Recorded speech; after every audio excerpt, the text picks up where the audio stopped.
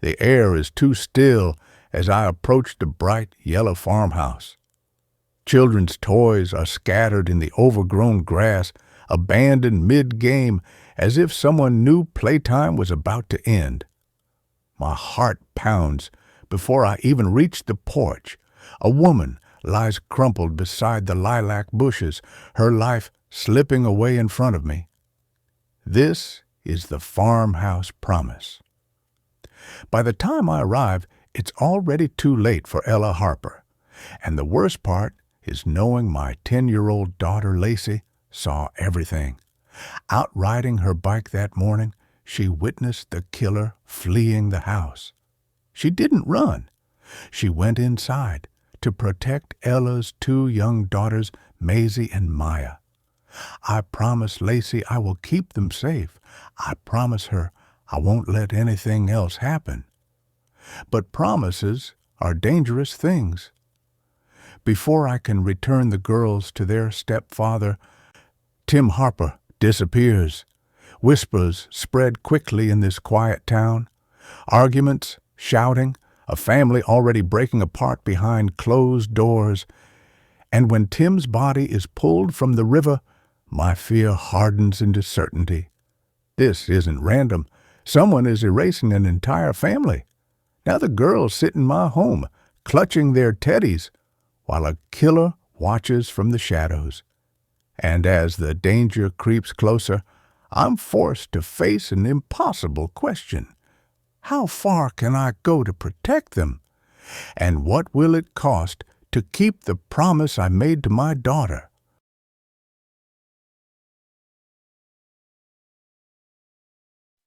Prologue. Browns Creek Nature Trail, 8:42 a.m.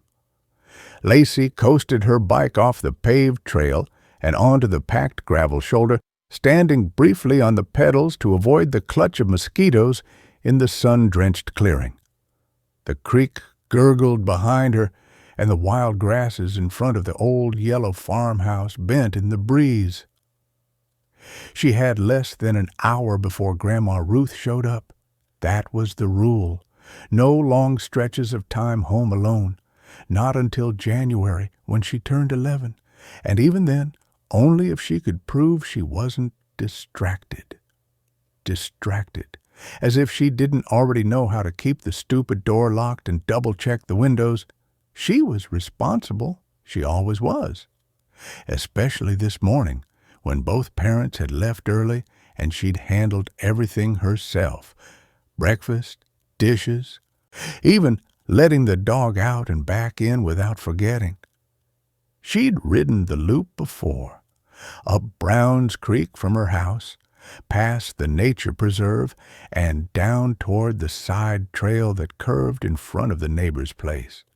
From the corner of the trailhead, their house was catty corner. Technically not right next door, but close enough that Lacey knew the rhythm of their mornings.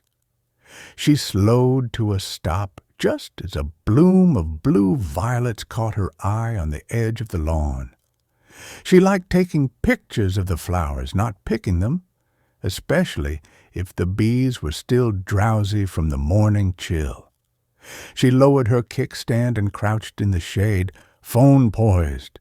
She was certain the people in the house couldn't see her from here. Lacey didn't want them to think she was snooping. The front screen door snapped open. Lacey had met the woman and her 2 little girls just once, when she and her mom had been riding bikes on the trail. She was pretty certain the lady neighbor's name was Elle. But Lacey had been so focused on the pretty blonde little girl and infant snuggled in the woman's arms that she hadn't paid close attention. Lacey blinked up through the tall grass. The woman stepped out, phone pressed tight to her ear, frustration in her body language. Then came the sound, not birds, not gravel, not normal. It was low, clipped, like a firecracker popped inside a tin can. The woman crumpled to the ground. Lacey's breath caught, and everything in her chest snapped to alert. She ditched her bike behind the split rail fence and bolted for the stand of maples lining the trail. Her phone was already in her hand. Knees bent, heart hammering. She watched. The woman didn't move.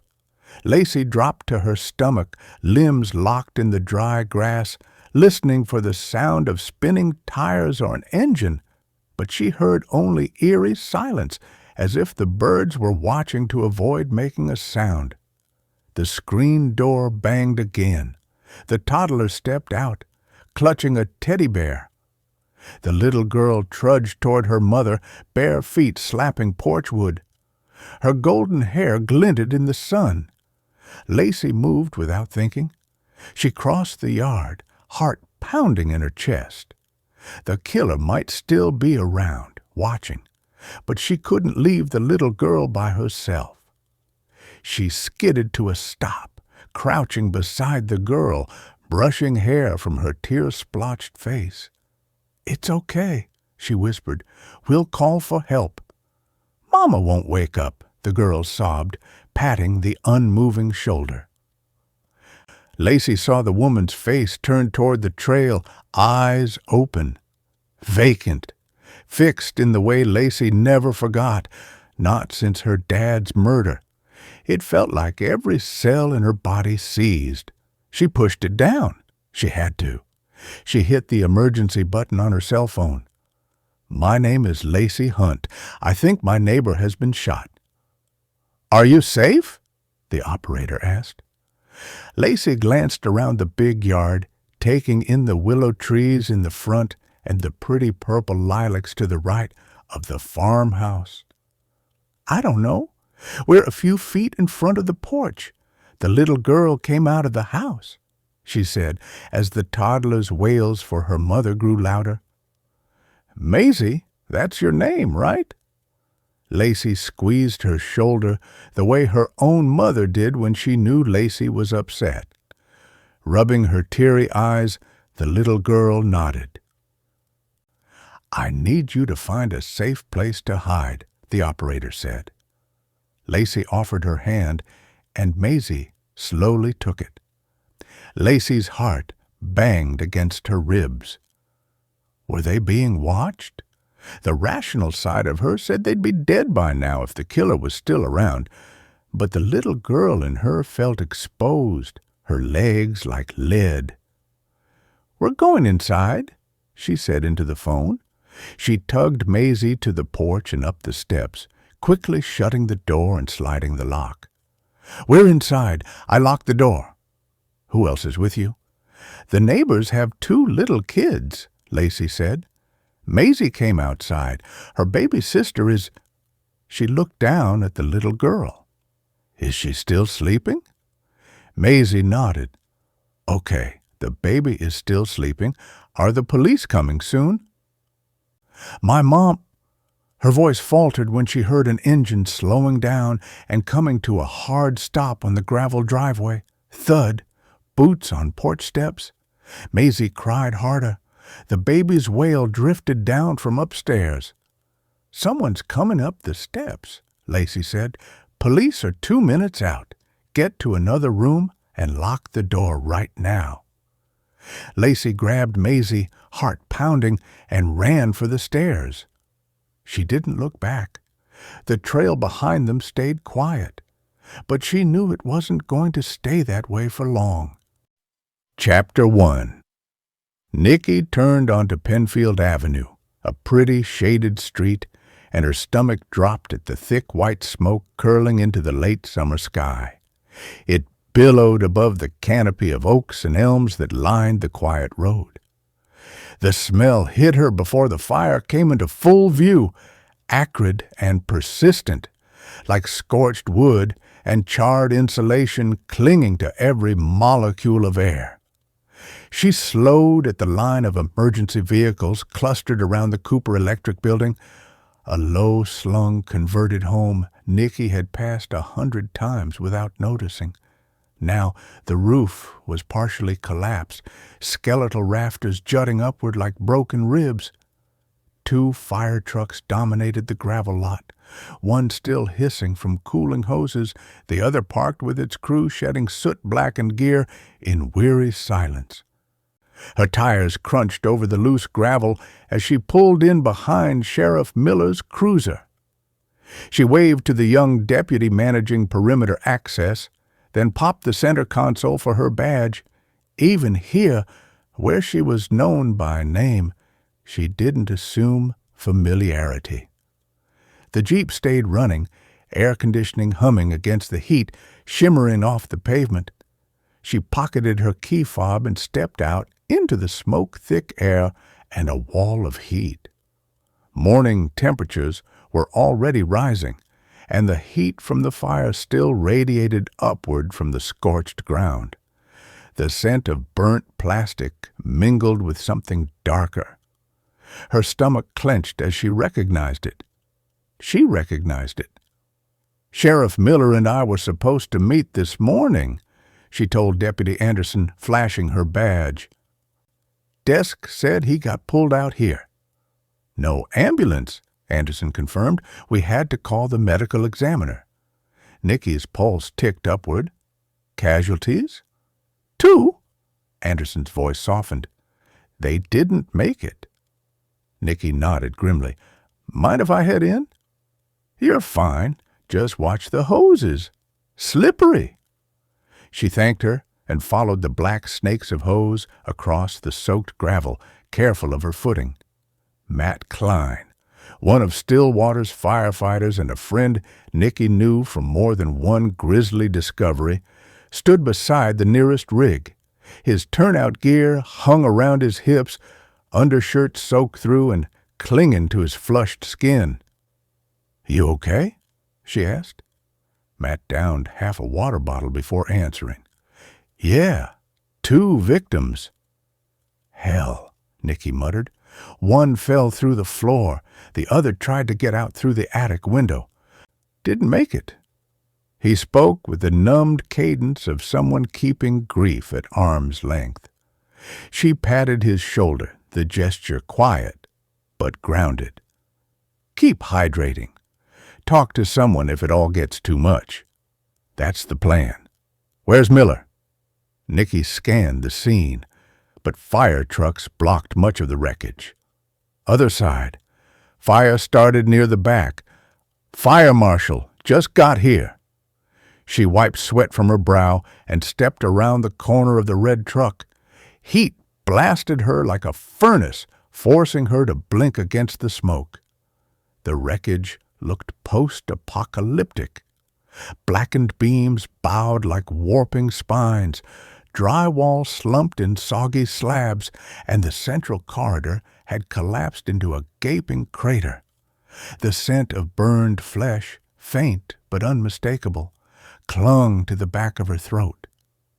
Sheriff Miller stood talking with Fire Marshal Russell, posture tight, face lined beneath the brim of his hat. He saw her and waved her over. "I figured you'd show," he said. Nikki introduced herself to Russell and turned to the sheriff. "Who are the victims?" "Red Ram Outback's registered to Dave Cooper, the owner. Hyundai belongs to Betty Ackers, office manager." His tone was clipped, worry in his eyes. "Saturday inventory?" Nikki couldn't think of any other reason for anyone to be at the business on a Saturday. "Maybe. We're waiting to speak to family. Betty was found downstairs. The floor gave out." Miller hesitated. "She's not recognizable. Dave made it halfway to the attic window. Probably smoke inhalation took him before heat did. We've got a wife, Tammy Cooper, and a son, Clay." Nikki scanned the remains of the attic space. A ladder leaned against fractured joists, twisted like brittle twigs. The ceiling sagged, edges scorched to charcoal. "Is the inventory in the attic?" "No," Russell answered. "It's on the other side of the attic stairs. Much of the flooring melted, but the door is still locked." "Meaning they hadn't started?" Nikki said.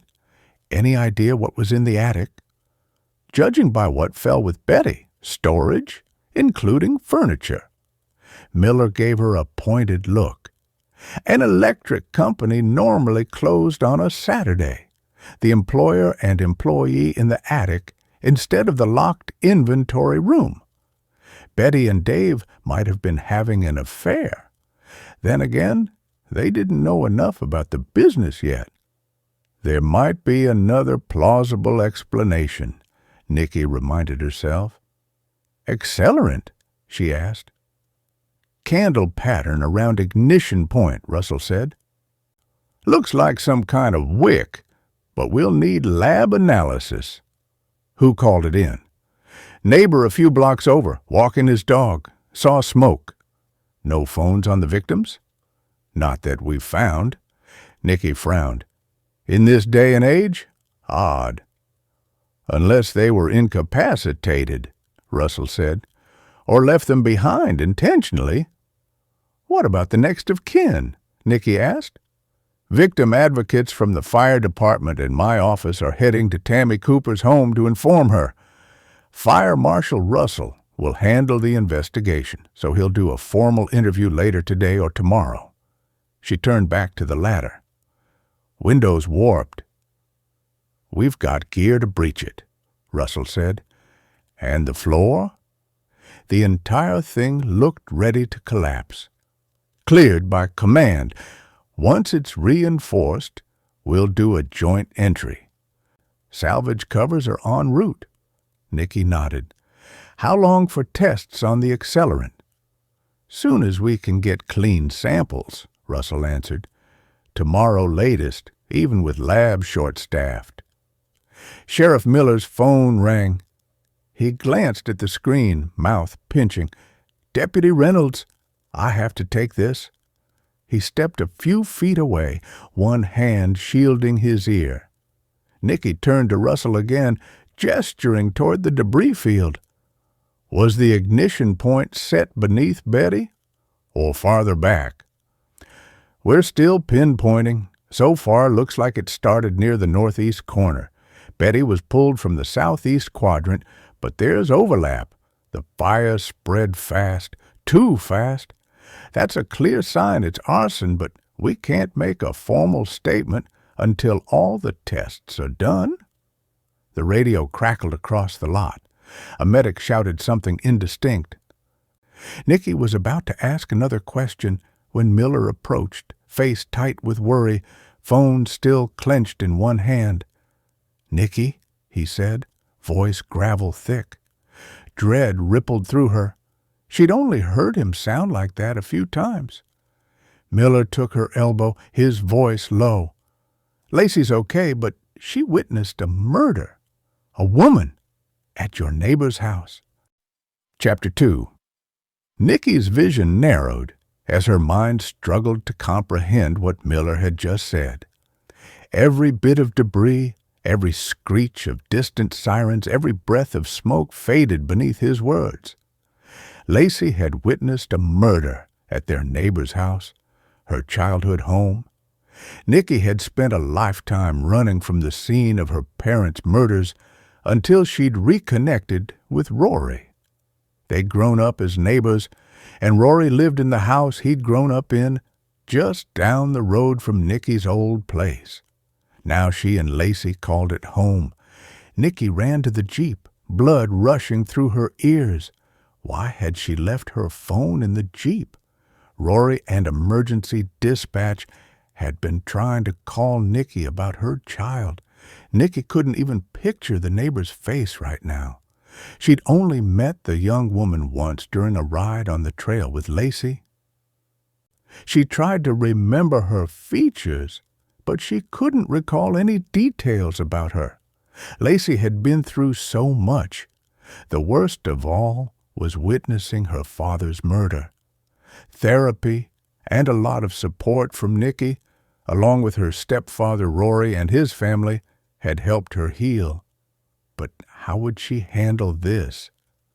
She yanked open the Jeep door, started the engine, and directed Siri to call her husband.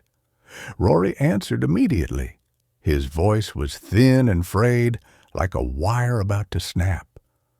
"She's okay," he said, rushing the words as if the situation could change.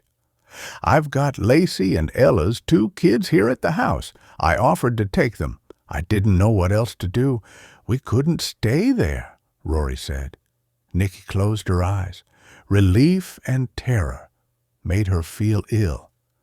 "It's definitely a murder?" Lacey was only 10. She could have made a mistake. Lacey heard the shot and saw the woman go down. Rage overtook the worry in Rory's voice.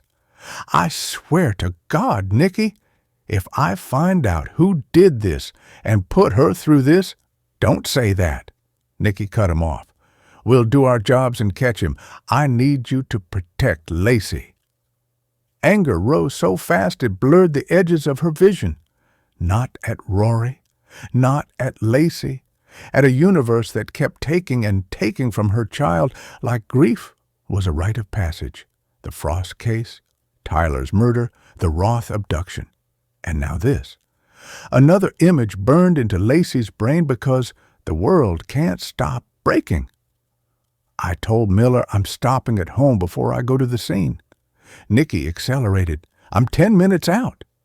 Nicky drove into their place too fast, skidding to a stop in the newly filled gravel. She left the Jeep running and leapt out. She raced past the Washington County Sheriff's vehicles as Rory jogged down the front steps. He wrapped his arms around her. "I heard the 911 call," he said. "She sounded so strong." Nicky pulled away and gazed up at him. "How did you hear it so fast? Dispatch would have to—" "Caitlin," Rory said. "She was the reason I was able to get to Lacey so quickly. I was 5 minutes from home when her assistant heard the call on the scanner. She recognized the address, and Caitlin recognized Lacey. She called you first." "I didn't even look at the messages." Nicky was never more grateful for her friend than in that moment. The news reporter had started as an enemy when Nicky first returned to Stillwater several years ago, but they'd become friends over time, and Caitlin was now engaged to Nicky's FBI partner, Liam. Rory took her hand and led her into the split-level house. Inside, the quiet was wrong. Between the television and Lacey's chatter, their home was only silent at night. The social worker whispered into a phone. The victim advocate crouched between a girl and a baby on the couch, pointing at a cartoon to pull their eyes from everything else.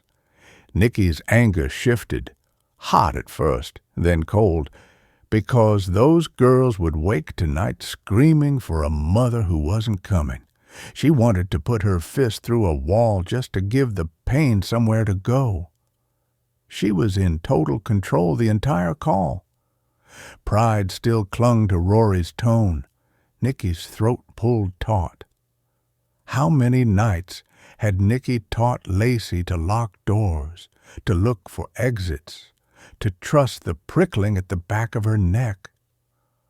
How many times had she overheard Nicky talking about all the terrible things that happened to people before her own father had been viciously murdered? Pride and fury warred in her ribs. Kids her age should be rolling their eyes at chores, not triaging crime scenes.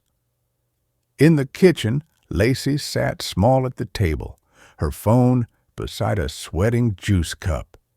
She hadn't touched the Keebler Fudge Stripes cookies Rory had set in front of her.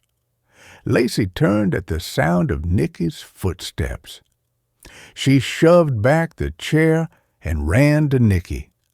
She wrapped her arms around her daughter, inhaling the warm scent of summer grass in her hair. Lacey was in the middle of a growth spurt, and the top of her head rested against Nicky's shoulder.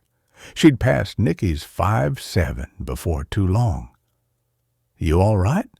Lacey nodded. "She just folded like a rag doll," she whispered. There was a pop, like air from a tire. Any smell?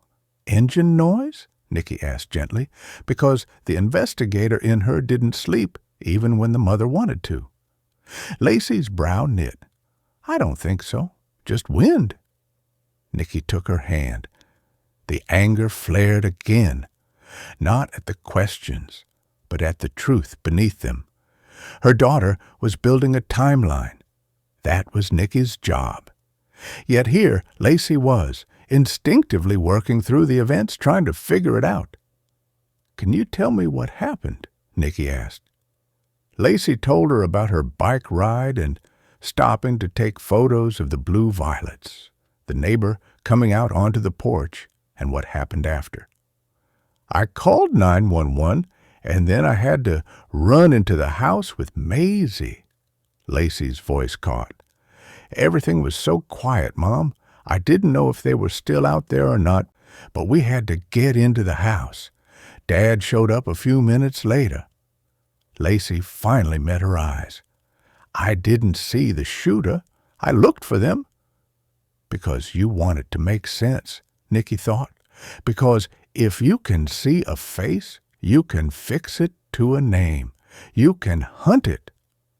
You did everything right, Nicky said, forcing her voice steady. You were brave.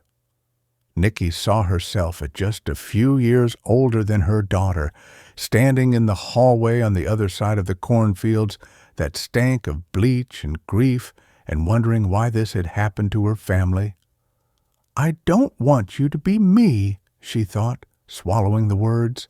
I don't want you carrying the dead for a living. Lace, do you have any idea why she came out of the house? Nicky asked quietly. Leaving a 4-year-old and an infant inside wasn't that unusual. But wandering into the yard seemed odd. I think she might have been on the phone, Lacey said. She was holding it. Nicky kissed Lacey on the cheek before turning to the victim advocate, who sat coloring with Maisie while the infant napped in the car seat Rory must have snagged on the way out of that house. A lump formed in her throat, and she pushed the emotion down. How's little Miss Maisie doing? Rona, the advocate, gently smoothed the little girl's blonde hair. Very focused on her colors right now. Nicky knew that meant she hadn't said anything, which was a normal trauma response for a child her age. Rona spoke in a quiet voice. Lacey said that Maisie was silent the whole drive here. Of course, Maya is just 6 months. She's not said anything either. I've got to get to the crime scene, Nicky told the advocate. She fished around in the junk drawer for some scratch paper and wrote her cell number down for Rona. I know you report to the sheriff, but please keep me in the loop. Nick, Caitlin appeared in the kitchen doorway. Hey, Lace. Lacey got up from her chair and hugged Caitlin. Thanks for calling Dad. I was so scared. Caitlin hugged her back. I heard you on the scanner. I'm sorry you had to go through that, but you handled that like a rock star, Lace. Reporting it the way you did gives your mom a much better shot at catching the guy. Lacey beamed, brushing the hair out of her face. Her expression fell. What scanner? Caitlin grinned. A lot of reporters have scanners that hear police calls. It's how we get to the scene. Lacey's dark eyebrows knitted together. Does that mean other people heard it? Probably. Caitlin looked at Nicky for a second before turning back to Lacey. But you don't need to worry about that. You're a minor, and we have laws to follow. Putting your name out there would get someone thrown in jail, so you don't need to worry. Nicky wanted to hug her friend. She'd been ready to tell Lacey the same thing, but hearing it from Caitlin was better. She hugged Lacey tightly and promised to check in soon. I've got to get over there, she said to Caitlin. Walk me out? As soon as they were out of Lacey's earshot, Nicky took a deep breath. Her thoughts tumbled out before she could stop them. "She's already tracking details, Caitlin," she said, her voice low. "She's like me. And I don't want this for her. Not the brutality, not the ghosts." "Hasn't she been through enough?" Caitlin's hand settled on her shoulder, steadying. "You can't engineer her life around your nightmares," she said gently. "All you can do is love her, tell her the truth, and keep guiding her. The rest isn't yours to control. Besides, just because she has your instincts doesn't mean she's going to want your crazy job." She smiled. Nicky tried to take a deep breath, but she couldn't relax. Clover dampened the morning air, its sweetness mixed with the metallic tang of fear. She glanced at her watch. The shooter was still out there. Rory emerged from the house and leaned against the pillar, still pale. "She seems okay. My heart's still pounding. I didn't know what the hell I'd find when I walked up those steps to that house." He caught Nicky's eye. "I'm sorry, honey. You've got to go back there. And I know it's hard." Nicky hugged him tightly. "It's all right. I've made peace with it. Don't worry about me, please. Just focus on Lacey. Maybe take her to your parents to swim in the pool." "Good idea," Rory said. "Mom and Dad will love distracting her." He looked at Caitlin. "Thanks again for being a nosy reporter." "You're welcome." Caitlin smirked. Nicky reached for her phone. "I've got to call Liam." "Yeah, I did that for you." Caitlin grinned sheepishly.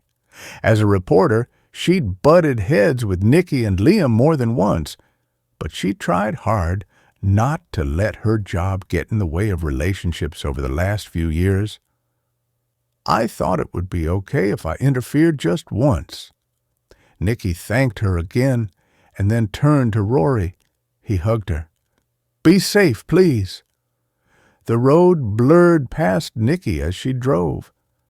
Gravel spitting under the tires, the rising sun streaking through the windshield in fractured beams. Her fingers tightened on the steering wheel. Lacey had crouched to take pictures of wildflowers. That detail snagged in her mind like a thorn. Not racing home, not playing a game, just slowing down, seeing something beautiful, and then terror from a gunshot, just like the day her biological father was gunned down, just like the stories Nicky tried to protect her from but never truly could. She's going to be like me. The thought landed sharp and uninvited. Lacey had observed everything. She recalled angles, posture, clothing, and already knew the details were vital. Her expression hadn't cracked, not even when she described Ella folding to the ground. Driving to the house where she'd grown up and lost her parents used to set Nicky on edge, but solving her parents' murders and living near the house had soothed the wound. It had been decades since her parents had been murdered, decades since her own testimony in court. The witness statements, the cameras, the courtrooms. And since she'd begun her journey to become an agent herself. But this house would always be a part of her. She'd been happy that another family had moved in to replace her bad memories with happy ones. How had it happened again? Miller had blocked the road off, but the deputies waved her past the barricade. She pulled into the long circular drive slowly, trying to ignore the rush of memories. Just as they had when she was a kid, the big willow trees framed the yard like silent sentinels, branches shifting with the wind. Deputies marked the perimeter. Before she pulled into the driveway, Nicky walked over to the area where Lacey had been standing. She'd remembered looking through two specific willow trees, so it wasn't hard to figure out where she had been standing. Nicky crouched down to the same position Lacey had been in and peered through the big trees. Ella's body was clearly visible beneath the sheet, almost straight ahead. The willow tree to the right blocked the view of the lilac bushes.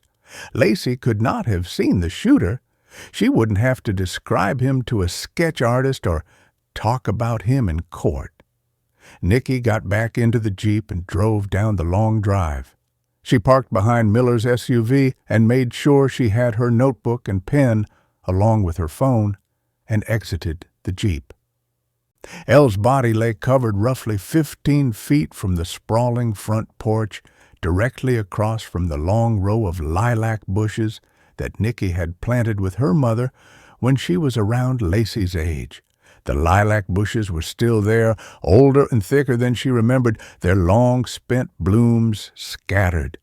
The bushes were still thick and green, but the pretty purple blooms had faded a couple of months ago, leaving only the faint scent of lilac behind.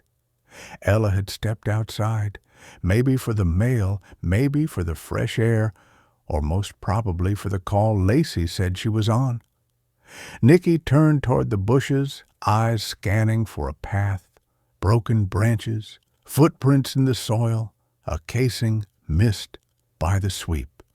If the person had hidden behind the lilacs, they'd likely have known the property and the family's routine. Nicky stepped off the gravel drive and into the yard, boots crunching softly as she headed toward the lilacs where Miller and Reynolds stood talking. "How's Lacey?" they asked in unison. "Holding up." Nicky told them what Lacey had shared. "It sounds like she was lured out of the house," Nicky said, nodding her head toward Ella. She looked at the lilacs, eyes scanning the undergrowth of the overgrown bushes. The bushes offered near-perfect cover, a natural blind with enough shade and elevation to conceal movement, but still allow for a clean shot. "We need to have ballistics dig through this entire area for the casing. Courtney's on her way. She'll get soil samples, too." She crouched, her gaze locked between leaves. Given the position of the body, this is the natural place for a shooter to hide. Ella would have walked directly into view. No fence, no obstruction. She glanced up as an SUV from the medical examiner's office rolled to a stop at the end of the drive, tires crunching over gravel. Nicky stood with Miller and Reynolds near the porch, notebook in hand, when the door opened and Death Investigator Dana Ruiz stepped out. Agent Hunt, Sheriff Miller, Deputy Reynolds. She gave each of them a nod. "Good to see you again, though I wish it were under better circumstances." "Dana," Miller said, his tone clipped but respectful. "Thanks for coming." "Of course," Ruiz replied. Her gaze shifted toward the sheet-covered form in the yard. "Let's get to work." The body rested 15 feet from the porch, directly across from the row of lilac bushes. Nicky's stomach lurched as Ruiz parted the hair at the back of Ella's head, exposing the small, devastating hole where the bullet had entered. The action was clinical compared to the violence it represented, but it hit Nicky like a blow. She pressed her tongue hard against the roof of her mouth, fighting the wave of nausea that rose sharp and hot. And then the thought struck her, like another shot. Lacey saw this. Her daughter hadn't just seen Elle lying in the grass. She had seen the wound, the blood, the slackness of a face that had once laughed with her. Nicky's vision blurred for a moment, her throat tightening as bile threatened to rise. She turned slightly, staring at the porch board she'd once run across as a child, and forced herself to breathe. In, out, slow, controlled.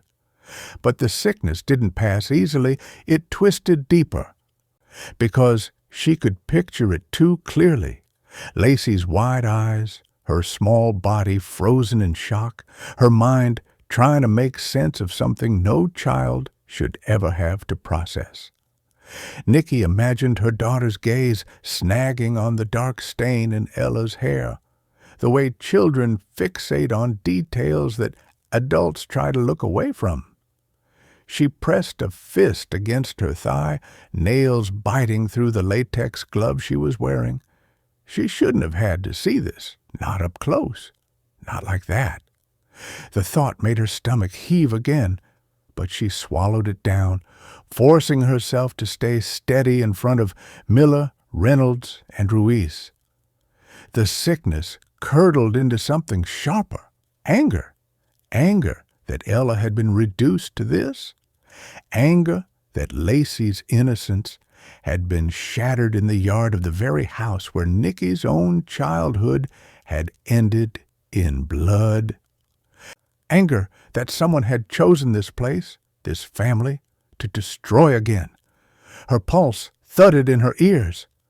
She looked down at Ella's body, then back at the lilac bushes, and the vow formed hard and unyielding in her chest. I will not let this stand. I will not let Lacey carry this image without justice to balance it. I will find the one who did this, and I will not stop until I do. The nausea still lingered, but it was buried now beneath the weight of her fury. She straightened, jaw set, and forced her breathing into a rhythm. She couldn't undo what Lacey had seen, but she could make sure it meant something. Miller looked at Nicky as Dana went to work, photographing the body. "We haven't searched the house yet," Miller said. "I waited for you, but if it's too much, I'm good." Nicky turned on her heel and headed toward the farmhouse. Since Nicky had lived here, the house had gone through multiple owners. Before the current residents purchased it, the previous owner updated the exterior paint to a soft yellow with the columns a bright white. It looked like a different house. Nicky opened the screen door, waiting for the memories of her childhood and her parents' deaths to hit her, but they stayed quiet. She paused on the threshold, sunlight stretching behind her in long bands across floors she'd once raced across barefoot. The wood floors had been redone since she'd been inside the house several years ago. The walls were a soft eggshell, the furniture modern, the family photos full of people she didn't know. But beneath the cover-up, the bones were still there. The banister still had that worn groove she used to slide marbles down. The slight dip in the floor near the hall, the same spot her dad used to curse when his toe caught in mid-stride. She inhaled, letting it settle. It smelled normal, like clean laundry and dish soap. A plug-in vanilla undertone sweetened the air, but nothing cloying. Just a house, lived in. Sheriff Miller stepped in beside her, boots quiet against the threshold. "I checked with the BCA to see if the husband, Tim Harper, applied for a handgun permit. Still waiting to find out." Minnesota didn't have a gun registry, so their best option was checking with the Bureau of Criminal Apprehension's permit records. "If he's the shooter, I wouldn't expect to find the gun." "I know," Miller said. "I'm just hoping we can find some clue about Ella's state of mind and how things were between them. Right now, sure looks like he's suspect number one." "We'll start with the kitchen," he said. Nicky nodded and followed. It was tidy. Dishes stacked in the drainer, a bowl of half-eaten oatmeal still cooling on the table, spoon tilted and crusting at the edges. A scattering of Cheerios sat in front of the booster seat. Maisie's spot, Nicky assumed. She eyed the dribble of milk down the tray edge, the pink sippy cup beside the placemat. Had Elle been giving Maisie her breakfast while her youngest still slept? "I don't see signs of a fight," Miller said softly. "No broken glasses, no shoved furniture." "Looks like she meant to come back," Nicky murmured. She didn't know she was in danger. She must have stepped outside to take the phone call on purpose. Did she not want Maisie hearing who she was talking to? Miller looked at his vibrating phone. BCA says Tim applied for a handgun permit 3 years ago. They found a purchase of a Ruger Mark IV last year, no other purchases in the last 5 years.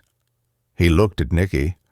I know those will take suppression ammunition. That would account for Lacey's description of the sound. Hopefully the techs can find the casing so we can see if Tim's gun is even in the running. Let's keep searching. Maybe we'll find it.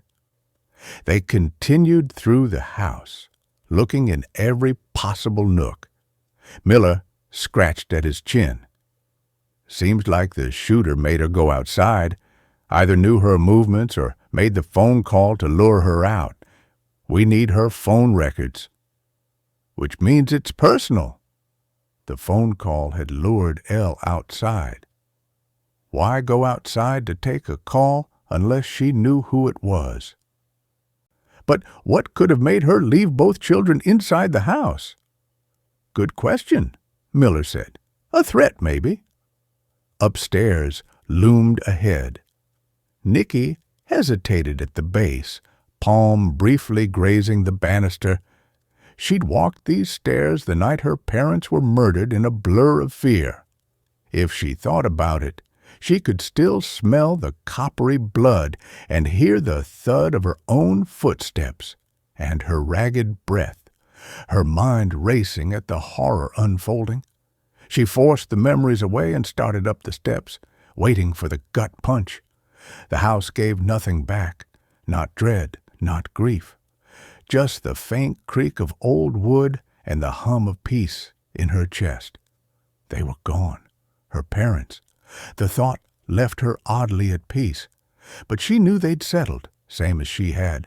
The house didn't belong to their ghosts anymore.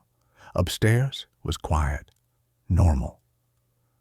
Maisie's room had a single twin bed, with the infant's pretty pink nursery in the corner room that used to belong to Nicky. Maya's room had a crib, a bookshelf with lopsided stacks of chapter books and stickers peeling from the dresser drawers, a stuffed unicorn perched on the windowsill. Tim and Ella's room was messier, a hoodie on the floor, laundry half folded on the chair, but no signs of chaos, just life. Nicky checked the closet, the nightstand. Nothing. Damn, I was really hoping we'd find that gun and be able to semi-cross Tim off the list. Tim's our primary at this point, Miller said.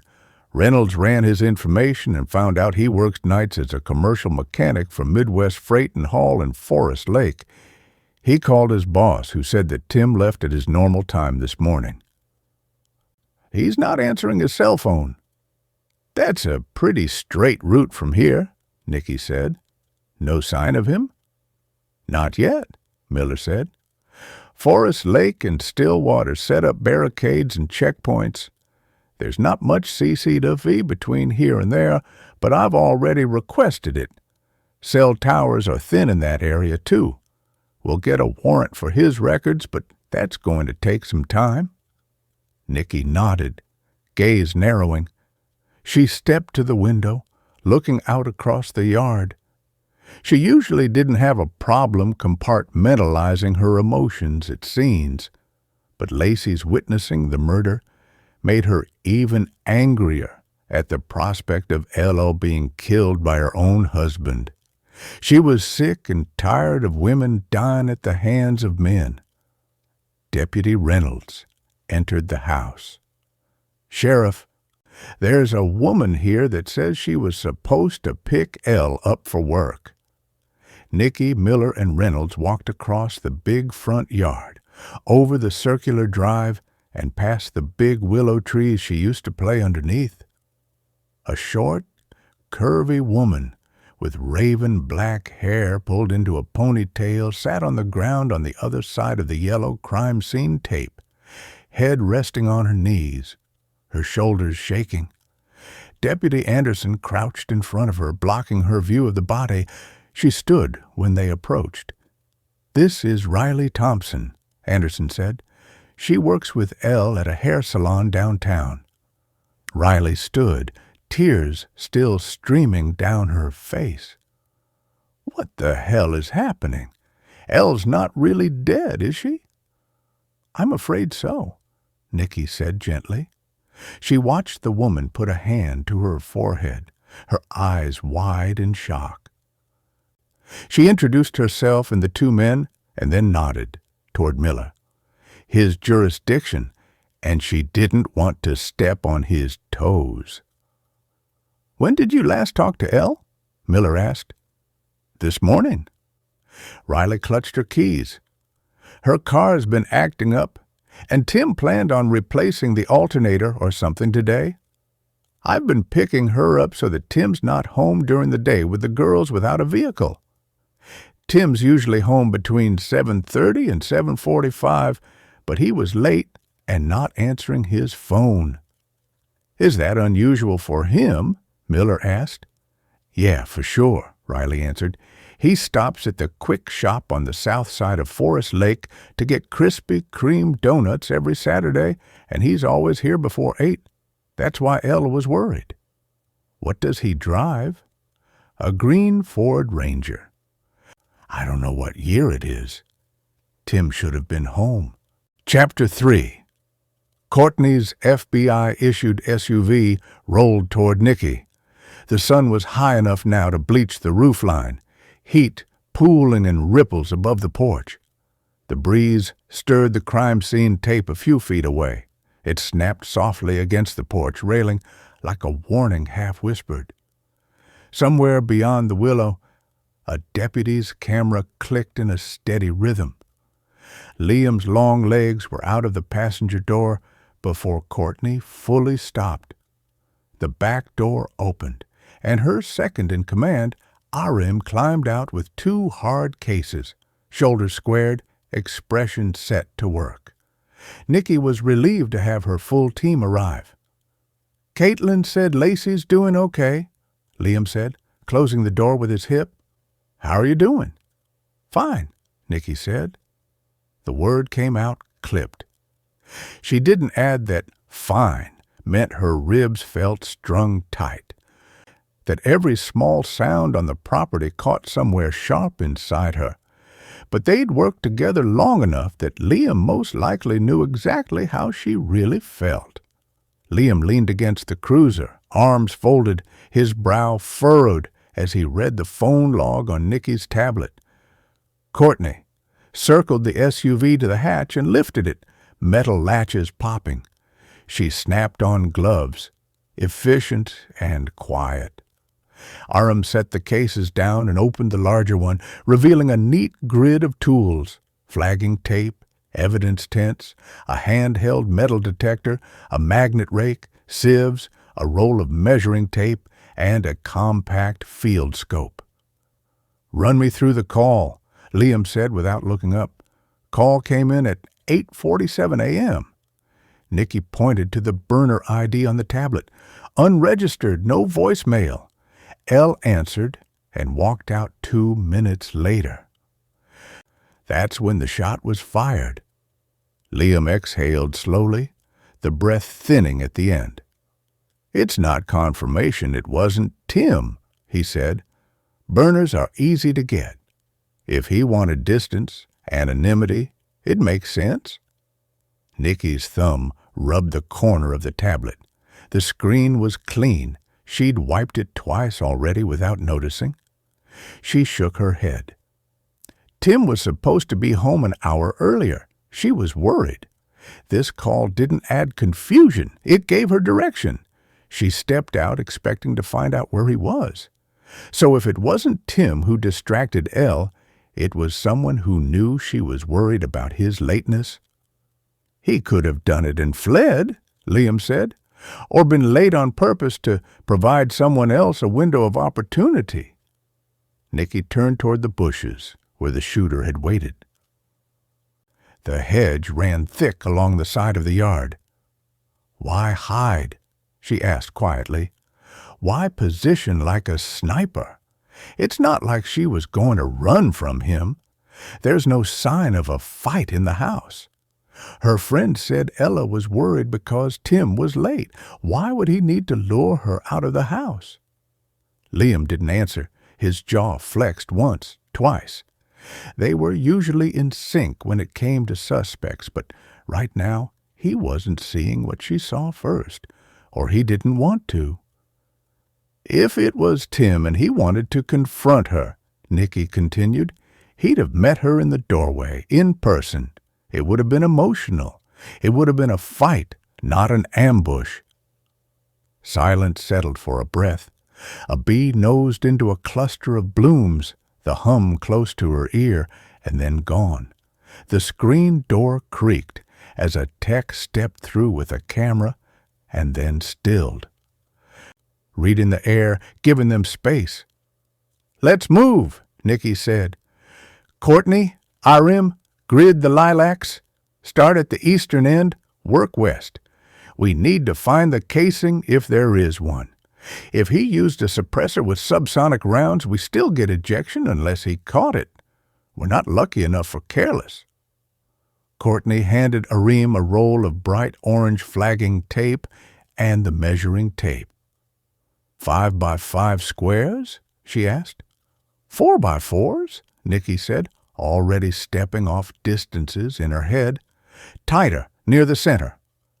Arim measured out the first square, tape hissing through his fingers. He tied it off between 2 stakes and set the handheld detector on low to start, the device giving a faint, steady tick as it calibrated. Courtney laid out a row of small evidence tents and pulled on a second pair of gloves over the first, a habit she'd picked up to avoid sticky buds from plants gumming up her primary layer. Nicky stepped off the gravel and into the shade, where it was a degree or two cooler. The light here fell in broken patches, leaves moving in a slow, constant flutter that made shadows crawl over the ground. The undergrowth was a mix of packed soil, last fall's leaf crumble, and new shoots.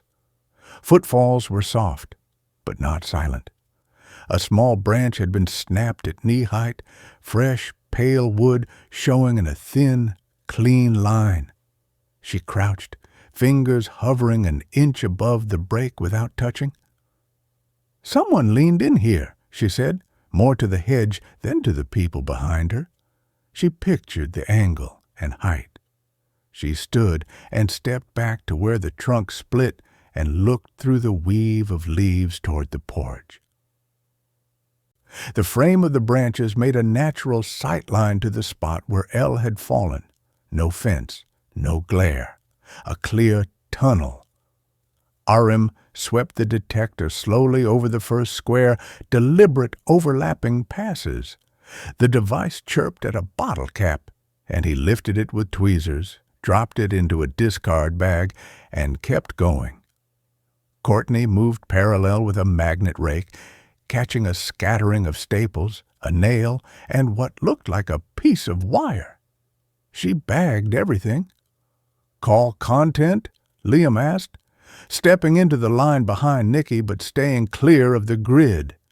The sun threw his shadow across her boots.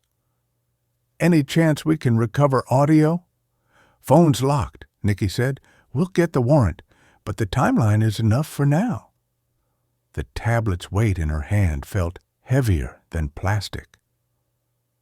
She kept thinking about the way everyone had described Lacey on the 911 call. Calm, out of necessity, the way she herself had learned to be when it mattered most. She's going to be like me. The prayer that followed it was simple and blunt. Please don't let that break her. "Hey," Liam said quietly, not touching her, not trying to pull her out of it. "We'll get there." "I know," Nicky said. She kept her eyes on the hedge. She had work she could hold on to. Aram's detector pinged higher, a small jump from background. He stopped, adjusted the sensitivity down a notch, and re-swept the same spot. The chirp repeated, a light hit, but a note distinct enough to mark. "Metal hit," he said. "Could be trash." "Flag it," Courtney said. She crouched next to him and, with a gloved fingertip, brushed away a thin layer of leaf litter. A sliver of something dull showed for a second in the sifted brown, but she didn't grab. She set a small evidence tent, marked the coordinates on her clipboard, then lifted a square of soil into a sieve and gently shook it until small grit fell through. Nothing obvious. She bagged the soil anyway. Nicky scanned the line of the hedge again, the way it curved around the yard. A person who knew this property would choose this spot. Not the corner near the willow where the ground dipped, not the far side where the neighbor could see the gap in the branches from their kitchen window, but right where she stood. Liam stepped closer, close enough to read the tight set of her face. "Still feels thin," he said. "We don't know who had motive beyond Tim. We don't even know what the call said." "But we do know this," Nicky replied, voice steady. "She didn't run. She didn't scream. She didn't expect what was waiting. And someone chose her moment down to the minute." Liam looked past her through the leaves at the porch and then back to the grid where Aram worked. "We'll keep digging," he said. "But if it wasn't Tim, then whoever planned this wanted it to look like it was. Or they wanted us to waste time on him while they got clean," Courtney added. She rose, back straight, eyes scanning the next square. "Either way, the casing tells us if we're dealing with a threaded barrel and subsonics. If they caught the brass, we might have imprint on the leaves or a subtle bruise on the soil where a hand went down." "Check for that," Nicky said. She stepped to the edge of the grid and braced her palm against a trunk to lean in, then stopped herself and shifted to a lower branch. She looked down at her glove, the faint grit now marking the rubber, and a wave of anger slid through her, clean and cold. Only a coward hid in a hedge, waiting for a woman to step into sunlight. Chapter 4. Nicky drove through downtown Stillwater's narrow streets, looking for a place to park. It was a busy Saturday, and she circled the block 3 times before she found a spot wide enough to parallel park the Jeep. She grabbed her things, made sure she had her badge and gun, cursing at the heat as she walked the 3 blocks to Curl and Confidential, the salon where Ella had worked. Stillwater was a historical town, and like so many towns in the country, it had its share of speakeasies during Prohibition. Most were gone, but there were a few speckled throughout the area, including the salon. She remembered the stories her father told her as a kid about the building's past, back when it was a speakeasy in the 1920s. Gangsters and jazz singers had slipped through its hidden door to drink and gamble. And the historical gossip said Bugsy Malone himself once drank there, leaving a stack of unpaid chips on the bar. Nicky stepped off the sidewalk into Curl and Confidential's narrow lobby and let the air conditioning wash the heat from her skin. She entered the lobby and scanned for the hidden door. Opposite the reception desk, a paneled wall looked seamless. She rang the small brass bell on the desk. Seconds later, a section of the wall clicked and swung inward. A middle-aged woman with her hair pulled up in a bun emerged holding a tissue. Her eyes were red from crying. She pressed a hank of stray hair back into her bun, the faint scent of shampoo and conditioner trailing behind her. "You must be the FBI agent Riley mentioned," the woman said. Nicky produced her badge. "Agent Nicky Hunt?" "Sherry Watson, owner." Sherry tucked her hands into her apron pockets. "Riley's in her station. I thought you'd want to see her first." "I would," Nicky said carefully. I'd also like a few minutes with you after I've spoken to Riley." Sherry dipped her chin and stepped aside. The concealed door sighed shut behind them, sealing out the summer day. The main salon gleamed under warm bulbs. Exposed brick walls, mellowed by polished concrete floors, 4 high-backed black chairs arrayed before a mirror that stretched nearly the room's length. No music competed with the quiet, only the stillness that follows devastating news. Riley sat at the far station, arms folded atop the countertop, a hairdresser's smock draped in her lap. A half-finished coffee sat abandoned beside her shears. She lifted her head when the 2 women approached, the effort showing in the slight tremor of her shoulders. Sherry paused. "I'll leave you 2 alone. Whenever you're ready, my office is around the corner, last door on the right." "Thank you," Nicky said. The salon door clicked closed. Riley stared at the mirror in front of her as though hoping to see an answer in its reflection. Nicky slid the adjacent chair out and sat, notebook resting on her knee. The synthetic seat creaked in greeting. "Riley," Nicky began, softening her voice, "I know this is hard. I appreciate you speaking with me some more." Riley's throat bobbed. "Elle was my friend." She blinked back tears. "I keep expecting her to come around the corner and scold me for forgetting extra towels." A lump formed in Nicky's throat. She let a moment pass, honoring the space between them. Then she opened her notebook, pen poised. "I'm going to ask some direct questions," she said. "If anything feels overwhelming, just tell me. We'll take breaks." Riley nodded. "Go ahead." Nicky's gaze softened. "Did Elle ever mention feeling threatened? Anyone bothering her, following her, showing up here unannounced?" Riley's eyes drifted down the hallway. She rubbed her thumb along the counter's edge as though tracing memories. "About 2 weeks ago she came in rattled. Said her car reeked of someone else's perfume. When she opened the glove box, everything was tossed. Nothing was missing, but it wasn't right." "Did she file a police report?" "She thought it'd be a hassle," Riley said, voice flat. "I told her to do it anyway. She said no." "I've got this. Did she suspect anyone? Why wouldn't Elle have filed a report?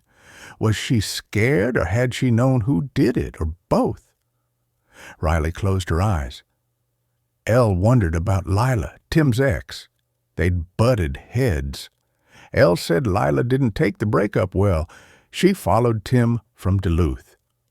That certainly sounded like a suspect. "Tell me about Elle and Tim." Riley's shoulders eased out of their tension. "They loved each other," she said simply. "He was gentle with her, never raised his voice, unless they were arguing about money." Riley's jaw worked. "I heard them once in the lot. Later, I found her in the back room, crying. She was embarrassed, said it was stupid to fight about money." Nicky underlined the scrawled words, "financial stress, not physical threats." "Did she ever say what drove the pressure?" "She said things were tight." Riley bit her lip. "Tim's got a fairly high interest rate on the house. He bought it before he met Elle and fixed it up, you know. Now they've got 2 kids and Elle was building her clientele list." She forced back a sob. Nicky's eyes drifted to the mirror station 2 down. A stubborn smudge marred the corner. Product residue, perhaps. "Anyone else cause trouble? Clients? Vendors? Someone loitering after hours?" Riley hesitated, glancing toward the back door. The afternoon before, a man in his late 20s stood outside. He waited. L.A. stepped into the alley, talked with him for a few minutes. When she came back, Her hands trembled like a leaf in the wind. She said it was nothing. Could you describe him? Average height and weight, fair skin, buzz cut, Riley answered after a breath. I thought I recognized him from months ago, but I can't be sure. Nicky locked eyes with Riley. Thank you. If you recall anything else, texts Elle showed you, calls she took here, unusual deliveries, flag me down. I will, Riley whispered. Nicky left Riley with her cold coffee and followed the hallway's narrow path to Sherry's office. The hallway opened into a break room. She could see bulletin boards pinned with schedules, shift swaps scrawled next to phone numbers. Beyond that, a polished door with a nameplate. Sherry Watson, proprietor. Nicky knocked twice. Come in, Sherry called. Binders lined the walls like silent witnesses, each labeled with neat spine tabs. A lone window looked out to the dumpster-lined alley. Sherry rose to greet Nicky, motioning to the chair opposite her ledger-cluttered desk. Agent Hunt, Sherry said softly. How's Riley? As well as she can be, Nicky replied, settling into the chair. Thank you for taking the time to talk with me. Sherry folded her hands, concern flickering in her eyes. Ask whatever you need. Nicky opened her notebook, pen hovering. Tell me about Elle over the last month. Any changes in her work routine? Sherry exhaled slowly. She started coming early, leaving late. After closing, she'd be back at her chair, comb in hand like she could sort her thoughts that way. She wrung her fingers. When I asked, she just said they had a lot of bills. Arguments. Money issues were among the top causes for homicide. They argued about money. Sherry's gaze drifted to the ledger. One day, I heard her through the wall. She was on the phone, arguing with him about the cost of something he wanted to buy. I asked her about it, but she insisted that she was fine. Sherry shrugged. I assumed it blew over. Did she ever have any physical injuries? Sherry frowned. You mean from Tim? Absolutely not. If I had even a whiff of something like that going on, I wouldn't have been able to keep my mouth shut. Did Tim visit the salon much? Sometimes, Sherry said. He'd text her from outside because he usually had the kids with him. She'd slip out to meet him by the alley door. Did Elle ever mention anyone named Lila? Nicky asked. Tim's ex, she said. I've never met her. Riley told me Ella thought Lila was behind the car ransacking. Ella said she'd handle it. What about family on Tim's side? Nicky pressed. Siblings? Parents? Sherry shook her head, then paused. He has a sister in Duluth, she said. They visited her every couple of months. I think her first name is Maggie, but I'm not sure if her last name is Harper or not. I believe that Elle was fostered in her youth and that her foster parents aren't in the picture at all, Nicky asked. No, Sherry said. They moved to Wisconsin, and she didn't keep in contact with them. Nicky stood and closed her notebook. You've been very helpful, Sherry. Again, I'm so sorry for your loss.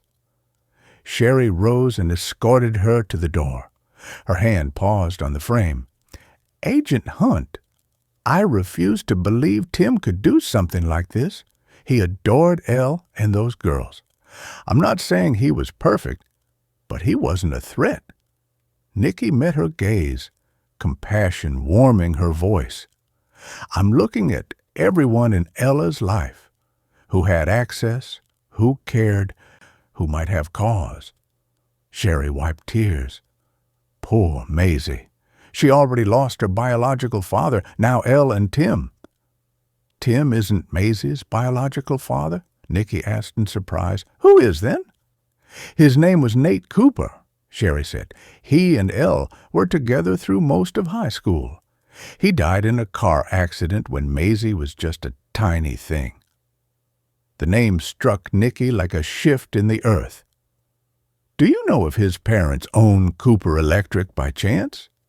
Sherry stared at her. Yeah, but why would that matter? No reason. Nicky gathered her things, trying to hide the adrenaline rushing through her. Cooper Electric's fire this morning, and now Nate Cooper turning out to be Maisie's biological father? Sherry stepped back, allowing Nicky to take the hallway alone. Nicky returned to the main salon. Riley was straightening labels on product shelves. She watched Nicky approach. Do you need anything else? One more thing, Nicky said, voice gentle yet precise. Lila, do you have a last name for her? Riley shook her head. No. Elle only ever called her Lila. Tim's sister in Duluth might know more. Nicky nodded and slipped her notebook away. Thank you, Riley. I'll let you know when we find answers as soon as I can. At the concealed door, Nicky pressed the latch and re-entered the cool lobby. She paused at the reception desk, pressing her hand against its smooth surface as she watched the salon vanish behind the seam. 4 styling chairs, 2 deep bowls, and the untouched tools of 2 women who had loved Elle, each a monument to loss. Outside, the heat pressed back in waves. Nicky shaded her eyes and pulled her phone from her pocket. She quickly texted both Liam and Miller that Ella Harper had dated Nate Cooper, the father of her oldest child. She typed quickly, heading to Sawyer Place now. Liam, meet me there. I want eyes on Tammy and Clay ASAP. Liam's reply came first. On my way. ETA 20, text me if you arrive early. Miller followed. Copy. That's huge. I'm still coordinating the search corridor from the gas station to Tim's home. Keep me posted. The river's glare shimmered in her rearview mirror as she drove off, each turn bringing her closer to the Cooper family and the tangled truths waiting in their shadows. Chapter 5. Nicky turned onto Sawyer Place, taking stock of the pristine neighborhood. Lawns stretched green between white colonials and modest ramblers, each one careful to look nothing less than perfect. Porch flags fluttered in a light breeze. Children drew chalk art on the sidewalks, laughter skittering across the asphalt like pebbles. A sprinkler arced through sunbeams, fracturing the afternoon into shifting prisms. Nicky parked beneath a sugar maple whose broad canopy softened the glare. The Cooper house sat calm, black shutters against pale siding, tidy hydrangea beds, a porch swing swaying only with the weight of remembrance. Liam's silver Prius parked behind her, and he unfolded his long form out of the car, tie loosened.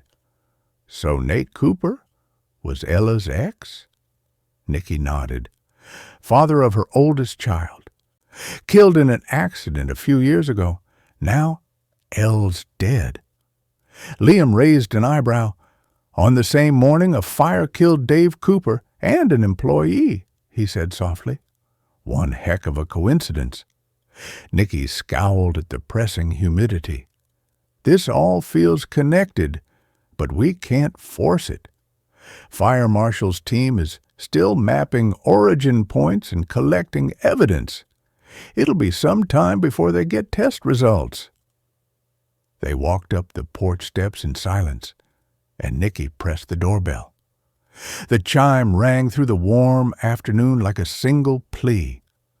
A woman opened the door, exhaustion in her posture. Shoulders slumped, dark circles under red-rimmed eyes, her face pale. Her salt and pepper hair had been swept into a loose ponytail. Mrs. Cooper, Nicky said, lifting her badge. I'm Agent Nicky Hunt, FBI. This is Agent Liam Wilson. Tammy's hand flew to her throat. The sheriff called and said to expect you. Please, come in. Inside the foyer was cool and impeccable, Family photographs climbed the staircase, holiday dinners, youth league trophies, and at the top, 2 boys in caps and gowns.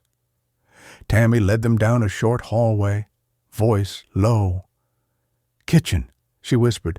I made coffee." They entered a bright room anchored by a granite island. White cabinets and stainless steel appliances gleamed under recessed lights. A vase of fading hydrangeas sat by the window. On the island lay a plate of glazed donuts alongside a pitcher of water and 2 speckled mugs. A young man who bore a remarkable resemblance to Tammy leaned against the sink, arms crossed and jaw tight. "This is Clay, my oldest son." "Would you like some coffee?" Tammy retrieved 2 more mugs from the cabinet. Nicky and Liam both declined, and Tammy sat the mugs on the counter, leaving the cabinet door open. Her hands trembled with every move. They both took seats at opposite ends of the island. Tammy hovered near them, fingers curling around the countertop's edge. Clay remained frozen, gaze flicking between the agent's and his mother. "We're so sorry for the pain you've both endured. We've been working with the fire marshal's team to understand what happened." Nicky paused, giving them time to settle. "Today was inventory day?" Clay spoke first, voice low. "Yeah, we do it every 3 months. It wasn't supposed to be until next week, but Dad decided to move it up." "How many people knew the date had been changed?" Liam asked. Tammy and Clay looked at each other. "Us," Clay finally said. "Donahue, that's it?" "Donahue?"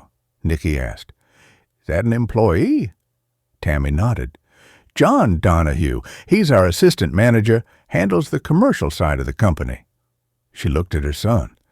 "You're not suggesting he did this?" Clay raised his hands. "I'd like to say he wasn't capable, but look at the fight he and Dad got into."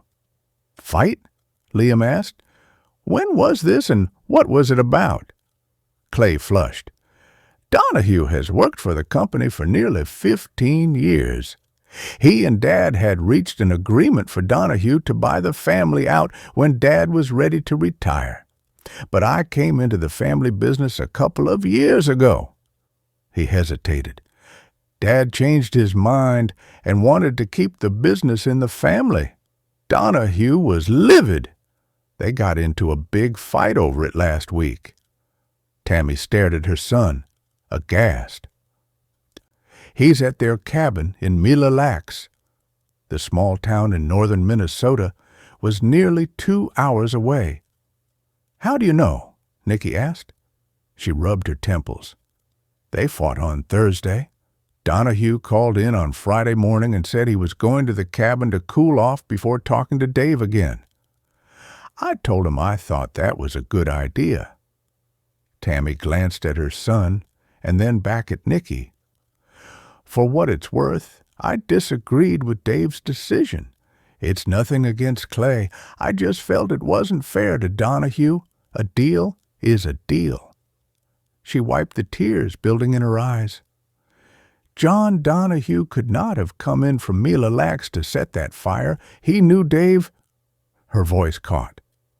"He knew Dave and I should have been there doing inventory. I just don't believe he would do such a thing." Nicky admired Tammy defending her employee, but she saw cases like this all the time. People sometimes snapped over small things. "Why couldn't you help with inventory this morning?" "I have a history of migraines. This one started in the middle of the night," Tammy said. "I tried to get him to postpone to next weekend, but he refused. He said he'd call someone to help him. Dave was extremely dyslexic. He always needs help with things like inventory." Nicky scribbled that down in her notebook. "Is it normal for him to call Betty and not you when your mom's ill?" She looked at Clay. "Not really," he admitted. "Normally, Dad, Donahue, and Mom do the inventory. Like Mom said, Dad needed help with the reading part. That's why she goes. I would have been there if he'd called." Clay buried his head in his hands. "I checked my messages, agents. He never called me. I should have been there with him." His voice caught, and he wiped the tears starting to fall from his eyes. "Tell us about Betty Ackers," Liam said. "What was her role?" "She handled parts lists, ordered supplies, and tracked deliveries," Tammy told them. "Answered phones. Some of the stuff I used to do, but now I just handle the bookkeeping." Her eyes were distant. "I still can't believe Dave is gone. He kissed me twice every morning before he left. Same words each time. Be safe today. I never imagined he—" Her voice cracked. Clay set a reassuring hand on her back. "And access. Keys or codes. Who else could enter before the crew?" Liam asked gently. Clay answered without hesitation. Dad had a master key and an access card. Betty had one. Donahue and 2 foremen each had one. Spares stayed in the office safe. No unexpected access. The kitchen grew still. Outside, a distant lawn mower droned. Tammy pressed a paper napkin to her lips, eyes wet. Someone with access had likely set the Cooper fire, and the pool of suspects appeared to be small. "What else do you need from us?" Clay broke the silence. Liam opened his notebook. "First, names of anyone who knew Dave's early morning habits. Foremen, vendors, contractors." Nikki set her notepad aside. "We'll review camera feeds and log entries, CCTV from around the building, everything we can get our hands on." She let that settle, then spoke again, eyes trained on the Coopers. "We're also following up on another case. Ella Harper was murdered outside her home this morning. Tim is missing." Tammy's hands flew to her face.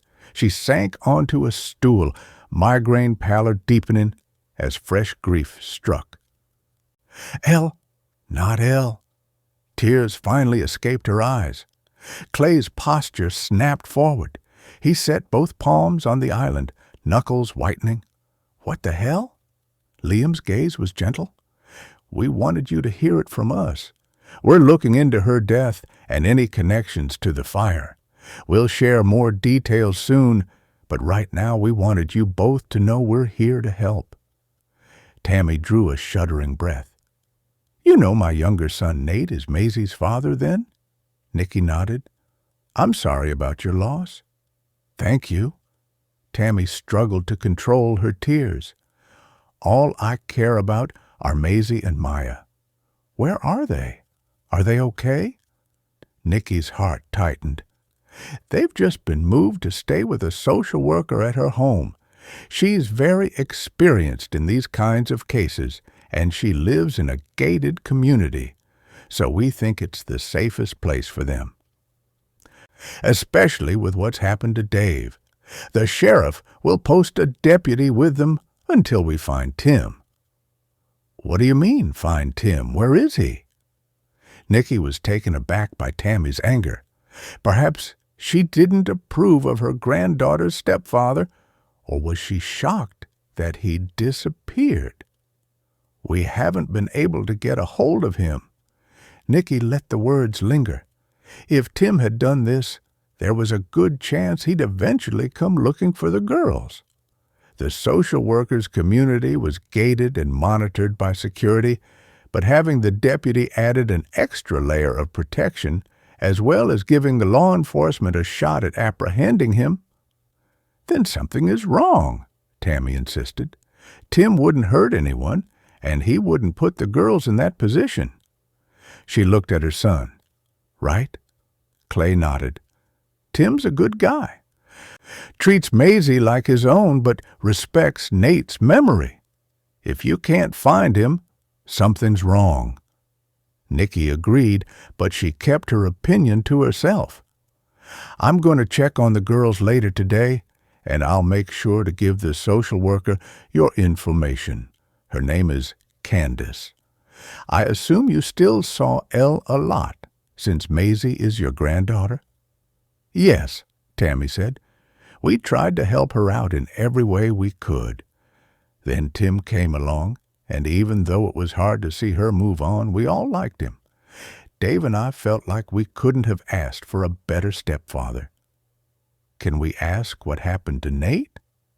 Liam's voice was gentle. We've heard it was an accident. Tammy wiped her tears. They found out Elle was pregnant after graduation. Nate had planned to go to school, but he decided to work instead. He worked nights with a delivery company. She stopped and closed her eyes, fighting for control. He and Elle were arguing on the phone, and he wrecked. That must have been hard for you to forgive her, Liam said. Nate was the one driving and talking on his cell phone, Tammy said. Elle told me she tried to hang up several times. She dabbed her eyes with a tissue. I had to forgive her, for Maisie's sake. So you maintained a relationship with her, Nicky said. Did she show you any texts, voicemails, notes, anything that suggested she felt uneasy about anything? Would she have confided in you if she were afraid? Tammy blinked back tears. Ella mentioned Tim's ex was a pain in the ass, but she wouldn't elaborate. Said she didn't want to drag us into her drama. I think her name was Lily? Lila? Nicky made a note. Has this Lila ever contacted you, appeared here? No, Tammy said. If she had, I'd have told her to leave Elle alone. Liam's pen hovered. And after Nate's death? Any tensions within the family? Anyone upset with Elle for any reason? Clay's gaze drifted to the window. Sean Simpson.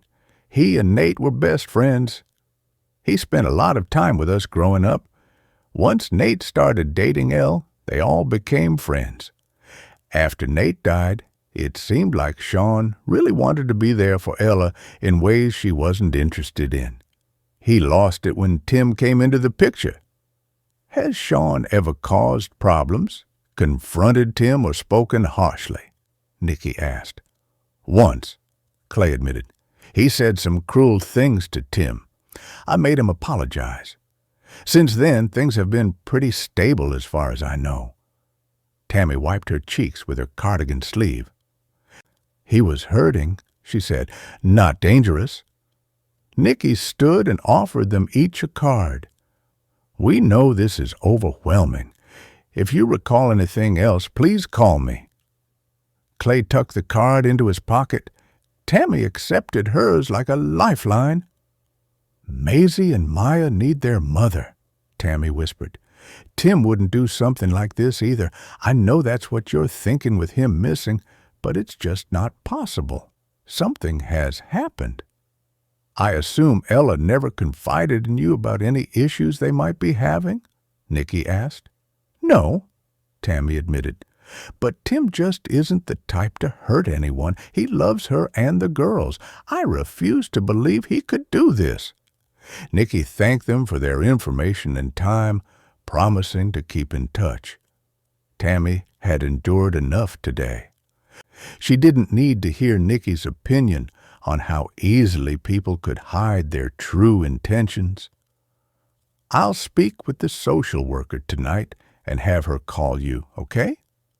Tammy thanked her profusely, promising to call if she thought of anything else. Outside, the porch swing moved slightly in the breeze. The children's chalk patterns lay half erased at the curb. Nicky and Liam descended the steps together. The afternoon sun bore down again. Summer heat pressing in waves. They walked to their cars in silence. What do you think? Liam asked once they reached the curb. Lila and Sean seem like our best leads right now. We need to get Ella's and Tim's phone records, see if Lila or Sean's been threatening them. Hopefully Tim's sister knows Lila's last name. Miller's contacting Duluth police to track her down and search for Tim in case he went up there. Liam nodded, unlocking his Prius. Let's head back and see if Miller's got anything new." Nicky turned around in the cul-de-sac and headed back down Sawyer Place.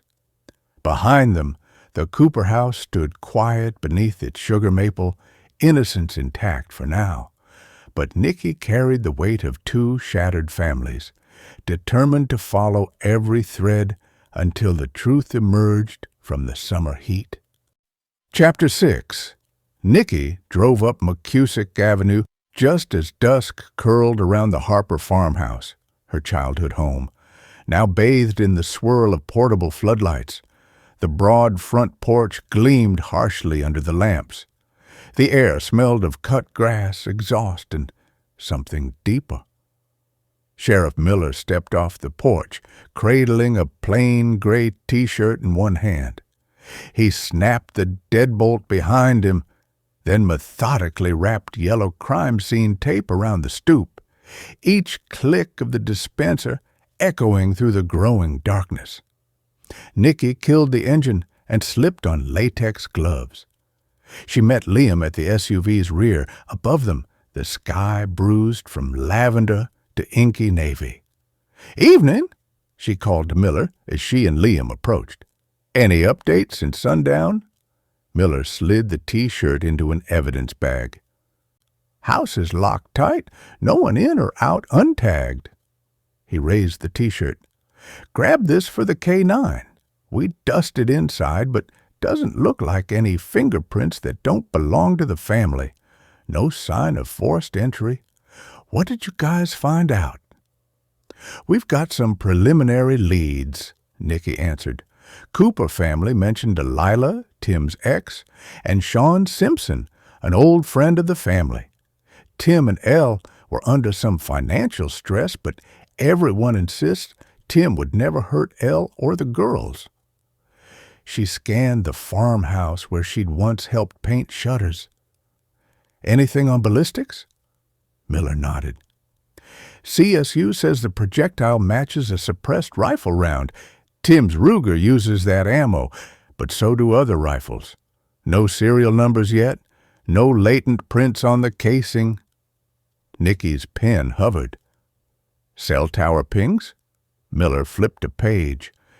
His phone pinged off the tower leaving Forest City. "But the rest of that road's kind of a dead zone. We know he stopped at the gas station and purchased donuts. Everything looks normal on the gas station security videos. He's just vanished. That's why we're bringing in the dogs first thing in the morning." "What about his sister in Duluth?" Nicky asked. "Lacey acted so quickly we had roadblocks up fast and the bolos were out quickly," Liam reminded them. "I don't see how he makes it to Duluth without being picked up." Nicky couldn't help but feel a rush of pride. Lacey had matured because of tragedies in her life, and her quick actions might have given them their only shot to solve this case. "Duluth made contact with his sister and did a full search," Miller said. "No sign of him. By the way, the sister, Maggie Harper, is on her way down here." He handed Nicky a piece of paper with a name scribbled on it. "I told her to expect a call from you." She slipped it into her pocket and met Miller's eyes. "That's our picture for tonight?" He nodded, folding his hands. No sign of Tim. No one saw him leave. Search teams did a door-to-door along Highway 61, drones over the woods, interviews at Forest City Depot. Nothing. Miller looked at his watch, then at the floodlit house. "Nicky, you should take tonight to spend with Lacey. This thing is going to be time-consuming." Nicky's jaw softened. "Understood." One by one, the floodlights clicked off, leaving the Harper house silent beneath the gathering stars. A barred owl called from the nearby maples as they climbed into their vehicles. Liam and Miller intended to search for Tim for a while longer. But Nicky knew taking Miller's advice was smart. Half a mile down McCusick, thunderheads rolled overhead as Nicky eased into her split-level home's rounded driveway. The house was roughly half a mile from the Harper place. Same road, different memories. Some days, she still couldn't believe she'd wound up so close to the place that had nearly destroyed her life as a teenager. Nicky had grown up with Mark and Rory, but the bond had been shattered after Mark was arrested for her parents' murders. Decades later, Nicky unraveled the truth, helped free Mark from prison, and wound up falling in love and marrying Rory. He'd offered to buy them a new house so she didn't have to live so close to the old place, but Nicky knew how much his family home meant to him, and she'd been tired of running from the past. She loved living in the split-level home that Rory had meticulously remodeled over the past few years. Through gauzy curtains, Nicky spotted Lacey braced on the sofa, knees drawn up, eyes fixed on the television. She looked small against the couch's expanse. Rory stood in the kitchen doorway, empty pizza boxes on the countertop. Nicky killed the engine, grabbed her bag, and slipped inside, greeted by the warm scent of pepperoni and melting cheese. Lacey half turned, relief softening her features. "You're back tonight?" She was old enough to understand that when her mother caught a bad case, she wouldn't see Nicky much until it was over. "Yeah," Nicky said, shrugging off her coat. "I wanted to spend some time with you guys. How are you doing, Bug?" Lacey shrugged. "Okay, I guess. I keep forgetting about it. And then all of a sudden, I'm back there again." Anger washed through Nicky. Not only had some selfish bastard taken Elle away from her children, but they'd also added trauma to her own daughter's life. Hell would freeze over before she gave up on finding the shooter. Nicky smoothed Lacey's curls. "I'm sorry, sweetheart.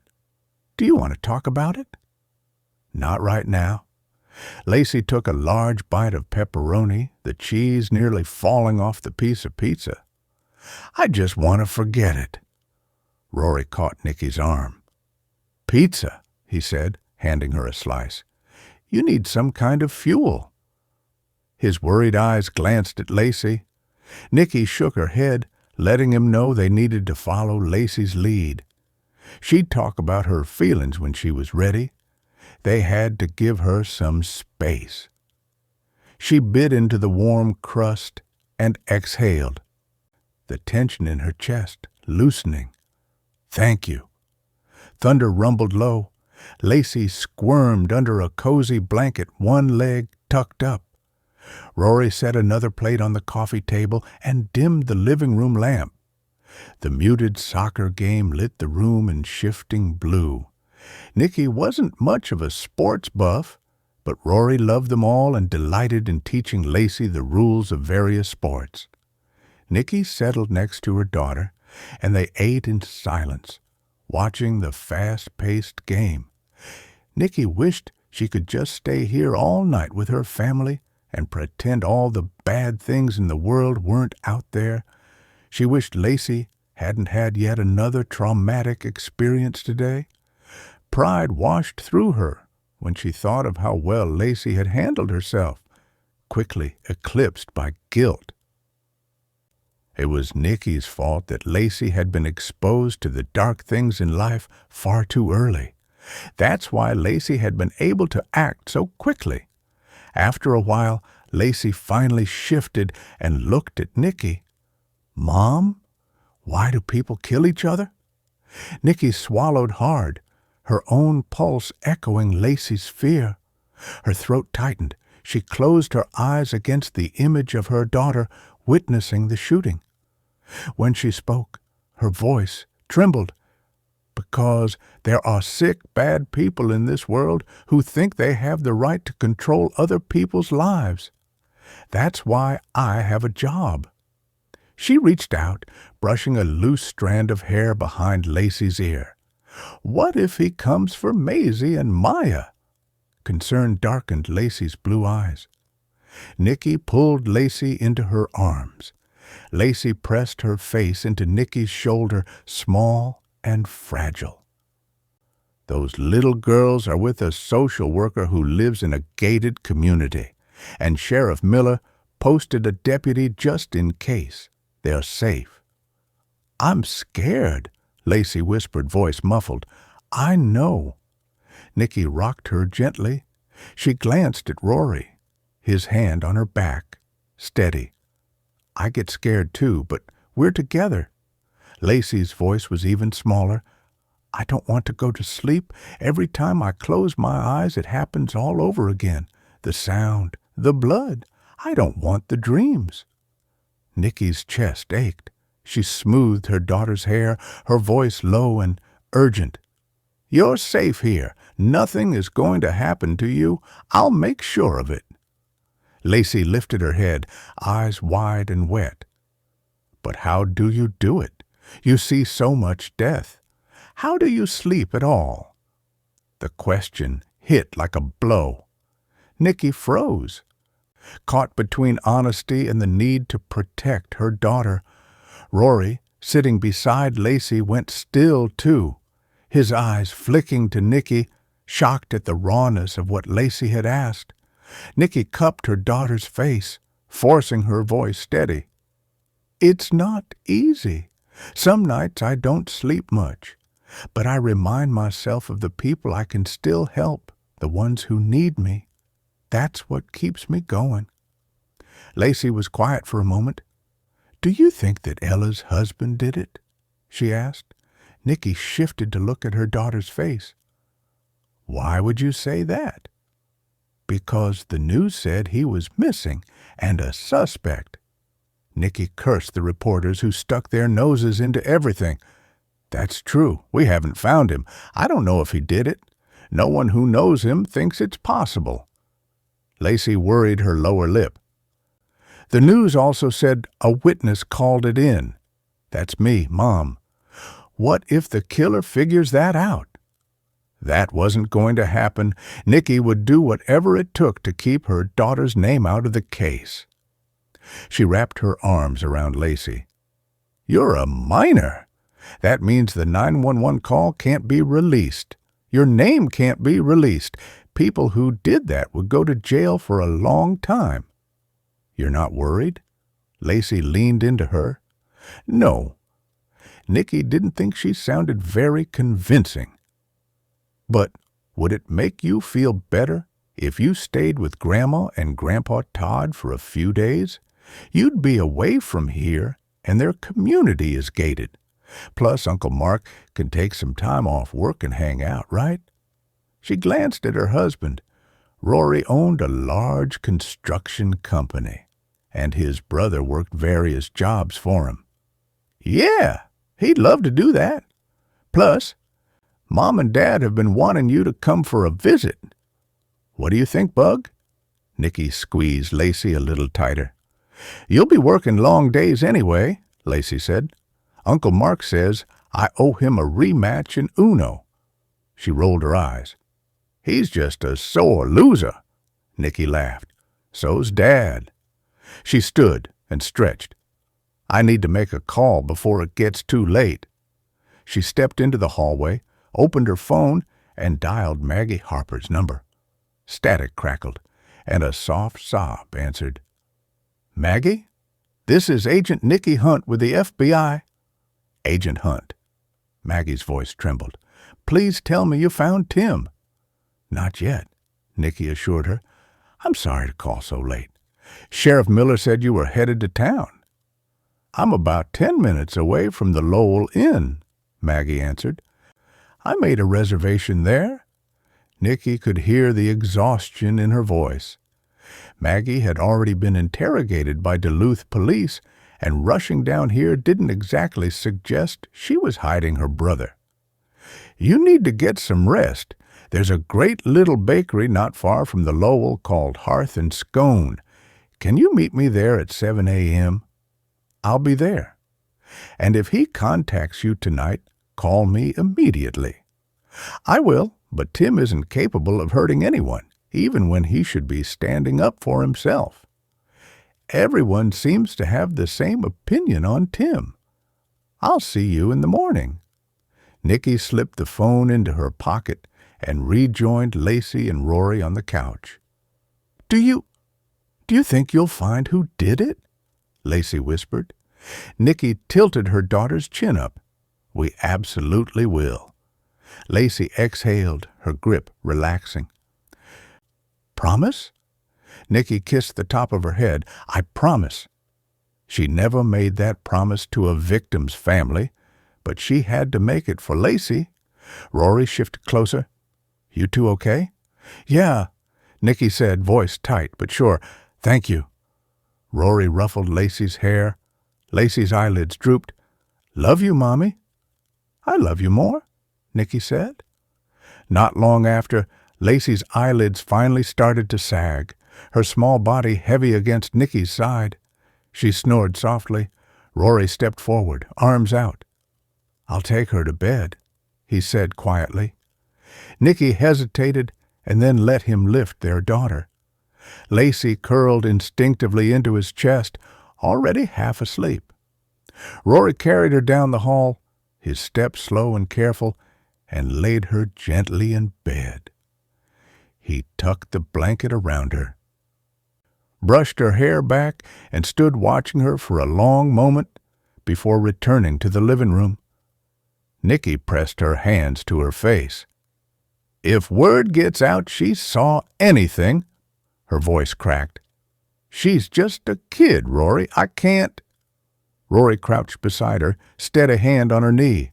I know, but we can't let ourselves spiral. You said yourself they can't release her name. She's safe." Nicky shook her head, nausea rising. "Safe for now. But if the wrong person finds out she's a witness—" She broke off, swallowing hard. "It makes me sick just thinking about it." Rory's jaw tightened. "Moving her to my parents' place is a good idea. Gated community, security cameras, neighbors who notice everything. And Mark's in the guest house. You know how she feels about him. She adores him and my folks. She'd feel safe there." "Mark will make sure no one bothers her." Nicky exhaled, her shoulders sagging. "I thought being farther away from where it happened might help too." It had taken Nicky weeks to be able to go back into the house after her parents were murdered. A place where she can sleep without the nightmares chasing her. "I just don't want her to think she's in danger. She's scared enough as it is." Rory squeezed her hand. "I do have a massive project right now." Rory owned a successful construction company and had just started a new commercial build. "You'll be mired down in the case. It's summer. School's out. She's staying at Mom and Dad's to have some fun, hang out, and help Mom with the flowers, play in the pool." Nicky leaned into him, her voice barely above a whisper. "I just want her safe." Rory pulled her close, his words firm against her hair. "She will be." Chapter 7. Nicky parked a block off Main Street and shouldered her canvas tote before walking toward Hearth and Scone, the little bakery and coffee shop where she'd arranged to meet Maggie Harper this morning. The lift bridge loomed down at the docks, a dark lattice against a paling sky, while boats shrugged off their canvas covers, letting them fall with a soft slap. A faint hum of early morning engines drifted in from across the river, but inside this block, time slowed to the rhythm of coffee brewing and ovens warming. Hearth and Scone sat wedged between a hardware store that still sold single screws from a wooden drawer and a florist who swept rose petals into a dustpan. Claire had bought the place a couple of years ago and turned it into something out of another century, kitschy, warm, and mismatched. Its windows wore hand-painted vines, and inside, antique crocks holding wooden spoons mingled with trays of scones, lemon poppy, blueberry almond, and Claire's infamous cinnamon rolls, waiting under chalkboard lists of soups and Grandma Aggie's morning buns. The best banana bread muffins Nicky had ever tasted sat on a rotating stand, their golden tops flecked with sugar. Nicky loved the interior's mismatched tables, painted chairs, and a tin ceiling embossed with a vine pattern. An old china cabinet held a jumble of plates and mugs. The aroma hit Nicky first. Her mouth watered at the warm cinnamon rolls in the display case. She waved at Claire behind the counter before slipping into her favorite booth in the back corner facing the door. Before she ordered, Nicky pulled out her phone and scrolled through messages. Miller had already texted an hour ago that he had nothing new on Tim. She'd hoped for more, anything, but the silence stretched. Claire set down a steaming mug of dark roast and a plate holding a banana bread muffin with a wink. On the house. Nicky had first met Claire a few months ago when her brother-in-law, Mark, started dating Hearth and Scone's owner. Since his wrongful imprisonment, Mark had mostly kept to himself and the family, working for Rory and taking care of his parents. He also loved Lacey and spent time with her whenever he could, but they'd all worried about Mark being lonely. Claire had changed all of that. She was warm and friendly, successful in her own right. The entire family adored her. She and Mark were even talking about moving in together. Nicky returned the smile that had become her default these past few months, though her stomach knotted with anticipation. She loaded her coffee with cream and sugar and watched the door, waiting for Maggie's arrival. Across the street, bikes leaned against the trailhead rack, their frames catching the first light. A paddle wheel idled downstream, its crew moving in a half-sleep as if reluctant to break the morning's hush. Inside, the bell over the front door gave its usual bright chime, a note designed to sound cheerful and harmless. Nicky looked up. The woman stepping inside carried August heat in her wake, a living thing that curled around the edges of the air conditioning. Sun pooled on the worn pine floorboards and slid over her hair. She scanned the room, spotted Nicky, and headed toward her corner table. Nicky rose and extended her hand. "You must be Maggie Harper," she said. The other woman's palm was warm, her grip steady. When she spoke, her voice soft but taut, Nicky realized how much they looked alike. Shoulder-length, wavy dark hair, about 5'7", the same lean frame. Only Maggie's complexion was more sun-kissed, the deep bronze of someone whose Irish black skin burned easily, but always tanned in the end. "It's good to meet you," Maggie said, sliding into the booth opposite Nicky. She brushed her hair behind her ear, revealing a small crescent-shaped scar just above her jaw. "Thanks for making time this morning." Nicky offered to buy her breakfast. "Claire's banana bread muffins are the best in this county," she said. "I'll get you coffee, too." Maggie nodded and glanced at the display case. "That sounds fantastic, thank you." "How are Maisie and Maya?"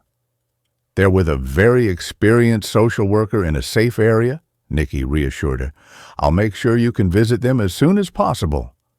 Claire appeared a moment later, balancing another muffin and 2 mugs of coffee. Nicky thanked her and watched as Maggie blew on her coffee, lifting the mug like a prayer. They ate quietly for a beat before Nicky set down her muffin and leaned forward. "I wanted to ask you about Elle and Tim's relationship," she began. "We know he moved down here for the trucking job a few years ago. How long had they been together?" Maggie chewed her lower lip, then swallowed. "They met about 9 months after Nate died." Her eyes flicked away toward the bakery's mismatched tables. Tim fell hard right away. Elle took longer. She doesn't have any contact with her foster parents. So Nate's family was her family. Tammy and Dave especially. Tammy helped with baby Maisie. For a while, Elle was torn between loving Nate's memory and moving on with Tim. Nicky nodded. I'm sure that was hard for her. How did the Coopers handle it? Tim never really talked about it, Maggie said. I don't think the family ever made him feel bad. I do know Clay, the older brother, helped Elle through some of the guilt. He told her she couldn't mourn Nate forever, and that moving on didn't mean she wouldn't always love him. Maggie's voice cracked. He encouraged her to date Tim. Nicky swallowed. Did either of them ever mention how Tammy and Dave felt about Elle and Tim? As far as I know, they were fine with it, Maggie said. They wanted Elle to be happy, and when Tim was with her, they saw that. He adored Maisie, and they believed he'd take care of her. I remember him saying he felt welcome in their home, and that meant a lot. Any tension from other people? Nicky asked. Old friends? Exes? Maggie's lips tightened. Sean Simpson, an old friend of Nate's, had issues, but the biggest problem was Lila Daniels, Tim's ex. Nicky frowned. Sean and Lila again. Tell me about her. Maggie set down her coffee. They broke up about a month before he moved south. Tim wanted to start over, make more money, get away. Lila, she's the most hateful, manipulative person I've ever met. She keeps everyone in her life pitted against each other. She was verbally abusive to Tim, called him worthless, a loser, and she hit him once. He didn't report it. He didn't want her to go to jail. She was a teacher, and the school was short-staffed. They didn't do anything when Tim told them about it, said it was her word against his. Nicky's jaw clenched. A teacher? Yeah, Maggie said bitterly, a travesty. She mocked poor kids and parents outside class, had no empathy for kids with behavioral issues. She used her position to humiliate them, and Tim never hit her back. That's why I know he's not capable of this. And the break-in at Ella's car? Nicky asked gently. Did they mention that? Maggie nodded. They smelled her perfume inside. She'd broken into and ransacked Tim's car before when they fought more than once. We never thought of her as dangerous, just cruel. Nicky tapped her pen on the table. She made a mental note to see if Lila Daniels owned a gun. The bell over the door rang again, and Mark entered, dressed for work as a foreman on one of Rory's construction sites. He caught Nicky's eye and ambled toward them. Hey, Nick, Nicky smiled. Maggie Harper. This is my brother-in-law, Mark. Maggie murmured hello, as did Mark. Listen, I know you're working, but I came in to say hi to Claire. Just wanted to let you know Lacey will be safe at our place. I'll guard her with my life, I promise. Thank you. Nicky barely managed to speak over the lump in her throat. Better go bother Claire before she gets on you for harassing customers, she teased. Mark rolled his eyes and headed toward the counter. Nicky met Maggie's questioning eyes. Lacey? Maggie asked. Is that your daughter? Nicky nodded. She's bored this summer, and her dad and I are both super busy. She's going to hang out with Uncle Mark for a few days. She wasn't about to tell her that Lacey had witnessed the shooting with Tim still missing. Do you know where Tim is now? She asked bluntly. Maggie glanced down at her muffin, pushed it aside. I really don't. He would call if he were in trouble, and I haven't heard anything. If he didn't stand up to Lila when she hit him, he's not going to hurt Elle. Her voice sharpened. She's the love of his life. They had some financial problems, sure, but they loved each other. They had the prettiest little wedding. He thought of Maisie as his own, and then was so excited when they found out Elle was pregnant with Maya. And he never mentioned any issues with Sean Simpson or the Coopers over him and Elle getting married? Maggie shook her head. No, he actually talked to Mr. Popard Cooper about it. I can't remember his name, but the guy was really impressed that Tim came to him to let him know how much he cared about Maisie and Elle before he asked Elle to marry him. Nicky debated telling Maggie about the fire. She didn't want to further upset her, but Nicky also thought she deserved the full picture. Cooper Electric burned yesterday. Dave Cooper was killed along with a co-worker. Maggie's hands went to her mouth.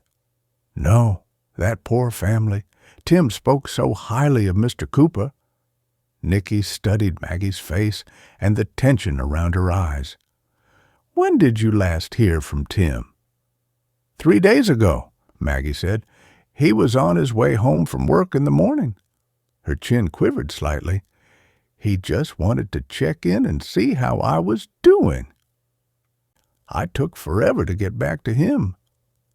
Nicky reached across the table and covered Maggie's hand with her own. We'll find him, she said firmly. I need to know, Maggie. Is there anything else? Any odd behavior? Strange phone calls? Something you brushed off? Maggie shook her head. Nothing beyond Lila's threats. She kept sending him texts after the breakup, some of them terrifying, like she was planning to ruin him. She turned up where he was working a few months ago, too, but Tim told me he'd handled it. Nicky nodded slowly, letting that settle. Do you know if Tim carried a gun in his truck? Nicky asked, as Tim's gun had not been found at the house. I have no idea. Agent Hunt, when can I see Maisie and Maya? Maggie asked. I know Maisie isn't Tim's biological daughter, but he adopted her. She's just as much family as Maya.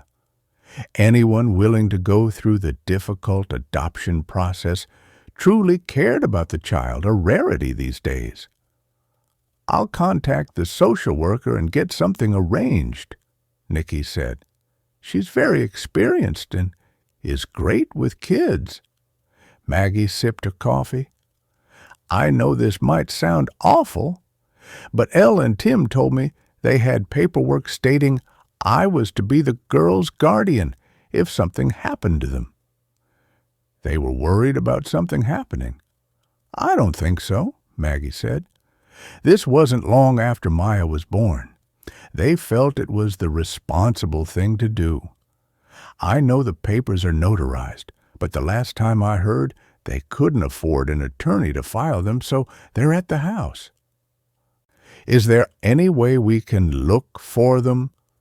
I'll check with Sheriff Miller and see what we can do. Nicky doubted Miller would allow them into the house unless they located Tim. She polished off her muffin, and Maggie did the same. She handed Maggie a card.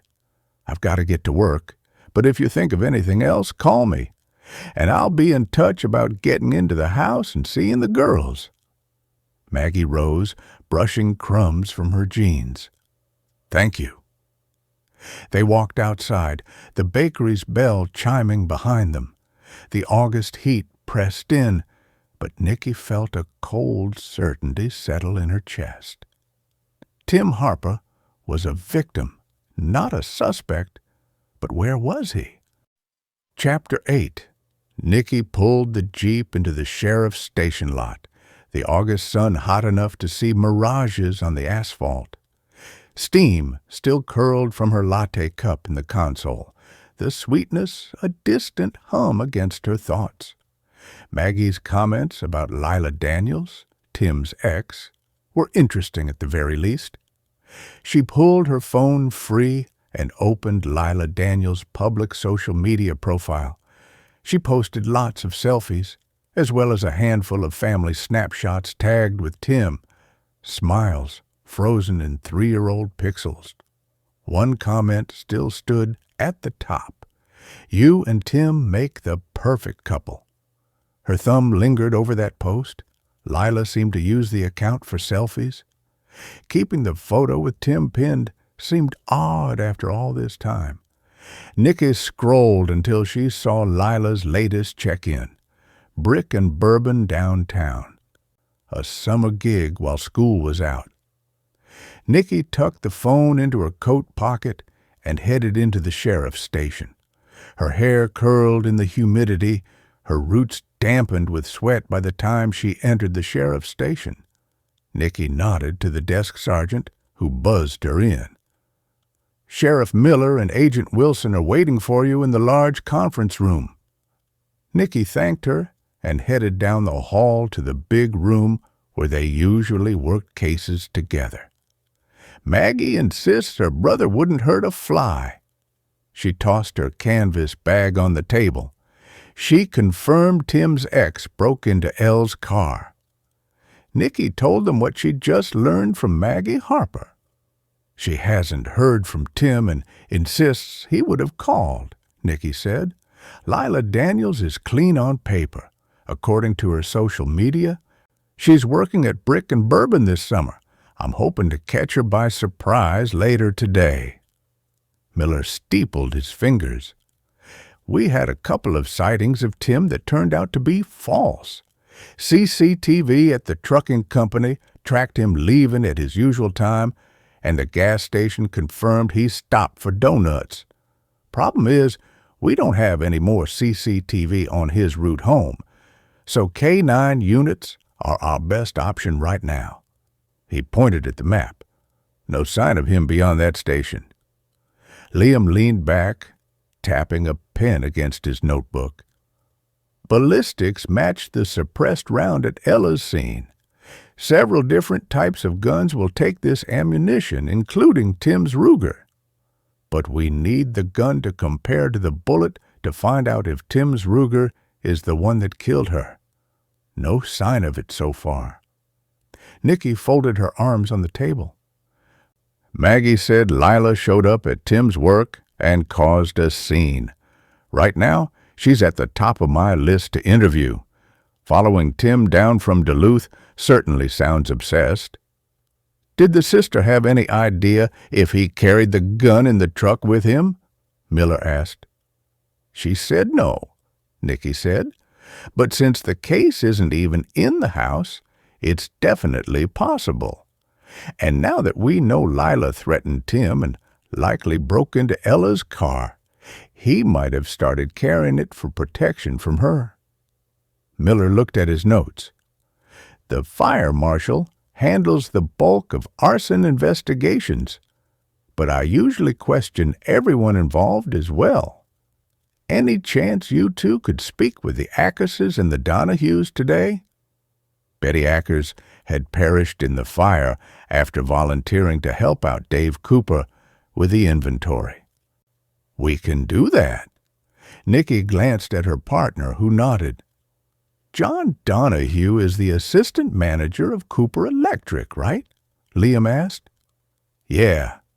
Donahue got rightfully pissed when Dave reneged on their deal to sell him the business and decided to hand it over to Clay, and they argued," Miller said. "His wife told the fire marshal yesterday that he'd gone up to their cabin in Lake Mille Lacs to cool off. He's back this afternoon, and there's more," Miller said. "Yesterday, when Clay Cooper logged into their security program to check the cameras at Cooper Electric for the fire marshal, they discovered the cameras had been disabled remotely the night before."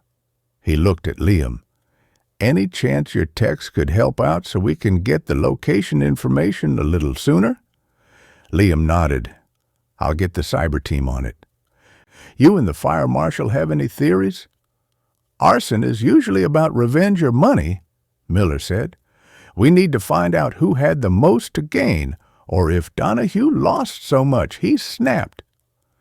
"I'll want to talk to Lila Daniels, and then we'll stop at the Ackerses and save the Donahues for last." Nikki snapped her fingers. Sean Simpson, Nate Cooper's best friend, who supposedly was in love with Elle and upset about her and Tim's relationship. I need to track him down. No, you don't, Miller said. He showed up right before you got here. Said Tammy Cooper told him about Elle and knew you'd want to talk to him, so he came in. Nikki and Liam glanced at each other. That's awfully eager, Nikki said. That's what I thought, Miller agreed. He's jumpy, too. Says he works construction and is hard to reach after 8 a.m., so he thought he should stop in here before work. Miller rose, gathering his notes. I'm heading back out. Keep me updated on Lila, the camera logs, and this suppressed round linkage. I'll check in with my deputies on Tim. Understood, Nikki said, voice soft but firm. As the door swung closed behind him, Nikki turned to Liam.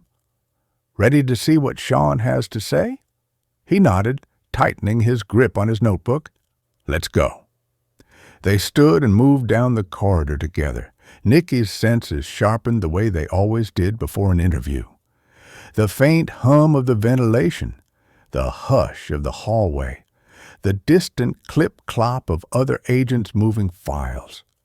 She always got a rush of adrenaline when she was about to question a suspect, but she preferred to do so on her own terms. Sean's showing up bothered her. She didn't like losing the element of surprise. Nikki pressed her back against the cool blue wall outside interview room 1. Above them, fluorescent lights buzzed a relentless staccato. Beyond the open door, she glimpsed Sean Simpson through the narrow observation window. His shoulders curved under the weight of his own anxiety, hands brushing over his face, pacing the length of the room as if each footstep might shatter him. The pale linoleum reflected the harsh interior light, turning every movement into a silent flicker. Buzz cut. Nikki had almost forgotten Riley's description. Riley said someone with a buzz cut came into the salon a few days ago to talk to Elle. I bet it was him. Liam leveled his gaze at the glass. He's wound tight, he murmured. But if he was still friends with Elle, stopping to say hi isn't that out of the ordinary. Before we go in, Nikki said, folding her arms across her chest, we need to nail down our assumptions. We know the shooter didn't stumble upon her. They lured Elle out with a call, waited cloaked behind those lilac bushes. This was premeditated by someone with patience, skill, discipline. They're used to watching someone, planning for hours, maybe days. They chose nondescript clothing, a blend-in vehicle, and scouted exit routes. They're surgical. Liam tilted his head. Except if it's Tim, he offered quietly. Right. Nikki's gut told her Tim wasn't the shooter, but she couldn't rule him out without evidence. But we've put the entire state on alert as well as Wisconsin. Lacey's eyewitness account went viral in an hour. If Tim had engineered this, we'd have a trace, a sighting, a phone ping, something. We have nothing. Nikki felt queasy at the idea of Lacey's eyewitness account being viral. They'd protected her identity so far, but if the truth got out, her daughter would go into actual protective custody. That was a trauma she didn't want Lacey to ever endure. Liam's jaw tightened. Fair point. So our suspect is methodical, unemotional enough to stand by and watch her die. They knew Ella's patterns. Liam's pen tapped a rhythmic code against his notebook. Advanced planning. High cognitive function. Nikki reached for a dry erase marker from the ledge beneath the whiteboard outside the room and clicked it open. She scrawled premeditation, surveillance, emotional leverage, and drew arrows beneath each. They used emotional leverage, calling in the morning when she was alone, before Tim got home from work. That tells us they had intel on her habits and on her vulnerabilities. Assuming this wasn't Tim, they also knew he wouldn't be there to interfere, especially if the shooter is the reason Tim's missing. Liam studied the board. Low empathy, he added. This person treated Elle as a target. They could see her fall and move on without hesitation. Nicky nodded. Maggie Harper pointed the finger at Lila Daniels for stone coldness. Let's see how Sean Simpson measures up to this profile. She clicked off the marker and slipped it into her pocket.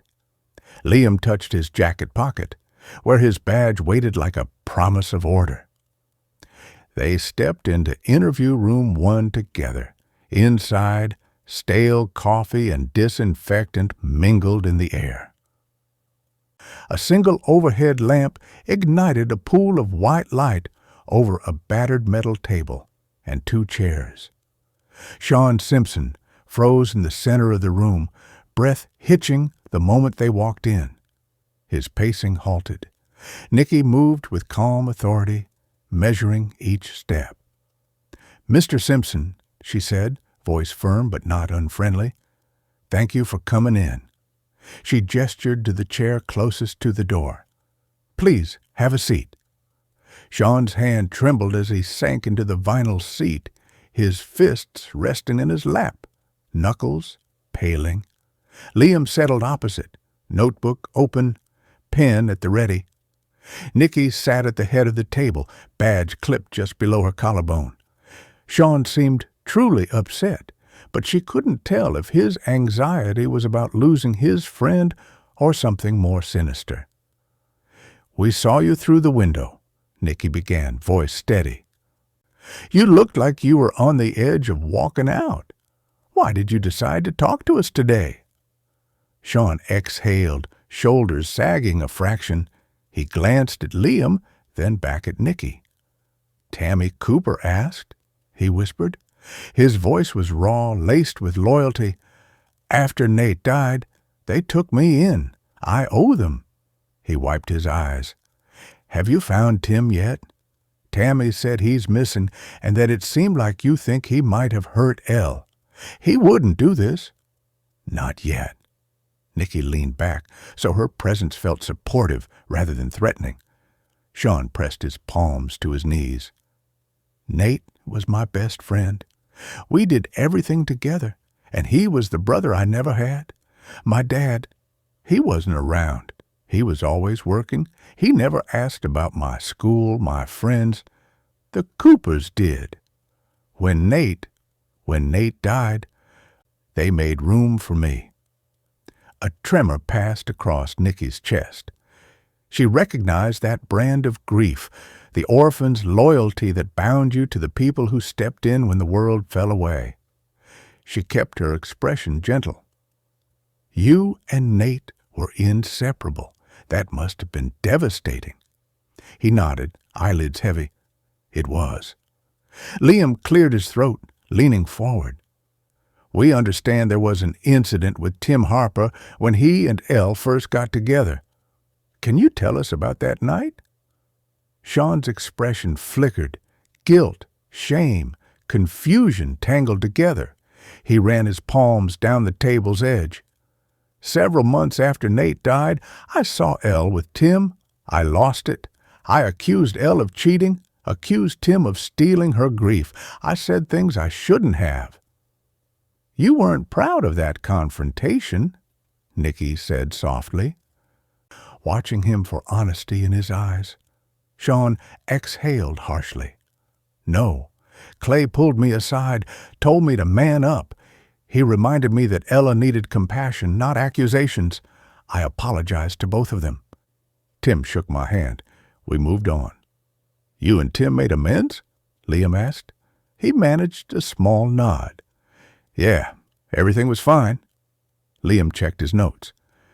"When did you last see Tim Harper?" Sean glanced at the clock, wariness creeping back into his eyes. about a week ago, outside Riverbank Market. He said work was busy, the baby was teething, and he and Elle weren't getting much sleep. Typical new parent stuff. Then he drove off. When did you last see Elle? Nikki readied her trap. I stopped by the salon the other day to say hi, Sean said. We've all been busy. I was in the neighborhood. We spoke for a few minutes, and then I left. He was telling the truth about that, at least. How did she seem then? Normal, Sean said. Just like Tim. Nikki leaned forward, narrowing her eyes. You're sure? She didn't seem upset about anything. Did she mention anyone bothering her? Any issues between her and Tim? Sean didn't respond right away. She was venting about being exhausted, that's all. He looked down at his hands. Not sure she'd tell me about issues with Tim, but she seemed fine. He'd either figured out she'd spoken to the salon, and since the conversation had happened outside, Nikki had only Sean's word. Where were you yesterday morning? Sean blinked. Yesterday morning, I didn't have work until noon. I live in a duplex on 4th Street downtown. Cheap rent, single bedroom. I was asleep until about 11:30. Liam's pen danced across the page. Are there cameras around your building? Sean leaned forward. Not at my door. It's too cheap a place for that, but there is a hotel nearby. He reached into his pocket and pulled out a crumpled receipt. Here's my address and a sketch of the lot. Cameras are on the east side looking toward the curb. Liam took the paper, smoothing the edges. This is very helpful. Thank you. He scanned the scribbles, lifting his eyes. We'll check with the hotel's security team first thing. Nikki slipped a card from her pocket and slid it across the table. If anything else comes to mind, texts you forgot, a detail you missed, call me. She paused, studying Sean's face. Is there anything else you want to tell us? Sean stared at the card for a moment, then lifted his gaze, voice thick. I just want whoever did this to Elle found, and I want Tim safe. He's a good man. Nikki offered what she hoped was a reassuring smile. We appreciate it, Mr. Simpson. She stood. One last thing. What car do you drive? Sean rose, smoothing his shirt where it had bunched at his waist. Black 2008 Toyota Tacoma. Tailgates rusted on the left side. Nikki nodded, filing the detail away. Thank you. You're free to go. She stepped back, giving him room. Sean lingered in the doorway for a heartbeat, gaze flickering with uncertainty. If there's anything else, you let me know. We will, Nikki said, tone firm. Take care of yourself. The door closed behind him, and the room exhaled. Nikki and Liam stood for a moment in the charged silence. Liam rubbed his chin. His timeline holds so far, but coming in willingly also smells like someone trying to control their narrative. Nikki checked her watch. Especially when he's got an already sketched-out map for cameras, and pulls out the details of his cars if he's rehearsed them. Let's verify the hotel footage and then circle back. If his truck stayed put, that helps corroborate his alibi.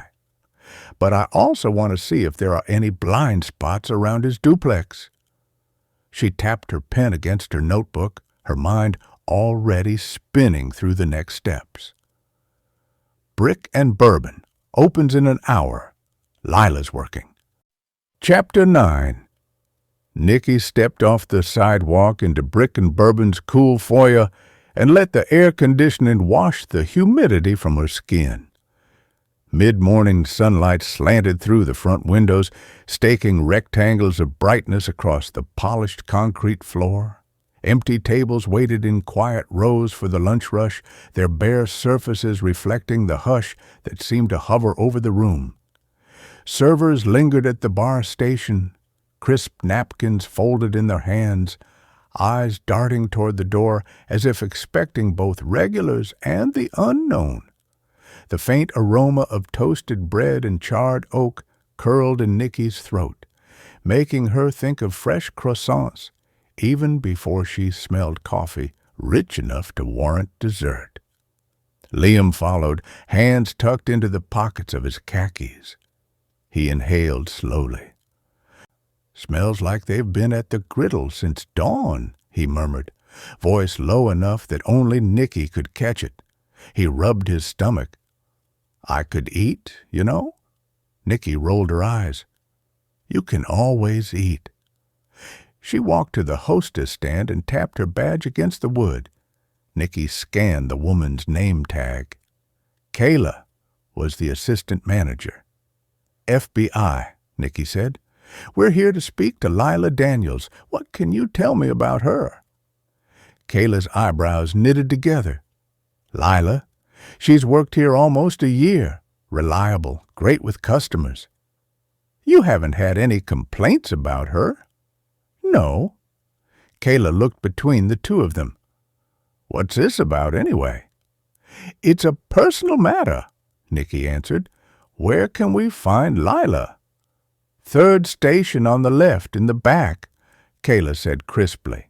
"She's a great worker, never calls in sick, never late." She pivoted to the guests entering behind them. Nicky and Liam threaded between tables, careful to avoid the server with the tray of pastries near the glass-enclosed wine rack. The restaurant's mid-morning calm enveloped them, the clink of silverware being restacked, a barista tapping a hopper on the grinder, the murmur of the staff's conversation. Brick and Bourbon was named for the exposed brick walls and the reclaimed wood panels, and felt like a place that wore its history lightly. Black and white photographs of Stillwater's riverfront hung in mismatched frames, the water glinting in each scene like a silent promise. At the back, they spotted Lila Daniels at her station, seated on a high-top stool beneath a half-wall that separated her from the main dining area. She cradled a steaming coffee cup between her palms. Dark hair draped just so over her left shoulder. Her legs swung beneath the counter, one ankle crossed over the other. In that suspended moment, she looked as serene as any mid-morning patron until her phone rang. Lila pressed it to her ear and tensed. Nicky slid onto the stool to Lila's right. Liam took the one on her left. The abrupt shift of attention cracked the air. Lila's phone tilted away as she set it down. Eyes widening, they both showed their badges. "FBI agents." Her tone was smooth, yet her posture bristled, fingers stretching over the ceramic cup as though bracing for impact. She looked between the two of them in surprise. "Can I help you?" "We're investigating Elle Harper's murder. She was shot at her home yesterday morning, and the disappearance of Tim Harper." Lila's hands flexed around the mug, rattling it against the marble. She looked past them toward the empty dining room, her eyes scanning for an exit. Elle was murdered? Her voice cracked like she was digesting something terrible. She dipped her gaze to her coffee. "And Tim's missing?" The question quivered in the space between them. "Since he left work yesterday morning," Liam said. "You haven't seen him, have you?" "Not in years." Lila's shoulders sagged. "He can't be a suspect. Tim wouldn't hurt a fly." "That's what his sister said." Nicky seized her opportunity. "She said Tim wouldn't even report you when you got violent with him." Lila rolled her dark eyes. "Maggie's just a drama queen. How can I help you, agents?" Nicky slipped her notebook out of her bag and set it on the counter between them. She gave Lila a half-smile meant to soothe rather than threaten. "I'm Agent Hunt, and this is Agent Wilson." Liam leaned in. pen hovering above his notepad. "When was the last time you spoke to Tim?" Lila met Nicky's eyes, the calm slipping from her features. "I haven't spoken to Tim in years. I've got nothing to do with this." Nicky's face remained neutral. The white noise of the restaurant rose around them, plates being set in the kitchen, the hiss of the espresso machine, a server calling an order into the back. "We're not suggesting you do, Ms. Daniels," Nicky said softly. "We have questions about your relationship with Tim." Lila's arms crossed. She studied the counter, jaw setting with a defined line of impatience. "I'm not here for Tim," she said, quiet but sharp. "I moved here from Duluth 2 years ago for the teaching program at Stillwater Middle School. It had nothing to do with Tim." "I haven't seen him since he left Duluth." "Really?" Nicky's tone offered a gentle challenge. Lila's gaze softened, shifting to the dark coffee swirling at her fingertips. For a moment, regret flitted across her face. "We ended badly," she admitted. "He left me a voicemail, said he never wanted to hear from me again. I was hurt and pissed, but I didn't even know that he'd moved down here until I ran into him at the store. He was red-faced and accused me of stalking him." "Is that why you showed up at his work just a few months ago?" Nicky dropped the information she'd been holding. "I didn't want him thinking that I'd stalked him," Lila answered. "It didn't go well. We argued heatedly." She pressed her lips together. "I said things I shouldn't have. But I left when the foreman came out. I haven't seen or spoken to him since." Liam's brow furrowed. "Tim broke up with you and moved down here, and then you followed. You didn't understand why he didn't want to see you again?" Anger flashed through her eyes.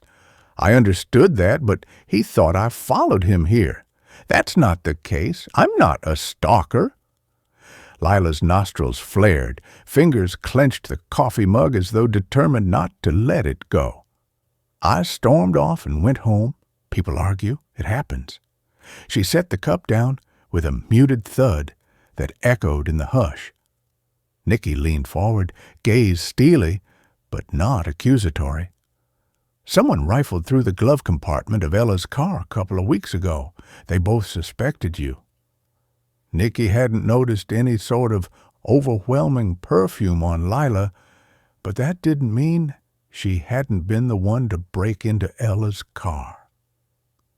Lila's jaw clenched visibly. Color rushed up her neck, blooming under her skin. "I did not break into her car." Her shoulders squared. "Yes, I was angry. Yes, I called him names, but I didn't do that.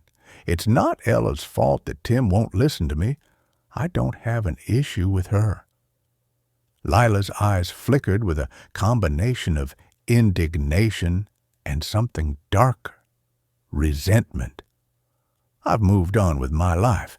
I'm here for a fresh start." She forced a breath, as if reloading her composure. "I took anger management classes." Nicky regarded her thoughtfully. "Yet you just lied about when you last saw him." Lila's gaze dropped to the counter, face crumpling with the weight of embarrassment. A flicker of anger danced across her eyes before she lifted her chin. "I lied about the timing because I was ashamed. Is that what you needed?" "Yes, I lied." "Happy?" The admission slid across the table like a dropped stone. Nicky let it settle before responding. The surrounding chatter faded to a muted backdrop. "You were angry at him. That gives you motive." Lila's hand hovered above her coffee mug. "So now you think I'm your prime suspect?" Her voice trembled at first, then hardened. "Fine. Accuse me. But I didn't shoot Elle, and I'm not holding Tim hostage. If you want to search my apartment, get a warrant. Enough with the insinuations." Nicky extracted a slim card from her pocket and slid it across the counter. Ms. Daniels, if you remember anything else, like messages, sightings, someone who might have followed him, you call me, and we'll be getting the warrant for your apartment, phone records, and any security or closed caption cameras that are around your place. If you're lying, we'll find out. Lila's fingers closed around the card, thumb brushing over the printed name. She blinked once, sharp and controlled. "No problem," she replied, voice clipped. "You want my address to make it easier?" "We already found it through records." Nicky and Liam rose. "Given your history with Tim, it won't be hard to get the warrants." Liam snapped his notebook shut and tucked it into his jacket. Servers moved fluidly around them, filling the restaurant with a renewed undercurrent of life as lunchtime approached. Lila's voice cut through the murmur. "One more thing." They paused, giving her the floor. She stood, tugging at the hem of her shirt. Her tone had shifted to less defensive, more troubled. "When we argued, Tim mentioned being under enough stress without me. You should look into that." Nicky maintained her composure, but a flash of curiosity ignited behind her eyes. "We already are," she said quietly. Outside, the front door closed with a soft click, and the summer heat rolled back in. Liam exhaled, hands resting on the SUV's roof. "She's hiding something," he declared. "Definitely," Nicky said, voice measured, "but not enough to charge her. We need to get a warrant for her apartment security, and I'm not sure we'll get that without Tim's body, assuming he's dead. Nice bluff back there, though." Liam scowled. "If it affected her, she's got a great poker face. What about the glove compartment break-in? If we can tie her to a location near Elle's car at the right time, we'll have probable cause." Nicky squared her shoulders, the weight of the case settling like sediment in her bones. She glanced back at the restaurant's brick facade one last time. "But that's going to be hard since Elle didn't file a report, and all we have are Riley and their boss's word." Had Ella been too afraid of Lila to file the report, or had she been uncertain that it was her? Chapter 10. Nicky kept her eyes on the road as the Jeep wound toward the Stillwater neighborhood where the Ackerses lived. She'd already looked them up. Bob Ackers had a steady job at the bank, and they had a daughter away at college. The girl wasn't much older than Nicky had been when she lost her own parents, and that knowledge pressed against her chest like a bruise. Facing families like this always tore the wound open again, and she was dreading the grief waiting for them. "You find the Stillwater principal's home number?" she asked, glancing at Liam. She wanted to talk to Lila's boss at the middle school and confirm what they'd just been told. "Yeah, just got into the system." Liam scrolled, then rattled off the digits.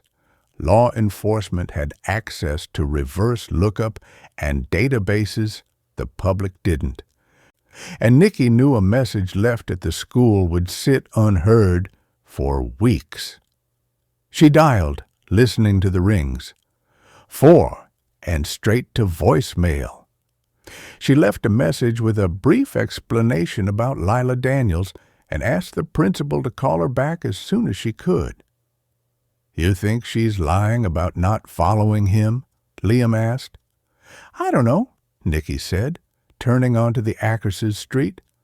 "Hopefully the principal calls us back." Her grip tightened on the wheel, and she forced her fingers to relax. Liam noticed, his gaze lingering. "You're wound up," he said quietly. Nicky kept her eyes forward, just thinking ahead. He didn't press, but the weight of his silence told her he understood more than she wanted to admit. By the time the house came into view, Nicky's stomach was heavy with dread. The Ackerses had been interviewed by the fire marshal yesterday after learning Betty had perished, but people often remembered more information after the initial shock. Envy washed over Nicky as they drove down the street. The Ackerses lived in one of the many Victorian homes in Stillwater's famed historical district. Their home had a stunning wraparound porch, and although it was smaller than some of the magnificent Queen Anne's surrounding it, the unique royal blue paint and white trim made it stand out. Mature oaks formed a cathedral ceiling over the wide lawn, their gnarled roots lifting the pavement in silent protest. Flower beds surrounding the big front porch were edged in neat brick, late summer flowers bursting from their beds. Bright pink petunias and impatiens in ornate pots rested on the porch step. Nicky wished she had time for her flowers. Next summer, she and Lacey would plant. Lacey had learned a lot about flowers from working in Grandma Ruth's garden over the past couple of years, and she was eager to show her skills off to Nicky. She glanced at Liam, his eyes intent on his tablet screen as he scrolled through background information on Lila Daniels. "Get Lila's address?" Nicky asked, voice steady. Liam nodded, eyes never leaving the screen. "Yeah, I'll work on the warrants. Looks like she has a clean record. No arrests, no civil suits." "Because Tim never reported her violence. Hopefully the middle school principal can give us more information about her." Nicky shifted the SUV into park beneath a sprawling oak whose canopy cast lacy shadows over the cracked driveway. The Ackerses' two-story home sat back from the street.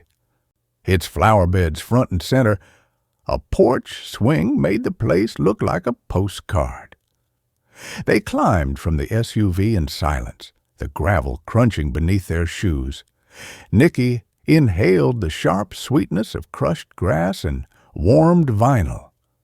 She admired the flowers along the sidewalk as they headed toward the front door. Before her knuckles tapped the mesh screen, the door swung open. Bob Ackers filled the frame first. Jeans scratched at the knees. A faded Vikings t-shirt stretched over his shoulders. Grief weighed down his frame, pulling his shoulders inward. Behind him, a young woman stood, college-aged and fragile, wearing a purple cashmere sweater, 2 sizes too big. The sweater enveloped her small frame, the sleeves stretched to cover her hands. Her eyes were red-rimmed, her breathing tight with the shock of loss. And she pressed the sweater's fabric to her face as if inhaling the scent could bring her mother back. "This is my daughter, Emily. She's home from college."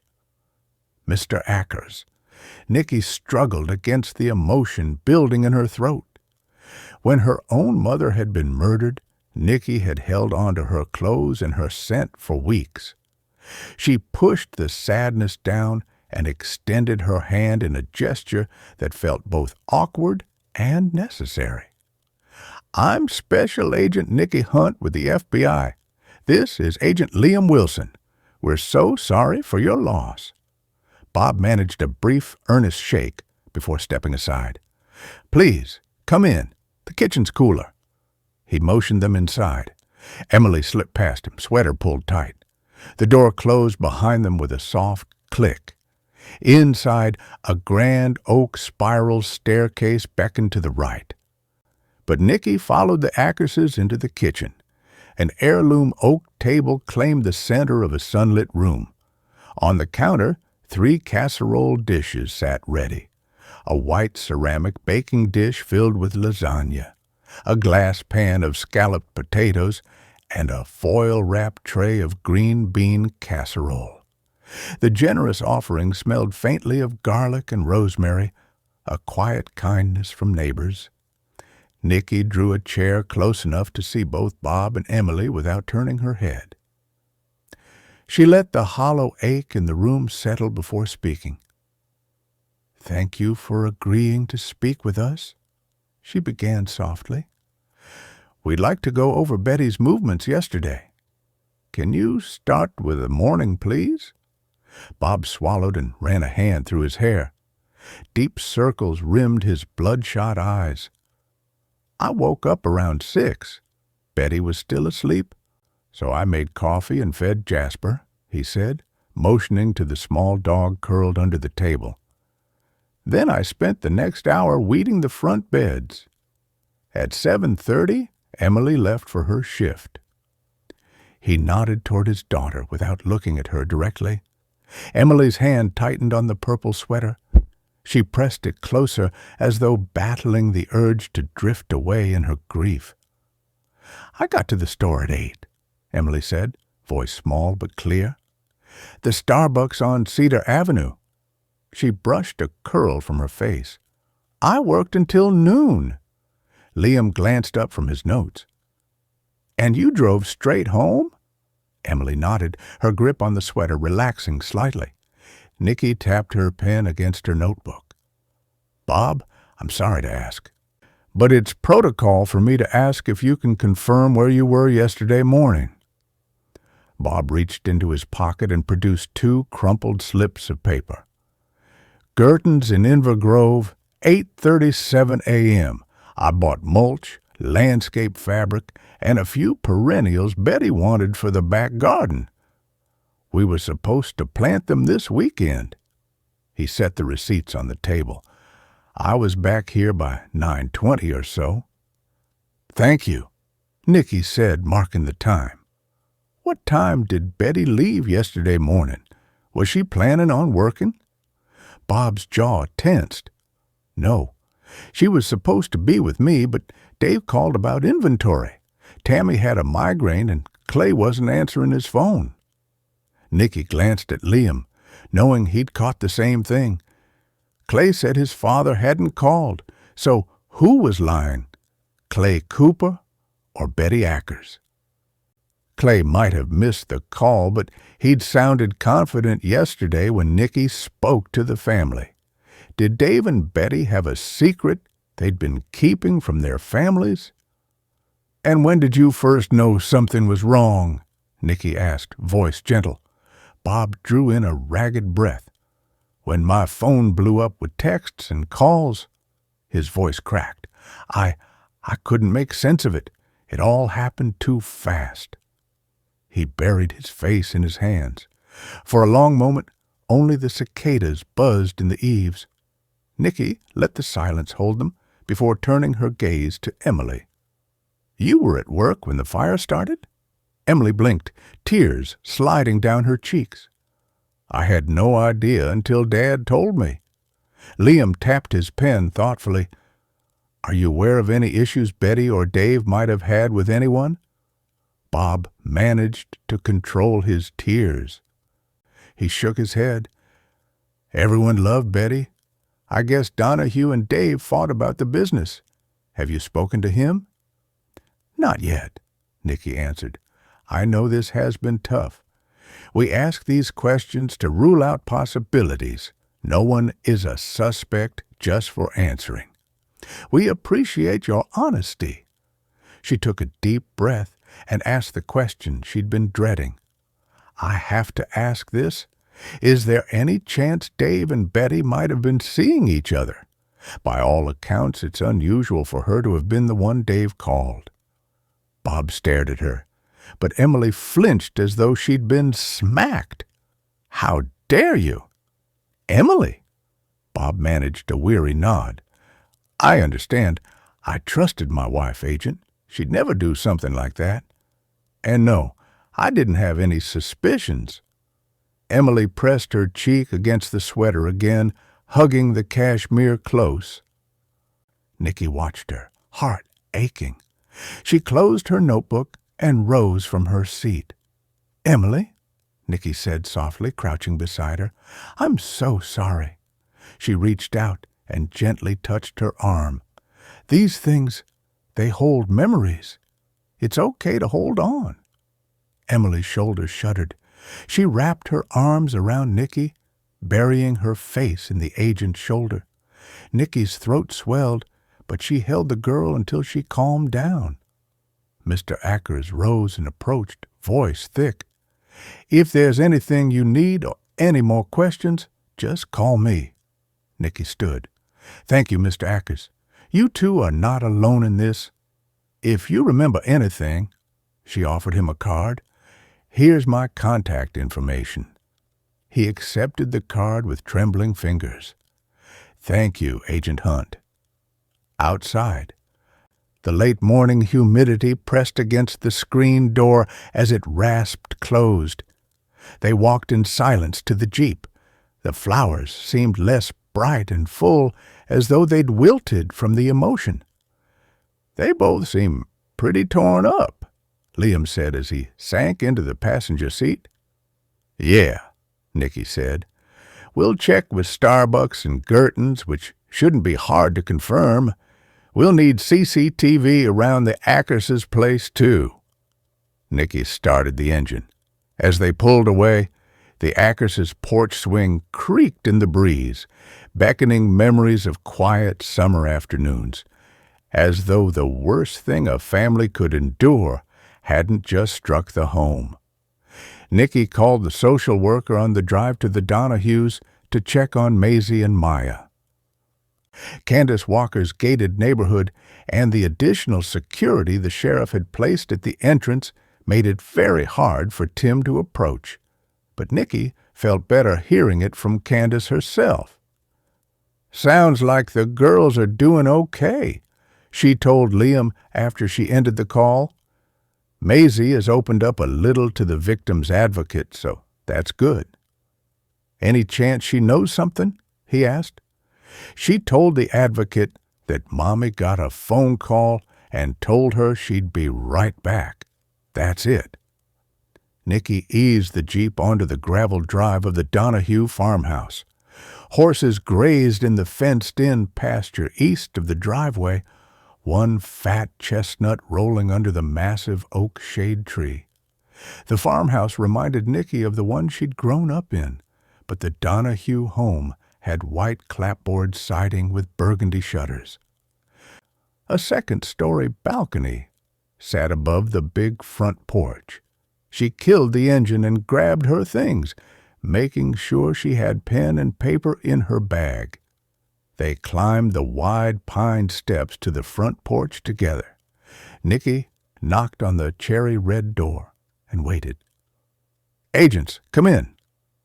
Flour dusted Leanne Donahue's apron, and it was smudged on her palms and the neckline of her gingham dress. Her hair was loosely pinned back, wisps escaping around her temples like a halo of fatigue. Like the Ackerses, the Donahues had been expecting someone to follow up after the fire, and Miller had let them know the FBI was helping out with the case. Behind her stood John Donahue in a polo shirt and jeans, exhaustion etched across his face. Nicky introduced herself and Liam to the couple. "Hello," Nicky said, stepping forward. "I'm Special Agent Nicky Hunt with the FBI, and this is Agent Liam Wilson. Thank you for seeing us." John offered a brief, earnest nod. "Of course," he replied, voice creased with concern. "Come in. Sorry about the mess." Leanne managed a small smile and brushed flour from the front of her apron. "We just got the dough going for the pies for the food shelf I bake for. Would you like coffee? I'm just about to pour." She stepped back, allowing them entry past the threshold. Inside, the house smelled of warmth and yeast, an aroma that could have softened the edges of any hard day.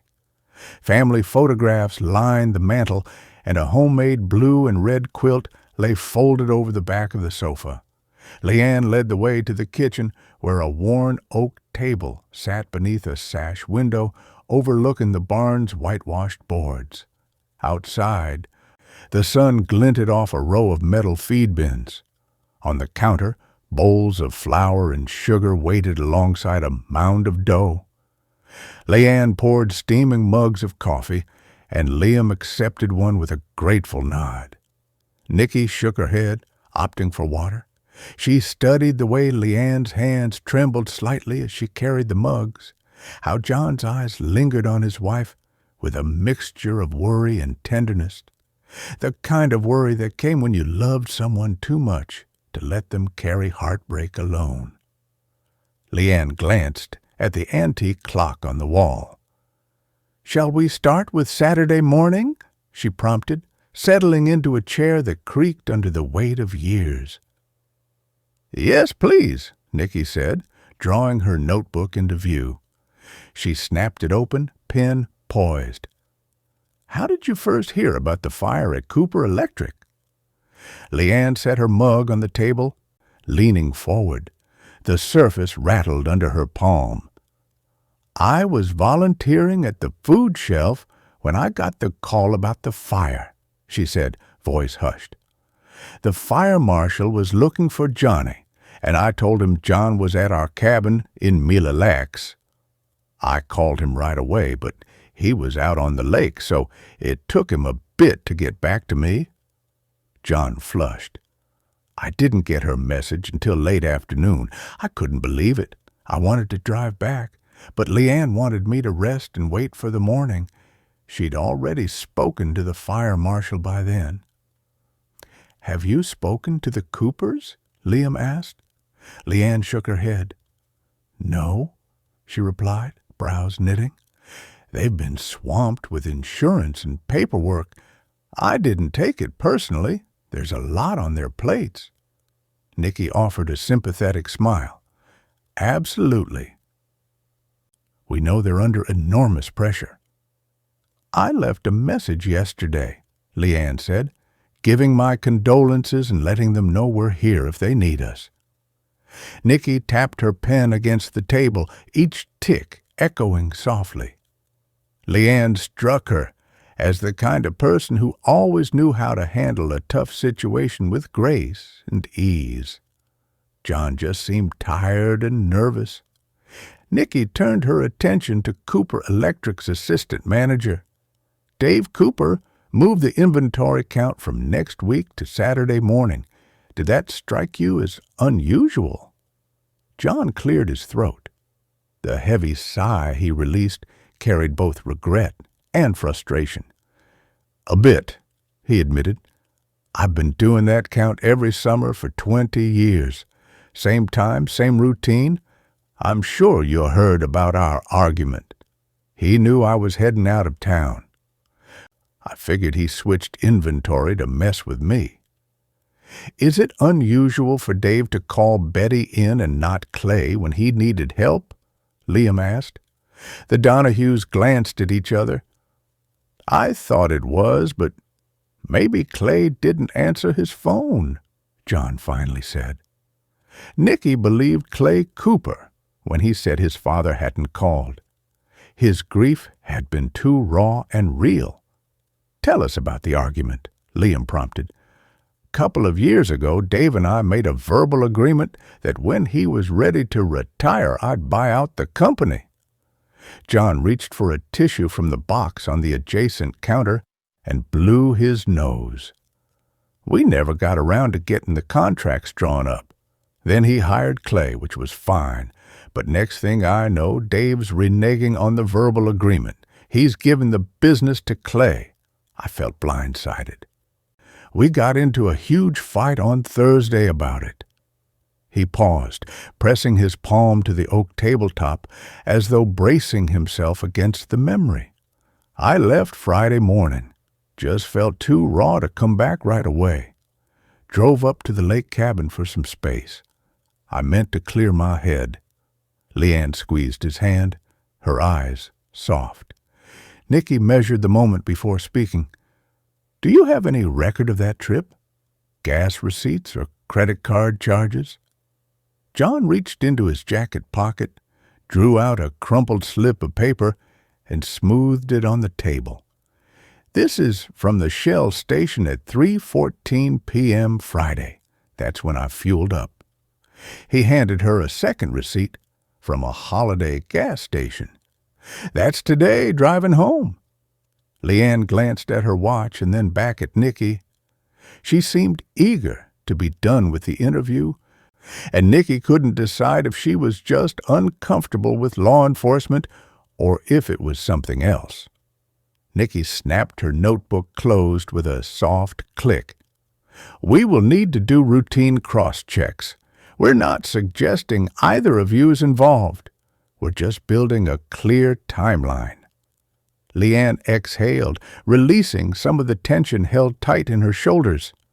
John offered a weary nod. The only sound in the room was the kettle still humming on the stovetop. Nicky leaned forward, voice gentle but direct.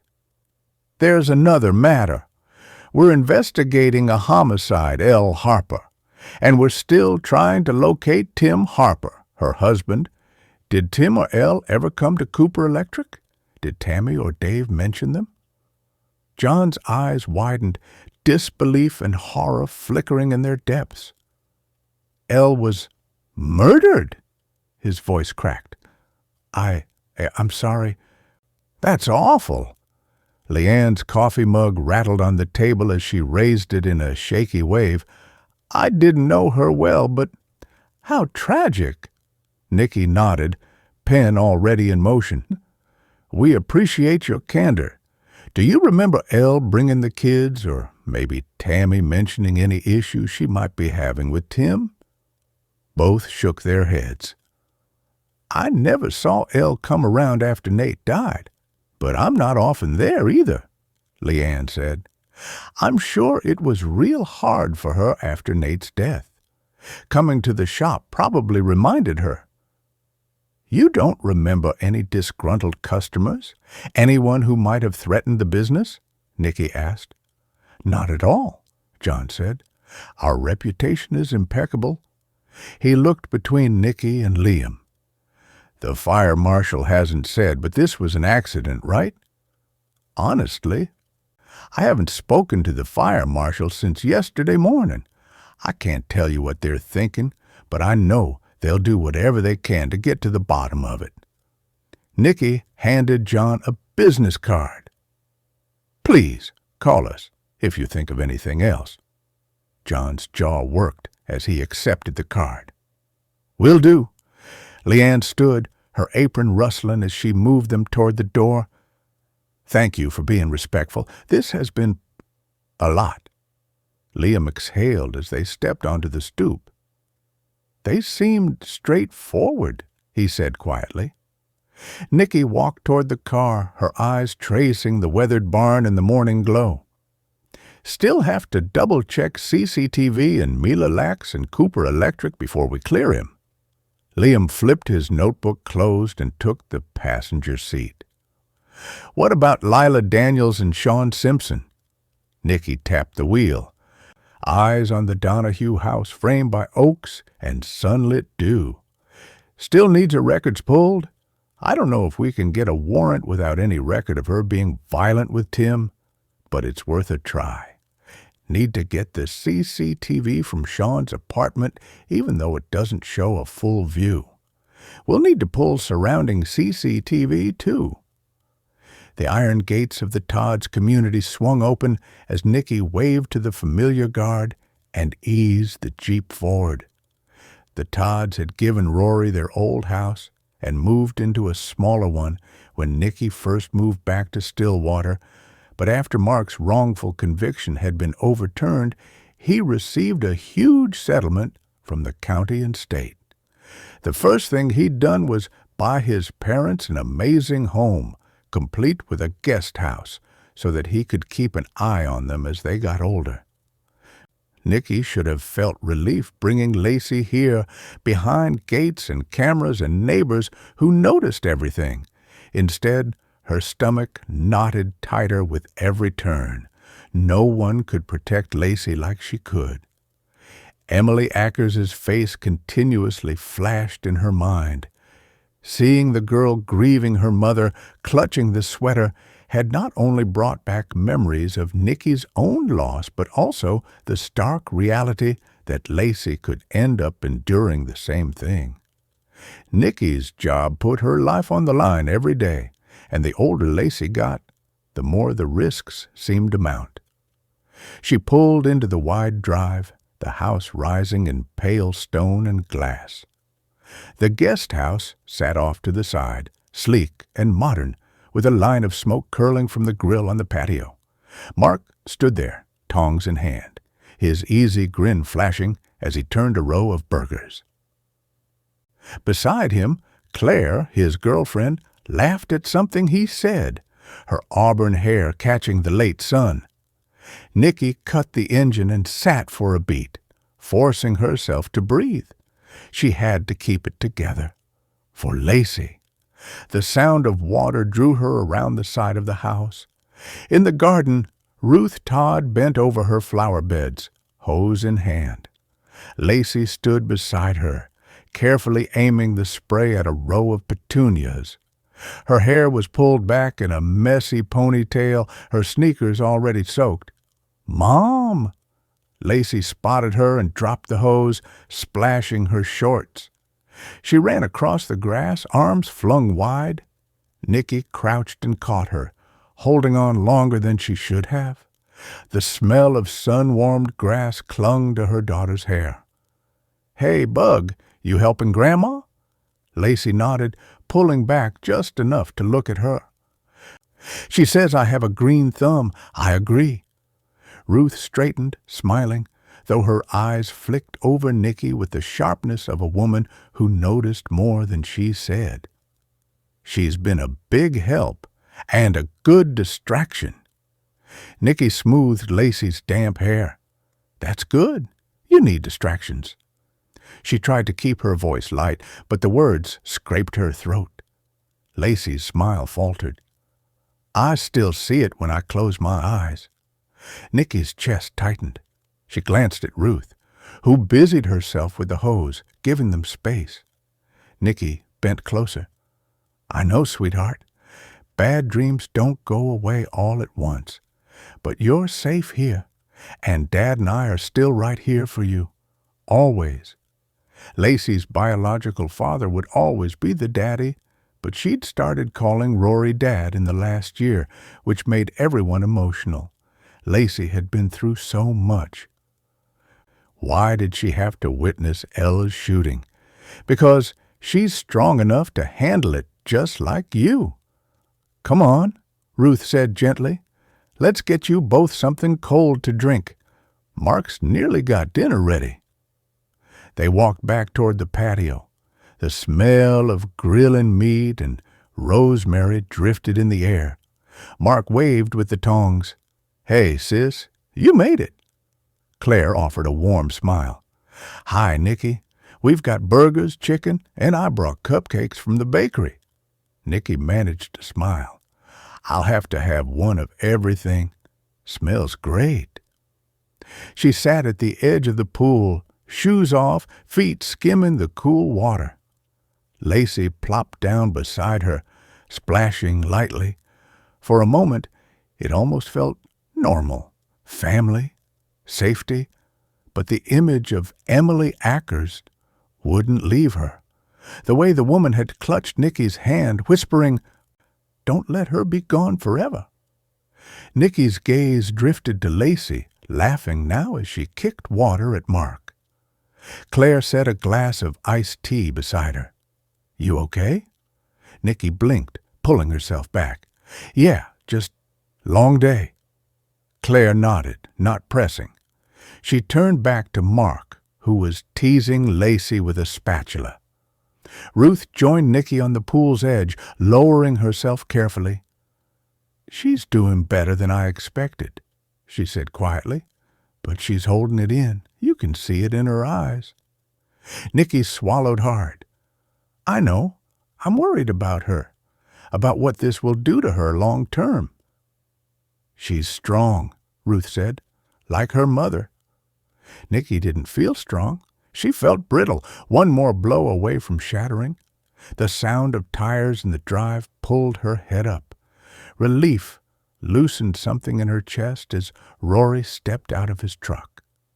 Tie at half-mast, sleeves rolled. He spotted them and smiled, though his eyes went first to Lacey. "Dad!" Lacey scrambled up and ran to him. He scooped her into his arms, spinning her once before setting her down. Dinner came together quickly after that. They gathered around the patio table, the pool lights flickering on as the sun dipped. Lacey sat between Nicky and Rory, chattering about the flowers, about how Grandma said she had a gift. Nicky smiled and nodded, but guilt gnawed at her. Tim Harper was still missing. Every bite of food felt like betrayal.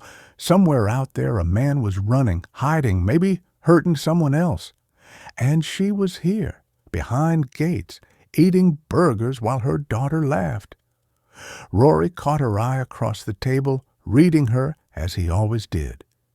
He reached across the table and took her hand in his rough one, grounding her. She forced herself to focus on Lacey's laughter, on the way Ruth beamed at her granddaughter, on Mark and Claire's easy banter. This was what she was fighting for. This was why she couldn't stop. The guilt didn't fade, but the resolve hardened. Chapter 11. Nicky eased the Jeep onto the gravel drive of Cooper Electric the following day. She'd spent last night at the Todds, cradling Lacey as she slept, scared the girl would call out in the night and need her, and wanting to be as close as possible. Rory had told her she'd been stoic since the murder, but Nicky knew silence often meant she was shutting down.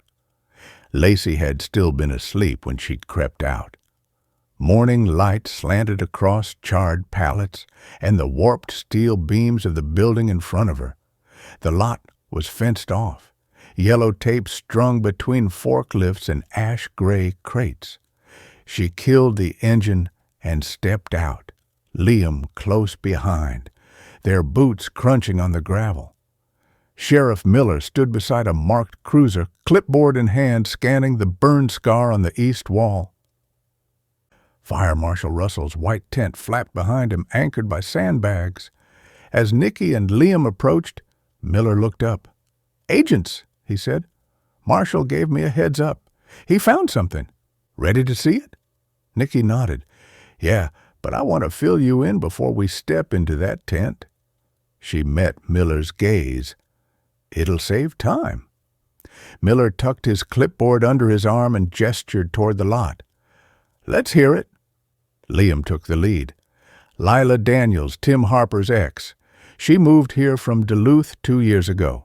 She admits confronting Tim after he accused her of coming down here, but she lied about the timing.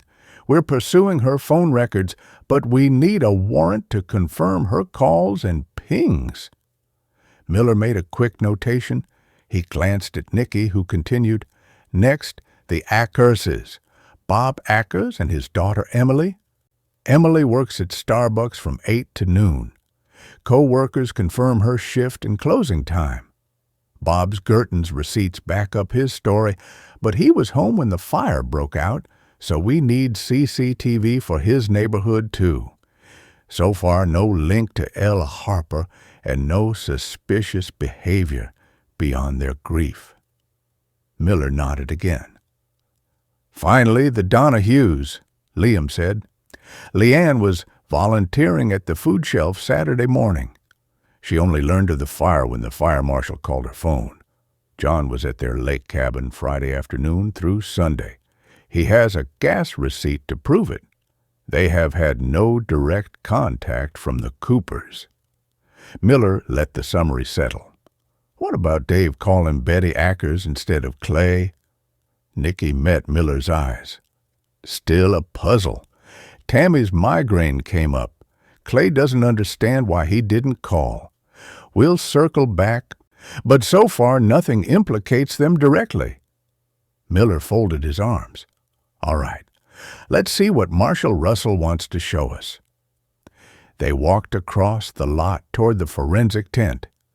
Heat rose off the asphalt, carrying ash motes that danced around their feet. The warehouse's east side was a tangle of scorched pallets and twisted metal.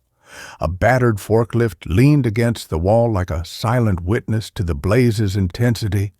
Inside the tent, the air was heavy, thick with the bitter tang of melted plastic and the cloying sweetness of fuel residue. Dust clung to surfaces in a fine layer, and a single fan rattled, barely stirring the stillness. Fire Marshal Russell stood behind a folding table draped with a large laminated floor plan of the building. "Thanks for coming so quickly," Russell said, voice low. "I've re-examined the point of ignition. I want you to see exactly where this started." He tapped the plan's central room, marked Inventory. Both phones were found here, fused into the laminate floor. We pulled the SIM cards, but their casings melted so completely we lost device identifiers. He stood and led them to the base of the back stairwell. The door to the attic was hanging on scorched hinges, its wood warped into a blistered semicircle. Russell crouched and traced the blackened curve. "This is the origin point. Look at how the burn fans outward evenly. That pattern tells us someone laid a fuse along the sill to drive flames upward."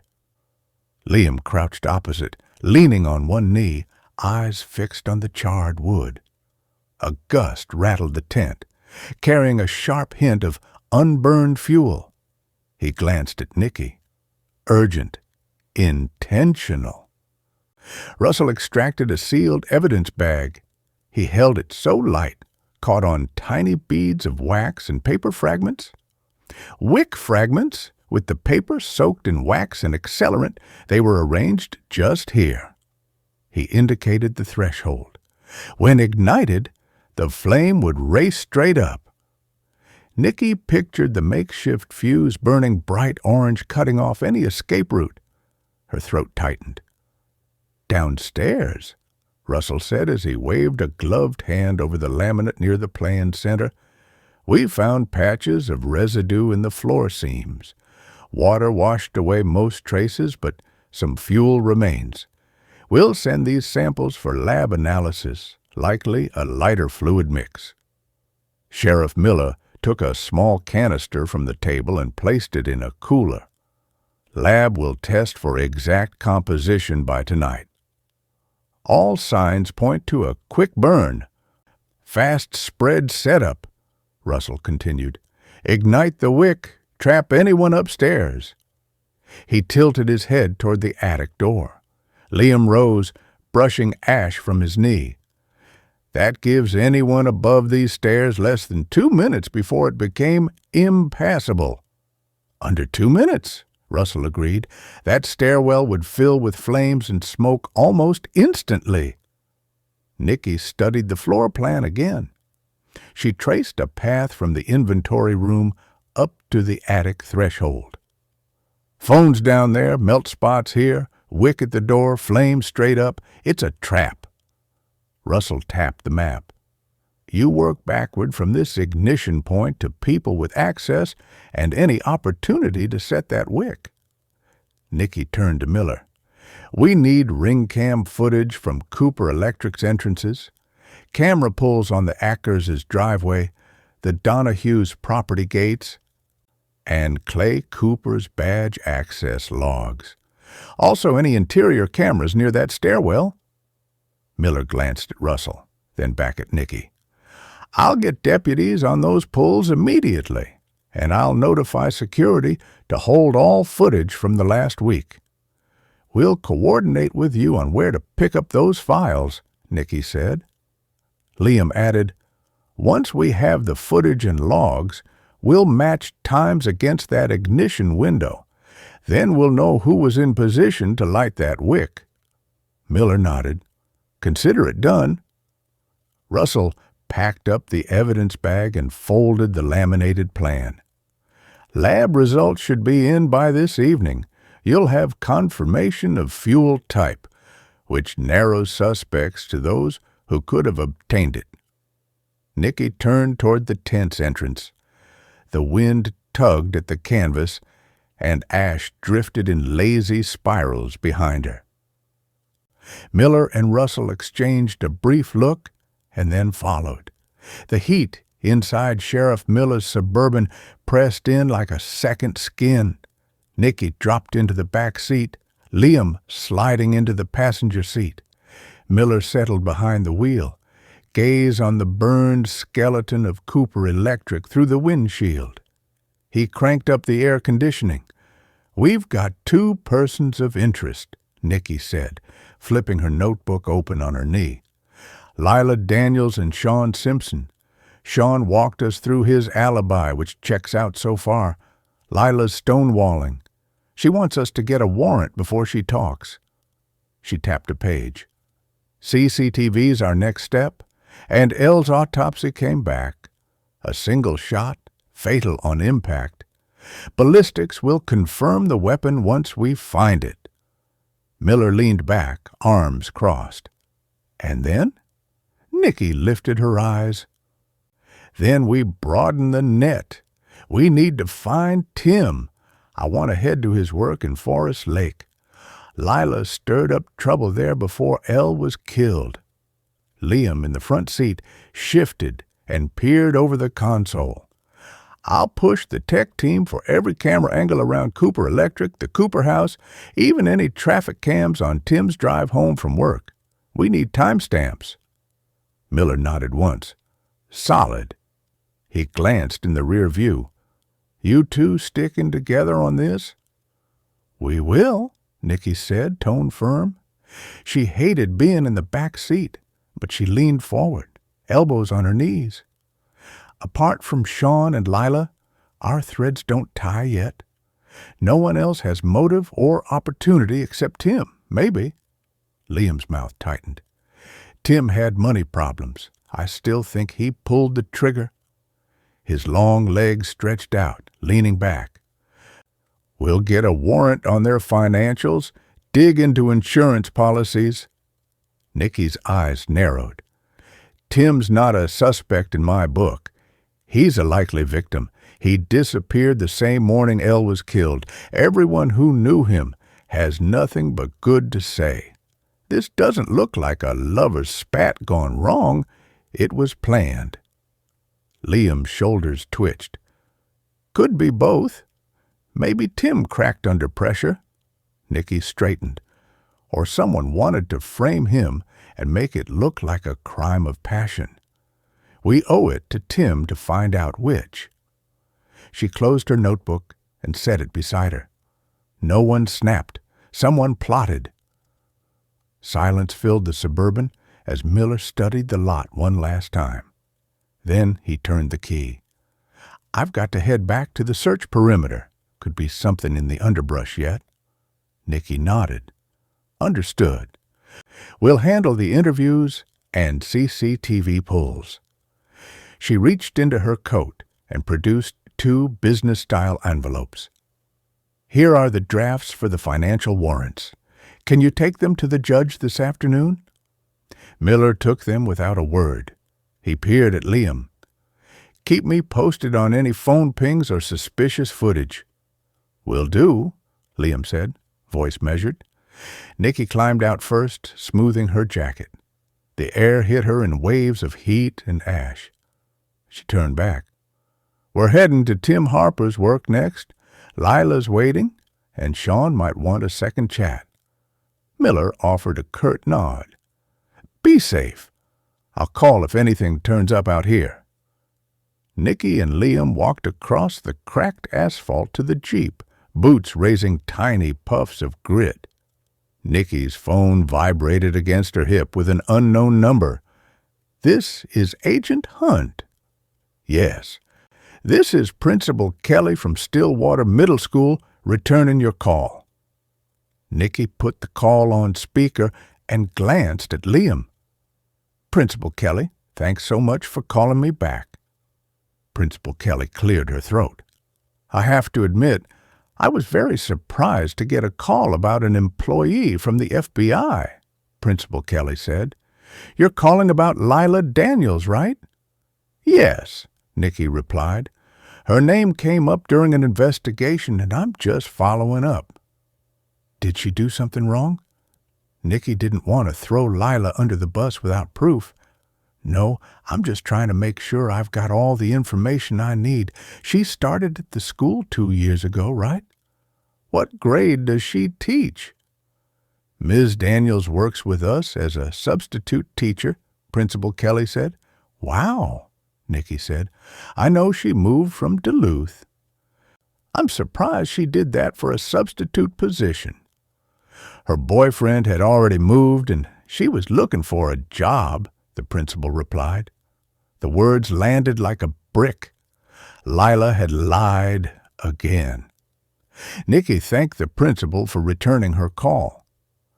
"So, she did follow Tim down here," Liam said.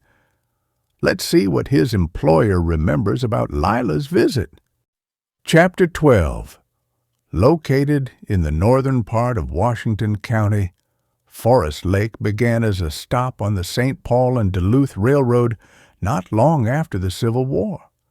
Its colorful history had always intrigued Nicky. The gangster Bugs Moran had lived in the city in the 30s, as well as Walter Mondale, a former vice president, and several politicians. Today, it was a sleepy town of around 20,000 people, proud of its Swedish history. Midwest Freight and Haul leased trucks to various companies, and their main campus sat on the northeast side of the city. Tim worked as a diesel mechanic with the company. Nicky didn't know a lot about big rigs, but mechanics made decent money. Still, if Elle had been building her clientele, a mortgage, insurance, and car payments could easily eat up a chunk and make things tight, especially with 2 kids. Nicky had called ahead to speak with the foreman, so she bypassed the huge building with the truck bays and parked in front of the main office. The late afternoon sun slanted low behind the silos on Forest Lake's north edge, catching the dust motes in the gravel lot of Midwest Freight and Haul like fireflies trapped in amber. Warm August air wrapped around their ankles, tinged with diesel and hot brakes. A row of semis huffed quietly along the chain-link fence, and Nicky smiled at the memories the scent of diesel brought her. She associated it with hot summers on the farm, watching her dad in the fields, constantly working on some piece of broken equipment. The main building had a small counter with a harried-looking woman answering phones. She directed Nicky and Liam to sit while she called the foreman. Moments later, a lean man with a ball cap and grease-stained jeans entered the office. His dark eyes met Nicky's. "Agent Hunt?" Nicky introduced Liam as her partner. "Thank you for meeting with us on such short notice." The foreman shook each of their hands. "Clyde Renshaw. You guys find Tim?" Worry lines creased his forehead. "He's a good man. I don't know what the hell's going on, but he wouldn't hurt anyone." "We understand," Liam said. Renshaw leaned against the counter, his hands scrubbed raw but still streaked with black lines beneath his nails. "I haven't heard from Tim since he left Saturday morning." "How did he seem when he clocked out?" Nicky asked. "Fine," Renshaw answered. "He was talking about working on Elle's car." He glanced at the receptionist bent over the bills while the ringing phone went unanswered. "Let's go in my office." They followed him through a narrow corridor. In his small office, a desk worn at the edges by years of leaned elbows was filled with paperwork and paper coffee cups. Clyde offered chairs. Nicky opened her notebook. "Mr. Renshaw, tell us about Tim Harper as an employee. What was he like here?" Clyde rubbed his forehead. "Quiet, smart as they come. Never missed a shift, never asked for breaks. He arrived before dawn and worked until we locked up. Didn't say much, but he was proud of the job, proud of his family. He'd talk about his wife and kids like they were the best parts of his day." Liam leaned forward. Did Ella and his daughters ever visit him at work? Clyde's gaze softened. Elle came by every Wednesday with brownies. He'd drop what he was doing to talk to her. At the company picnic in June, they looked happy, like they belonged in the same world. Nicky pressed on. Did you ever hear them argue? He shook his head. Never a raised voice, even when he was frustrated with a coworker. He's more the mediator type. Nicky shifted in her chair. Do you remember his ex stopping by? Clyde's face darkened. You don't forget her. A few months ago, she showed up screaming, demanded to see Tim. He stepped outside to calm her, and I saw her smack him across the face before he led her away. He came back pale, didn't want me to call the cops, handled it himself. Liam exchanged a look with Nicky. Anything else? Anyone else who came by? Clyde hesitated. There was a guy with a buzz cut who came last week looking for Tim. Tim went outside to talk to him. He didn't seem too pleased when he came back inside. But I didn't bug him about it. Nicky's pen flew across the page. Sean Simpson had a buzz cut. Riley had mentioned someone with a buzz cut coming by the salon. Sean had admitted he'd stopped to talk to Elle, but he'd never mentioned seeing Tim at work. Do you still have security footage from the day the man stopped by? Clyde nodded and tapped a button on the wall console. I'll pull the door camera clip. Give me 15 minutes. I'll text it to you. You'll see a dark sedan by Tim's green Ford Ranger. Nicky slid her card across the desk. Thank you, Mr. Renshaw. Anything else, no matter how small, you call me. He tucked the card into his pocket. I will, Agent Hunt. They were silent until they reached the Jeep. Nicky glanced at Liam. So Buzzcut guy is Sean Simpson, and we're going to need that warrant for Lila's information. Nicky cursed the construction as she and Liam made the 30-plus minute drive to Sean Simpson's apartment. They'd barely moved a mile in the last several moments. I don't know how construction guys do it. Liam nodded at one of the men in orange vests as they inched past. It's hot as hell, and that concrete makes it 10 times worse. Liam's fingers flew over his open laptop. I'm filling out the warrant for Lila Daniels, but I don't know if her hitting him a few months ago and then having no contact will be enough to get it. That's what I'm afraid of, Nicky said. Pull her address and see if we can get CCTV from around the area. I'd love to have some leverage next time I speak to her. She sighed with relief as the traffic knot began to untangle. I can't wait to hear why Sean didn't tell us about seeing Tim at work last week. Between him coming in to control the narrative and this, I think he's more of a suspect than Lila at this point. Agreed. Liam waved at the last construction worker as they finally got back up to speed. Hopefully he's home and we can surprise him. Nicky kept her eyes on the road, jaw tight. Her phone buzzed in the console. Unknown number. She almost ignored it. Almost. Nicky hit speaker. Hunt. A pause, then a man's voice, smooth and practiced. Agent Hunt, this is Daniel Price with the Star Tribune. I wanted to confirm something before we go to print. Nicky's grip on the wheel tightened. Confirm what? Price hesitated, as if savoring the moment. Is it true your daughter was the one who witnessed the shooting? The world seemed to tilt. Nicky's pulse spiked, her vision narrowing on the stretch of highway ahead. She forced the car into the right lane, jaw clenched so tightly it hurt. You want to run that by me again? Her voice was low, dangerous. I've got a source, Price said, his tone almost apologetic, but not enough. If it's accurate, It changes the entire narrative. The public deserves to know. No. The word cracked like a whip. The public does not deserve to know. What you're talking about is a child, a minor.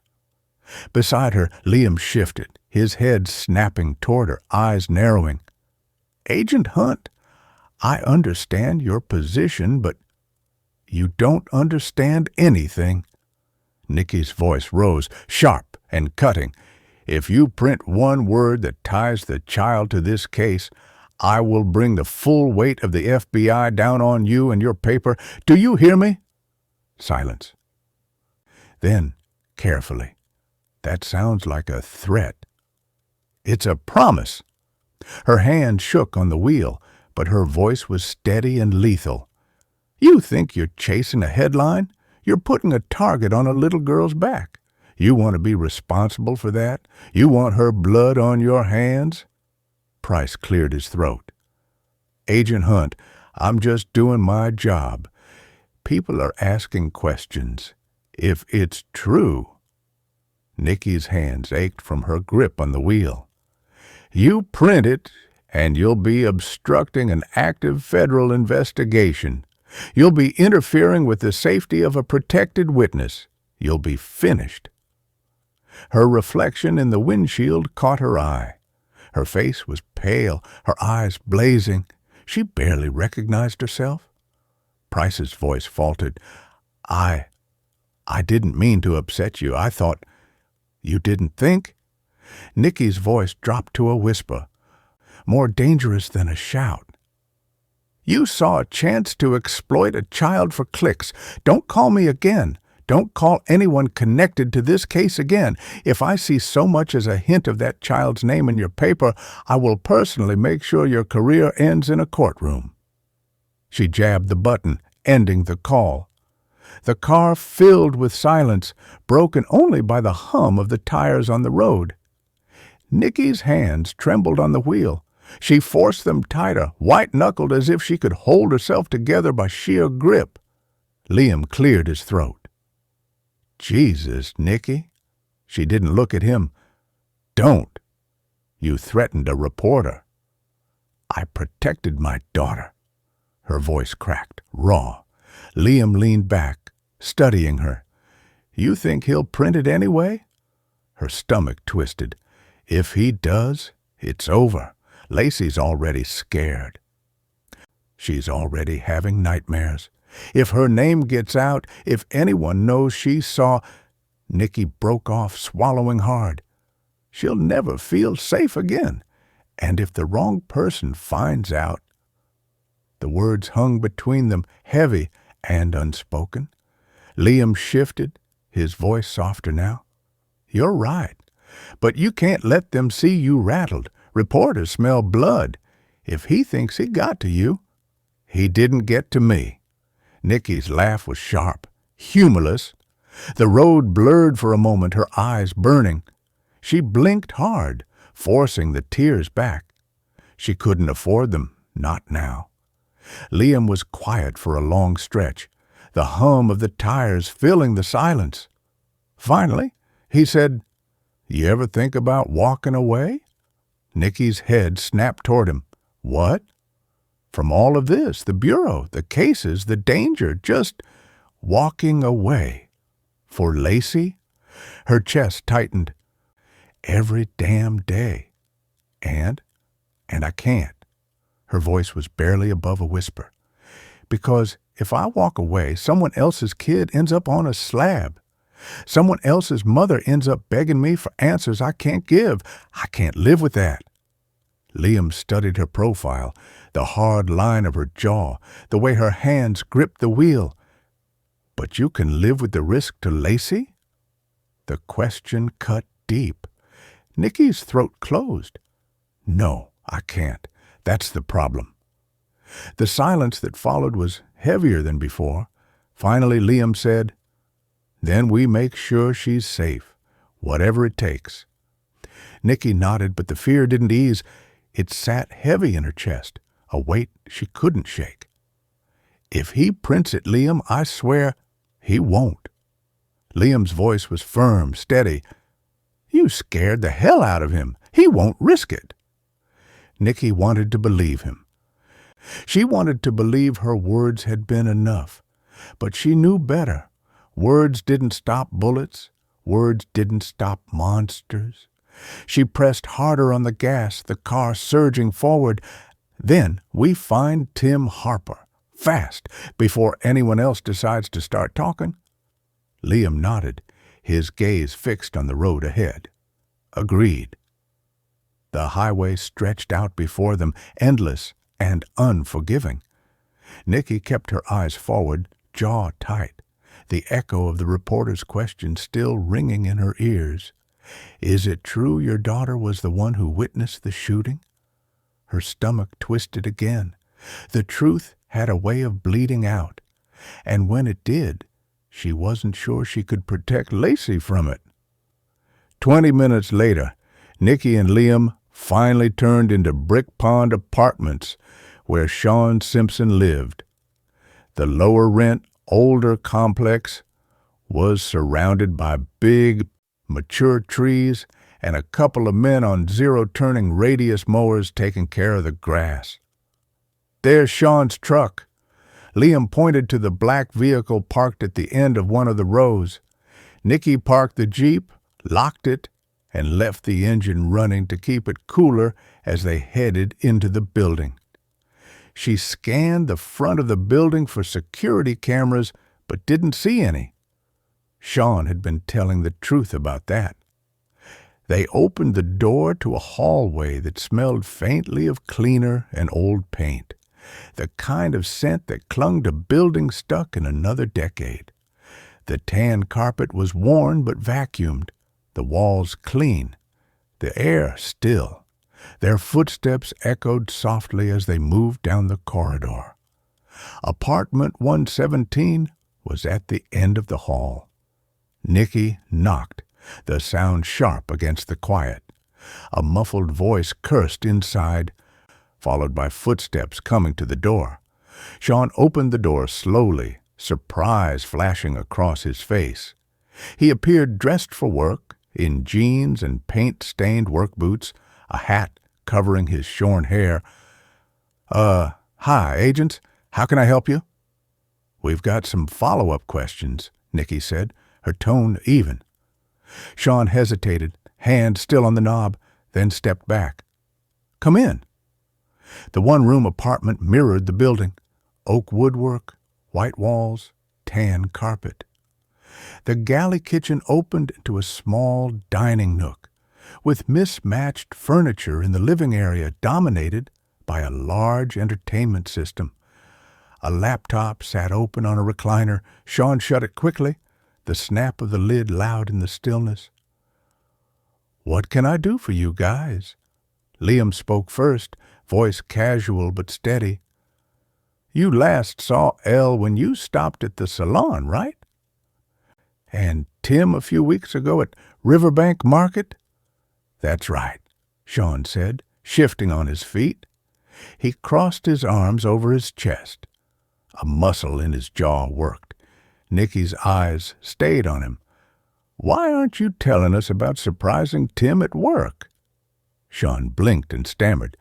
"That was personal business. Private." "Nothing is private in a murder investigation," Nicky said, her voice flat. "Omitting things makes it look like you've got something to hide." Sean rubbed his hands together, gaze dropping to the ground. After a beat, he said, "I stopped to ask Tim if I could borrow some money. I was in a jam. He didn't have it, and he was pissed I even asked." "Why didn't you tell us that before?" Liam asked, his tone sharper now. "Instead of making yourself look like a liar?" "I was embarrassed," Sean muttered. "I shouldn't need to ask my friends for money." "We don't care about your life decisions as long as they don't involve the case," Nicky said. "What else aren't you telling us?" "Nothing," Sean insisted. Seconds ticked by, their eyes locked in a silent battle.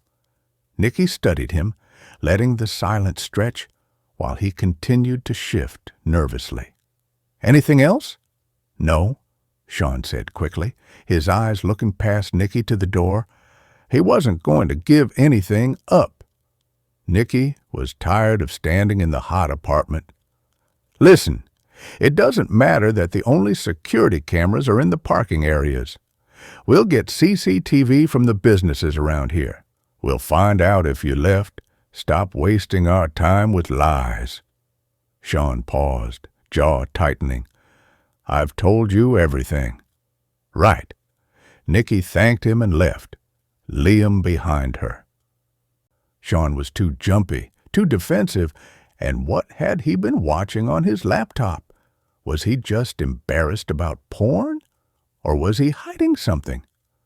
In the Jeep, Liam exhaled, tension breaking in his voice. "He's lying."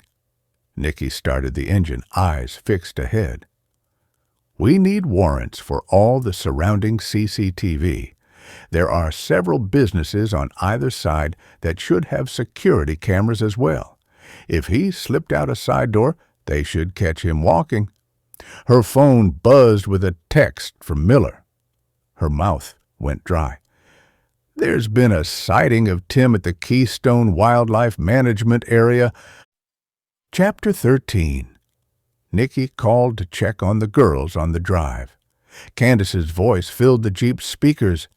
"Nicky," Candace sounded out of breath, "I was just about to call you."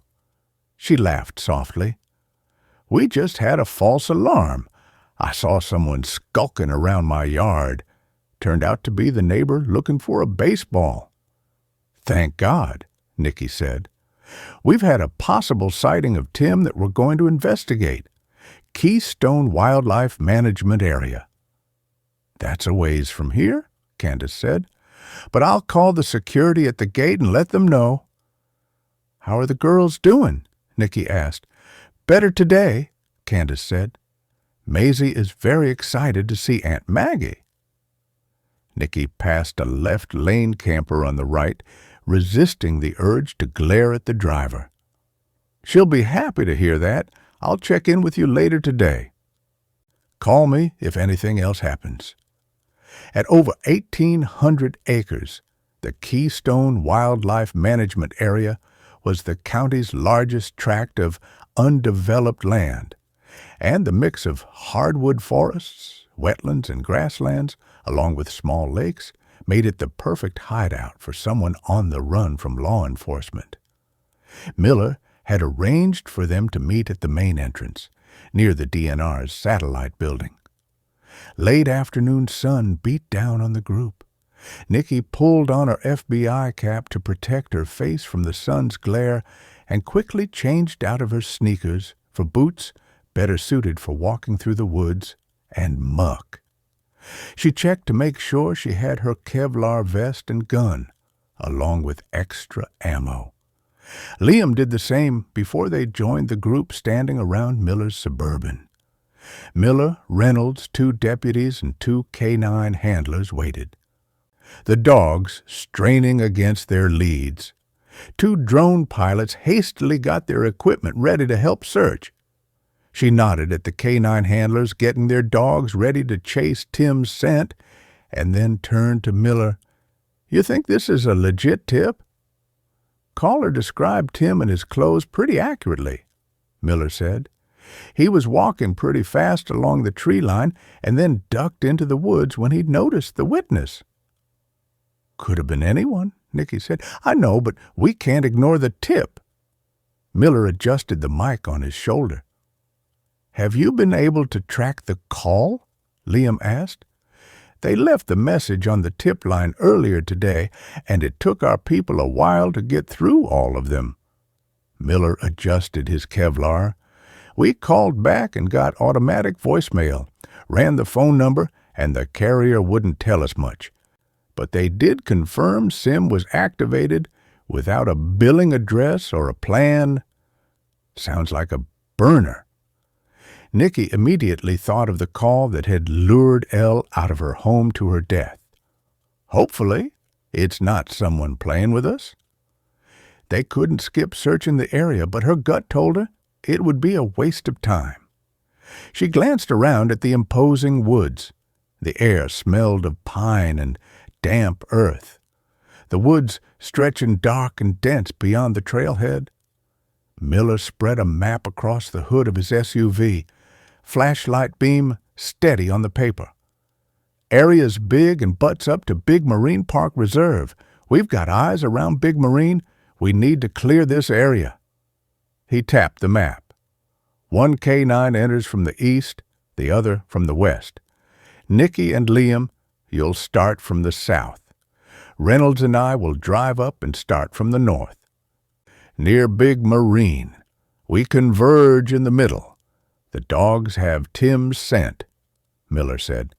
If he's been in here, they'll find him. Nicky and Liam moved into their section, flashlights cutting narrow beams through the undergrowth. They spread out about 25 feet apart, scanning for any sign of someone squatting in the woods. Branches snapped underfoot, the silence between them broken only by the dogs barking faintly in the distance. Keep an eye on the trees, Liam reminded her. They walked in silence for a while, both panting in the heat. Nicky sipped from her big water bottle, careful to ration it. Her hair was limp with sweat and stuck to the back of her neck, and her face felt like she'd stuck it into the oven. I think Tim's dead. Nicky broke the silence. Unless this lead turns out to be something, there's been no sign of him. Lacey acted so quickly, we'd have caught him on camera somewhere. Everyone seems to think he's not capable. Liam stepped over a fallen log and then stopped to help Nicky and her shorter legs over. But they were having financial problems. Maybe he thought this was his way out. Maybe, but it feels wrong. She glanced at the slowly darkening sky. So does this. A few minutes later, Liam's voice cut through the silence. How's Lacey doing? Her stomach twisted at the thought of everything her daughter had gone through. Okay, I think, Nicky said. She's still seeing it over and over again, but I told her that it will slowly go away and she'll be able to control the memory more. She's a tough cookie. She's had no choice.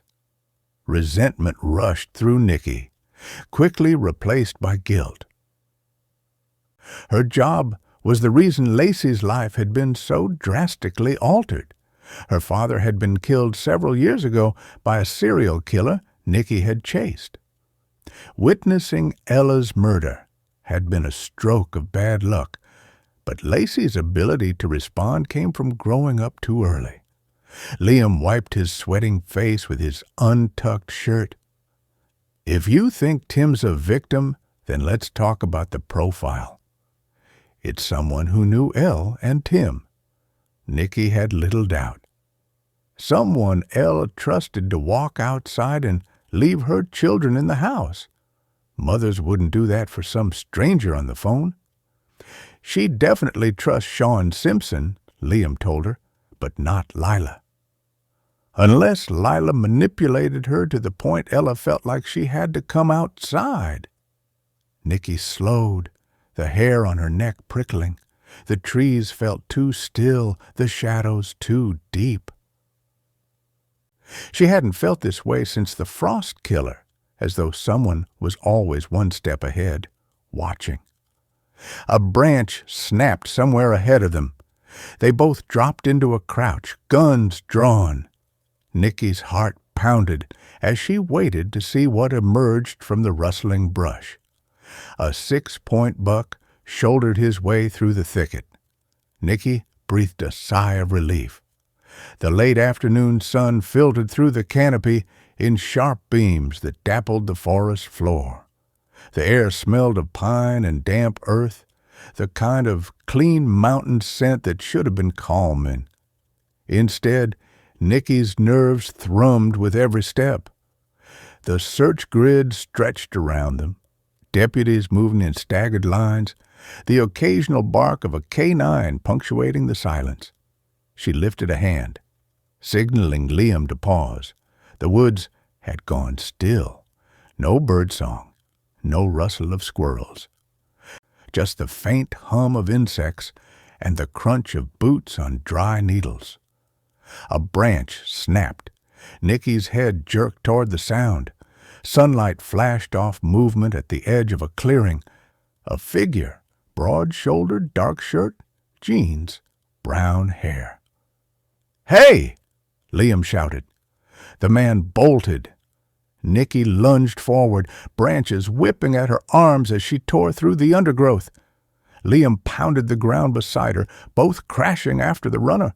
The man's silhouette darted between shafts of sunlight, fast and desperate. "Stop! FBI!" Liam's voice carried, but the man only pushed harder, weaving through the trees. Nicky's lungs burned, her legs screaming as she forced herself faster. For a heartbeat, she let herself believe Tim Harper. It had to be. The build, the frantic flight, the way he didn't look back. No matter what he might have done. Those girls would have a parent left. The man stumbled over a root, caught himself, and sprinted again. Liam surged ahead, closing the gap. With a final burst, he tackled the runner from behind. They hit the ground hard, rolling in a tangle of limbs and dirt. Nicky skidded to a stop, chest heaving, sunlight glaring off her flashlight's metal casing as she pointed it at the figure on the ground. "It's not Tim." Her stomach dropped. The man was younger, maybe mid-20s, with shaggy brown hair and wide, terrified eyes. His chest heaved as he tried to twist free. "Get off me! I didn't do anything!" Liam pinned him, breath ragged. "Then why the hell did you run?" The man's gaze darted between them, panic sharp in his voice. I thought you were rangers or something. I was just—" He broke off, swallowing hard. Nicky crouched. Sunlight hot on the back of her neck. "Just what?" He hesitated, then blurted, "Smoking weed, okay? That's it." The words hung in the air, absurd after the chase. Nicky's pulse still thundered, her body trembling with the adrenaline crash. She studied him, searching for any sign of deception, but all she saw was a kid who'd made a stupid choice and panicked. "You ran like your life depended on it," she said, voice low. "Recreational marijuana is legal here now. Why the hell would you run from us? We can't arrest you for that." His eyes flicked away. "I heard you yelling. I thought— Hell, I don't know what I thought. I just ran." Liam eased back, still holding him down, but less forceful now. "You nearly gave us a heart attack." The man winced. "Sorry, I swear, I don't know anything about whatever you're looking for." Nicky straightened, scanning the clearing.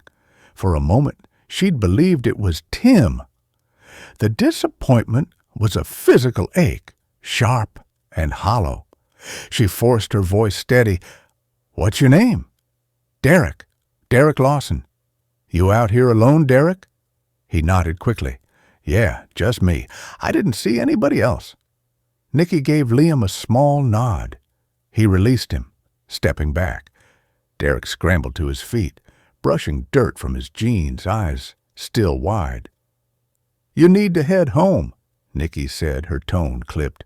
"And if you're smart, you'll stay out of these woods for a while." He bobbed his head, eager. Yeah, I will. Sorry again." He backed away, then turned and disappeared into the trees, his footsteps fading.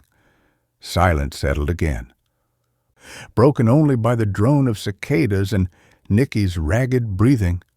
She pressed a hand to her chest, trying to steady the pounding. Liam muttered, "All that for a kid with a joint?" Nicky's jaw tightened. Could have been him. Yeah, but it wasn't. She swept her gaze across the clearing one more time, the sunlight glaring off every leaf, every branch. Tim was still out there slipping through their fingers, and every false lead, every wasted chase, was another reminder of how close they were to losing him for good. Nicky exhaled, forcing the frustration down. "Let's keep moving." Liam nodded, and together they pushed back into the trees, the shadows swallowing them whole. 3 hours later, with the sun dipping fast in the west, the group reconvened at the same location. "Dogs hit on anything?" Miller shook his head. "Not a damn thing. I should have called it an hour ago, but it's a big area. We'll keep the drones in the air for a while." "If the killer called from the same burner phone they used to call Elle Saturday morning, we can track it," Liam said. "We'll need a warrant from the carrier and backtrack from Ella's records. But it's worth trying." Chapter 14. The woman sat in the driver's seat, engine off, the dash clock glowing faintly in the dark. Her hands were locked on the wheel, knuckles pale. The lot was empty, except for a single buzzing streetlight. The passenger door opened, and he slid in, the seat groaning under his weight. He smelled faintly of smoke and sweat, like he'd been pacing outside before working up the nerve to get in. Neither spoke at first. The silence was thick, suffocating. Finally, she turned, voice sharp. "You had motive." His jaw flexed. "So did you." Her pulse jumped, but she didn't look away. "Don't twist this. Elle's dead, and you're not exactly innocent." He leaned back, arms crossed, gaze steady. "Neither are you. You hated her." Her throat tightened. "I didn't hate her, but someone else did." His eyes narrowed. "Who?" She hesitated, then shook her head. "You already know. She wanted Elle gone. She said it more than once." He shifted, restless. "People say things when they're angry. Doesn't mean they follow through." "She meant it," the woman said, her voice low. "You saw the way she looked at Elle, like she was a problem that needed to be erased." He stared at her, jaw working. "And you think that makes her a killer?" "I think it makes her capable." The silence stretched, broken only by the tick of the cooling engine. Finally, he said, "You're hiding something." "So are you." Her nails dug into the steering wheel. "If you know who did this, tell me." "If you know, you tell me." The words mirrored each other, sharp as knives. For a long moment, neither spoke. The air inside the car was heavy, suffocating. Finally, he exhaled, shoulders sagging. "I didn't kill her." The woman's stomach twisted. He was telling the truth. Then we're both in danger. The words hung in the air, heavy with truth. She turned the key, the engine rumbling to life. "If you're lying to me." "I'm not." "Then we find him. Together." His mouth curved in a humorless smile. "Like old times." Her grip tightened on the wheel. "No, nothing like old times." The car pulled out of the lot, tail lights bleeding red into the night. Chapter 15.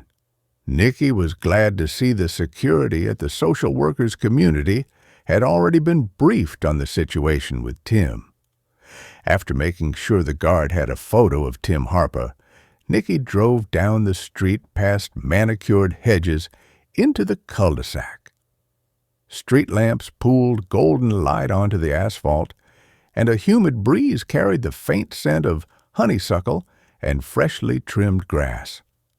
Candace Walker's ranch-style house stood near the end of the circle, a single-story cottage with white siding, blue shutters, and a small porch framed by climbing roses.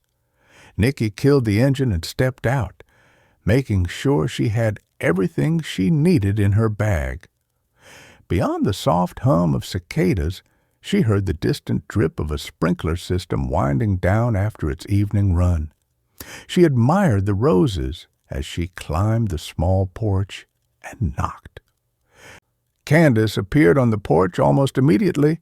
In her late 50s, she moved with the confidence of a social worker who spent decades guiding children through upheaval. Her silver-tipped hair was pulled back in a loose bun. Her eyes, warm and alert, flew to Nicky's face. "Nicky," she said, voice steady, "come on in." Nicky had worked with Candace on previous cases and trusted her with the two little girls. Inside, the foyer smelled of vanilla and lavender. Shoes, including a little pink pair of sandals, lined the entryway. The living room lay beyond, bathed in the glow of a single table lamp. On one side, 6-month-old Maya slept in a mesh-sided playpen, her tiny hands curled into fists. On the other, 4-year-old Maisie lay on a cream-colored couch, knees tucked in, head resting on a pastel pillow. Candace had pulled a well-worn blanket over the little girl. Candace gestured toward her kitchen. Nicky followed, careful not to wake up either child. Ducks and roosters decorated the small room. "Can I get you anything?" Candace directed Nicky to sit at the round table in the middle of the room. "No, thanks. Why don't you come rest?" Candace sank into the chair across from Nicky. "Is there any sign of the father?" "No, and that's one of the things I wanted to talk to you about," Nicky said. "Turns out Maisie isn't Tim Harper's biological child. Her father was killed in a wreck when she was a baby." Candace pressed her hand to her heart. "And now she's lost her mama?" she whispered. Nicky nodded, swallowing the lump in her throat.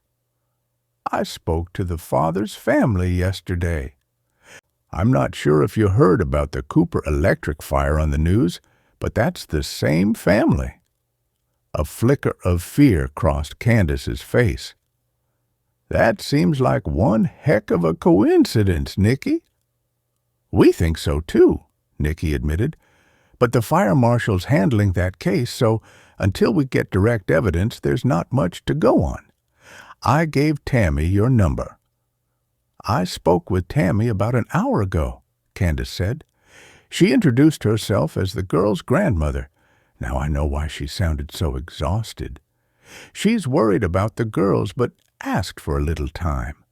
I told her she could come by tomorrow afternoon." "That makes sense," Nicky said. "Did she ask about both girls?" "She did," Candace confirmed. "She called them her grandchildren, didn't split hairs between Maya and Maisie." She sounded relieved they're together. Candace drummed her fingers on the table for a moment. "I explained to Tammy that I was willing to allow visitation, but as far as custody goes, the kids stay with me until Tim shows up and is cleared or we decide to look for a placement. I'd like to allow at least a few days before we do that." "Me too," Nicky said. "I truly don't expect Tim to show up here, but I'd rather the girls be here than at the Coopers'. Much more accessible neighborhood, and I don't want to put the Coopers in that position should Tim show up." She glanced around Candace's shoulder to the living room. She could see Maisie's little toes sticking out from under the blanket. "How are they doing?" "Maya's a dream," Candace replied with a smile. "Almost never cries. She smiles at everyone like she already knows she's safe. I wish mine had been that easy when they were babies." She let out a small sigh and tipped her chin toward Maisie. "Maisie's quiet. She knows her mom is hurt bad and can't talk to her." Nicky leaned forward. "Has she mentioned Tim?" Candace's throat clenched. "She keeps asking, 'Why isn't Daddy taking me to see Mommy?' I told her we're still looking for him." She paused. "She hasn't said much since. I think she knows it's complicated." Nicky nodded. "The social worker from the sheriff's office will stop by tomorrow morning. We'll have her check in, make sure the girls are getting the support they need. I know it's hard to handle all of this on your own." Candace's shoulders eased fractionally. "Thank you. I can handle the practical stuff, but grief's different with children. I need to make sure I'm not missing anything." A soft voice came from the living room. "That'll be Maisie." Candace rose and hurried into the adjacent living room. Nicky followed her, a knot forming in her throat, when she saw little Maisie sitting up, her bright blue eyes blinking in the lamplight. Her blonde curls framed a small face creased with sleep. She noticed Nicky and pulled the blanket closer to her little body. Nicky offered a gentle smile. Maisie's voice was small but steady. "Are you the police lady?" Nicky's chest tightened. "I'm here to help," she said softly. "I'm Lacey's mom. You can call me Nicky." Maisie hugged the shawl tighter around her. "Mama?" Tears flickered in her eyes. "Daddy?" Candace rose from the armrest and crouched beside her, pulling Maisie close. The couch creaked under their weight. "Here you go, sweetheart." She handed Maisie a well-loved teddy bear, its fur thin in places, a heart-shaped patch sewn over one paw. "Auntie Maggie's coming tomorrow. Isn't that exciting?" Maisie pressed the bear to her cheek, but shook her head. "Is Mommy coming tomorrow to get me?" Candace swallowed, and Nicky saw the hesitation in her eyes, a split-second question of how to soften the blow. Candace tucked Maisie's curls behind her ear. "Mommy can't come to get you because she's gone to heaven. She's helping God with a very special job, and she wanted you to be proud of her." Maisie's lower lip quivered. "Will she come for my birthday?" Candace set the bear on the couch beside the little girl, then wound her arm around Maisie's shoulders. "She's always with you," she whispered, "in every hug, every smile, every time you laugh." She gave Maisie's hand a gentle squeeze. Maisie's eyes fluttered closed, and she leaned into Candace as though seeking warmth from her sleeve. Behind them, Maya stirred once, then shifted back to sleep. Nicky's throat felt raw. She glanced away, blinking back her own wave of emotion. She was good at facts, timelines, evidence, interviews, but children's grief had its own language she was still learning. Candace rose slowly, letting Maisie settle against the couch. Nicky moved toward the door. "You're doing an incredible job, Candace. I didn't know what to say to her. I don't know how you do it." Candace managed a small smile, eyes glistening. "Thank you, Nicky. It means a lot. I'll check in with you tomorrow." Outside, the night air felt cooler against Nicky's skin. She breathed in, letting the scents of roses settle around her. She leaned one shoulder against the Jeep, running her hand over the hood. She'd carry the grief in Maisie's eyes for the rest of her life. Losing her own parents at 16 had been hard enough, but a 4-year-old who needed her mother, Nicky couldn't imagine. And poor little Maya would never get to know the woman who'd brought her life. Nicky wiped her eyes and climbed into the Jeep, closed the door, and started the engine. The headlights cut through the dark as she pulled out of the quiet community, the gate closing behind her. Chapter 16. The moon sagged low over Barker Lake, swollen and bruised, its edges eaten by shifting clouds. Light leaked in ragged stripes across the black water, silvering the cattails where cicadas rasped their slow, tired song. Bullfrogs answered in lazy croaks. The air stuck wet to every inch of exposed skin, thick with the mingled reek of lake rot, bug spray, and the faint chemical bite of cheap whiskey. Glass clinked against rock near the fire pit they'd never gotten around to lighting. A thin trickle of laughter wove through the night, already loosened by booze. They weren't supposed to be here, which made the night all the more fun. Brandon hoped the farmer on the other side of the lake didn't catch them. "Barker Lake is cursed," Sid announced, her words wobbling, followed by a high-pitched giggle. She stood knee-deep at the shoreline, beer can swaying in one hand, the other flicking cold water toward Em. "We're all gonna wake up with scales." Em snorted, peeled off her shirt in one impatient motion, and waded forward until the black water took her in up to her hips. "We're not waking up," she said, voice flat with the brand of mock seriousness only she could manage. "We're already dead." Then she dove cleanly, barely a splash, vanishing under the surface. Brandon watched her go, the pale line of her back swallowed by dark water.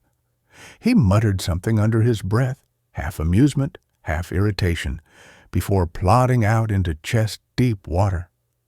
He was drunk enough to feel untouchable, exhausted enough to think that was true. Up by the trees, Tanner and Haley had claimed a hammock strung too low between two willows. The netting sagged alarmingly, threatening to dump them into the weeds. Haley's laugh threaded through the steady drone of crickets as Tanner brushed his mouth against her hair. Brandon kept going until the lake cradled him from all sides.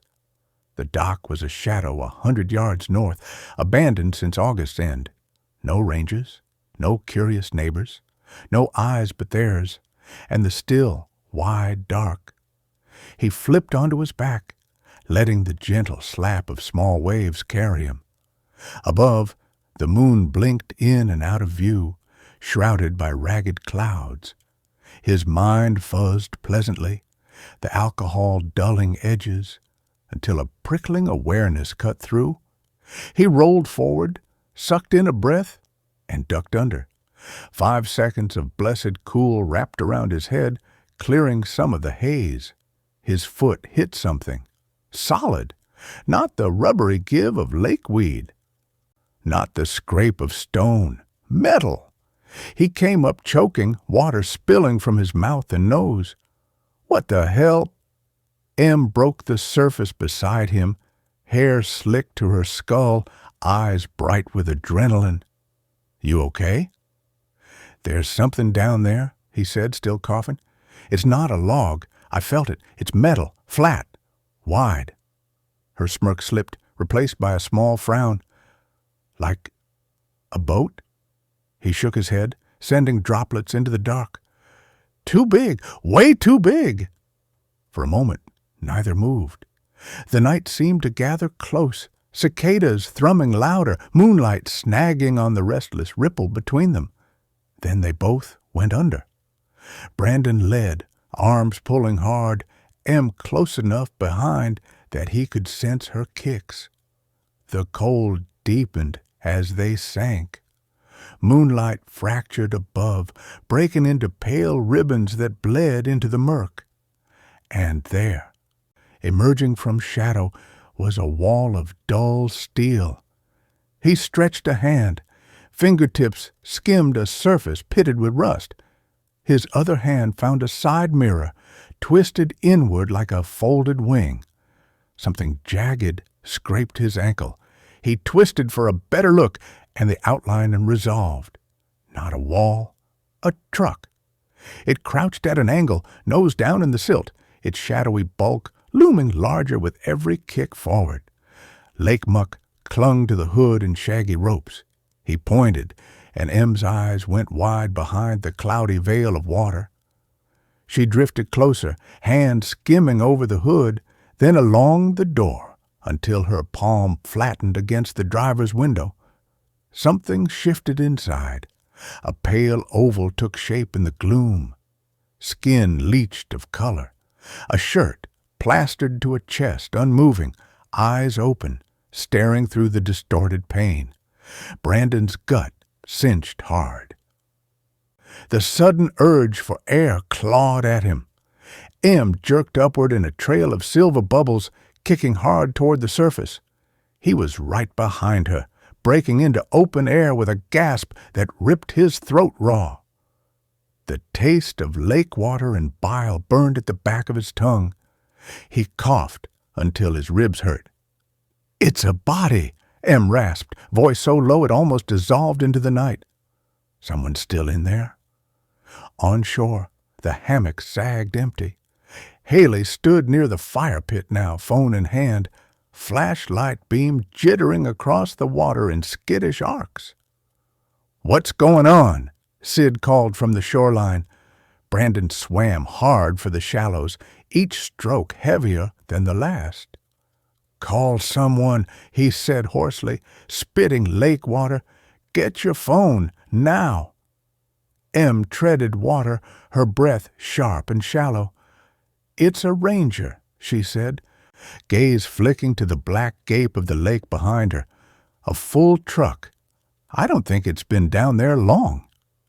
Sid's beer hit the dirt with a soft thud, foam sloshing over her fingers.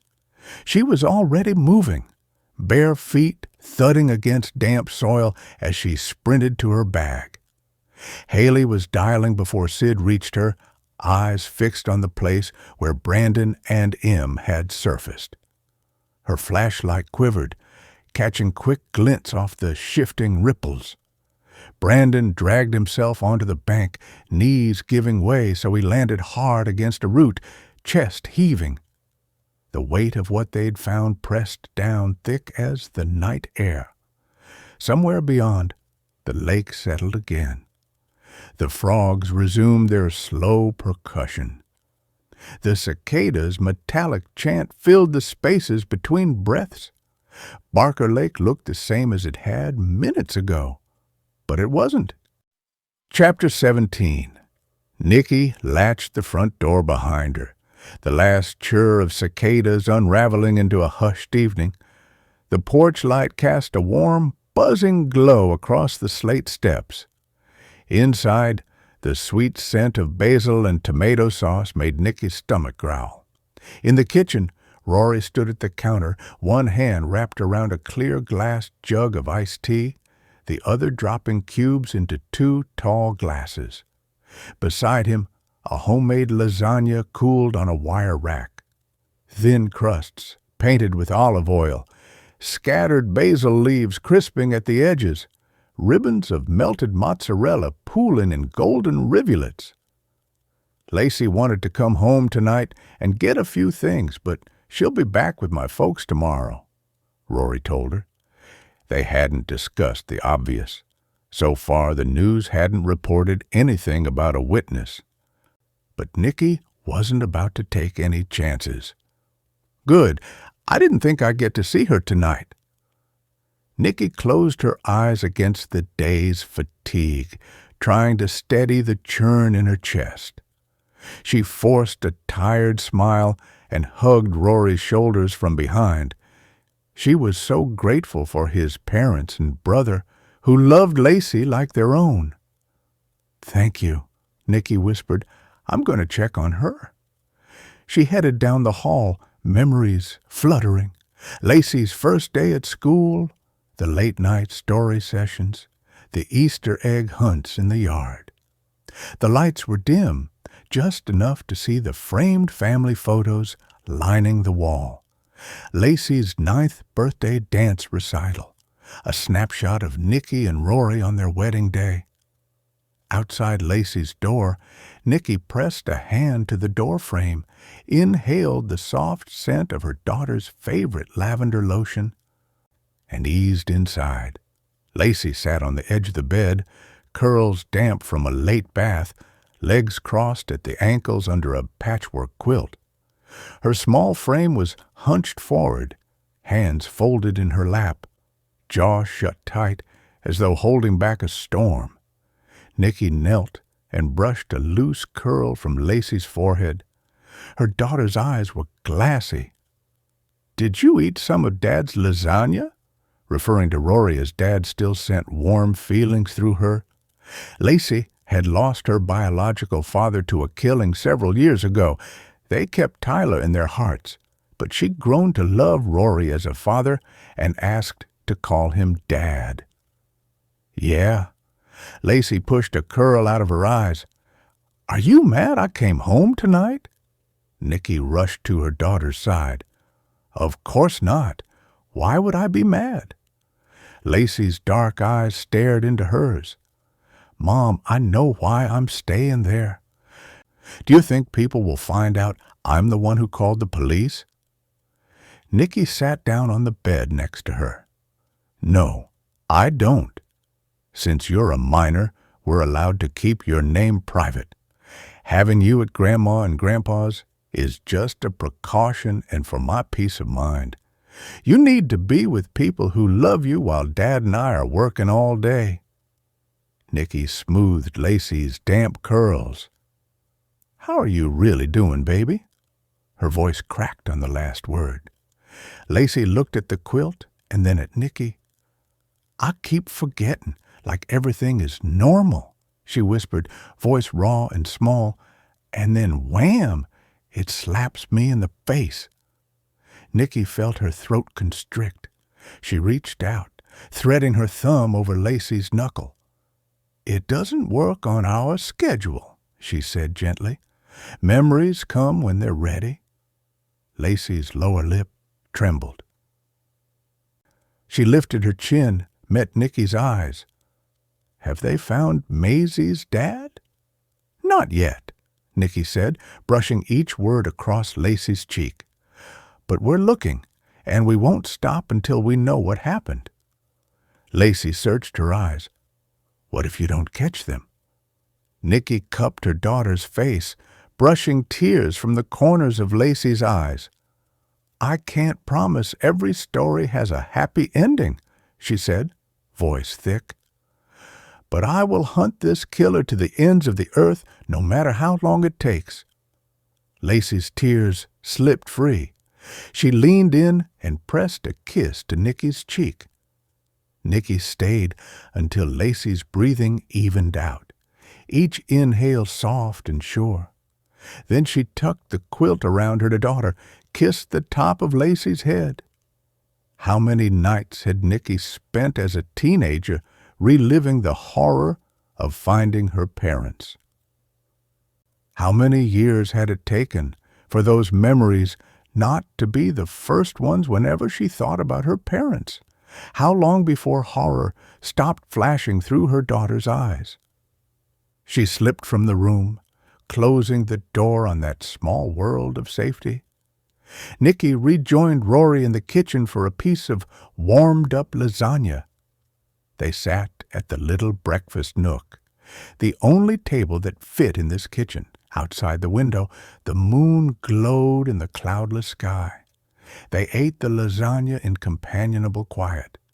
Afterward, they cleared the dishes together, Rory stacking plates in the dishwasher, Nicky wiping the counter until the basil flecks disappeared.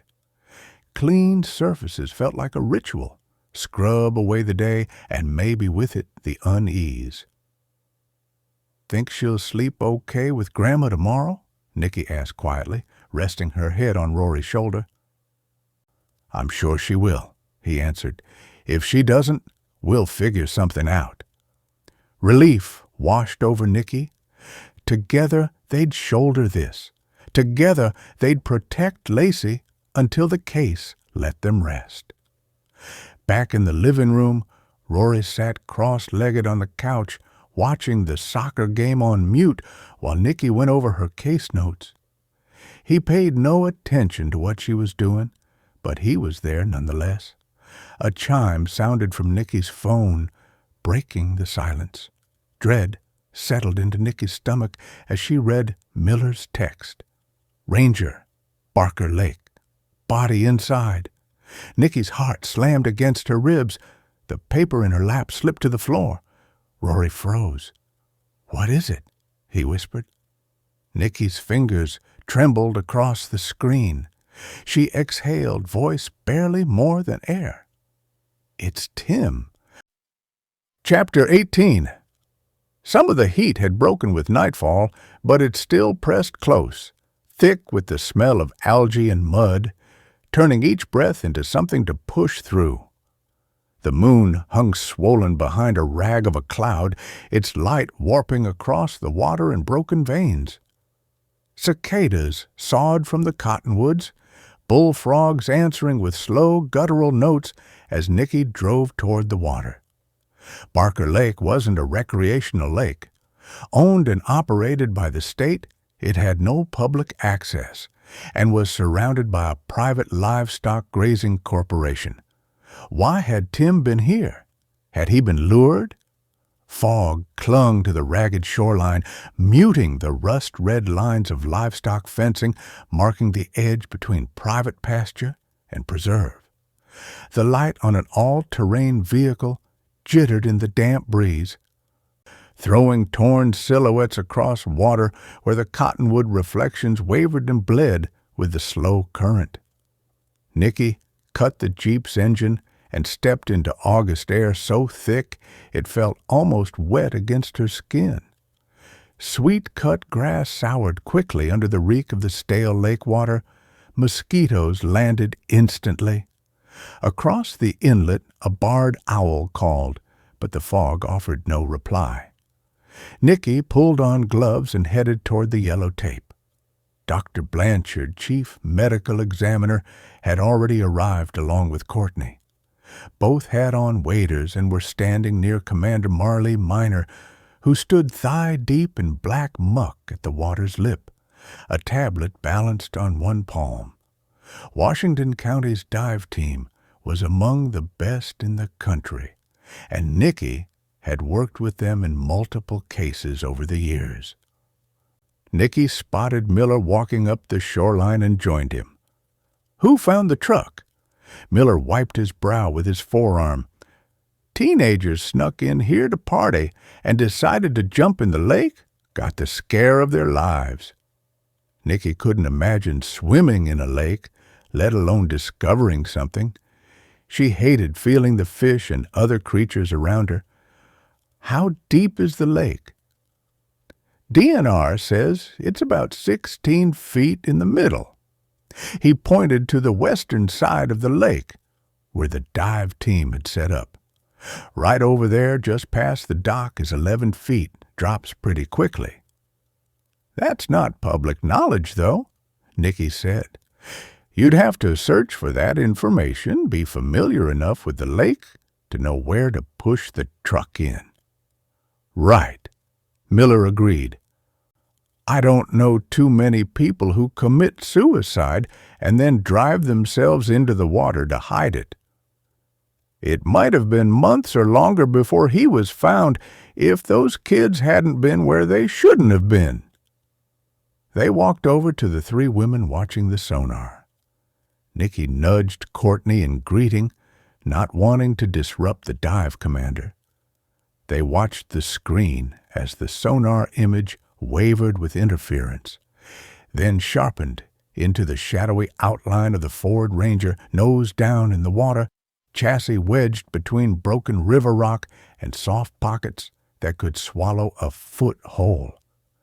"Sediment's loose," Marley said, thumb tracing the cloudy bloom on screen. "Visibility's near zero. We'll slow lift."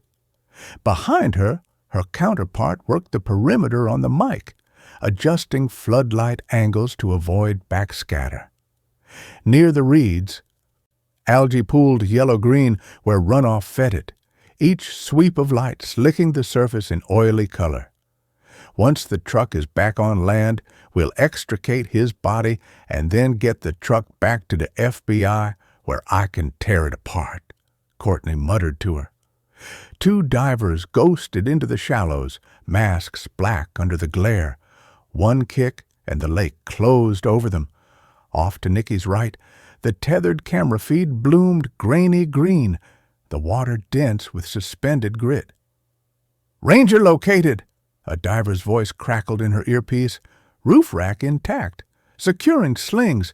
Occupant present." The words slid cold down Nicky's spine.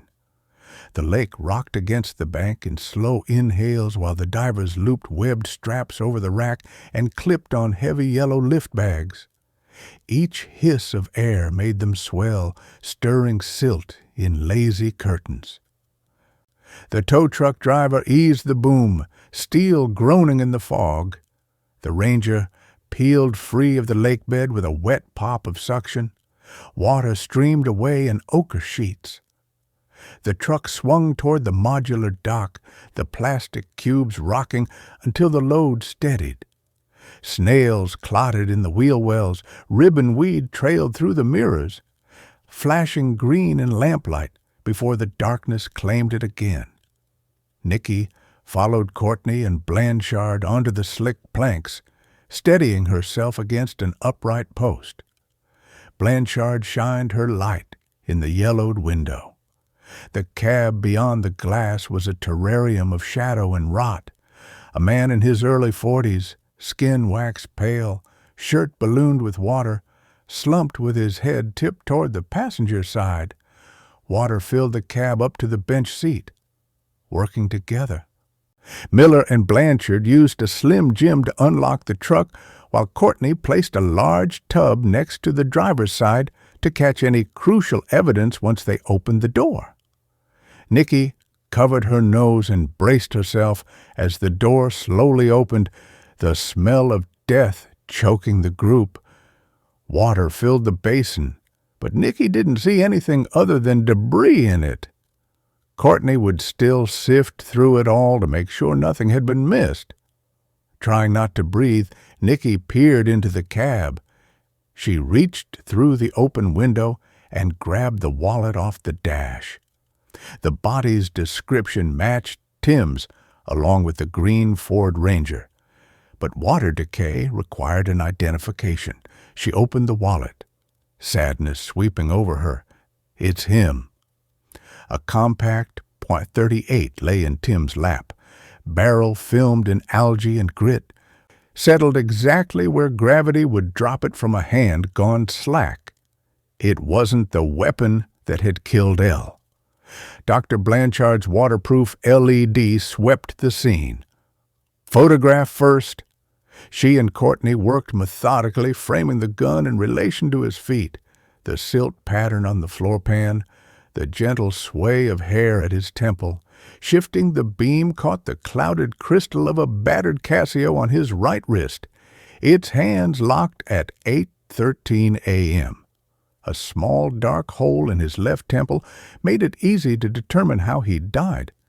Nicky felt a wave of relief wash over her despite the situation. Tim could not have killed Elle. He'd died before her, somehow lured off the road. No chance of getting any gunshot residue on his fingers. I highly doubt it, Courtney answered. GSR won't like this much soak. Blanchard slipped swabs into Tim's palm, rolling them to gather what might still cling. More swabs traced his temple and collar, each vial sealed underwater, labels smoothed flat. The crane hauled again. The Ranger rolled onto the waiting trailer, and when the passenger door opened, lake water belched out with the copper-tinged scent of old blood. Blanchard and her death investigator worked Tim free under a waterproof sheet. Courtney bent into the driver's side, peeled back carpet to where foam padding ran black with coagulum, scraped fibers and any tissue flecks into labeled capsules. Make sure you swab the steering wheel and the cab, including the doors, for anything that could have survived, Miller said. You're not getting fingerprints, Courtney said, but we might be able to determine a cleaning agent. Just depends on where we can get samples from. Nicky wasn't sure how much time had passed since they started working to remove Tim's body, but she could see twilight on the eastern horizon. We know he didn't shoot Elle, going by the watch. His watch stopped before Elle was shot, she told the sheriff. We're looking for someone who had issues with both Tim and Elle and knew this lake well. Sean Simpson and Lila Daniels still fit the bill. See if they're registered owners of a .38, Miller answered. although we won't get that lucky." Nicky thought of two little girls without parents as Blanchard and the investigator secured Tim and headed back to the medical examiner's office. Maggie had lost her brother and closest friend. She'd stopped trying to understand the world's evil a long time ago. Serial killers were easy to read. But crimes like this, destroying an entire family, would never make sense to Nicky. "Court, I've got to go tell Maggie Harper before the news catches wind, but I'll stop by in a few hours to check in." Chapter 19. The Lowell Inn's door gave under her hand with a soft gasp, and Nicky stepped from the August heat into curated quiet. Light slanted through the tall panes, washing the floral wallpaper in a honeyed glow. The place smelled like beeswax and old paper, the polished banister catching the sun. Somewhere deeper in the building, a grandfather clock counted time in measured ticks that felt too calm for what Nicky carried. She climbed the stairs to Maggie's second-floor room, hands shaking with dread. Nicky gathered herself before gently knocking on the door. She didn't want to wake up other guests in the wee hours of the morning. She debated texting Maggie to see if she was awake, but the sudden shuffling on the other side of the door answered her question. The door opened. Maggie stood wrapped in a robe that went down to her knees, her hair tousled from sleep. Fear flashed in her eyes. "Agent Hunt, what are you doing here?" "I need to talk to you." Maggie's hand gripped the door handle as she moved aside to let Nicky into the room. It couldn't wait a couple of hours? Her attempt at lightening the mood fell flat. Nicky let the door ease shut behind her and stood a beat to collect what needed to be said and what needed to be held back. Barker Lake clung to her clothes anyway. She kept the images compartmentalized, locked where they belonged. Tim slumped behind glass, a thin trickle running from the truck's bed like the lake, refusing to let go. This room did not get those details. Maggie sat down in the wingback near the west window, half turned toward the street. Her phone lay across her knee, thumb ghosting the edge of the case. She looked up when Nicky moved, and her face steadied into the kind of stillness people think will keep a blow from landing. Nicky recognized the performance and the instinct beneath it. She chose the chair opposite, not too close, not too far. She slid her bag to the floor, the strap still looped over her fingers, then let it go. Her checklist ran a quick lap through her head. Confirm privacy. Deliver fact. Place. ID. No speculation. Hold space. "They recovered Tim," she said. Her voice was even, pitched low for the hush of the room. "He was in his Ford Ranger, submerged at Barker Lake. I'm so sorry." The name dropped between them, heavy as a lead weight. Outside, a couple walked past the shops, their footsteps bright on the sidewalk. The grandfather clock ticked on. Maggie didn't blink. For 2 beats, her gaze stayed wide and reflective, like surface water flattening over a dark shape below. "You're certain?" It wasn't a question so much as a demand. "I am." Nicky kept her tone precise. Maggie's knuckles whitened around the phone. "How long was he there?" "His watch stopped at 8:13 a.m. Maggie's eyes locked with hers. "That's before Elle was shot. He didn't kill her." "I know." Nicky hated to press right now, but she had a few questions. "Would Tim have stopped to help a stranger?" "What do you mean?" Maggie dabbed a tissue against her eyes. "Let's say he's headed home that morning, and some stranger has car trouble and is waving someone down. Would he stop?" Maggie swallowed, the movement small and sharp. "Probably. He'd definitely stop to help if it was someone he knew. Maggie's focus drifted to the window, to the slice of Main Street framed by the mullions. She didn't cry. She didn't speak. Nicky let the clock mark out 10 seconds, then 15, then 20. "Who found him?" Maggie finally asked. "Teenagers," Nicky said when it felt right to give her the next thread. "They shouldn't have been swimming out there." Maggie's eyes flicked back to Nicky. "You're going to arrest Lila, right?" Nicky chose her words carefully. "Not yet.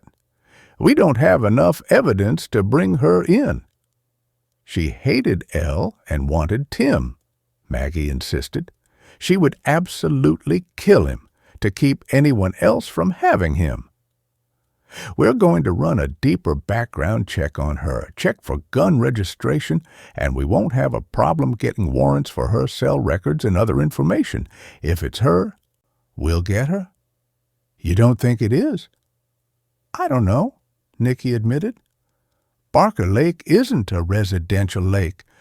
Whoever did this likely knew that and chose the location thinking Tim wouldn't be found for a long time. You're sure Tim never mentioned having issues with anyone else?" "No, just her." Maggie breathed out. The hand with the phone shifted to the arm of the chair, fingers flattening against the fabric, anchor points against a current she couldn't see.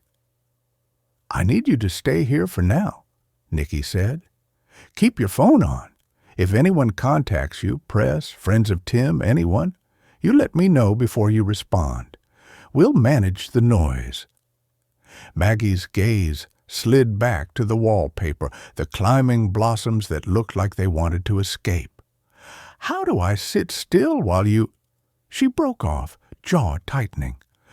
"While you do all of that?" "You don't sit still," Nicky said, gentler than she felt. "You breathe. You drink water. You let your body catch up to what your brain just heard. And you trust me to carry the case forward while you do." "Maisie and Maya," Maggie's voice broke. "It's so unfair." She sat up straight. "Shit! I have to get the paperwork out of the house. I can't let the girls go into the system." Nicky hadn't been able to get into the house to check for the paperwork Tim and Elle had drawn up for the girls in case the worst happened. "I'll get Sheriff Miller to release the scene today if possible," Nicky said. "Now that we know Tim isn't coming home, it shouldn't be an issue." Maggie stood up and started to pace. "I have to get that paperwork so those babies don't end up in care." Appointing a guardian in the case of tragedy wasn't unusual, but Nicky still asked. "He never mentioned a specific reason for drawing up the paperwork, like someone threatening them?" "No, he just said it was being a responsible parent. I have to find it." "I promise I'll talk to the sheriff today," Nicky said. "Right now, they'll stay with Candace. I let her know on the drive in, and she's expecting to hear from you." Nicky stood. "I'll be in touch soon," she said. "And Maggie, if you need anything, you call." Chapter 20. The Cooper driveway shimmered in the heat, the kind of late summer glare that made the air itself seem to waver. Nicky slowed the Jeep, tires crunching over the gravel, and took in the scene ahead. The garage door was rolled open, revealing a cavern of shadow broken by the slow, steady rotation of a big industrial fan. Its blades chopped the air in a rhythmic whir, pushing the heat around more than cooling it. Tammy was inside, bent over a workbench. She wore cut-off denim shorts and a faded T-shirt with the neck stretched thin, her hair pulled back in a messy knot. A rag hung from one hand, the other braced on the bench as she leaned into her work. Cardboard boxes were stacked along one wall, some sagging at the corners, others neatly labeled in black marker. A rake and shovel leaned in the corner, their handles worn smooth from years of use. Nicky stepped from the Jeep, the sun pressing down on her shoulders, and walked toward the open bay. The smell of hot concrete, dust, and faint motor oil drifted out into the driveway. "Tammy!" she called over the fan's roar. Tammy jerked upright, eyes wide for a second before recognition softened her expression. "Oh, Agent Hunt, you startled me." She set the rag aside, brushing her palms on her shorts, leaving faint smudges of dust. "How are you doing?" Nicky stopped just inside the garage, already sweating. Tammy gave a short laugh that didn't reach her eyes. "I can't sit still. This was a project Dave and I kept putting off. Figured I might as well tackle it." She glanced toward the house, then back. "I get to see my granddaughters tonight. That helps. I spoke with Candace yesterday. She seems really kind and competent." Her voice softened briefly, then sharpened again. "Is there news about Tim?" Nicky nodded. "Unfortunately, we found Tim's body inside his truck in Barker Lake. He'd been shot." The fan's drone filled the pause. Tammy's face went slack, the color draining. She swayed slightly, one hand gripping the edge of the workbench. "God!" She blinked hard, then shook her head. "It's too hot out here. Let's go inside." They crossed the short stretch of driveway to the side door. Inside, the shift from the garage's heavy air to the cooler, dimmer interior was immediate, though the faint hum of the AC couldn't quite chase away the warmth clinging to their skin. The kitchen smelled faintly of lemon cleaner overlaid with coffee gone cold. The blinds were half drawn, slats tilted to block the worst of the glare. Tammy went to the fridge, her hand lingering on the handle a moment before she pulled out a bottle of water. "You want one?" she asked, twisting the cap. Nicky shook her head. "I'm fine. I actually came to talk to you about Sean Simpson." Tammy paused mid-swallow, lowering the bottle. "Why? Sean made up with Tim a long time ago. We've all spent time together since then, and there were no issues. Barker Lake isn't recreational," Nicky said. "If some teenagers hadn't been where they shouldn't be, we might not have found him. That suggests planning by someone who knew the area." "But Sean was over L, he told me," Tammy insisted.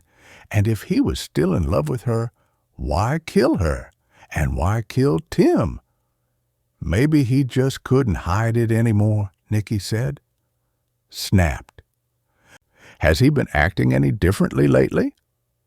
Tammy leaned against the counter, the bottle turning slowly in her hands. "He hasn't been coming around as much. I figured he was getting sucked back into online gambling. He's done it before, and it burns him every time." Her voice wavered, and she pressed the heel of her hand to her forehead. "God, what if I missed something?" The words came out on a shaky breath. She set the bottle down with a soft thud, condensation pooling in a ring on the counter.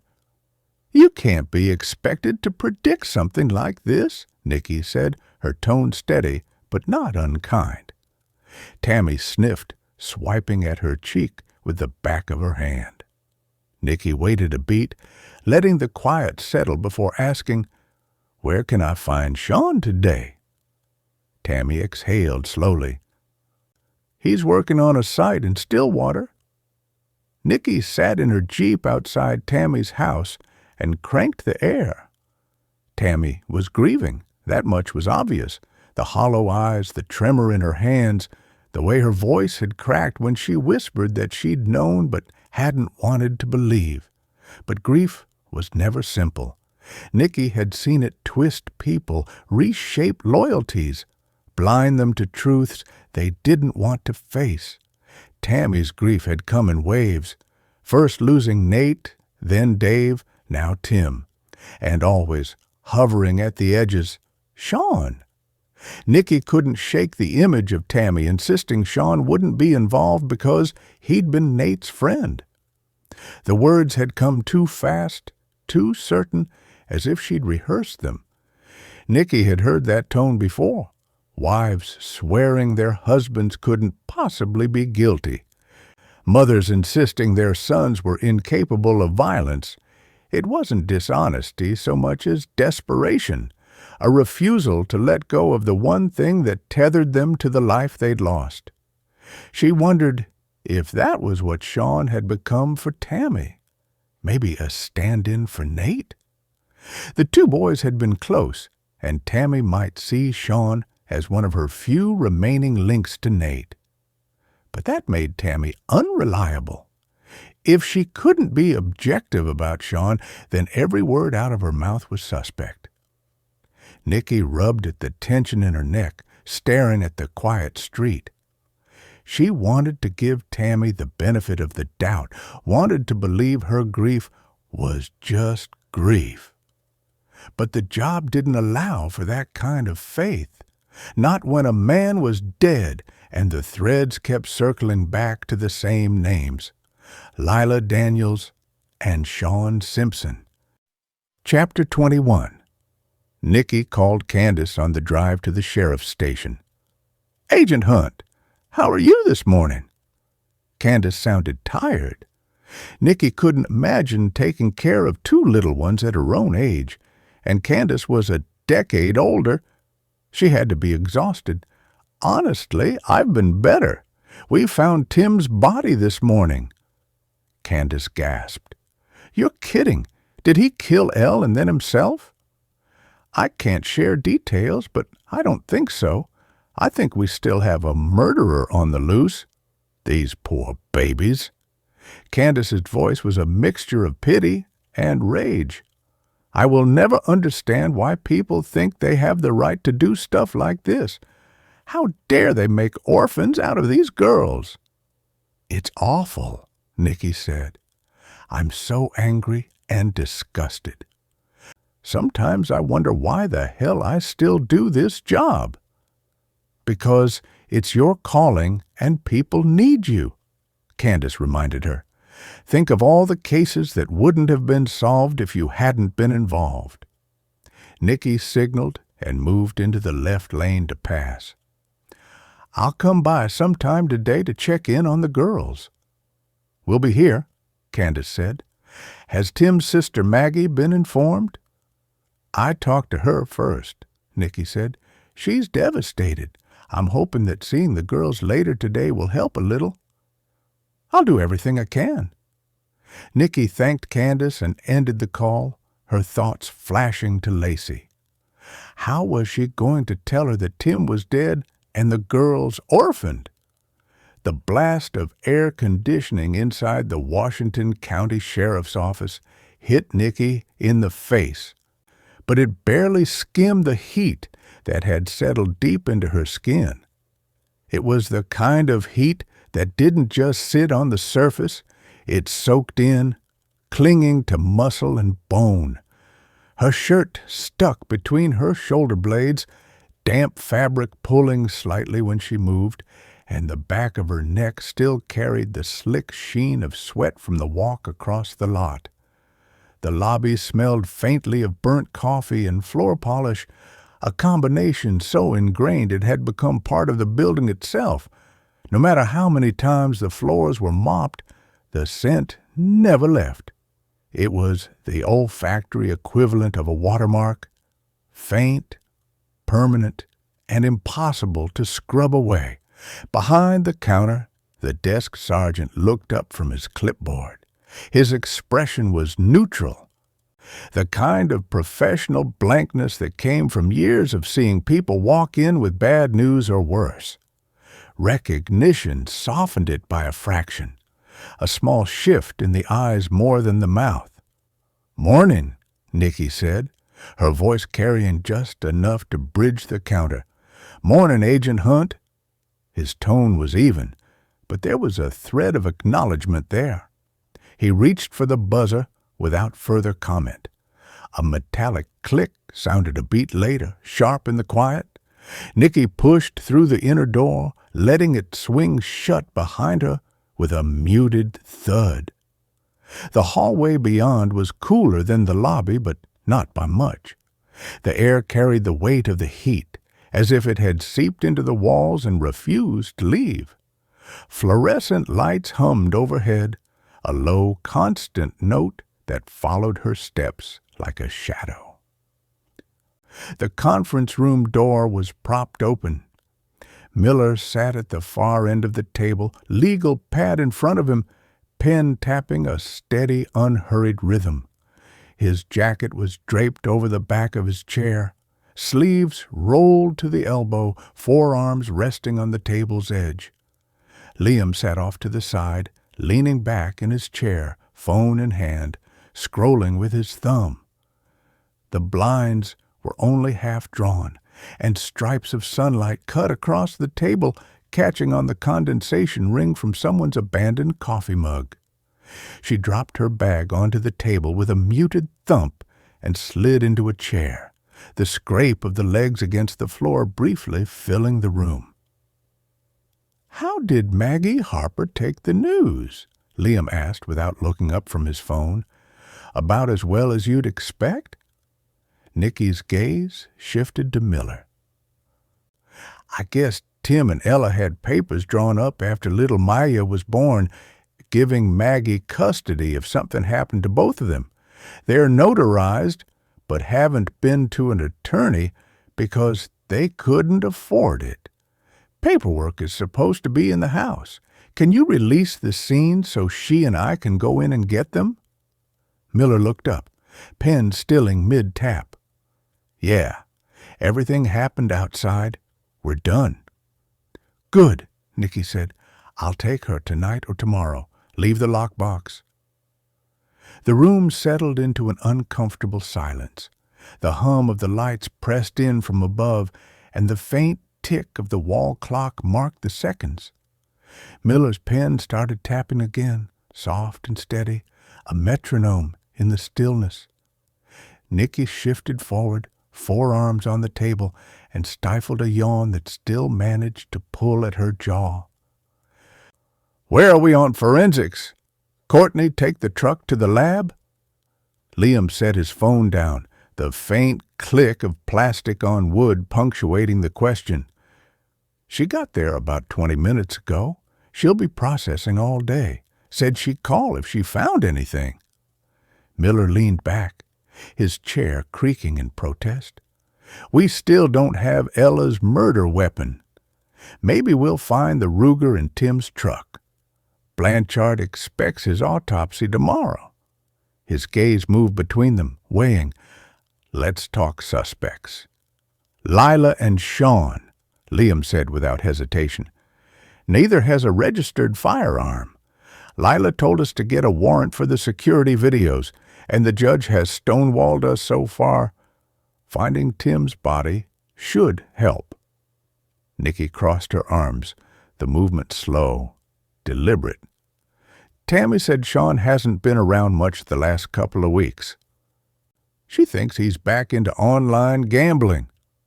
"That's not a motive to kill Tim and Elle," Miller said, his tone flat but not dismissive. "No," Nicky agreed, "but he already fought with Tim over Elle once. They made up, but maybe he didn't get over her. He could have snapped." "Could have," Liam said, leaning forward now, elbows on the table. "Lila has a history of violence." "Not on paper," Miller reminded them. "But it's not just Maggie's word anymore," Nicky said. "Tim's boss saw her hit him in the parking lot." The words hung there for a moment, the air in the room tightening around them. Before either man could respond, Nicky's phone buzzed against the table, the vibration rattling faintly against the wood. She glanced at the screen. "Courtney," she said, and tapped the speaker icon. "Hey, Court." Courtney's voice came through, tinny but clear. "We found Sean Simpson's credit card wedged between the center console and passenger seat." The shift in the room was immediate. Miller's pen stopped mid-tap. Liam straightened in his chair, ankle dropping to the floor with a muted thud. "He said he hadn't seen Tim in at least a week," Liam said, his voice sharper now. "Unless he's going around without his bank card, he's lying. That's twice. First, he didn't tell us about asking Tim for money recently, and now this." "Anything else from the truck?" Nicky asked, her tone clipped. "Not yet," Courtney said. "Still working through it." "Let me know the second you have something," Nicky said, ending the call with a tap. Her mouth tightened, the line of her jaw hardening. "He's working on a project in downtown Stillwater. Let's go surprise him." Miller leaned forward, elbows on the table, eyes narrowing slightly. "If he's lying about that, he's lying about something else." "Exactly," Nicky said. She pushed her chair back, the legs scraping against the floor in a sound that seemed louder than it should have been. "We'll catch him off guard." The August sun beat down on the work site like an oven door left ajar. Gravel crunched underfoot as Nicky and Liam stepped from their unmarked SUV onto the dusty lot. A haze of asphalt fumes and motor oil hung in the air, punctuated by the rhythmic thump of a jackhammer and the distant roar of dump trucks. Nicky shielded her eyes, scanning rows of unfinished framing and piles of rebar before spotting Sean near the skeletal frame of a new building. He was in a neon safety vest and a hard hat, bent over a sawhorse, measuring a length of lumber. Sweat darkened the back of his T-shirt, and dust clung to his jeans and boots. Even from a distance, Nicky could see the tension in his shoulders, the quick, jerky movements of his hands. Stress rolled off him in waves. She nodded to Liam, and they made their way across the site, weaving around a pair of workers shoveling gravel into wheelbarrows. Sean straightened when he noticed them, squinting against the glare. His eyes flicked from Nicky's face to Liam's, and his jaw tightened. "Sean," Nicky called over the noise, "can we talk?" He stared at them, eyes wide, then set down his tape measure. "Sure, let me grab some shade." They stepped away from the noise, stopping beside a stack of concrete blocks, where the shadow of the framing offered a thin strip of relief. Sean pulled off his hard hat and braced one palm on the rough wood beam beside him. Nicky met his eyes. "I need to tell you what happened to Tim," she said, voice low but steady. "His body was found overnight in his truck at Barker Lake." Sean's head snapped up, his mouth opened and closed, soundless at first. He pressed his hand harder to the beam until his knuckles whitened. No, he can't be." His gaze went unfocused past Nicky's shoulder, just as it had done inside his apartment.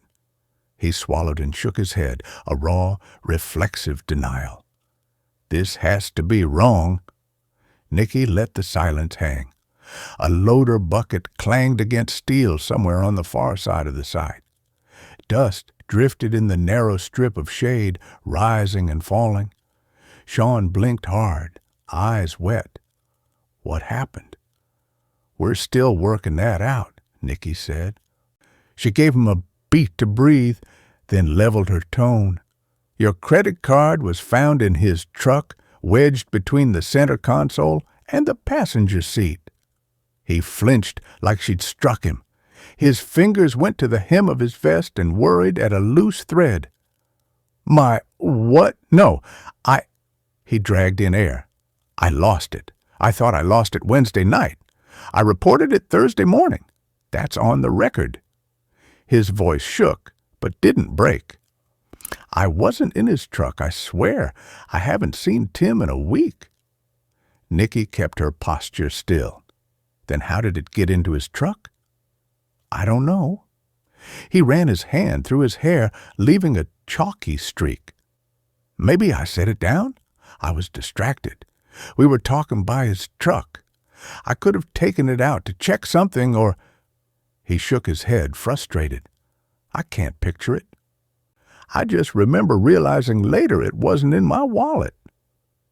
Sean leaned against the blocks, tears streaming down his face. "I usually spend cash. I don't use that card a lot." "When was the last time you went to Barker Lake?" Liam asked. "I've never been. Where is it?"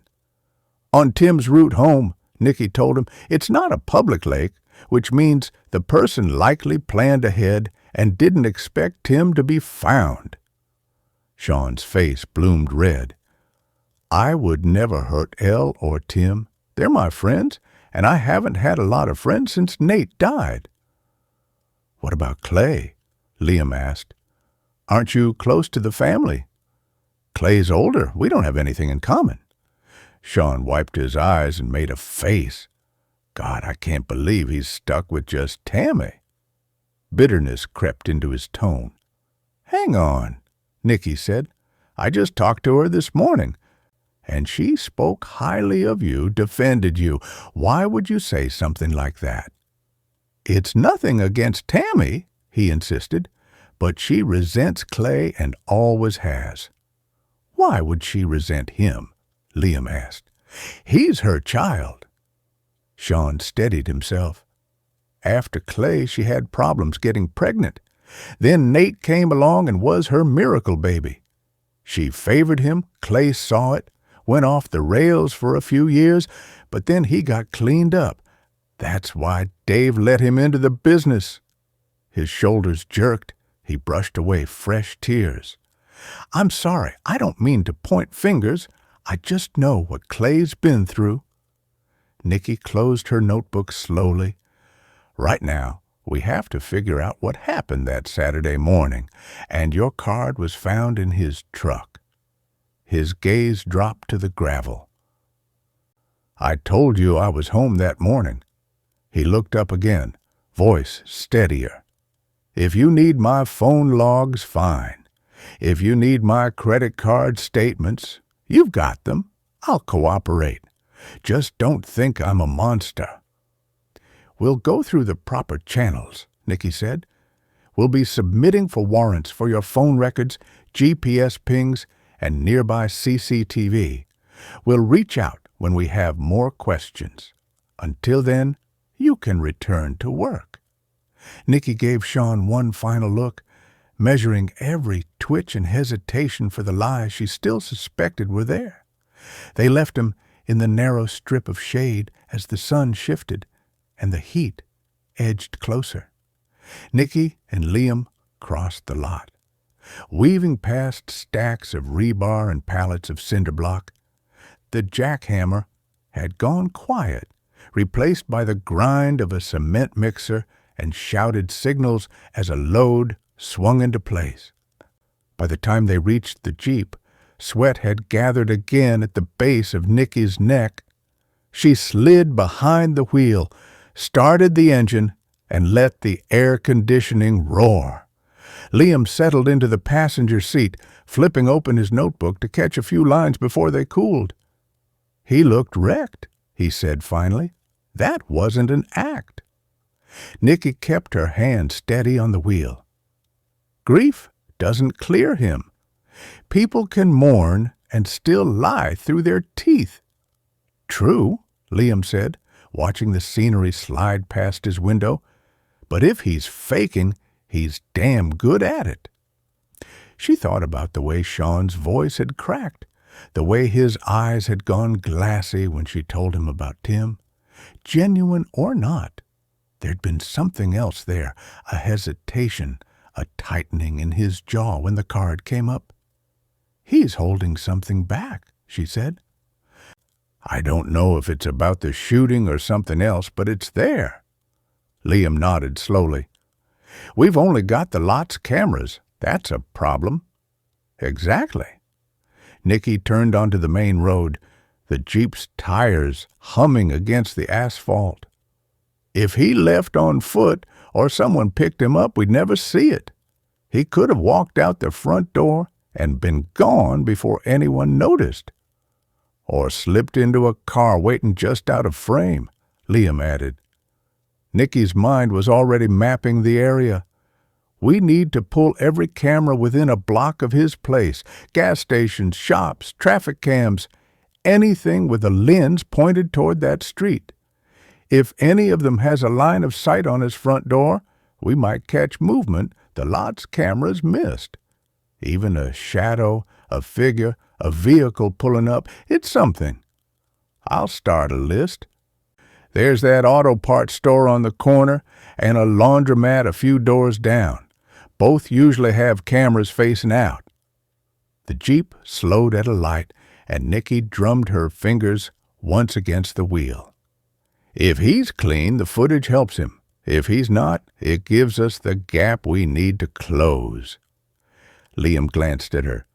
So, where to now? Brick and Bourbon, Nicky said. We need to deliver the news to Lila, and once she hears it, we can tell her this gives us what we need for the warrant. We'll get her security videos, phone records, financials. No more stonewalling. Liam's mouth curved in a grim half-smile. She's not going to like that. She doesn't have to. Chapter 22. The heavy glass doors closed behind Nicky with a soft whoosh, and the air shifted instantly. A smoky swirl of charred bourbon glaze, roasted garlic, and something sweet beneath it. Maple syrup, perhaps, or a hint of molasses in the glaze. Brick and Bourbon was polished but unpretentious, with dark wood beams overhead, amber pendant lights dripping warmth, and the low murmur of dinner guests settling into booths. A jazz quartet rattled out a cover of My Funny Valentine, the slow behind-the-beat tempo unsettling like rain falling off rhythm on a tin roof. She paused in the vestibule, fingertips grazing the back of her neck where the collar of her blazer rode up. The hostess podium gleamed under soft sconces. The hostess herself looked up from her tablet with professional courtesy and just a flicker of impatience.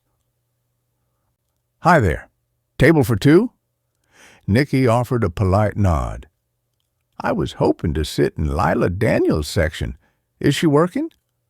The hostess's eyes darted to the screen, then back to Nicky. Let me see. Yes, we've got a two-top in the back corner near the wine rack.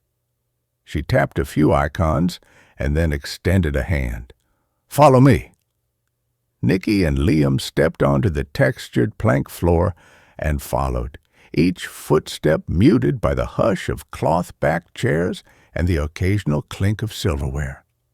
The bar to her left glittered with copper accents. Behind it, the bartender arranged old-fashioned glasses in a neat row.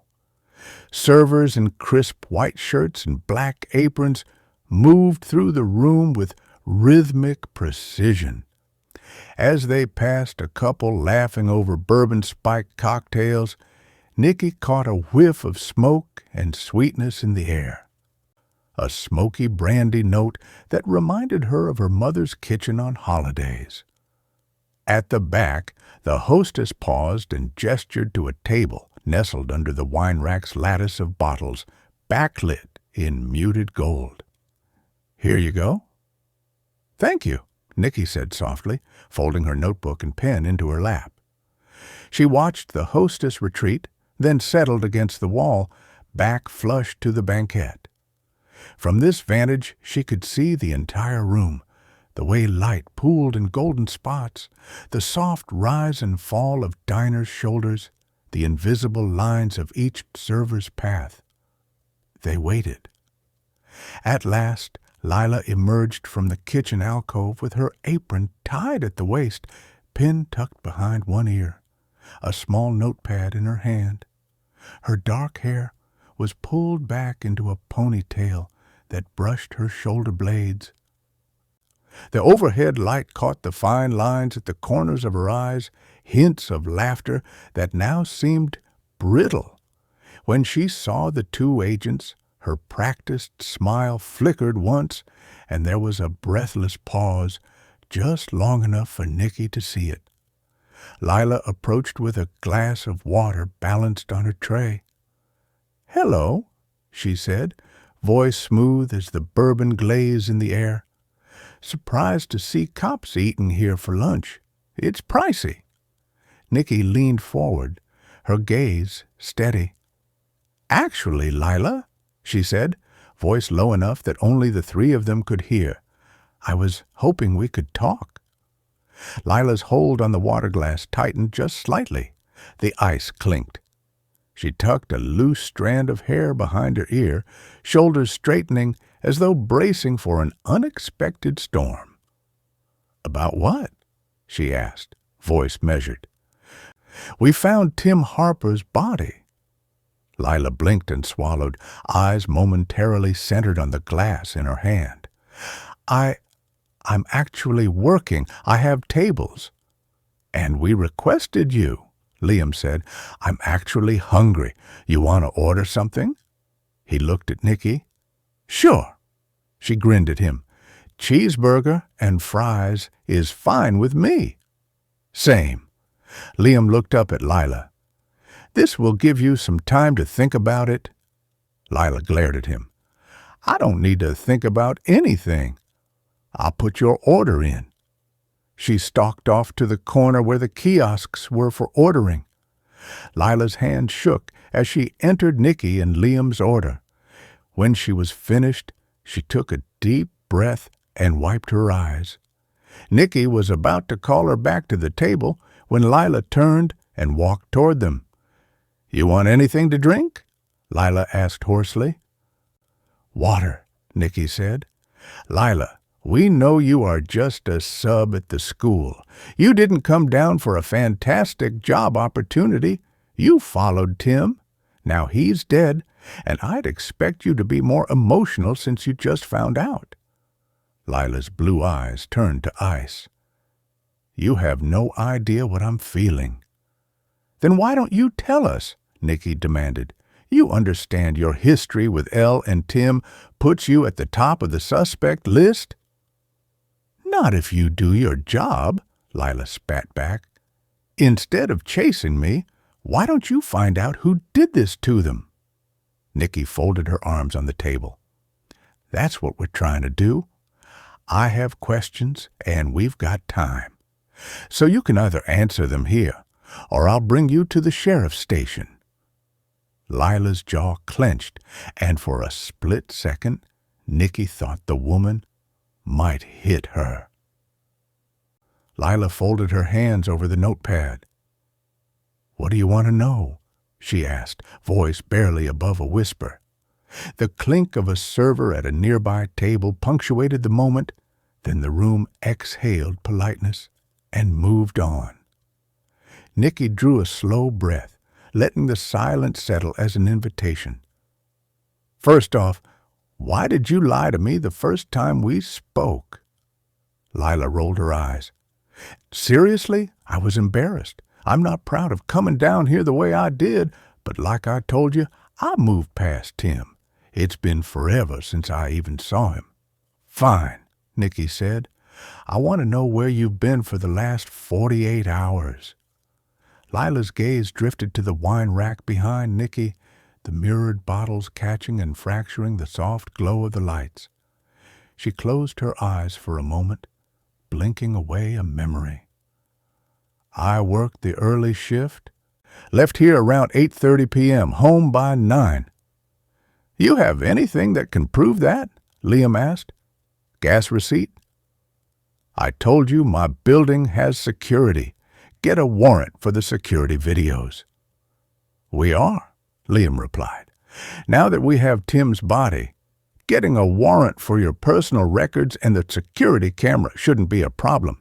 So, if you've got something to share, now's the time." Lila worried her lower lip, her gaze over Nicky's shoulder. The practiced server mask had slipped, revealing her fear for the first time. "I've told you everything I know. I'm sorry about Elle and Tim. No one deserves that." 2 little girls without parents," Nicky reminded her. "We'll have the warrants shortly." She got to her feet and turned on her heel, leaving Lila standing in shock as Liam followed her, carrying his sandwich in the to-go bag he'd requested. As Nicky turned back through the hushed expanse of brick and bourbon, she inhaled the smoky, sweet air one last time, relishing the scent of charred barrels, garlic-laced butter, and warm bread. She drifted past the bar's polished copper, past the servers who filled water glasses and folded napkins. At the door, she paused, letting the final chords of jazz trail behind her. Outside, the August air pressed warm against her face, cicada pulses thumping in the heat. Nicky let the glass doors click shut behind them. Lila's fractured story echoed in her mind. Timing, reactions, that hesitant admission. Each detail would fold into the tapestry of evidence. Nicky slid into the Jeep and closed the door with a soft thud as Liam took the passenger seat. The engine purred to life, and she exhaled. Tension draining from her shoulders, Lila Daniels, for the first time, had cracked. Chapter 23. Liam headed into the office to check on paperwork and update their boss while Nicky made a visit to Clay Cooper. Sean's attitude about Tammy bothered her, and she wanted to ask Clay about the accusations Sean had made. Clay's alibi for both the fires and the murders of Elle and Tim Harper had held up. He'd been able to prove he was home the entire time all hell was breaking loose.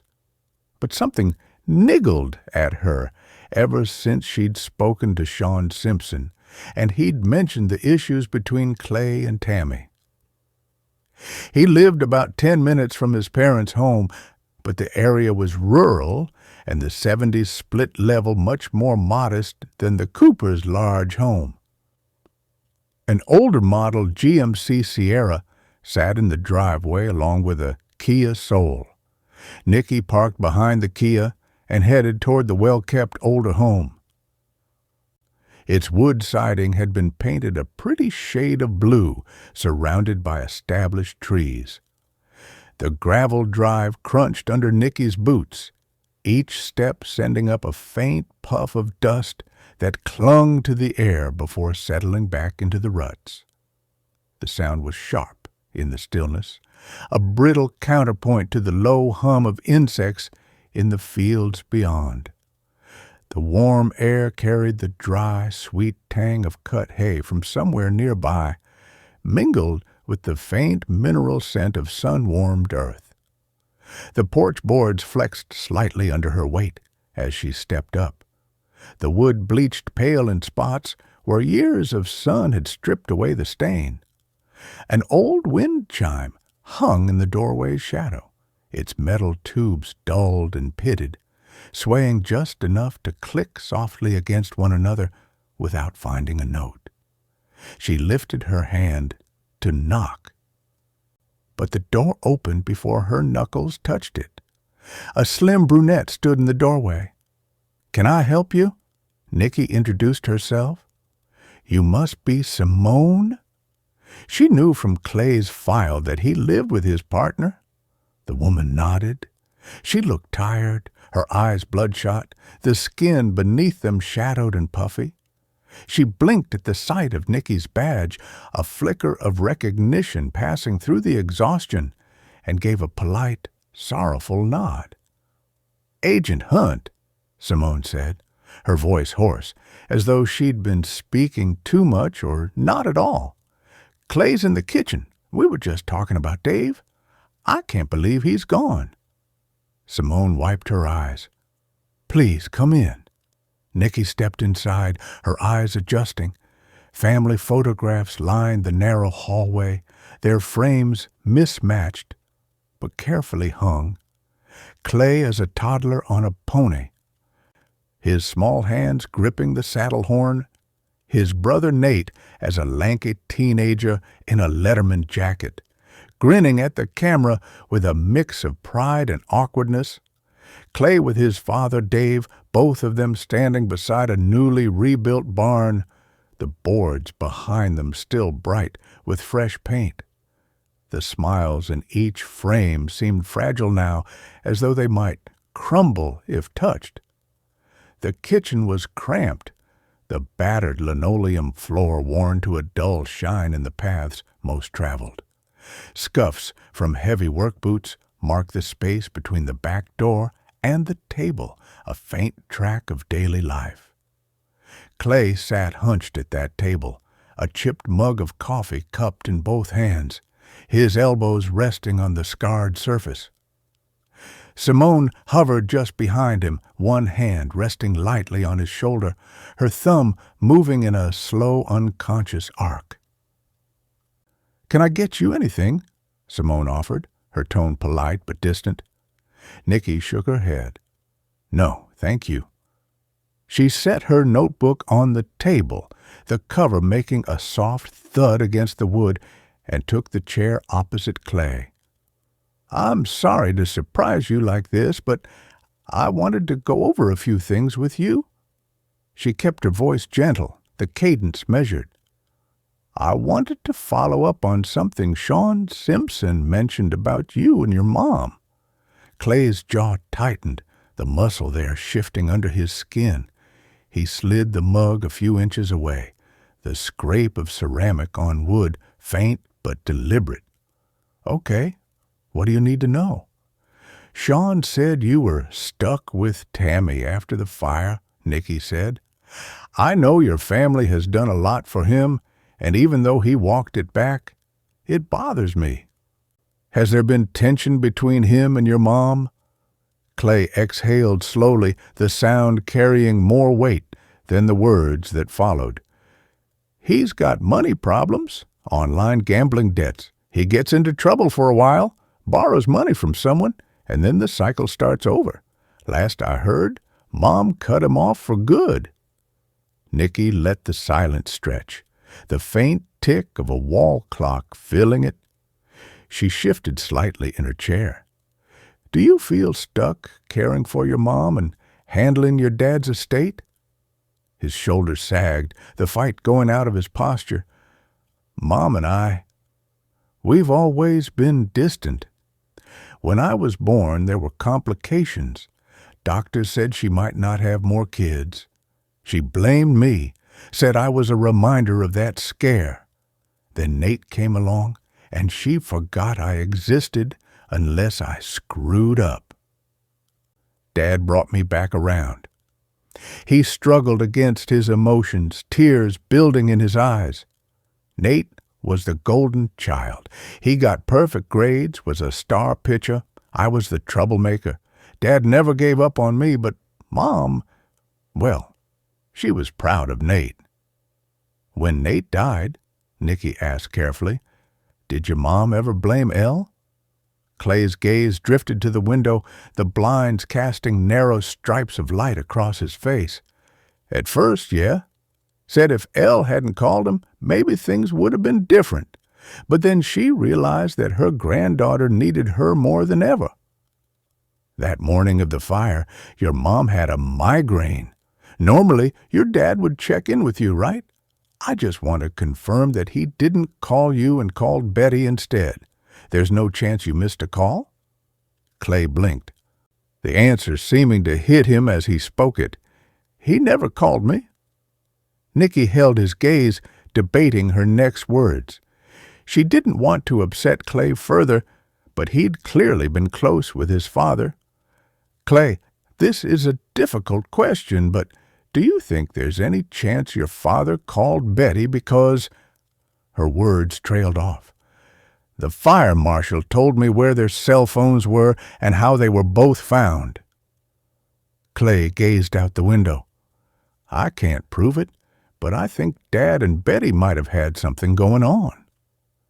He likely saw an opportunity to spend time alone with her that morning, and that's why he didn't call you. Is that what you're thinking?" "It's the only thing that makes sense. He should have called me." Clay pounded his chest. "It should have been me." "I'm sorry, Clay." She reached out and touched his hand. "You've got the name of the victim's advocate, right? She can direct you to grief therapy." Clay waved her off. "No offense, Agent Hunt, but that's not for me. Not sure talking about it will help. It is what it is." Nikki usually didn't share much about her personal life with the victim's relatives, but she wanted Clay to know that his life could still go on. "You know, I grew up in the house where Ella and Tim lived." Clay and Simone both stared at her. "You're kidding," Simone said. "Nope." Nikki locked eyes with Clay. "My parents were murdered there when I was 16. She raised her hand to stop their condolences. "It's okay. It took me years and years, but I've worked through it. I promise you, I wouldn't be here without intense therapy." She leaned forward. "Holding things in usually means you aren't processing them. So you're just weighed down with every single emotion until it buries you." He nodded, his jaw flexing in the effort not to cry. Nikki stood, the chair legs scraping softly against the linoleum. "If anything else comes to mind about your dad's routines or your mom's movements that morning, call me, no matter how small it seems." "I will," he said, his voice thick, the words carrying more than agreement. By the time she reached her SUV, her mind was already turning over Clay's admissions, the gambling debts, the strained bond with Tammy, the missed call. Each piece was another thread to pull, another angle to test. Maisie and Maya Harper were still waiting for answers. And this interview had just given her more places to look. Chapter 24. Nikki guided her Jeep under the arch of Rosewood Heights' wrought iron gate just as the last auburn glow of sunset fizzled into dusk. The gravel drive crunched beneath her tires, each pebble shifting with a muted clap that echoed down the manicured corridor of hedges. Street lamps flanked the lane at regular intervals, their pools of yellow light casting long, soft shadows on the asphalt. She slowed to a stop at the curve leading to Candace Walker's street, where a lone deputy stood beneath a lamp's glare. Nikki lowered her window, the air drifting in, cool and faintly sweet with hydrangea blossoms. Her badge caught the lamplight as she leaned forward. "Evening," she said, voice calm. The deputy tipped his patrol cap. "Agent Hunt. All quiet tonight? You're clear." "Thanks." She scanned the row of tidy cottages, their windows dark, save for a single porch light here and there. "Anything unusual today? Foot traffic? Suspicious vehicles?" He shook his head. "Nothing. Neighborhood's tense, but they've kept to themselves. Candlelight vigils earlier on, but no late-night visitors. You're good to head in." She closed the window and exhaled, the tension in her shoulders easing. She unclipped her seatbelt, then opened the door and stepped onto gravel. The deputy's boots scratched softly on the stones as he watched her cross the width of the cul-de-sac to Candace's cottage. Candace's front porch sat framed by roses, their petals silvered in the streetlight's glow. A small security camera peered from under the eaves, its lens glinting like an unblinking eye. Nikki ascended the flagstone steps and knocked. Moments later, Candace cracked the door open. "Nikki, it's good to see you," she said, voice warm but taut. Nikki stepped inside the foyer, where the faint scent of lemon polish and lavender greeted her. The hush deepened her senses. A small clock ticked softly on the wall. "How are they?" Nikki asked, closing the door behind her and slipping off her satchel. "Maggie told Maisie about Tim," Candace whispered. "That was rough. Poor little thing doesn't understand why both her parents had to leave. Maggie told her that God needed their help. Maisie cried herself to sleep, but she seems a little better now. Candace led her through a narrow hallway into the kitchen, where the round maple table held 3 glasses of iced water, droplets beating on the surface. Maggie Harper sat in a cushioned rocker. Maya rested against her chest, eyelids fluttering in the last grip of drowsiness. Maisie sat at the table's edge, tiny fingers aligning porcelain dolls in perfect symmetry. Candace poured a glass of water and set it before Nicky. "They're doing pretty well, but Maisie sure was happy to see her Aunt Maggie," and Maya snuggled right up to her. "She's a natural at this." Maggie's hand tightened on the rocker's armrest. Her voice wavered. "Thank you, Candace, for everything. I don't know what I'd do without you." She pressed a kiss to Maya's forehead. The baby exhaled a contented sigh and settled back into her aunt's arms. Nicky inclined her head. "Candace, don't sell yourself short. You've done an incredible job. You've given them security when they needed it most." She folded her hands on the table. The condensation from her glass pooled on the wood. "We'll make sure it stays that way. But first, Maggie and I need to secure the guardianship papers." Maggie lifted her gaze, grief sharpening into resolve. She parted her lips, then closed them, drawing in a breath. "I have to find the paperwork before the girls wind up in the system. It has to be in the house somewhere." "Sheriff Miller released the house," Nicky said. "I had him leave the lockbox so we can get inside. I can take you tonight if you'd like." She looked at Candace. "Have you heard any more from the Coopers?" "Tammy called today to check in on the girls," Candace answered. "She wanted to come over this evening, but Maggie had already asked. Tammy agreed that one person at a time was enough for Maisie. She didn't mention anything about custody." Maggie shifted Maya in her arms. Candace shook her head. "She told me the first time we spoke that she worried what they'd do if Tim wasn't found. Said she loves them. But 2 full-time little ones are a lot when you're in your 50s, especially with the death of her husband." Candace smiled at Maggie. "Honestly, they are a lot most of the time, but they're worth it." A yawn broke through before Nicky could stop it. "Maggie, you want to head over there now?" Maggie nodded, pressing her nose against the baby's head. I hate leaving them," she admitted, her voice low. "Maisie keeps asking me why I have to go, and she's worried I won't come back like her parents." She wiped tears off her cheeks. Candace crossed and placed a hand on Maggie's shoulder. "They're safe here. I've got bedtime covered. I've arranged everything so they have familiar blankets and toys." She offered Maggie a gentle smile. "And you're welcome to spend the night if that would make you feel better." "No, I couldn't impose on you that way," Maggie said. "I don't have any clothes with me. I'll say my goodbyes and head out. But I'd like to come back in the morning if that's okay." Candace smiled. "You come back any time you'd like."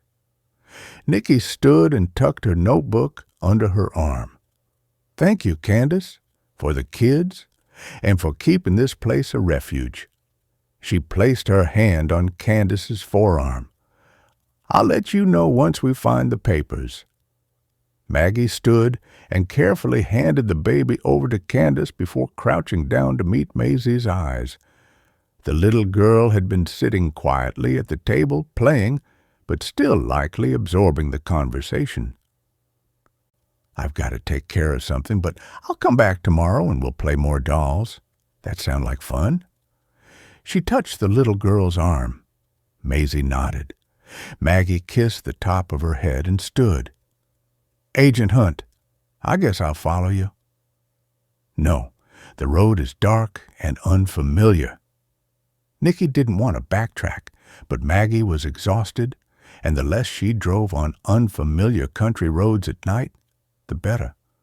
Ride with me. I'll bring you back here. Maggie climbed into the passenger seat.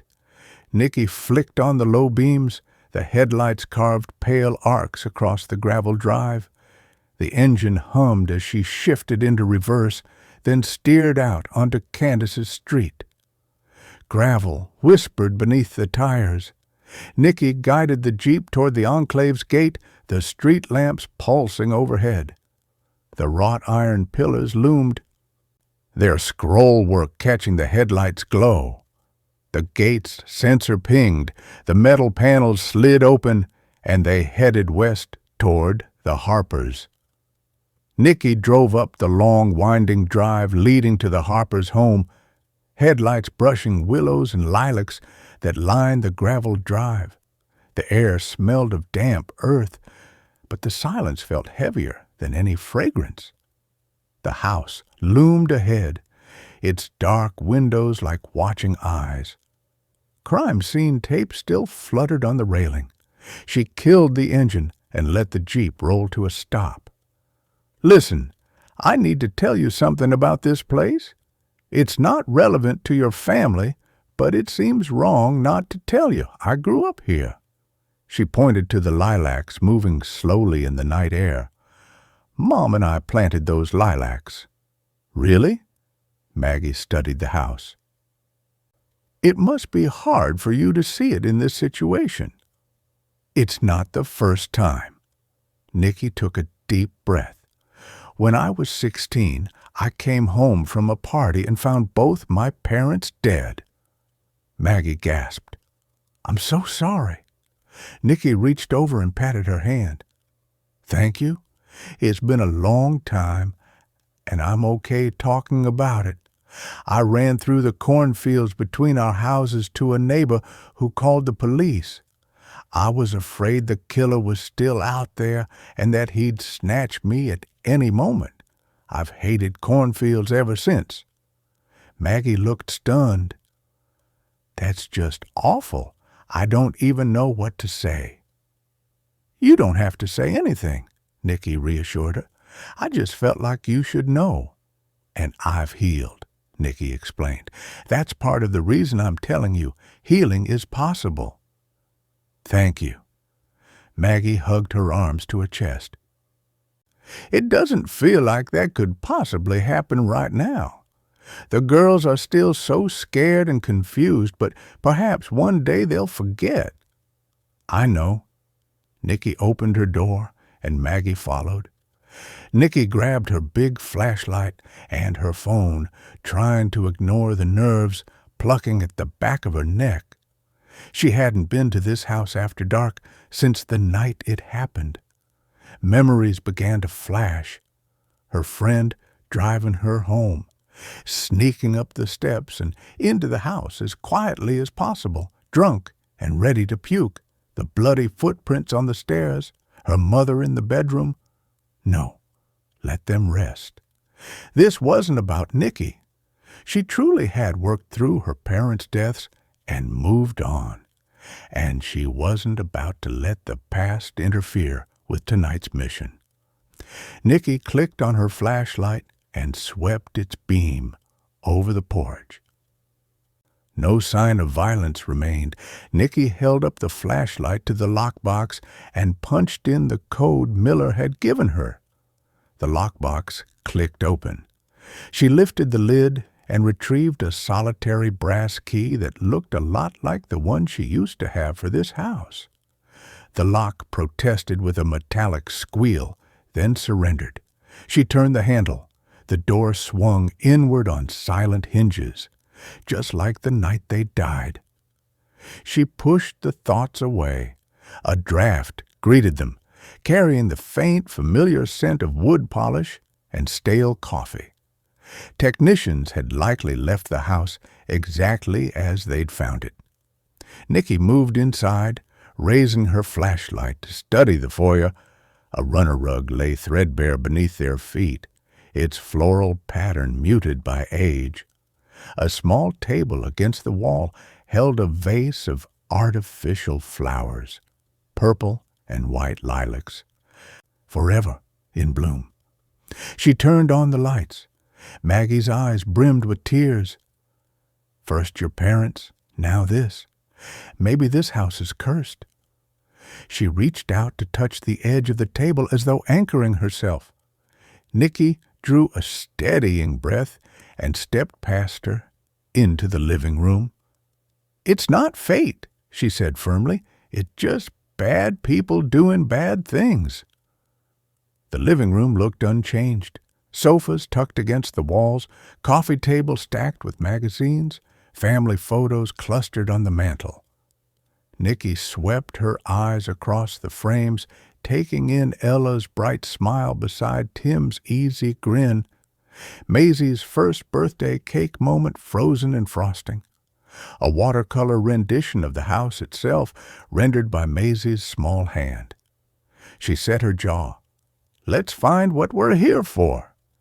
Nicky led the way into the kitchen. Tile floors gleamed, and a row of cabinetry lined one wall. A countertop held a coffee carafe still stained with old grounds. Nicky methodically opened and closed each drawer. Cutlery, dish towels, scrap paper with grocery lists scrawled. They moved through the lower level, searching for any spot that might hold the papers. A laptop lay forgotten on the couch, Maisie's toys still scattered throughout the place. This was one of the things Nicky hated most about death, the things left behind that showed the victim was human, just like the rest of us, and that one day someone would be going through her things after she died. It was a jolting thought she quickly pushed away. "Let's check their bedroom."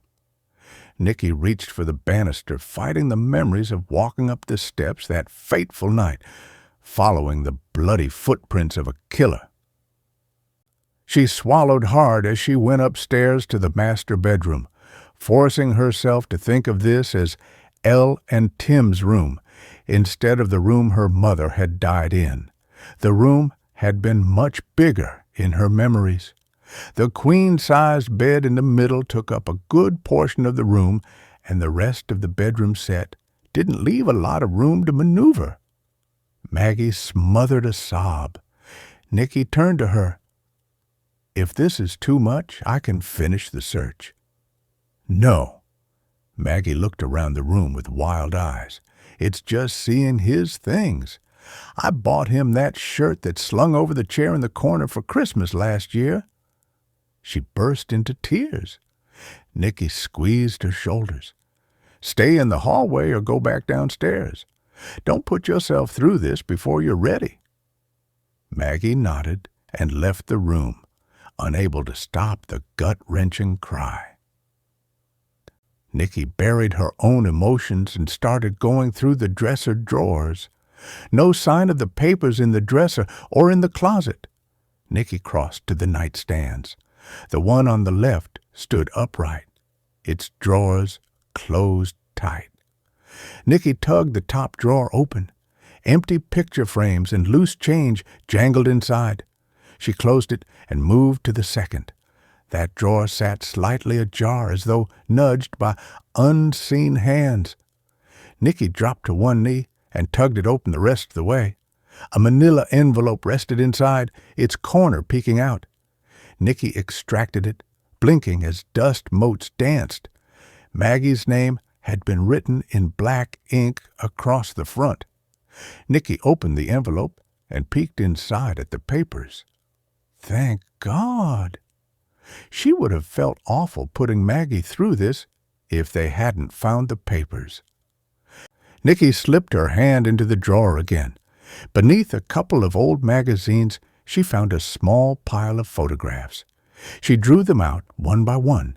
A sunlit shot of Nate, Elle, and baby Maisie at the Harpers, smiles plastered on their faces. The final photo was folded on the left side. It appeared to be a family photo of the Coopers, with Nate, Elle and baby Maisie. Nicky carefully unfolded the end to reveal Tammy's wide smile. Maybe things hadn't been so great between Elle and Tammy after all. Nicky rose and tucked the drawer closed. She took the envelope and photographs and hurried downstairs to find Maggie cleaning the kitchen. Found them. Maggie turned around, relief etched across her face. I couldn't just stand around. I had to do something before the bugs showed up. Nicky stepped forward and handed her the envelope. Let's get out of here. Maggie nodded. She noticed the photos in Nicky's hand, Tammy's smile shining out. Do you think she'll challenge this? Her voice trembled. I don't know, Nicky said honestly. Let's go. Maggie turned off the lights and closed the door behind them. Nicky locked it with a soft click, making sure to put the key back into the box. They crossed the porch, gravel crunching under their boots as they returned to the Jeep. Maggie sank into the passenger seat and held the envelope to her chest like a lifeline. Nicky slid behind the wheel and fired the engine. The headlight swept the yard one last time before she shifted into drive. Maggie leaned forward and placed one hand on Nicky's arm. Thank you, she said, voice quiet but sure. Nicky gave a brief nod. We'll keep the girls safe, and then we'll find whoever did this. Chapter 25. Nicky had one more stop to make before she went home. The Todd's home wasn't far from Candace's, so after she dropped Maggie off at her vehicle, Nicky made the short trip to see Lacey. It was almost 10:00 when she pulled into the driveway, but Lacey would likely still be up. She'd become a night owl over the summer. The Todd house sat near the end of a cul-de-sac, its clean lines and pale stone facade glowing under the soft wash of street lamps. The gated community was quiet at night, the kind of manicured silence that came with HOA rules and trimmed lawns. Sprinklers ticked in the distance, misting the air with the sharp scent of wet grass. Nicky parked at the curb, her headlights sweeping across identical driveways before she cut the engine. She sat for a moment, gripping the steering wheel. She'd rehearsed the words on the drive over, but they still felt jagged in her throat. Telling Maggie had been hard. Telling her daughter would be worse. The porch light flicked on before she reached the steps.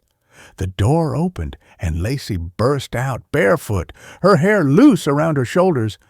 "Mom!" she squealed, her voice bright with excitement. She grabbed Nicky's hand and tugged. "You're here! Grandma Ruth made cookies. Come on!" Nicky let herself be pulled inside, the cool air of the house a relief against the sticky summer night. The entryway gleamed as always, the hardwood floors leading to a sleek staircase, the house filled with the faint scent of lemon cleaner. The Todd's house was modern, open, every surface polished. It felt safe, contained, a bubble against the chaos outside. The kitchen lights glowed warmly. Ruth Todd sat at the island, posture straight, a glass of iced tea in front of her. Her sharp eyes flicked to Nicky, reading her instantly. She gave the smallest nod, a silent acknowledgment that she knew this wasn't a casual visit. "Sit," Ruth said, her voice calm but firm. Lacey tugged Nicky into the chair beside her, still grinning, still buzzing with the energy of a child who hadn't yet learned how fragile the world could be. Nicky's heart clenched. She folded her hands on the table, steadying herself. "Lacey," she began softly, "I need to talk to you about something important." The brightness in her daughter's face dimmed just slightly, but enough. Lacey slid into the chair, her eyes wide, searching Nicky's face. "What is it?" Nicky glanced at Ruth, who gave another small nod. "Go on." She drew in a breath. "Honey, Tim's body was found today. He's gone."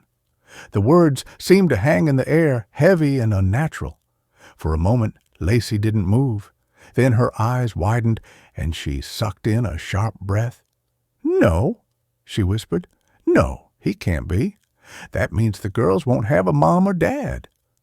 Nicky reached for her hand, but Lacey pulled back, pressing her fists against her eyes. Tears slipped through anyway, streaking down her cheeks. Nicky's chest ached. She wanted to gather her daughter into her arms, to shield her from every ugly truth. But Lacey was already asking the question Nicky had dreaded. Was it the same person? Lacey's voice trembled, but her eyes were sharp, too sharp for her age. The one who killed Elle? Nicky's breath caught. God, she was so much like her.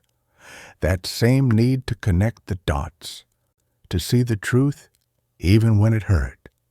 Nicky hated it, hated that her daughter's innocence had been stripped away piece by piece because of the world Nicky lived in. She forced her voice steady.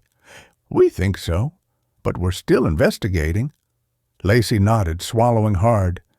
She wiped her face with the back of her hand, trying to be brave. Nicky saw the same stubbornness she carried herself, the refusal to break even when the ground gave way beneath her. "Will the news say my name now?" Lacey asked suddenly. Her voice was small, but her eyes were steady. Nicky shook her head quickly. "No, they can't, and they won't. You're safe here." Lacey's shoulders sagged with relief, but her gaze stayed locked on Nicky's. "How are you doing?" The question hit harder than Nicky expected. Her throat tightened, her eyes burning. She had to fight to keep her composure, to keep from breaking in front of her daughter, because Lacey was growing up too fast, asking questions no child should have to ask, carrying burdens Nicky wished she could take away. "I'm okay," Nicky managed, her voice rough. "I'm just proud of you for being so strong." Lacey leaned against her, then finally letting Nicky wrap an arm around her. She was still small enough to fit against her side, but Nicky knew it wouldn't last much longer. Childhood was slipping away, stolen by violence and fear, and Nicky blamed herself for every piece of it. Ruth rose quietly, gathering the untouched cookies and lemonade, giving them space. Nicky held her daughter close, listening to the hum of the refrigerator, the faint tick of the sprinklers outside, the sound of Lacey's uneven breathing. For a moment, the world narrowed to this kitchen, this table, this fragile bubble of safety.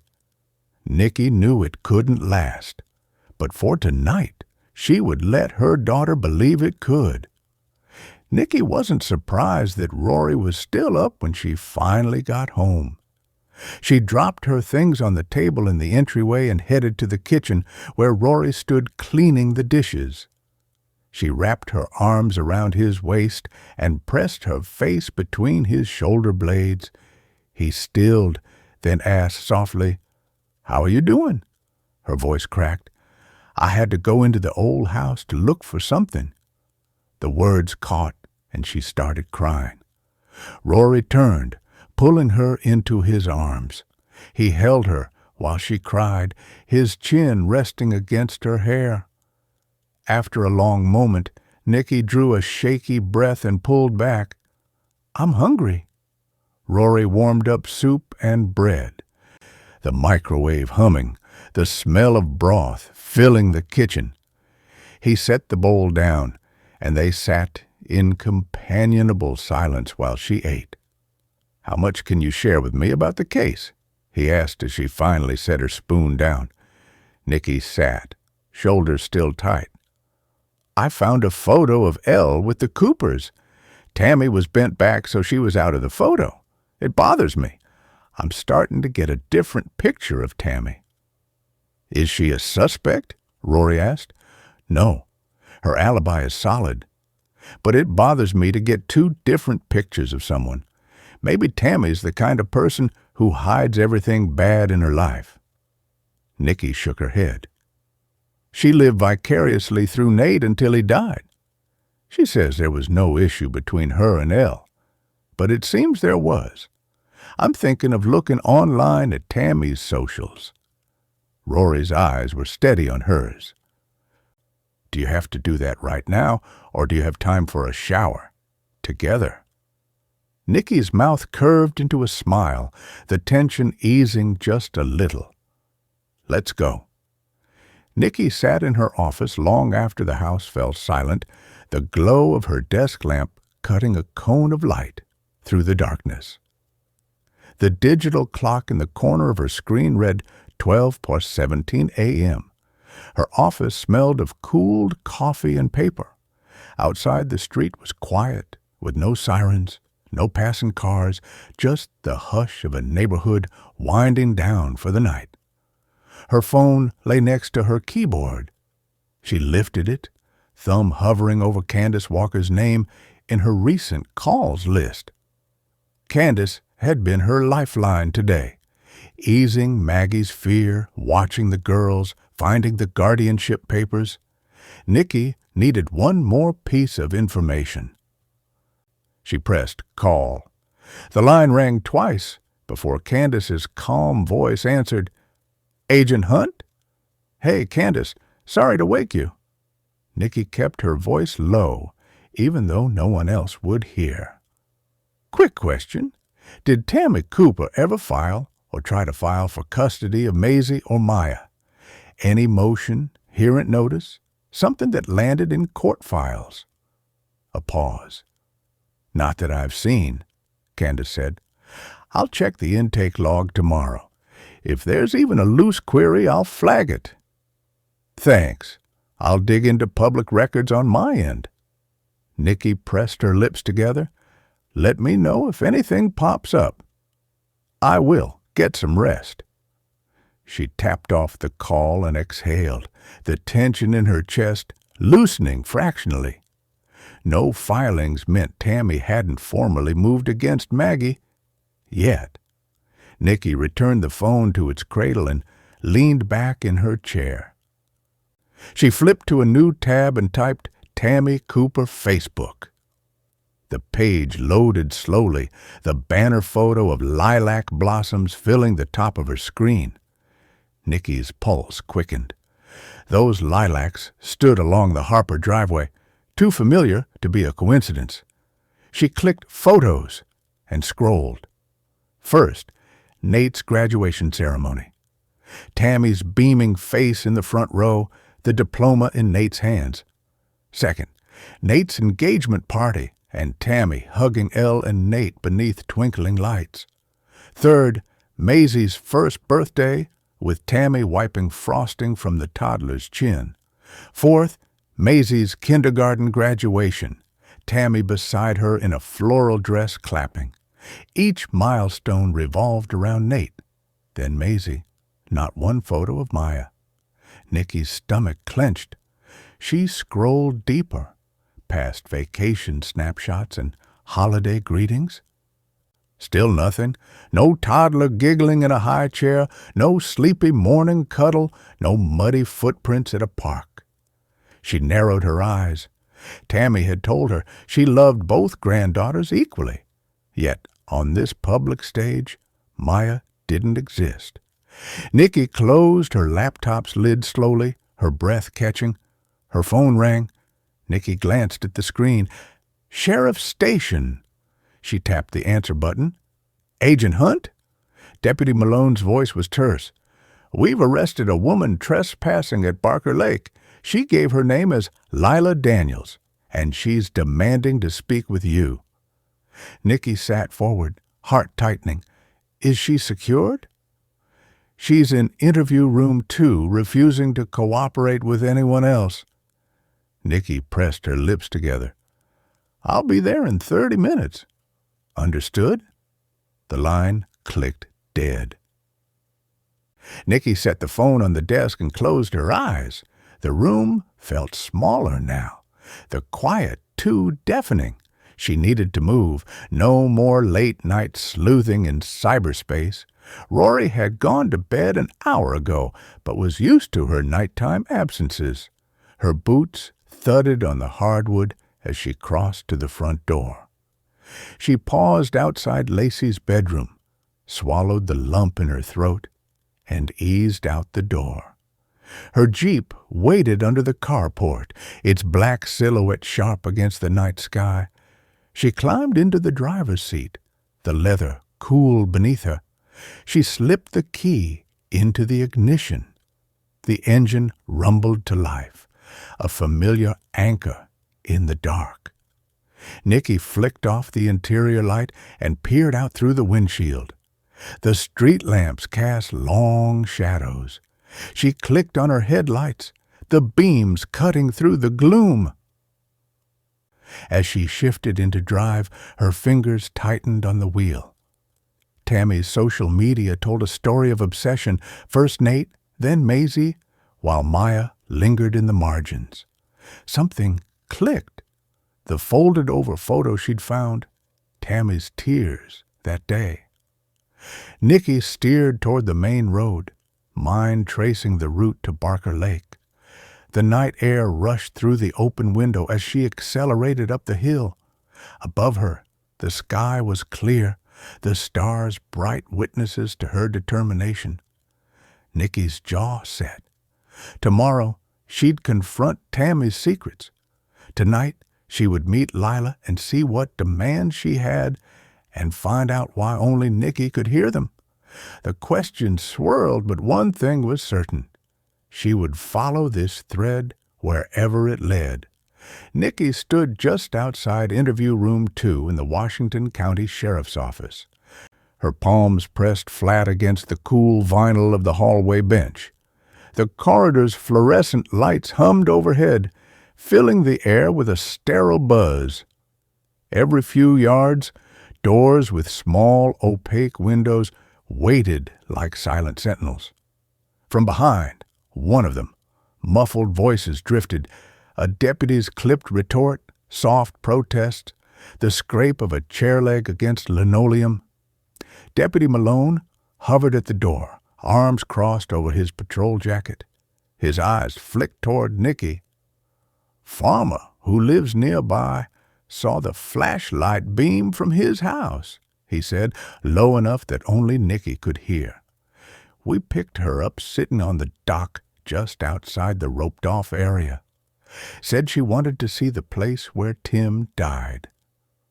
Nikki nodded, absorbing the detail. The sheriff's station smelled of coffee grounds and cleaning solution, an antiseptic backdrop to grief. She pressed her fingertips to the badge clipped at her belt, a quiet anchor against the tension clutching her chest. "Thanks," she said. "I'll take it from here." Malone stepped aside, sliding the door open with a muted click. "She's ready." His voice carried a note of caution. Lila Daniels had already refused every other deputy's questions. Nikki offered him a brief nod and crossed the threshold into the narrow interview room. The door thudded shut behind her, and the fluorescent glow brightened. A single rectangular table sat in the center, flanked by two metal chairs, one occupied by a young woman with dark circles beneath her eyes, the other awaiting Nikki. On the table, a tumbler of water sat half full, droplets beading along its surface. A wall-mounted camera angled down, its lens a silent witness. Nikki slid into the empty chair, her movements precise and deliberate. She leaned forward, elbows on the table, resting her notebook between her palms. Across from her, Lila Daniels stared at the floor, shoulders hunched beneath a thin denim jacket. Her dark hair was tousled, bits of loose strands clinging to her face. A deep bruise bloomed at her temple, and her hands folded in her lap, trembled slightly. Nicky met Lila's gaze as she straightened her posture. "Miss Daniels, let's start with what you were doing out there at Barker Lake tonight." Her tone was calm, controlled, an invitation rather than an accusation. She wondered if the pressure she'd put on Lila in the diner had caused this. Lila kept her eyes fixed on the scuffed linoleum. After a long pause, she exhaled and lifted her head just enough for Nicky to see glistening tears. "I just wanted to see where Tim died." Her voice was cracked, weary. "I thought if I came here, maybe I could make sense of it. Maybe, I don't know. I thought it'd help." Nicky's pen hovered over her notebook, ready to record. "You realize that lake is a crime scene. You shouldn't have been down by the dock." She let the words linger. "Why did you go alone?" Lila's gaze flicked to Nicky's notepad, then darted away. She pressed her forehead against her hands. "I shouldn't have listened to Tammy." Her voice sank to a muffled whisper. Nicky's brow creased. She'd heard that tone before, the coil of regret that followed obedience to someone else's command. "What are you talking about, Lila?" she asked, leaning in. Lila lifted a shoulder in a quick, dismissive shrug.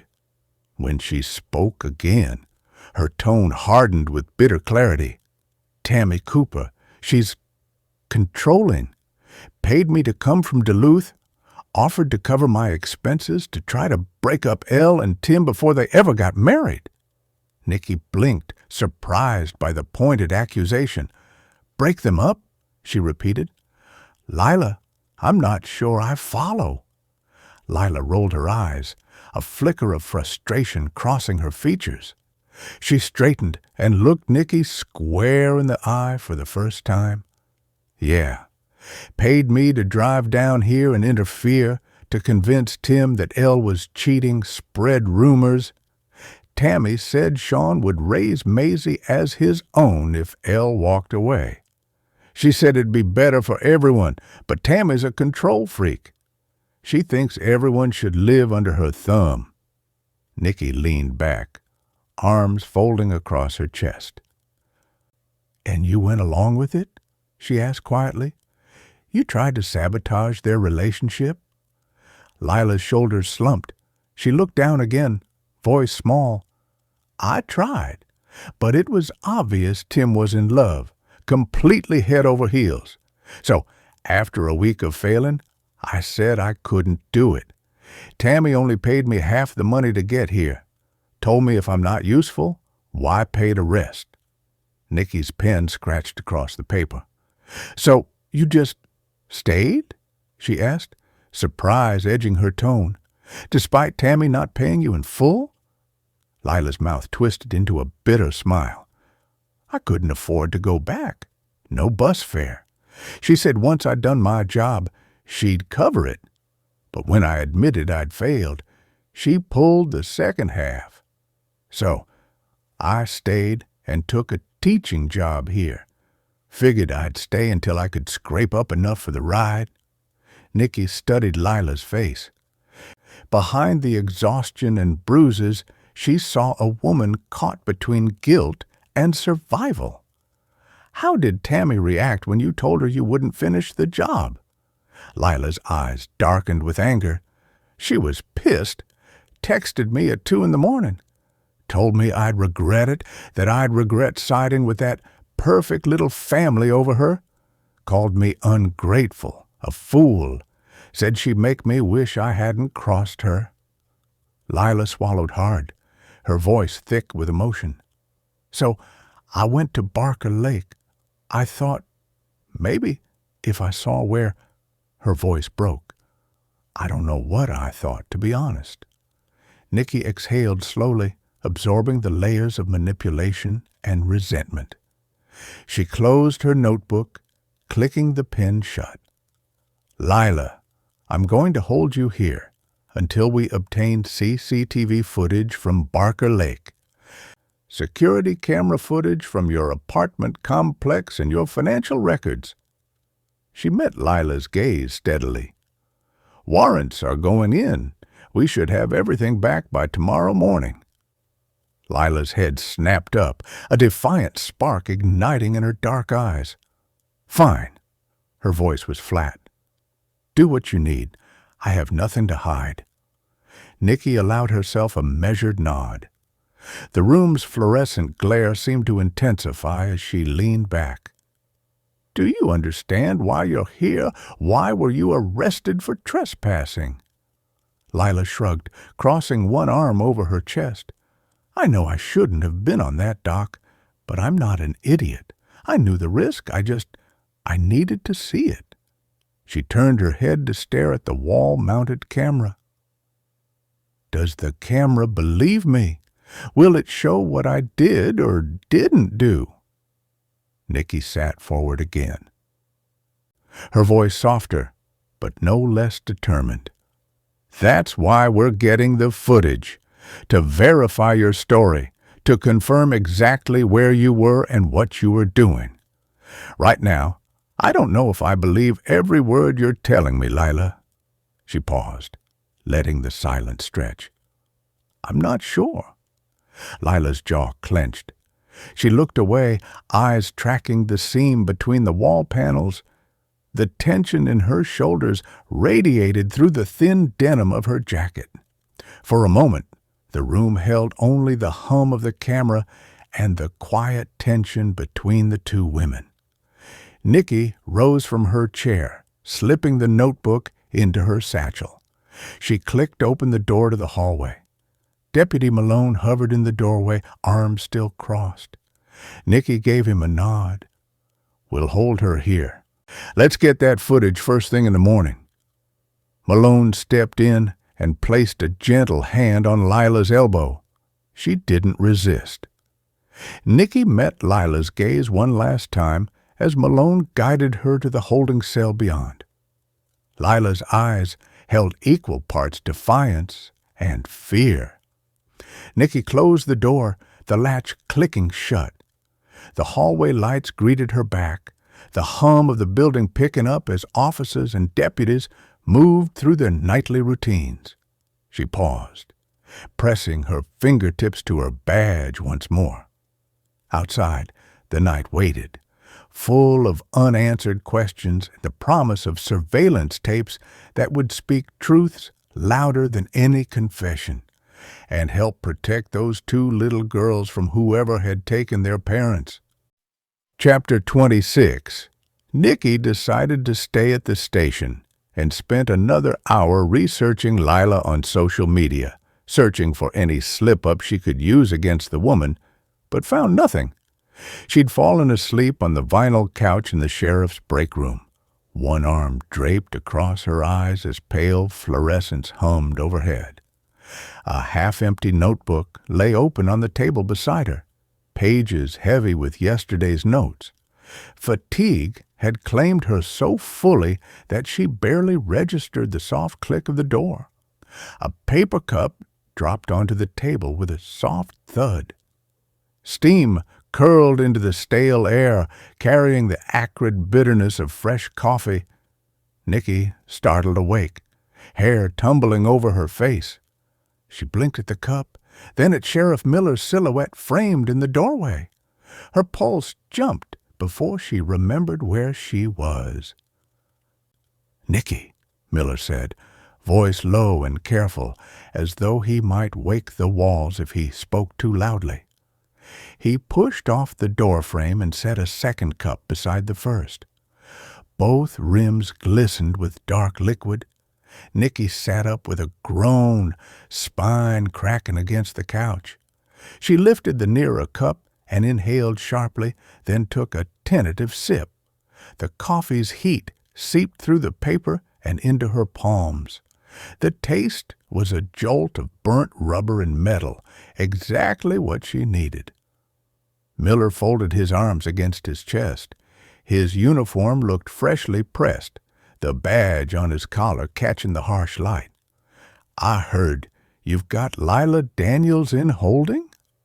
Nicky rubbed her jaw and set the cup down carefully. She ran a hand over her dark hair, brushing sleep from her eyes. "That's right," she said, voice husky. "Booked her for trespassing at Barker Lake. She was out on the dock saying she wanted to see where Tim died." Miller nodded, his gaze steady. He dug into his coat pocket and pulled out a stack of printouts clipped together. He laid them on the table edge. "Returning to the scene of the crime?" He nodded slowly, considering it. "But CCTV from her building and parking garage came back this morning from the day of the murders," he reported. "She didn't leave her condo until 9:30 a.m., well after both Elle and Tim were murdered." Miller slid a second batch of papers forward. "Cell records arrived, too. No pings near the Harper House or Barker Lake until she showed up on the dock. Her phone stayed within range of her home tower." A slow exhale escaped Nicky. She closed her eyes briefly, the weight of it pressing behind her temples.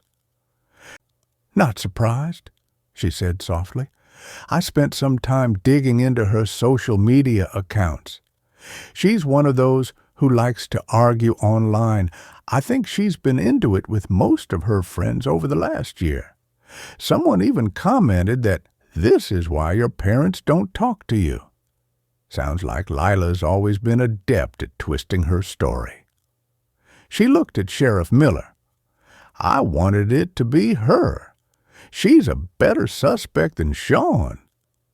Miller tucked the papers back into his coat and leaned against the counter. "We're still waiting on her financials, bank statements, wire transfers. Warrants went out yesterday.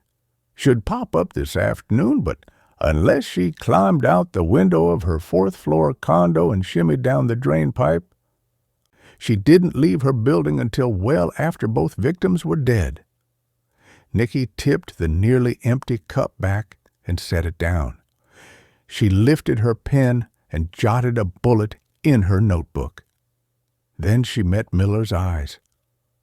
"It's not just about her obsessing over Tim. She also told me Tammy Cooper paid her to come down here and break up Ella and Tim.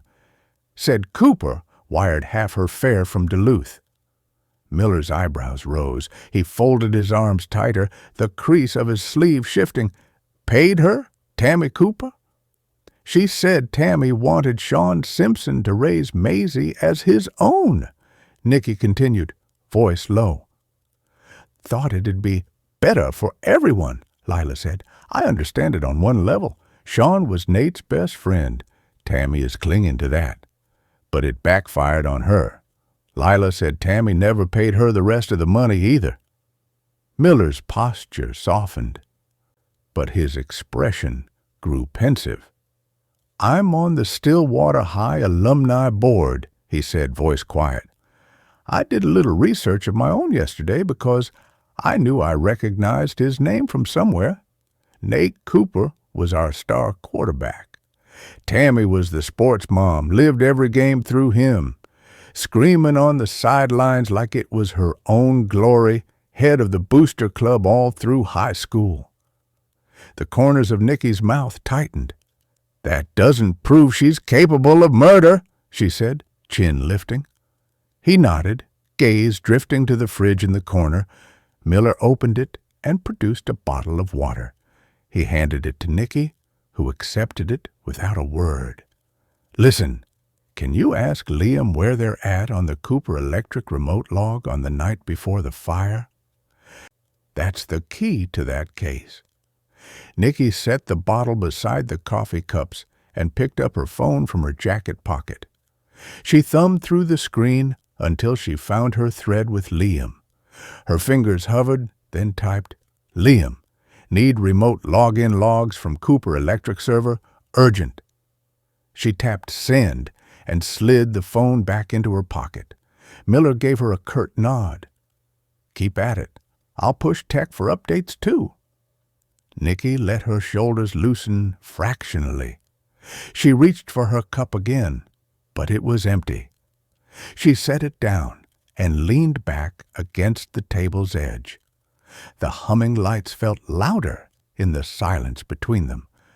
A deputy's distant voice crackled over the radio outside the room. Miller stiffened, lifting his head. He reached for his radio on the counter, pressed a button, and spoke a few clipped words. Then he lowered it and looked back at Nicky, expression grave. "Sean Simpson was found dead in his apartment this morning," he said. His voice seemed to age in that instant, heavy with unspoken questions. "They're calling it an unattended death until the autopsy." The Brick Pond Apartments sat low and square against the still-water sky, their brickwork darkened by decades of weather. The complex had been built in the 70s, and it showed. Faded siding patched in places, railings rusted at the joints, parking lot cracked and spiderwebbed with weeds. The pond the place was named for sat behind the buildings, more algae than water this time of year, its surface buzzing with mosquitoes. Nicky pulled her Jeep into a visitor slot, the tires crunching over loose gravel that had never been properly swept. She sat for a moment, staring at the building. Sean lived in apartment 117 on the first floor. The blinds in his front window were crooked, one slat bent upward like a broken rib. She stepped out, the air already warm but not unbearable. Her boots scuffed against the cracked walkway as she crossed to the entrance. Miller and Liam were already there, standing near the stairwell. Both wore short sleeves, both damp with sweat from the walk across the lot. Miller's collar was darkened, his hairline wet. Liam had a handkerchief tucked into his back pocket, streaked with dust. Blanchard's van was parked crooked in the lot, windshield glaring. Courtney stood just inside the open door, clipboard in hand, her hair pulled back tight, a sheen of sweat on her forehead.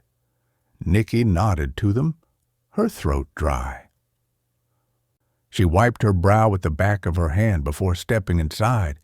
The air in the apartment hit her immediately, cool, artificial. The thermostat on the wall glowed a steady 72. The hum of the central unit was faint but constant, pushing chilled air into the space. It should have been a relief after the sticky, still-water summer outside, but instead it felt wrong. Too comfortable, too deliberate. The coolness wrapped around her, carrying the faint smell of sweat and sour alcohol, the scent of someone who'd stopped caring weeks ago. The walls were dingy, the carpet worn thin in the traffic paths. A single lamp glowed in the corner, casting a yellow haze over the room. Sean's body was still in the chair. He was slumped forward, head tilted slightly to the right, mouth slack. His skin had taken on a waxy sheen, pale and blotchy, with a faint gray cast around the lips. The television in front of him was on but muted, flickering with a late-night infomercial that had probably looped for hours. A bottle of pills sat on the armrest. A mostly empty bottle of scotch rested on the floor beside his foot, the cap off, the liquid inside amber and still. Nicky slipped on gloves as she joined the medical examiner. Blanchard looked up from her notes. Her gloves were powdered and sticking to her wrists. "Co-worker came by to pick him up," she said, her voice flat but carrying the weight of routine. "They carpool. He didn't answer the door, didn't answer his phone. They peeked through the window and saw him sitting there, not moving. Called it in." Courtney nodded, flipping a page on her clipboard. "We got here just after 6. CSU started processing immediately." Her pen scratched against the paper, the sound small but sharp in the cool air. Nicky stepped closer, careful not to disturb anything. The pill bottle was tipped slightly, like it had been set down in a hurry but not dropped. The scotch was cheap, the kind that burned going down and left nothing behind but regret. Sean's hands rested on the arms of the chair, fingers curled inward. His shirt was wrinkled, damp at the chest and stained near the collar. "Does it look like an overdose?" Nicky asked, her voice low, the question hanging in the stillness. Blanchard didn't look up. "It does," she said, "but I won't know for sure until we get the tox panel back. Looks like he took a bunch of pills and chased it with half a bottle of scotch." Nicky nodded, eyes still on the body. "Lila told me Tammy paid her to come down and break Tim and Elle up," she said. "Tammy wanted Sean to raise the baby. Lila failed." Courtney looked up from her clipboard, but said nothing. Blanchard kept writing, her pen steady. Liam frowned. "So Sean did all of this, and now, consumed by guilt, takes his own life." Nicky didn't answer right away. She let the silence stretch. The television flickered in her peripheral vision.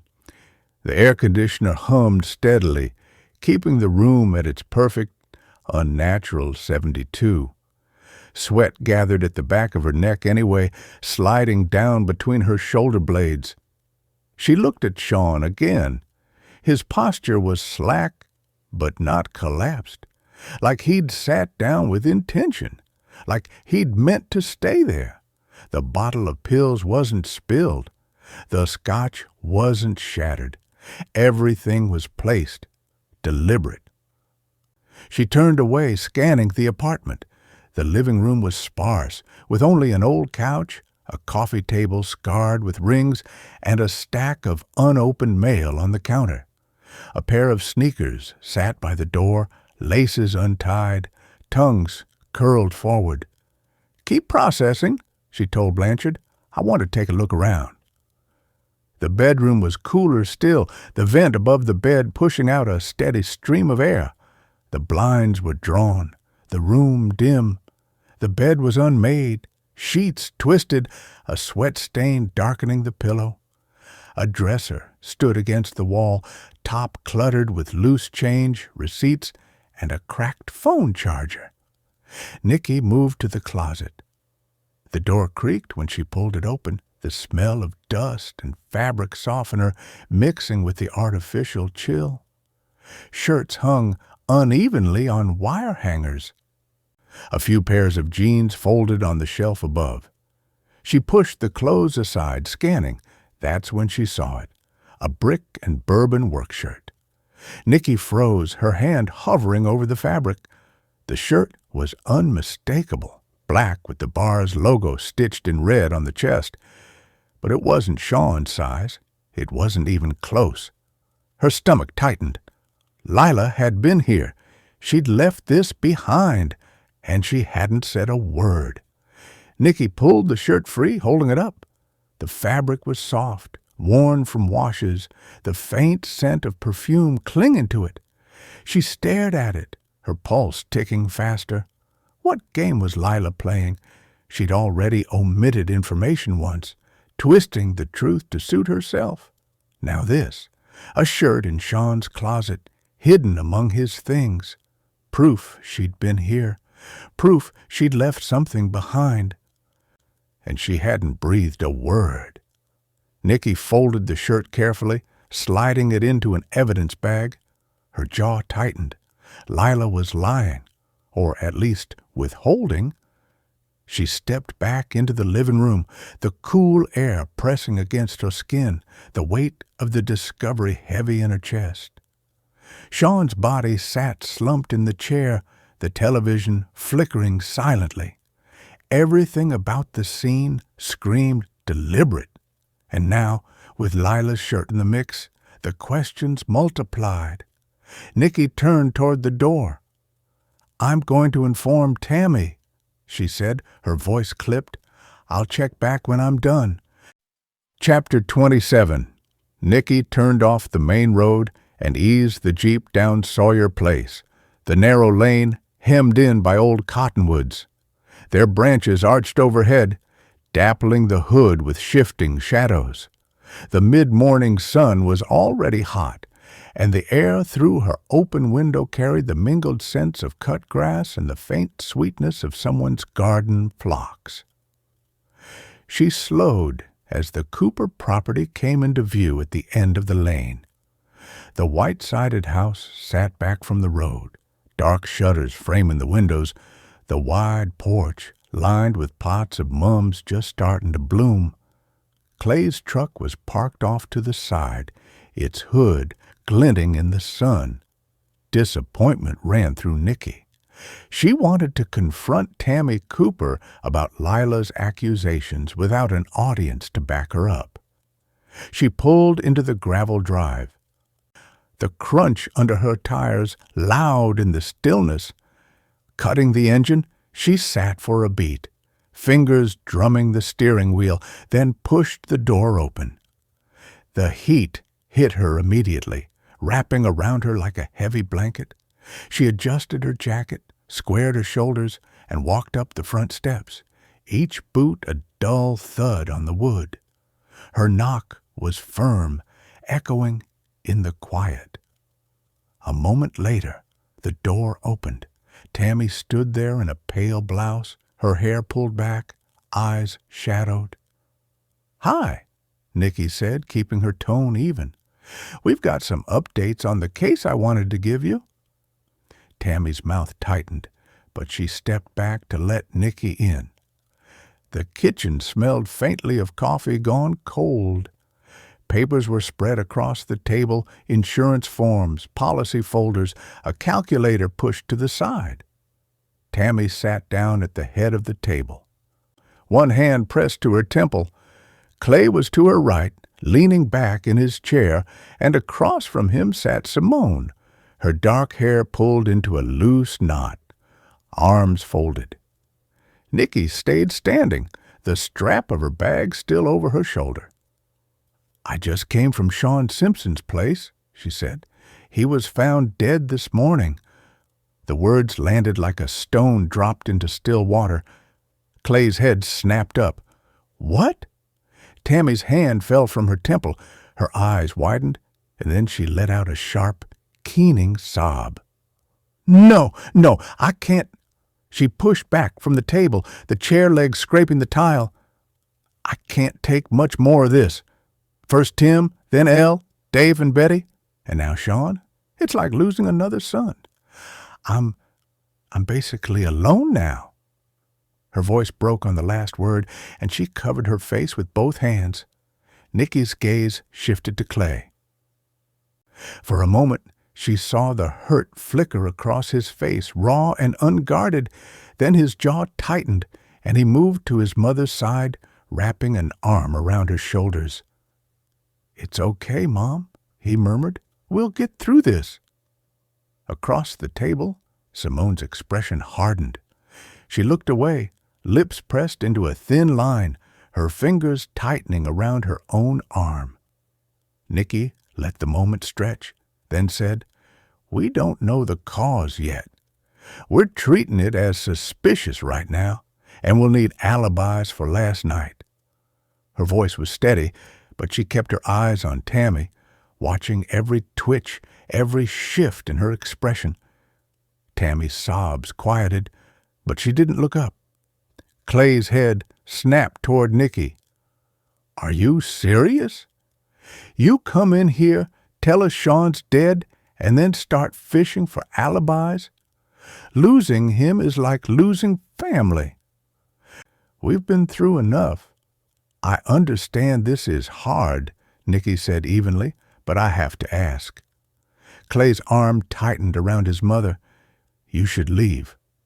Nicky let the silence hang for a beat, then nodded once. "I'll be back." Outside, the air felt cooler, though she knew it was just the shift from the kitchen's stuffy heat. She walked down the steps toward the Jeep, her mind turning over Tammy's reaction. The tears had come fast, but so had the words, like she'd rehearsed them. Was it grief or performance? And Clay, she'd seen the flash of pain before he masked it. Could jealousy have driven him to lash out at Sean? The thought lodged itself in her mind, unwelcome but persistent. She was halfway to the Jeep when the front door opened again. "Nicky!" She turned. Simone was hurrying down the steps, her sandals slapping against the wood. She stopped a few feet away, glancing back toward the house before speaking. "Clay and I were home last night. So was Tammy." Nicky studied her.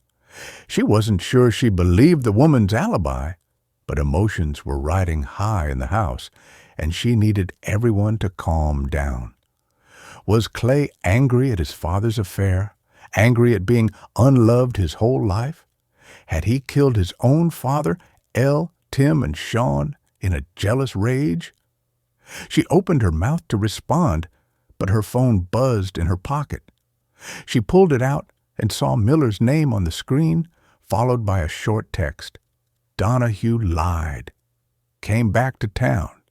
On CCTV near Cooper Electric within 20 minutes of fire starting. Her pulse kicked up. She slid the phone back into her pocket, her mind already shifting. Chapter 28.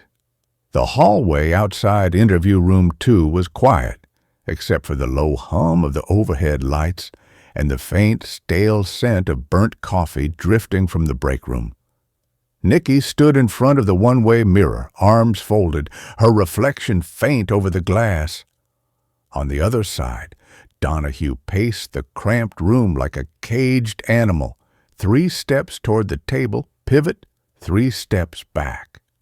His hands kept disappearing into his pockets, then reappearing, fingers flexing as if he couldn't decide what to do with them. Every so often, he glanced at the door, his jaw working, the tension in his shoulders visible even from here. Miller leaned against the wall beside her, his posture deceptively relaxed, eyes fixed on Donahue's restless movements. Liam stood on her other side, phone in hand, the glow of the screen lighting the sharp lines of his face. "Leanne's at the house," Liam said without looking up. "They've got her outside. Warrants in motion." Nicky gave a short nod, her gaze never leaving Donahue. "Good. We'll do the search." Miller's voice was low, edged with certainty. "CCTV puts him near Cooper Electric 20 minutes before the fire. He told us he was in the North Woods." Liam finally looked up from his phone. "It fits. He set the fire."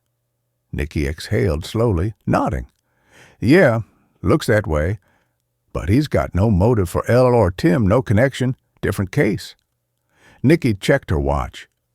"Before we talk to him, is Lila Daniels still in holding?" Miller nodded. "I figured you'd want to speak with her again before we cut her loose. I'm not sure we have anything to hold her. I requested phone records and CCTV from last night from her place. She's in interview room 3, waiting for you." Nicky pushed off the wall and headed to interview room 3. She hated this interview room because they kept it a few degrees warmer to interrogate suspects. She pushed the door open, file in hand, and stepped inside. The hum of the fluorescent light overhead was too loud, a constant buzz that grated on her nerves. Lila sat at the table, shoulders hunched, eyes rimmed red. A wad of tissues was crumpled in her fist, shredded edges sticking out between her fingers. She didn't look up when Nicky entered, just kept her gaze fixed on the scratched tabletop as if the grooves in the laminate might offer her an escape. Nicky closed the door behind her, the click echoing like a gunshot in the silence. She set the file down. Deliberately slow, letting the sound of the folders slap against the table carry weight. Then she pulled out the chair across from Lila and sat, leaning forward just enough to close the distance. I take it you've been told about Sean Simpson." Lila looked up with red-rimmed eyes. "You won't pin this on me either. I worked last night and then went straight home." "All right," Nicky said, her voice steady, controlled. "You've given me your alibi. Now shut up and listen." Lila's head jerked up, eyes blazing through the tears. The defiance there was sharp, almost startling, against the blotched skin of her face. Nicky leaned forward, elbows on the table, closing the space between them. "You want to tell me why you never mentioned you and Sean were dating?" Lila's mouth twisted, a bitter little smile that didn't reach her eyes. "We weren't dating. It wasn't like that. We had fun, that's all. And you didn't ask me about Sean." Nicky's jaw tightened. She hated the smugness in that answer, the way Lila tried to turn the blame back on her. "Don't get smart with me. You know damn well I would have asked if I thought there was something to ask, so let's try again. How did you and Sean meet?" Lila's gaze flicked away, then back, her eyes darting like a cornered animal's. Her voice was flat, stripped of emotion. "I saw him with Tim and Elle. I went after him to make Tim jealous." The words landed like a stone in Nicky's gut. She kept her expression neutral, but her pulse ticked faster, a steady drumbeat in her ears. She forced her voice to stay even. "This was after your deal with Tammy?" "Yes." Lila's tone was clipped, defensive, her chin lifting as if daring Nicky to challenge her. "I thought you were over him." Lila's eyes flashed, sudden heat breaking through the tears. "I wasn't over him then. I am now. Sean and I just had fun. That's it." Nicky studied her, letting the silence stretch. She watched every flicker of expression, every twitch of Lila's hands as they shredded the tissue further. Lila's cheeks were blotched from crying, but beneath the grief was steel. She believed what she was saying, or wanted Nicky to believe it. "You can go," Nicky said, her voice clipped, sharper than she intended. "But don't leave town." Lila blinked, surprise flickering across her face. "I have no plans to. I like it here. I like working at Brick and Bourbon and subbing. I'm hoping to get a full-time job at the school." Nicky nodded, already half turned toward the door, her mind racing ahead to Maisie and Maya. "Wait!" Lila's voice stopped her, sharper now, cutting through the fog in Nicky's head. Nicky turned back, hand still on the knob. Lila's gaze was steady now, the tears gone, her voice low but certain. "I want you to know one last thing. The last time I talked to Sean, he said he was going to confront her." Nicky's pulse jumped, her body going still. "Confront who?" "You know who." Nicky's voice sharpened, the edge of command slipping back into place. "About what?" Lila's mouth curved in a bitter smile, the kind that carried more truth than words. "What do you think?" The words hung in the air, heavy with implication, pressing down on Nicky's chest like a weight she couldn't shake. She held Lila's gaze for a long moment, searching for cracks, for hesitation, but found only defiance. Then Nicky turned and walked out, the door closing behind her with a hollow thud, the weight of it all pressing down harder with every step. She headed to interview room 2, where John Donahue waited. She stopped at the one-way mirror and watched him inside the cramped room. Donahue had stopped pacing. He stood at the table now, tapping his fingers against the metal surface, lips moving in a silent conversation with himself. Nicky watched him for another beat, noting the way his eyes darted toward the mirror, then away. She opened the door. The interview room was small and airless, the kind of space that made the walls feel closer the longer you sat in it. The overhead light was too bright, flattening every shadow, and the air carried the faint tang of sweat and disinfectant. Nicky closed the door behind her and crossed to the chair opposite him. Donahue sat down slowly, his gaze flicking from her to the mirror and back. A sheen of sweat clung to his hairline, darkening the edges of his short-cropped hair. "You've got 24 hours in here," Nicky said, setting her notebook on the table, but leaving it closed. "That's how long I've got to hold you. You're going to use that time to tell me the truth." His mouth twitched. "I haven't lied." She leaned forward, elbows on the table, her voice steady. "Why did you burn down Cooper Electric? Did you know Dave and Betty were inside?" His eyes widened, and for a moment she caught something, maybe shock, or the performance of it. "I didn't burn anything down." Nicky let the silence stretch, the hum of the light filling it. "We're getting a warrant to search your place," she said. "Might as well tell me now. Save us the trouble of finding the truth ourselves." He shook his head, quick and jerky. "There's nothing to find." The room felt warmer. Nicky could feel a bead of sweat slide down her spine beneath her jacket. She didn't move. "I didn't do anything," Donahue said again, his voice rising. "I felt bad about what I said to Dave, okay? I came home early to apologize. I saw them, Dave and Betty, walking in, holding hands. I didn't know what to think. I panicked. I went back to the cabin." Nicky studied him. His hands were flat on the table now, fingers splayed, the pulse in his neck visible and steady. "You lied to us about where you were," she said. "I did," he admitted, "but you can't pin that fire on me. I didn't start it." "You're right," Nicky said evenly. "Not yet, but I've got 24 hours to get that done. So you should plan to spend the next day in a cell." His jaw tightened, but he didn't speak. The air between them felt heavy, the kind that made every breath deliberate. Nicky kept her gaze on him, searching for the tell, something in the eyes, the mouth, the way he held himself. She wasn't sure if he was lying, but the search would tell her. A knock at the door broke the moment. Liam stepped in, a folded sheet of paper in his hand. "Warrant signed." Nicky rose, tucking her notebook under her arm. Miller was already in the hall, keys in hand, his expression set. "Let's go," she said. They walked out together, the shift from the close, hot interview room to the cooler corridor almost a relief.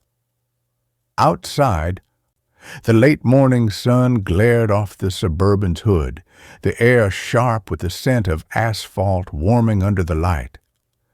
Nicky slid into the passenger seat, the image of Donahue's restless pacing still vivid in her mind, and the farmhouse waiting like a sealed envelope she was ready to open. The Suburban's tires crunched over the rutted dirt drive. The Donahue farmhouse sat square and stubborn against the sky, its white paint dulled to a chalky gray in places, the porch boards weathered and sun-bleached. The roof line sagged slightly at one end, and the windows reflected the glare like blank eyes. Beyond the house, the land stretched out in a patchwork of brittle grass and tilled earth, the horizon wavering in the shimmer of heat. Nicky felt the temperature rise the moment Miller cut the engine. She stepped out with Liam and Miller, the smell of dry earth and sun-warmed wood drifting up from the yard. The air outside was heavy, pressing down on her shoulders, the kind of heat that made every movement deliberate. The ERT from the FBI was already assembled near their vehicles, their dark uniforms absorbing the sun, faces set in the neutral focus of people about to work. Miller's voice cut through the stillness. "Listen up, people." He gestured toward the farthest outbuilding, a squat structure with a rusted tin roof at the edge of the property. "Start there. We'll take the barn. I heard from the fire marshal this morning. The accelerant is some kind of chemical cleaning compound used for electrical equipment. Let's get to it." Nicky's gaze slid to the porch. Leanne Donahue stood there, arms crossed tight, her mouth a hard, thin line. A deputy blocked the doorway, his stance casual but immovable. Leanne's eyes tracked them as they moved toward the barn, her scowl deepening with each step. The boards under her feet creaked as she shifted her weight, but she didn't speak. The barn loomed ahead, its red paint faded to a muted rust, the wide doors thrown open to the shadowed interior. Inside, the air was cooler, but close, the kind of stillness that held the scent of everything the building had ever housed. Nicky caught the dry, sweet dust smell of old hay, layered over the faint tang of oil and metal. Sunlight slanted through gaps in the siding, striping the dirt floor in gold. They moved through the equipment and work areas, boots scuffing softly. Shelves lined one wall, tools hung in neat rows, their metal edges dulled with use. A battered workbench stood under a window, the surface scarred and stained. Liam crouched near a low shelf and pulled out a container. "Turpentine," he said, holding it up. The label was worn, the cap tight, but the sharp chemical scent still leaked faintly into the air. Nicky took it from him, weighing it in her hand. It could be an accelerant. The barn was tidy, more workshop than working barn now. The horse stalls stood empty, their gates latched, a few stray flakes of hay scattered in the corners. The wood was dry and splintered under her fingertips when she brushed one of the stall doors. Dust motes drifted in the shafts of light from the high windows, moving lazily in the still air. Somewhere in the rafters, a pigeon shifted, its claws scratching against the beam. They stepped back out into the glare, the sudden brightness making Nicky squint. The heat hit harder after the dim barn, the air shimmering above the packed dirt. They crossed to Donahue's truck, parked at an angle near the side of the house. The metal of the tailgate was hot under Nicky's palm as she looked inside. The bed was loaded with what you'd expect from an electrician: coils of wire, toolboxes with dented lids, bottles of cleaner with their labels peeling in the sun. A partially empty 5-gallon container of gas sat wedged against the side, the red plastic faded and scuffed. Miller leaned in, his shadow falling across the bed. "We've got possible accelerants," he said, "but we're still waiting on the exact match." Liam rested his forearms on the side of the truck, eyes scanning the contents. Everything here could be explained by his job. He went to the lake. Having gas around isn't unusual. Without a match, I doubt we can hold him.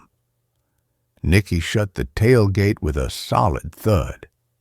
"Let's talk to Leanne." On the porch, Leanne was pacing now, her boots thudding against the boards. Her arms were still crossed, but her fingers tapped against her elbows, a restless rhythm. Her eyes narrowed as Nicky approached, and she stopped moving, planting her feet. "You're wrong," Leanne said before Nicky could speak.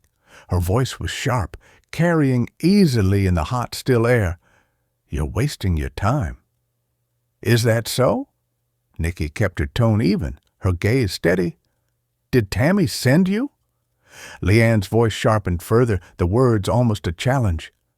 "This is just like something she'd do.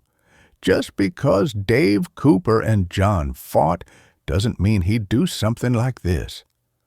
Nicky watched her closely, noting the tightness around her mouth, the way her shoulders stayed rigid.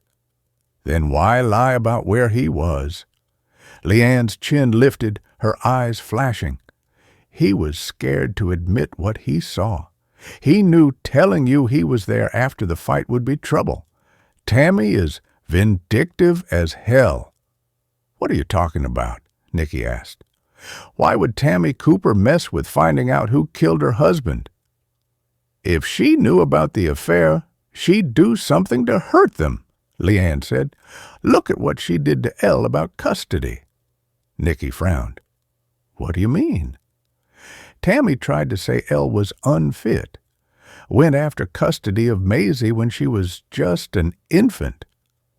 Nicky tilted her head slightly, watching for any shift in Leanne's expression. You think that was Tammy's version of getting back at Elle for being on the phone with Nate when he was killed? Leanne's eyes widened, genuine surprise flickering there. Who told you that? Tammy was on the phone with him, not Elle. Nicky's pulse ticked up, but she kept her voice steady. You're sure?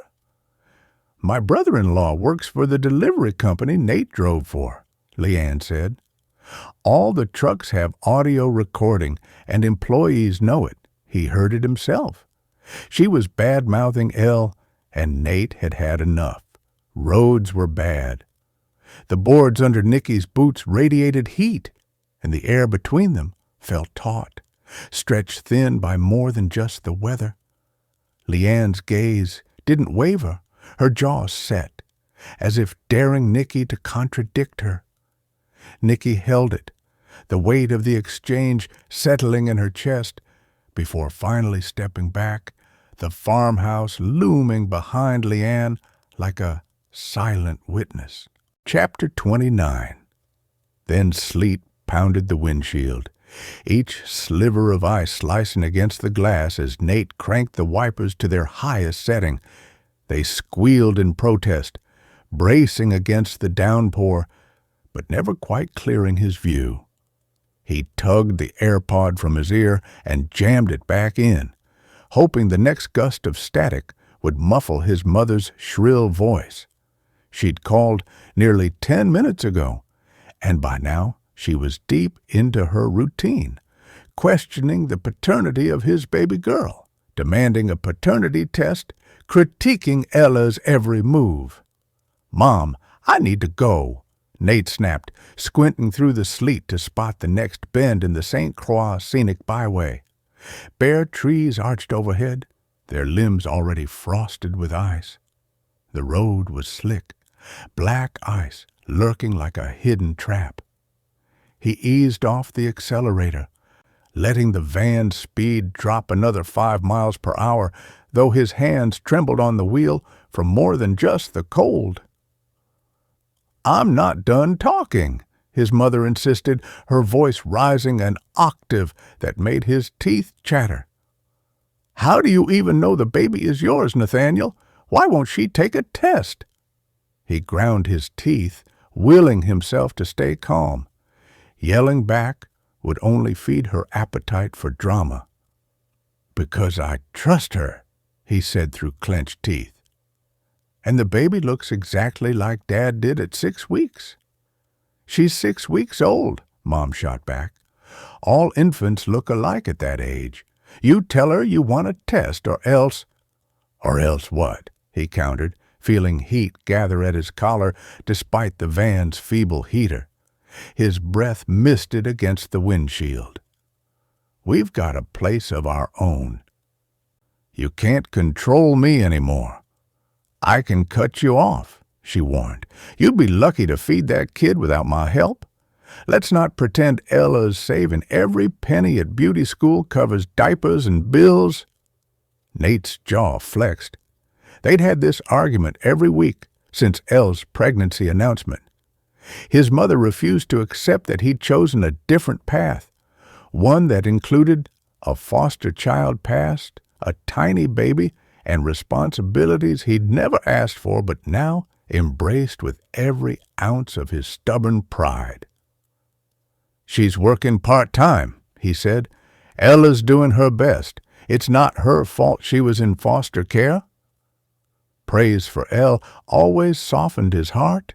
Her resilience, her quiet kindness toward others, even if it meant fodder for his mother's criticism. "Don't romanticize it," Mom spat. "Someone needs to look out for my son." "You're making mistakes, big ones." "I'm making choices," he shot back, "and mine aren't up for debate."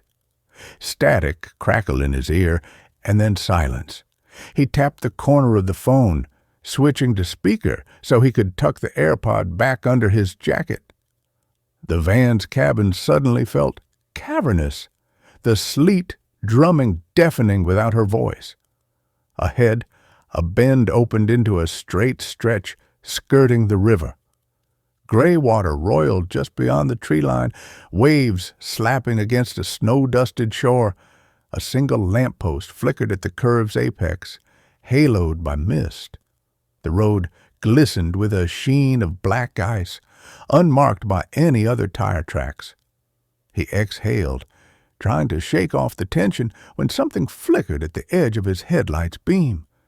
A shape, pale against the dark grove of pines. His heart thumped like a jackhammer. Deer. It burst through the trees without warning, chestnut flanks slick with rain, antlers low, eyes wide and frantic. Nate slammed on the brakes, the pedal digging into his foot until the ABS gunshot rattled through the chassis. The van lurched, its back end fishtailing as steel wheels fought for traction on the ice. He yanked the wheel left, but the road was a sheet of glass. Time stretched in a spray of white.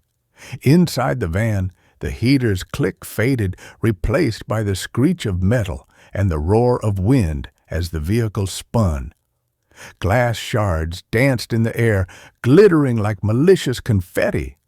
The world pitched sideways, roof tilting toward a cluster of trees lining the shoulder. Sleet slapped at his arms as the driver's side window shattered.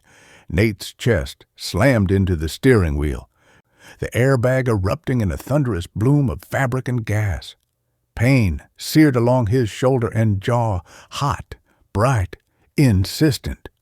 For a heartbeat, he saw the deer's wide brown eyes, frozen with shock, reflected in the mirror before darkness swallowed its form.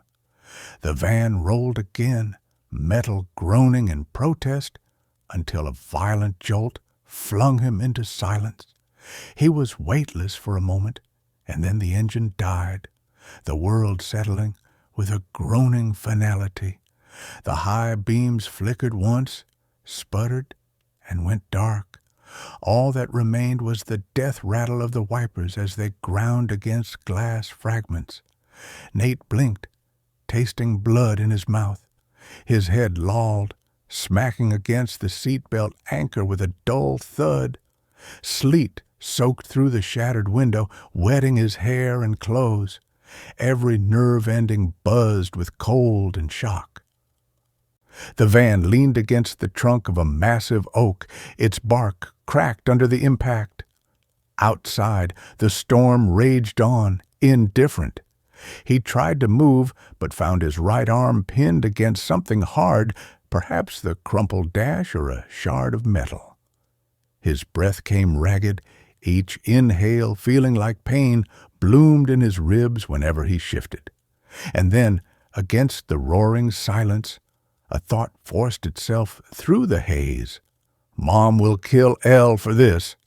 His last coherent mental image was of Elle, probably pacing their tiny living room, phone clutched in her hand, waiting for him to come home so she could tell him everything was okay. He should have taken a different route. He should have insisted Mom leave him alone. He should have slowed more. Sirens sounded in the distance, faint at first, then growing louder, wailing into the storm like desperate hope. Red and blue flashes pulsed through the spiderweb of broken glass. His vision swam, narrowing to a pinpoint, the beam of a flashlight slicing across the wreck, illuminating twisted metal and a red-stained steering wheel. A booted foot crunched on snow as first responders approached. The world tilted again, and he knew he was done fighting for control. Mom will kill Elle for this, and Maisie will never be safe. Nate's eyes slipped shut, his last thought anchored to guilt, fear, and an unspoken promise that whatever came next, he'd protect his family, even if it cost him everything. Chapter 30. The conference room smelled faintly of pasta sauce and cooling wings, the kind of scent that settled into the air and refused to leave. Paper plates, crumpled napkins, and half-empty water bottles cluttered the table. Liam worked through his pasta and wings with steady bites, the scrape of his fork against the paper plate a small, repetitive sound. Nicky's wings sat untouched, the sheen of sauce catching in the overhead light. Late-day sun slanted through the blinds, striping the tabletop in alternating bands of shadow and glare. The hum of the fluorescent lights pressed down from above, a constant undertone to the quiet. Frustration hung in the room, unspoken but heavy, each movement slow and deliberate. Miller broke the silence, his pen tapping once against the legal pad. Cans of gas and diesel, cleaning agent for electrical equipment, all in the truck. All can be explained. No smelly clothes, no trashed clothes. "I think he's telling the truth," Nicky said, her voice even. "He came to apologize, caught Dave and Betty, left, then panicked." "Agreed," Liam said, not looking up from his plate.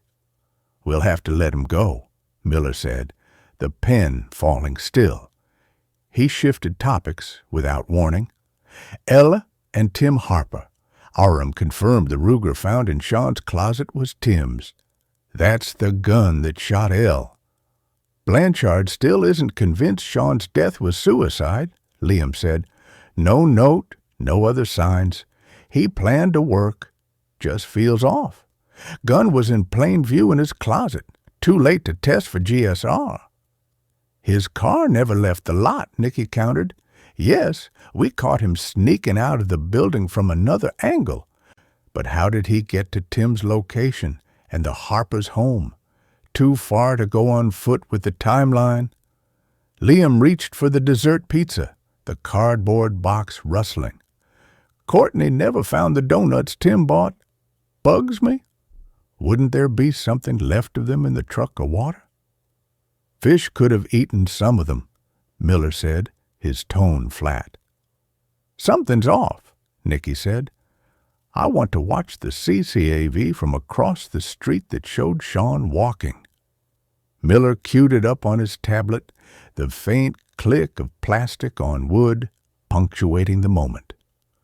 "Why didn't we ever find that backpack?" Liam asked, as they watched Sean leave his apartment building from the side door with a backpack around 7:30 a.m., walking for about 10 feet as though something heavy was inside before going out of frame. A car passed through the shot. "Rewind," Nicky said, leaning in. She watched in silence, the air in the room tightening, until the Fiat rolled into view.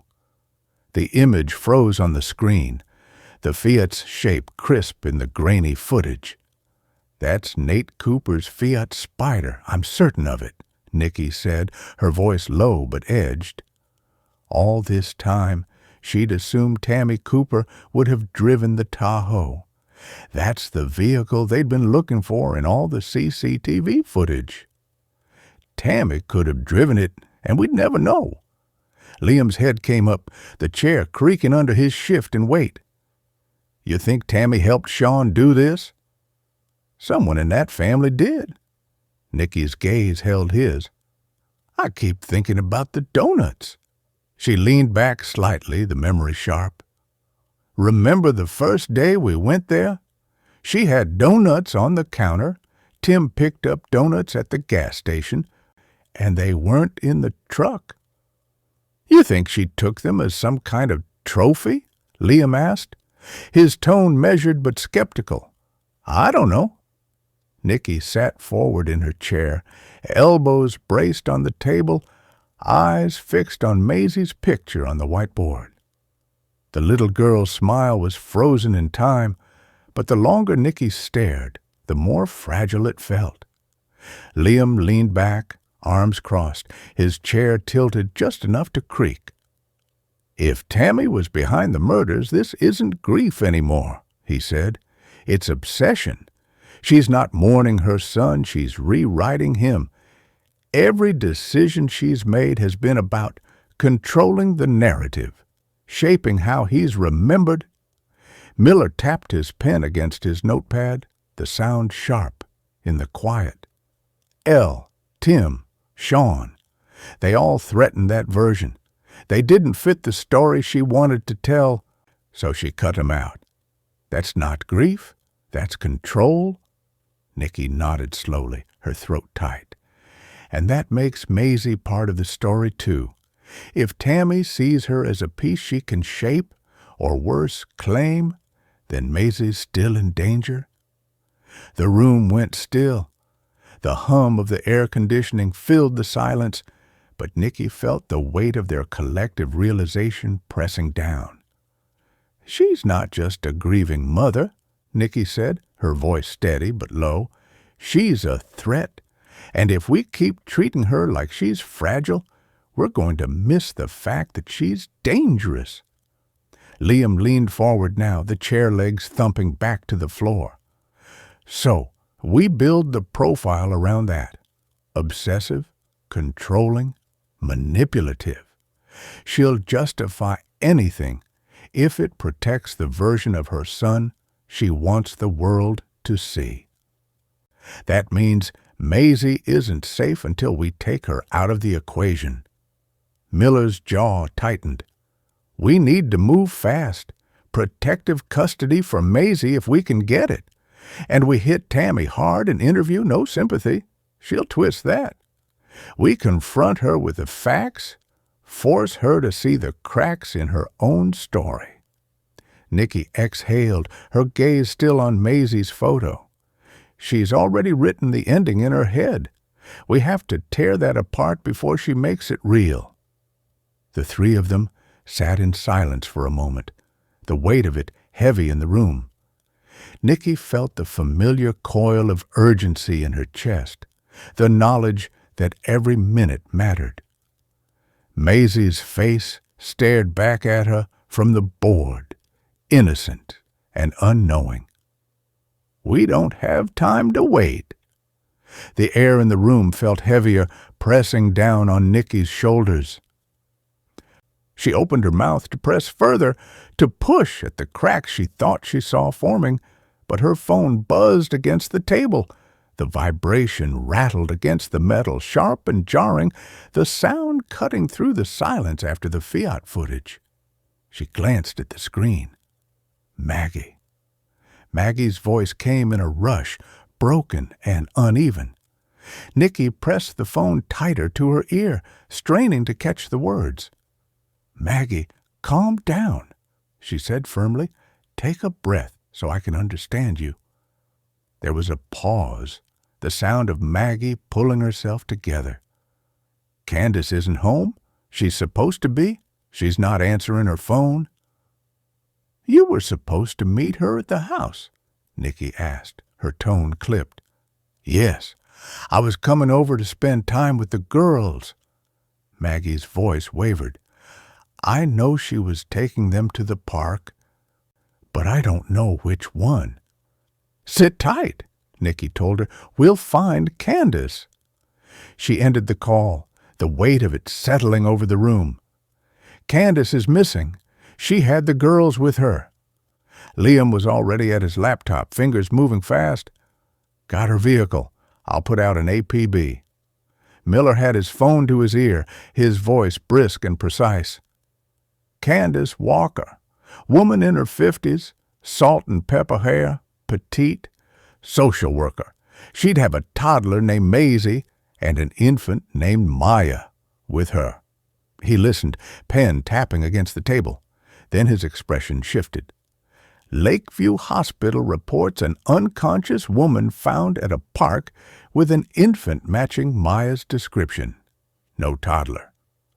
The room went still. Nicky called Maggie back. "Did Candace mention meeting anyone today?" "No," Maggie said. "But I know she had a phone call with Tammy earlier." "Go to Lakeview Hospital," Nicky told her. "I'll explain the situation with Maya so you can take her. Right now she's being observed. Candace is there too." Nicky hesitated, then added, "Maisie wasn't with them." There was silence on the line, heavy and raw. Then Maggie's voice broke. "Tammy took her, didn't she?" Chapter 31. Nicky pressed down on the accelerator, the Jeep eating up the miles toward Sawyer Place. The late afternoon sun slanted low, flashing through the trees and strobing across her windshield, but she barely registered it. Her mind was split in two, flashing from the thought of Candace lying in a hospital bed to Maisie, small and defenseless, in Tammy Cooper's hands. The thought made her chest tighten. How far had Tammy gotten? Every minute Nicky spent on the road was another Tammy could use to vanish deeper into Stillwater's backroads, to disappear with Maisie into some hidden corner. The highway curved, traffic slowing her just enough to make her jaw clench. She gripped the wheel tighter, her pulse a steady drumbeat in her ears. Candace's face flashed in her mind, bloodied, terrified, left in the park like discarded evidence. If Tammy could do that to Candace, what would she do to a child she saw as her possession? Nicky forced her focus back to the road, the familiar turnoff to Sawyer Place rising ahead. The Cooper's place was only minutes away, but the clock was running, and Nicky knew too well how fast obsession could turn lethal. Nicky pulled into the Cooper driveway. Clay stood near the open garage, arms folded tight, frustration written across his face. The Tahoe wasn't in the garage, and she didn't see any sign of the Fiat. She jumped out of the Jeep. "Where's your mother?" Clay shook his head, voice tight. "I don't know. She should be here. She's not answering her phone." Nicky hesitated, then met his eyes. "Clay, there's something else you need to know. Leanne Donahue's brother-in-law works for the trucking company Nate drove for. He was on the phone with his mother when he wrecked, not Elle. Tammy lied to everyone about that." Clay's head snapped up, shock flashing across his face. "What?" "She told the story over and over, made Elle the scapegoat.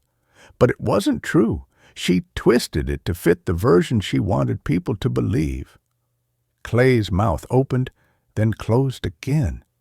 He looked gutted, like the ground had shifted under him. I knew she could be cruel, but to lie about that? To blame Elle for something she didn't do?" His voice broke. God, it makes sense now. He pressed a hand to his forehead, shaking his head. "She never wanted me, not really. After Nate was born, she blew me off. Said my birth was rough, that I nearly killed her. She never let me forget it." "I was always the one who wasn't good enough."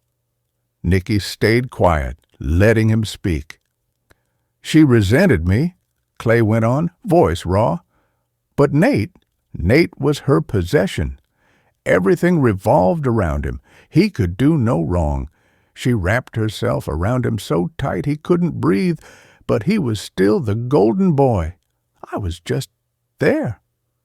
The bitterness in his tone was sharp, but underneath it, Nicky heard the ache. "She pretended to like Elle," Clay said, shaking his head. "Played the part when people were watching. But I knew she didn't. So no, I'm not surprised she turned on her, not one bit." Nicky's tone sharpened. "We suspect she has kidnapped Maisie. Candace, the social worker, was left injured in the park." Clay's expression faltered. He didn't look surprised. His shoulders sagged and tears welled. "I think my mother did all of this." Nicky stepped closer, steady. "What are you talking about?" "She's furious over Maggie getting custody of her granddaughter. Maggie's not even blood. I thought she got over it." His voice cracked. "I went along with her version to make her look good. I never dreamed she'd be capable of something like this." Nicky's eyes narrowed. "What are you talking about, Clay?" He dragged a hand across his face. "She never liked Elle. Things weren't hunky-dory after Nate's death. She blamed Elle. Tried to get her declared incompetent so she could take Maisie. She failed because Dad intervened and wouldn't let her take it to court. He was the only thing stopping her." "Did she like Tim?" Nicky asked. Clay shook his head. "She didn't really have an opinion. If she did, she never shared it. Since Nate died, her sole focus has been Maisie. She hounded Elle for more time, always threatening court, knowing they couldn't afford it. She's manipulative as hell. A month ago, Elle threatened to cut her off completely." "Deputies will go to your house to make sure she's not there," Nicky said. "Feel free," Clay answered quickly. "Nothing to hide." "Any idea where Tammy might go?" Nicky asked. "No," Clay said. "We weren't close. She wouldn't confide in me." Nicky's voice dropped. "Could Tammy shoot? Does she own any weapons?" Clay nodded. "Yeah, she's got a Ruger, unlicensed. She and Dad used to go to the shooting range a lot." Nicky's heart sank. She had trusted the CCTV that showed Tammy's Tahoe never leaving the house. She'd driven Nate's Fiat that morning instead of the Tahoe. Had she picked Sean up? Had they been working together and Tammy silenced him? Her chest tightened as she looked back at Clay. "Where does she keep Nate's Fiat?" Clay hesitated, then said, "She put it in storage the other day when she cleaned out the garage." Nicky's breath caught. She must have just missed it. Tammy had tucked the Fiat away right under their noses, which meant it had been there on the day of the shooting. Clay's eyes widened as he realized what she was getting at. Nicky held his gaze. "Clay, is she capable of this?" He thought about it, his face tightening, and finally nodded. "Yes, she's stone-cold awful." He gave her the address for the storage. Nicky yanked the Jeep into gear, dust spitting from the Cooper driveway as she tore back toward the main road. The sun was dropping low, throwing long bars of light across Stillwater, but the streets were clogged with commuters inching home, delivery trucks blocking intersections, brake lights flaring like a wall of red. She gripped the wheel tighter, jaw clenched. Every wasted second was another Maisie didn't have. The Jeep crawled forward, boxed in by a minivan on one side and a pickup hauling lumber on the other. Nicky's pulse hammered. She flicked her blinker, darted into the next lane, and earned a blast of a horn. She didn't care. Her mind spun faster than the tires. Tammy. She'd manipulated everyone around her, bending the truth until it fit the story she wanted. Nicky could see it now, the threads pulling tight. Sean. Lila had said he was going to confront Tammy, that he'd finally had enough. But what if he never got the chance? What if Tammy had silenced him before he could talk? Nicky's knuckles whitened on the wheel. She pictured it. Tammy picking Sean up, her voice soft, coaxing, the way she could make herself sound reasonable when she wanted something. Had she convinced him to help her kill Tim and Elle? Had she offered to pay his gambling debts, or had she lured him in only to cut him loose when he became a liability? The Jeep lurched forward another few feet. Nicky slammed her palm against the steering wheel, frustration boiling. The storage unit was across town, tucked near the industrial strip by the river.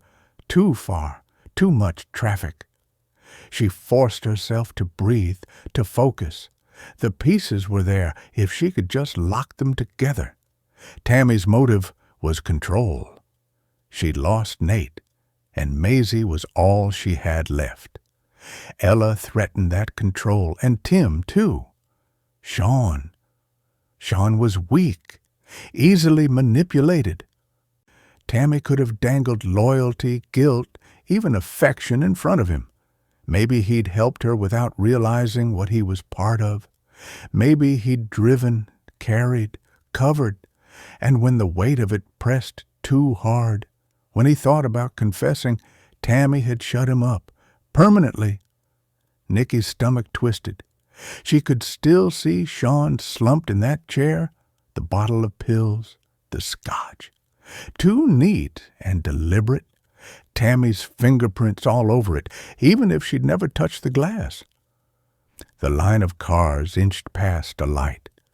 Nicky swerved around a delivery van, tires squealing as she cut through a yellow light. A driver shouted, but she barely heard it. Her eyes were on the road ahead, her mind on Maisie. Maisie, small and fragile, caught in the grip of a woman who saw her as a possession, not a child. Nicky pressed harder on the gas, weaving through traffic. The Jeep rattled as she hit a pothole, but she didn't slow. The river glinted in the distance, the warehouses rising beyond it. The storage units were there, rows of metal doors baking in the sun, secrets locked behind each one. She pictured Tammy again, her face tight with fury, her voice sharp. Tammy had lied about Ella being on the phone when Nate died. Lied to everyone, twisting the story until it fit her narrative. If she could do that, what else was she capable of? Everything. Nicky's chest tightened. She pushed the Jeep harder, the engine growling. The traffic thinned as she hit the industrial strip, the road opening up. She tightened her grip on the wheel, every nerve alive with urgency. She was close now, too close for Tammy to finish writing her version of the story. And Nicky wasn't about to let her. Her phone buzzed on the console. Nicky took Liam's call through the Jeep's Bluetooth. "We've got a bolo out for the Fiat, Tammy and Maisie," he said. "Miller's putting up roadblocks. They're pulling CCTV from around the park where Candace and Maya were found." Her pulse hammered. "I'm almost to the storage unit." Nicky swung the Jeep into the gravel lot of Stillwater storage, her tires spitting rock as she braked hard. Her pulse hammered in her throat, her chest tight with the weight of every second ticking by. Maisie could be in there, trapped and alone. She shoved the gear shift into park and jumped out, scanning the rows of dull green doors stretching in both directions. The Tahoe sat crooked near the far row, its chrome grille catching the last of the sun, empty. Her stomach clenched. Nicky forced herself toward the squat office at the edge of the lot. The glass door rattled as she yanked it open. Inside, the air smelled of stale coffee and dust, the hum of a small fan doing little to cut the heat. The manager looked up from behind the counter, startled, his polo shirt damp at the collar. "I need access to the Cooper's unit," Nicky said, her badge flashing as she held it up. Her voice was clipped, urgent. "There's a missing child, and we have reason to believe she may be inside." The man blinked, his mouth opening and closing before he nodded quickly. Of course, just give me a second." He fumbled for the key ring, the metal jangling in his shaking hands. "Now?" Nicky pressed. "Every second counts." He swallowed hard, grabbed the keys, and hurried out from behind the counter. Nicky was already moving, her stride long and fast, the manager hustling to keep up. They crossed the lot, gravel crunching underfoot, the Tahoe looming larger with every step. Nicky's weapon was already in her hand, the weight steady, grounding her. The manager's breath came quick, nervous. "You're sure?" "Probable cause." Nicky cut him off, her eyes locked on the unit. "Open it." He slid the key into the padlock, his hands trembling. Nicky stepped to the side of the door, gun raised, her pulse a steady drumbeat in her ears. 1, 2, 3. The door rattled upward, the sound echoing down the row. Nicky braced, weapon ready, every nerve alive. The smell hit first, thick dust, old fabric, and the faint tang of motor oil. Holy shit! It wasn't a hiding place. It was an altar. Photos of Nate covered the walls, tacked up in uneven rows. School portraits with his forced smile, football shots frozen mid-stride, candid snapshots of him at family gatherings. Dozens of them overlapping, curling at the edges. His high school awards were stacked neatly on a shelf, trophies gleaming dully in the dim light. His uniforms hung pressed and preserved, the fabric stiff with age, as if waiting for him to step back into them. And in the center, like a shrine, sat the Fiat, its red paint dulled, headlights staring blankly into the dark. Nicky's stomach dropped. The silence pressed in, broken only by the hum of the fluorescent light above the row. She lowered her weapon slowly, her chest tight. Tammy hadn't just memorialized her son, she'd entombed him. Every inch of the unit screamed obsession, control, a refusal to let go. It was suffocating. The air heavy with the weight of a life Tammy refused to release. No Maisie. Nicky pulled out her phone and hit Clay's number. He answered on the second ring, his voice rough. "Clay, the Tahoe and the Fiat are here, but no sign of your mother or Maisie. Do you know of another vehicle she might be driving?" There was a long pause. "No," he said finally. "Not that I know of. She doesn't share anything with me, never has." His voice cracked. "I'm sorry." Nicky closed her eyes briefly, then forced herself forward. "All right, stay put. We'll find her." She ended the call and immediately dialed Liam. He picked up fast, his voice taut. "She's not here," Nicky said. "The Tahoe's parked at a storage unit, but it's just a shrine to Nate, no Maisie. I need you to check with every rental agency in the area. See if Tammy Cooper rented a vehicle under her name or anyone else's. She's moving, and she's not done." "On it," Liam said. "Where are you headed?" "The hospital," Nicky said, sliding back into the Jeep. "Maggie and Candace are there. I need to talk to Candace." She hung up, started the engine, and tore out of the lot. The image of Nate's shrine burned into her mind. Tammy wasn't just obsessed. She was rewriting the story, piece by piece, and Nicky was running out of time to stop her. Chapter 32. Nicky swung the Jeep into the hospital lot, the tires crunching over asphalt patch too many times. She didn't cut the engine right away, her hand still locked on the wheel, pulse hammering in her throat. The glass doors of the ER glowed ahead, a reminder that Candace was inside, broken but alive. Maisie's face pressed harder into her mind. How far had Tammy gotten, and how much time did they have left? Her phone buzzed. "Liam." She snatched it up. "Tell me you've got something," Nicky said, her voice sharper than she intended. "Not much," Liam admitted. His tone was clipped, frustration bleeding through. "So far, no rental companies are being helpful. Enterprise flat out told me to get a warrant before they'd release anything." Nicky closed her eyes briefly, forcing down the surge of impatience. "We don't have time for red tape." "I know," Liam said, "but listen. State police have roadblocks set up on the main arteries, and we've got a bolo out in Wisconsin. If she tries to cross the river, they'll catch her." Nicky exhaled, her gaze fixed on the hospital doors. It wasn't enough. Not yet. But it was something. She shoved the phone back into the console, her jaw tight. Tammy was out there with Maisie, and every second Nicky sat in this Jeep felt like a second wasted. The ER waiting area buzzed with low voices and the antiseptic sting of disinfectant. At the nurse's station, Maggie's voice cut through, sharp and desperate. "She's my niece. You can't keep me from her."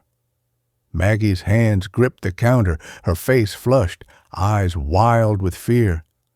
The nurse behind the desk tried to stay calm, but her tone was firm. "Ma'am, only immediate family." Nicky pushed through the doors, her badge already in her hand. "She is immediate family," Nicky said, stepping up beside Maggie. She set the badge on the counter, her voice clipped but steady. "Maggie Cooper is next of kin. She has every right to see Maya."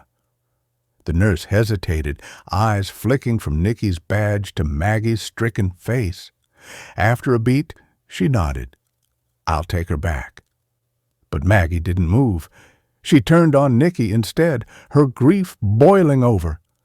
"Where are Tammy and Maisie?" she demanded, her voice cracking. "How could you let this happen?" Before Nicky could respond, Maggie grabbed her by the arms, fingers digging in.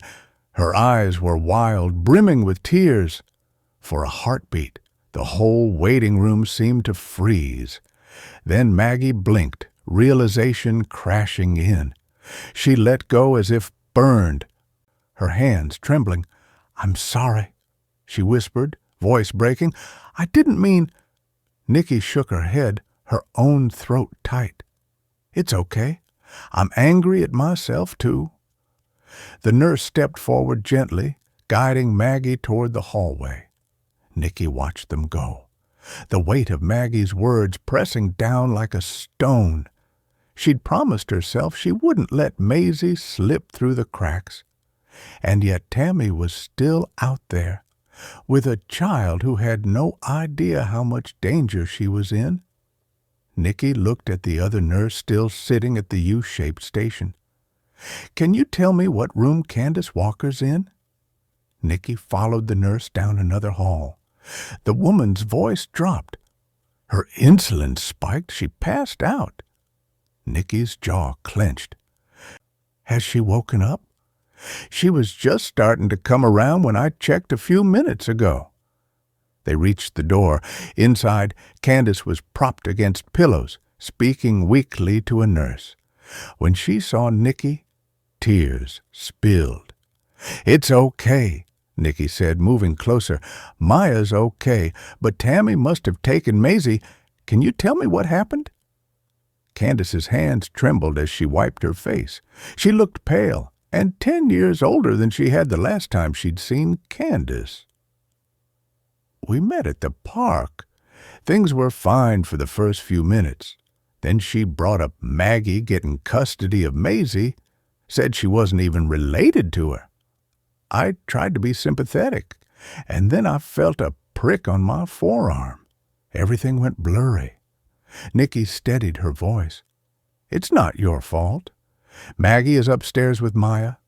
She'll come down and see you in a little while. I've got to go find Maisie." The Stillwater Sheriff's Station was quiet in the way only late evening could make it. The only real noise was the hum of fluorescent lights overhead. A couple of deputies sat at their desks, filling out paperwork. Nicky nodded to them as she made her way to the conference room. "Candace isn't a diabetic, but her insulin spiked," Nicky told Liam and Miller. "Tammy must have access to insulin." She looked at the board where Maisie's photo stared back at her from the center, bright smile frozen in time. Nicky's chest tightened. Every lead they'd chased had gone cold. Every roadblock they'd set up had turned up nothing. Tammy was out there, and Nicky couldn't shake the gnawing fear that they were already too far behind. Sheriff Miller leaned against the wall, arms crossed, his face drawn with fatigue. He'd been on since dawn, but the lines around his eyes looked older than the day. Liam sat across from Nicky, his tie loosened, his hair mussed from running his hands through it too many times. The three of them had been circling the same ground for hours, and the silence between them was heavy. "No sign of her at Clay's place," Miller said finally, his voice low. "Deputy Jensen's parked out front. If she shows, he'll see her." Nicky nodded, though it did little to ease the knot in her stomach. "She won't go back there. Not now. She's too smart for that." "Smart," Miller muttered, "or desperate." Nicky rubbed her temples, exhaustion pressing in. "Either way, she's ahead of us. And Maisie—" Her voice caught, and she forced it steady. Maisie could already be gone. The words hung in the air, sharp and unforgiving. Liam shifted in his chair, his jaw tightening. "Don't go there yet," he said quietly. "We don't know that." But Nicky did know. She'd seen too many cases where the trail went cold, where the child slipped through their fingers because the adults had been too slow, too cautious. Tammy had been planning this for months, years, maybe. Every lie, every manipulation, every step had been about control. And now she had Maisie. The silence stretched, broken only by the faint tick of the wall clock. Nicky stared at the board, at the photos of Elle, Tim, Sean, all of them gone. Tammy had erased anyone who threatened her version of Nate's story. Maisie was the last piece. Her phone buzzed against the table, startling her, but it wasn't hers, it was Liam's. He snatched it up, his voice sharp. "Kendall, what have you got?" Nicky watched his face as he listened, her pulse quickening at the flicker of surprise in his eyes. "You're kidding," Liam said, sitting up straighter. He turned away slightly, one hand pressed to his forehead as he listened. Then his expression shifted, relief and urgency colliding. "That's solid. Thanks, Kendall. Good work." He ended the call and looked at Nicky, his eyes alive in a way she hadn't seen all night. "The techs pulled a remote log-in to Cooper Electric the night before the fire. It pinged from a farm about 30 minutes south of here." For a moment, Nicky just stared at him, the words sinking in. Then her pulse surged. "You think Tammy was there? That means she's behind the fire, too." It wasn't a stretch to believe a woman as vindictive as Tammy could be behind the fire if she discovered her husband's affair. "At this point, it's our best chance of finding Maisie," Liam said. The exhaustion that had weighed Nicky down moments ago burned away, replaced by adrenaline. "Who owns the farm?" Liam's eyes were trained on his computer as he digested the information Kendall had emailed. Holy shit. "What?" Nicky demanded. Kendall went through property records. The farm was owned by J. Keller for 30 years. T. Cooper inherited the deed 2 years ago. "Her family farm?" Miller asked. "That's my guess," Liam answered. "She's not running blind," Nicky said, pacing the length of the table. "She's got a plan."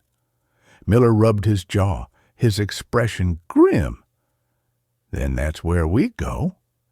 Nicky stopped pacing, her gaze locking on Maisie's photo.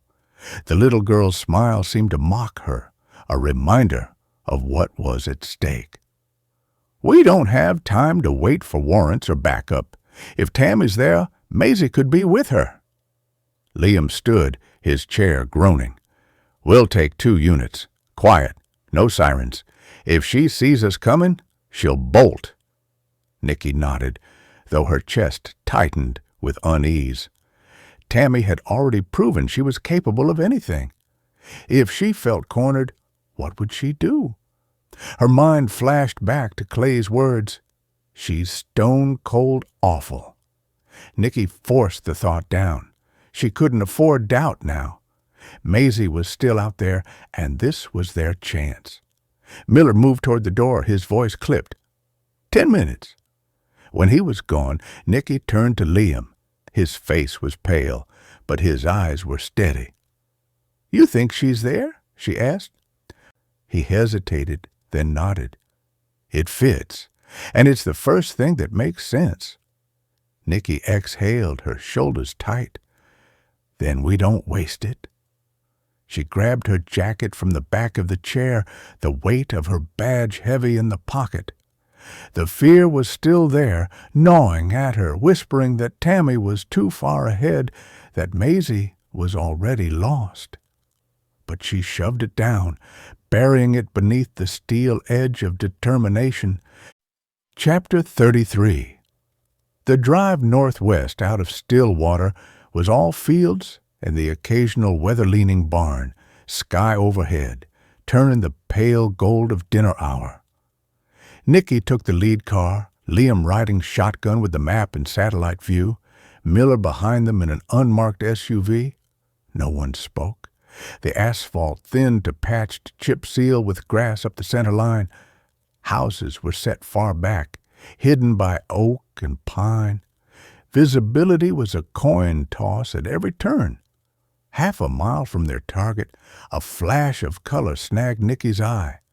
Parked under a leaning spruce at the edge of the long gravel drive was a red Toyota Camry with an Enterprise rental sticker on its back windshield. The same one from the CCTV image outside Tammy's street. Her pulse spiked. That car was more than proof of place. It was a timestamp, a warning that Tammy hadn't gone far. At least not yet. "She's here," Nicky said, pulling off into the cover of trees. Gravel crunched as Miller eased in behind her. His gaze followed hers to the Camry, jaw tightening. "If she's inside, she's had time to clock us," Nicky said. "We keep the approach quiet." They killed their lights and moved out on foot.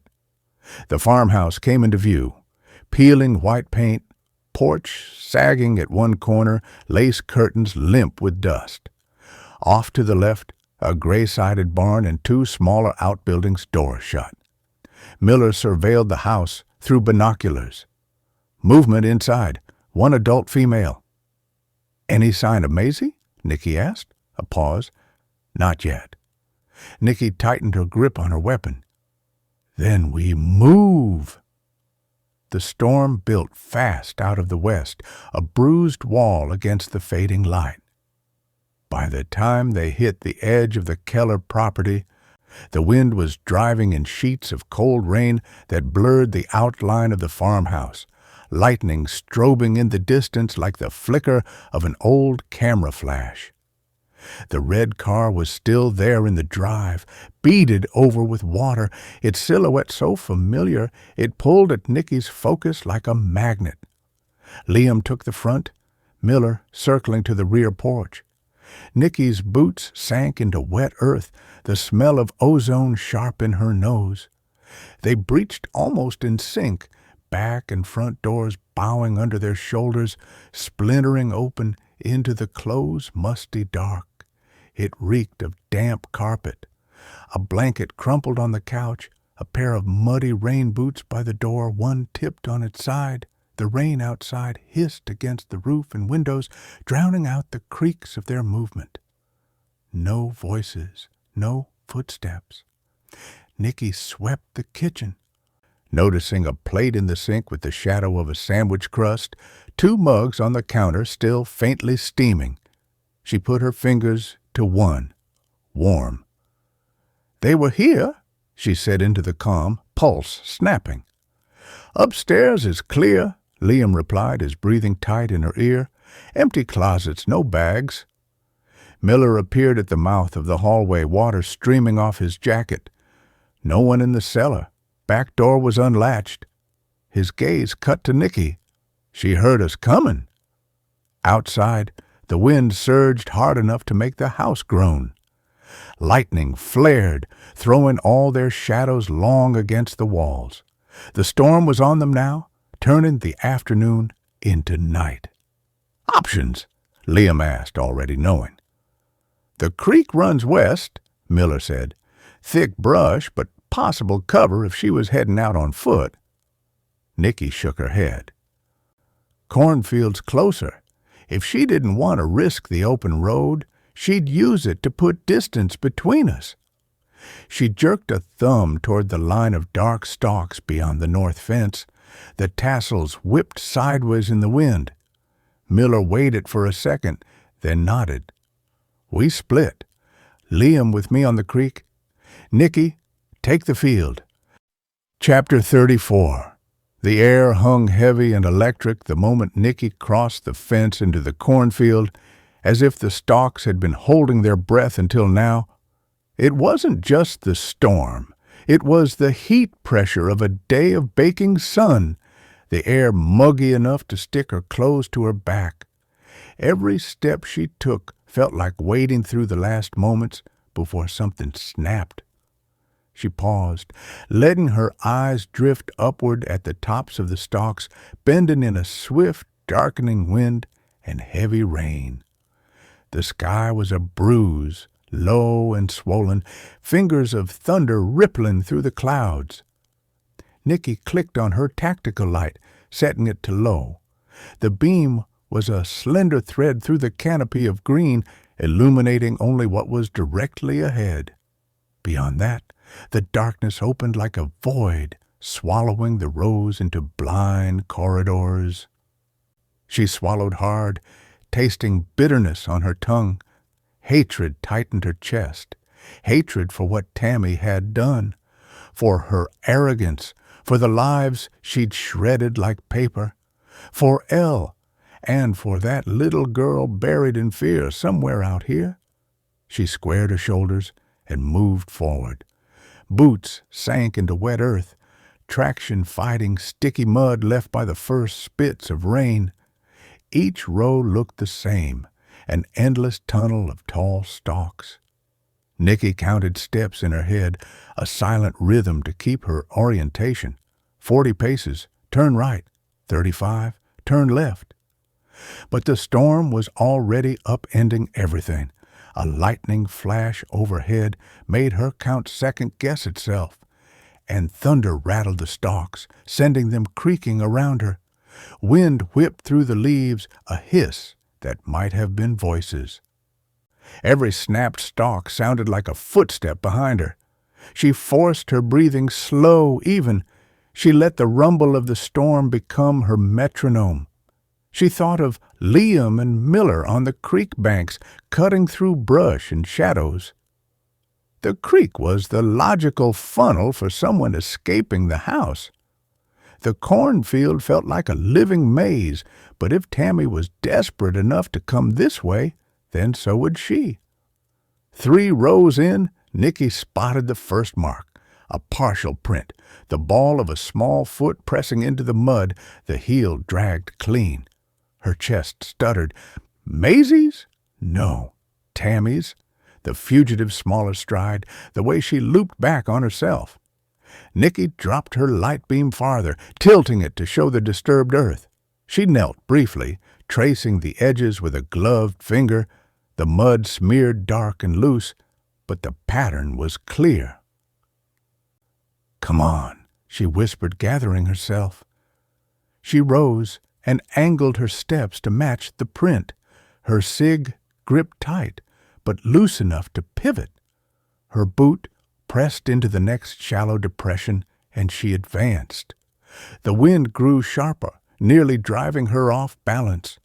Rain began in earnest, fat drops staccato against the leaves overhead, then splattering on her head. The beam of light trembled in her hand. She pressed it to her forehead, an improvised visor against the torrent. The corn tempted her senses to slip, and she could feel disorientation creeping in, a sense of vertigo at the sameness of every stalk. She felt her heart in her throat, drumming. She forced herself to breathe into a count of 4. In, 2, 3, 4. Out, 2, 3, 4. Her hatred for Tammy fueled the focus. The thought was like acid in Nicky's veins, steel in her resolve. The prince carried her deeper, a ribbon of disturbance among the unyielding verticals. Lightning flared again, a white cheek of light that offered a glimpse of the storm-bent stalks, water flashing off them like tears. Nicky caught sight of movement at the edge of her vision. Her blood thrummed, every nerve on high alert. She scanned left, scanned right. The storm roared in her ears. And then the corn whispered differently. The wind couldn't have caused that. This was a deliberate shift, as though someone was forcing a path through. Nicky's hand tightened on her gun. She slowed her breath. The storm's hiss and thunder, the squelch of mud beneath boots, the rustle of leaves, all tried to drown her senses, but she willed herself to hear the human rhythm beneath it all. She followed the sound, ducking beneath a bent stalk, and the world tilted. Wet leaves smacked her face, the beam of light skittering across a tangle of corn. She caught a glimpse of blonde hair plastered with rain, and then something slammed her from the side. Pain ripped into her ribs as she hit the ground, mud splattering her cheek. The cig flew from her grip, vanishing into the green gloom. She tried to catch her breath, but the wind left her lungs empty. Somewhere a thunderclap shook the sky.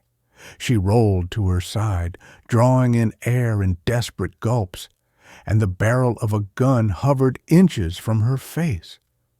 Tammy Cooper's eyes glowed in the darkness, streaks of mud marking her cheeks. Rain dripped from the suppressor's barrel. She smiled, lips split in a grin that didn't reach her eyes. "Drop the act, Hunt," she spat. Nicky's jaw went rigid. The Ruger that silenced both Elle and Tim was in Tammy's right hand. The suppressor looked like a fat black slug strapped to the muzzle. Nicky's blood chilled. She'd seen that weapon used, seen the wreck of bones and the scatter of life it left in its wake. Tammy laughed, low and gravelly. "I'm not dumb enough to kill a cop," she said, and Nicky felt the barrel edge lower. "But I can make sure you don't follow me." The butt of the Ruger cracked across her temple. White pain exploded behind her eyes, her vision streaking with red. She tasted copper. The world lurched. Nicky's reflexes took over. She rolled, boots kicking out, and her heel found Tammy's shin. The woman staggered, but recovered instantly, bringing the Ruger back up. "You're not saving anyone," Tammy snarled. "No one escapes me." Nicky tried to pivot to get to her feet, but the mud caught her knees. She spied a dropped ear of corn, its sharp tip glinting from the dirt. She grabbed it and lashed out, scraping it across Tammy's forearm. The woman hissed, but didn't loosen her grip. Nicky kicked again, this time aiming for the thigh. Mud shot up around them, staining their clothes. Lightning lit the field in a blinding flash, and for a heartbeat, Nicky saw the truth. Two strangers locked in the mud, the storm raging like an audience around them, the corn closing in like the walls of a jail. She saw Tammy's dogged fury, heard the crack of thunder as her own pulse raced. Then darkness swallowed the flash. A knee rammed into Nicky's ribs. she gasped, folding until the wind whooshed from her lungs again. Tammy's free hand reached for Nicky's chest, dragging her down. The sky cracked overhead. The rumble so loud it felt like the ground shivered beneath them. Nicky's eyes squeezed shut against the pain. She tried to keep orientation. Left was toward the fence, right toward the farmhouse. But this place had already swallowed her light and sense of direction. Tammy's voice was a hiss. "Say good night." The Ruger barrel shook as she lifted it, ready to fire. Nicky braced for the crack that would end it, mud and rain drowning her strength. Then she heard a child's voice, thin and quavering but clear. "Grandma, no!" The rain paused in her ears.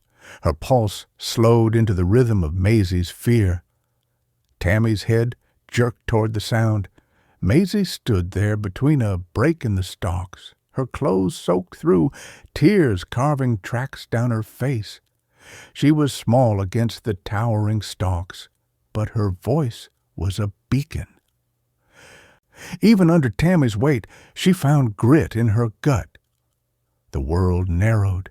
Tammy hesitated, the Ruger shaking at her side as her gaze flicked to her granddaughter. Rain thundered overhead as Nicky used the distraction to drive her elbow into Tammy's ribs. The woman's hold loosened. Nicky rolled, twisting free, using her momentum to land a blow to the side of Tammy's head, summoning all the anger she had stored up over Tammy's crimes against her family and the trauma she had put Lacey through. Tammy's eyes widened, shock and pain mingling as she collapsed backward into the mud, head hitting the ground first. The suppressor on Tammy's Ruger barked as she fell, but the round shattered the cornstalk at Nicky's feet, dirt and debris flying. Nicky fell beside her, heart hammering as thunder rolled overhead like a judge's gavel. Tammy was still breathing, but out cold. She ran over to Maisie and drew the little girl close, arms shielding her from the driving rain. Tammy lay still, the Ruger half buried in mud, the cornfield around them eerily quiet except for the storm's cry. "Maisie!" Nicky whispered, voice firm but gentle. "It's okay. You're safe now." The girl shook, then crawled into Nicky's embrace. Nicky held her tight, listening to the rain drum on the leaves above, the distant groan of the wind, never taking her eyes off the still form of Tammy on the ground. Slowly, carefully, she radioed for Miller and Liam. Within moments, flashlights bobbed between the rows, beams piercing the dark. Liam's voice came over Nicky's radio. "Field's clear. We're on our way. Ambulance en route."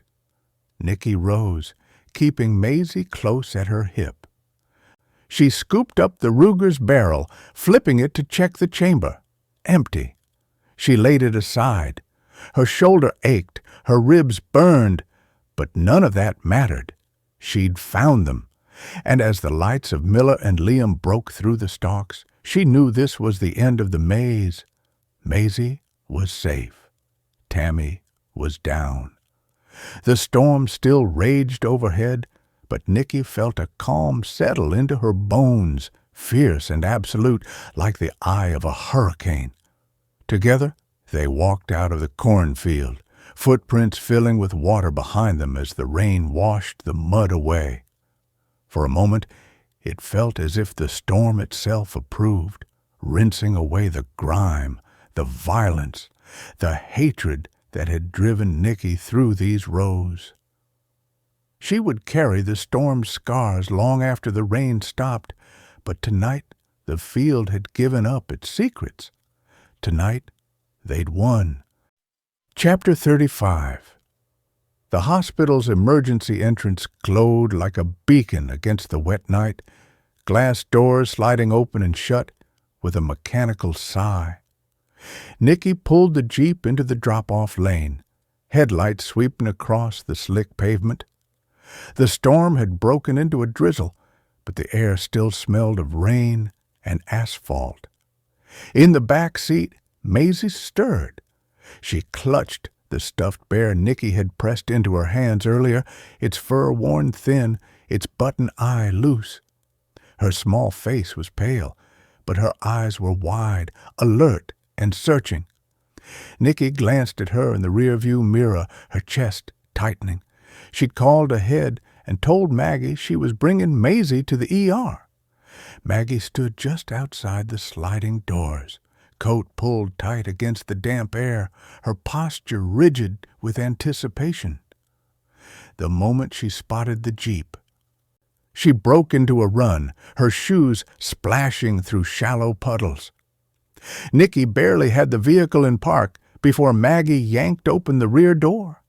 "Maisie!" she gasped, her voice breaking. Maisie's face lit up. "Aunt Maggie!" She scrambled into her arms, wrapping herself around her neck with the desperate strength of a child who'd been holding fear too long. Maggie clutched her close, rocking her, tears streaking down her cheeks as she pressed her face into Maisie's hair. Nicky stepped out of the Jeep, the cool night air damp against her skin. She gave them a moment, watching Maggie's shoulders shake as she whispered into Maisie's hair. Relief radiated off her in waves, raw and unguarded. Finally, Nicky spoke, her voice low but steady. "She's safe. Tammy's in custody." Maggie looked up, her eyes red but fierce. "Thank God." She kissed Maisie's temple, then shifted her weight, still holding the child as though she'd never let go. "Maya's been released. She's sleeping in Candace's room. They're keeping Candace overnight for observation, but she's stable." Relief flickered through Nicky, though it didn't ease the weight pressing on her chest. She nodded. "That's good. That's really good." Maisie peeked over Maggie's shoulder, her voice muffled. "Can I see Maya?" "You will," Maggie promised, smoothing her hair. "We'll go right now." Nicky crouched slightly, meeting Maisie's eyes. "The doctors need to check you out first, okay? Just to make sure you're all right." Maisie nodded solemnly, still clinging to Maggie. Nicky straightened, exhaustion pressing in, but her voice steady. "I'll leave her with you. I need to get back to the station." Maggie's gaze sharpened. "To Tammy." Nicky didn't flinch. "Yes, we need every detail, every truth she's still holding back." Maggie hugged Maisie tighter, her voice low and fierce. "Don't let her twist it again. Don't let her make this about her." "I won't," Nicky said. For a moment, the three of them stood in the wash of the ER lights, the storm easing to a mist around them. Nicky's eyes lingered on Maisie's small hand fisted in Maggie's coat. On the way, Maggie's tears streaked her face, but her jaw stayed set, determined. The nurse appeared at the doors, pushing them open with a soft hiss. "We'll get her checked right away," she said gently, gesturing for Maggie to bring Maisie inside. Maggie nodded, brushing damp hair from Maisie's forehead. She turned back to Nicky, her voice breaking again. "Thank you for bringing her back." Nicky swallowed hard. "Keep her close. I'll be in touch." Maggie carried Maisie inside, the automatic doors sliding shut behind them. Nicky stood for a moment in the drizzle, watching until they disappeared down the hall. Relief warred with the gnawing weight in her chest. Maisie was safe. But Tammy's shadow still loomed, her lies and manipulation still poisoning everything they touched. Nicky turned back toward the Jeep, her mind already shifting gears. Tammy had been knocked out cold in the cornfield, but she's come around at the hospital and had been pronounced fit for questioning. She waited in the interrogation room, and Nicky wasn't finished with her yet. The drive back to the station was quiet, the wipers swiping rhythmically across the windshield. Nicky's reflection stared back at her in the glass, tired eyes, jaw tight, the weight of the night etched to her face. She thought of Maggie's grip on Maisie, of the way the child's voice had lifted when she saw her aunt. Tammy had tried to steal that little girl's innocence and trust. Nicky would see to it that the woman paid dearly for her cruelty. By the time she pulled into the station lot, the drizzle had stopped, leaving the pavement slick and shining under the streetlights. Nicky killed the engine, sat for a moment in the silence, then pushed herself out of the Jeep. The air was cool, sharp, carrying the faint scent of wet earth. Inside, the station was hushed, the night shift moving quietly through their routines. Nicky walked the familiar hall toward the interrogation wing, her boots echoing softly on the tile. She passed the observation window, catching a glimpse of Tammy inside, cuffed, wearing that half-smile, though it looked thinner now, frayed at the edges. Nicky paused, her reflection overlapping Tammy's in the glass. Two women, two sides of the same story. One had built her life on lies and control. The other had built hers on truth, no matter how brutal. She squared her shoulders, the weight of Maggie's words still in her ears. Don't let her twist it again. Nicky opened the door. The interrogation room felt smaller than before, the single fluorescent bulb strobing above, casting Tammy's shadow against the stained cinder-block wall. Nicky stepped in, closing the door softly behind her. Tammy sat at the metal table, wrists cuffed, chin tilted up with a confidence that bordered on insolence.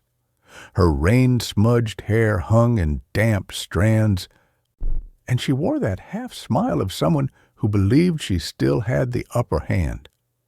Nicky folded into the chair across from her. The stale scent of coffee and bleach clung to the air. Outside, rain lashed the windows. Tammy watched her, amusement in her eyes. "Well, Detective Hunt," Tammy drawled, voice low and mocking, "glad you could join me. You seem refreshed." Nicky didn't answer. She let the silence stretch, her training reminding her that silence was a weapon. She watched Tammy's eyes flick to the Glock, then back to her face. The storm hammered the roof, punctuating the beat. Finally, Nicky leaned forward, her voice calm, almost conversational. "We both know you had a plan. The only question is when you decided to kill your husband." Tammy's smile faltered just slightly. Nicky caught it. She pressed. "You didn't stumble into this. You watched him. You watched Betty. You saw the affair." Tammy's chin lifted, defiance sparking. "Months!" she snapped, the words spilling out before she could stop it. "I caught them last winter. Smelled Betty's perfume on his coat. Caught the way he stuttered when I confronted him about it." Her eyes went distant, her finger tracing the edge of the table. "I caught them in a cabin at the lake, their own little private getaway. They thought nobody would ever know. But I saw them through the glass door, him kissing her neck. I plotted for weeks." Nicky gave a small nod as though she'd expected it. She let the quiet settle, then leaned in again, lowering her voice. "And you couldn't do it alone. You needed someone to take the risk for you, someone desperate. That's when you turned to Sean." Tammy's laugh was thin, brittle. "He was vulnerable." Nicky didn't let her stop there. She tilted her head, her tone sharpening. "Vulnerable because you made him that way. You didn't try to stop his gambling, you encouraged it, and you cornered him until he had no choice." Tammy's lips parted, then pressed together. Nicky held her gaze steady, unblinking. The silence pressed in again until Tammy broke it. A few phone calls, a burner. I told him the building was empty, that he'd just torched the place, and I'd give him some of the insurance payoff. She gave a hollow shrug. I just didn't tell him Dave and Betty were there. Nicky leaned back, absorbing the confession, her training reminding her not to react, not to give Tammy the satisfaction of shock. She slid a photo from the file across the table. The grainy CCTV of the red Fiat Spider. You used Nate's car in order to kill Elle. What do you think he'd think of that? Tammy's gaze flicked to the photo, her smirk faltering. He never knew what was best for him. I did. If it hadn't been for that girl, he'd still be alive. Sounds like if you hadn't been on the phone arguing with him, he'd still be alive.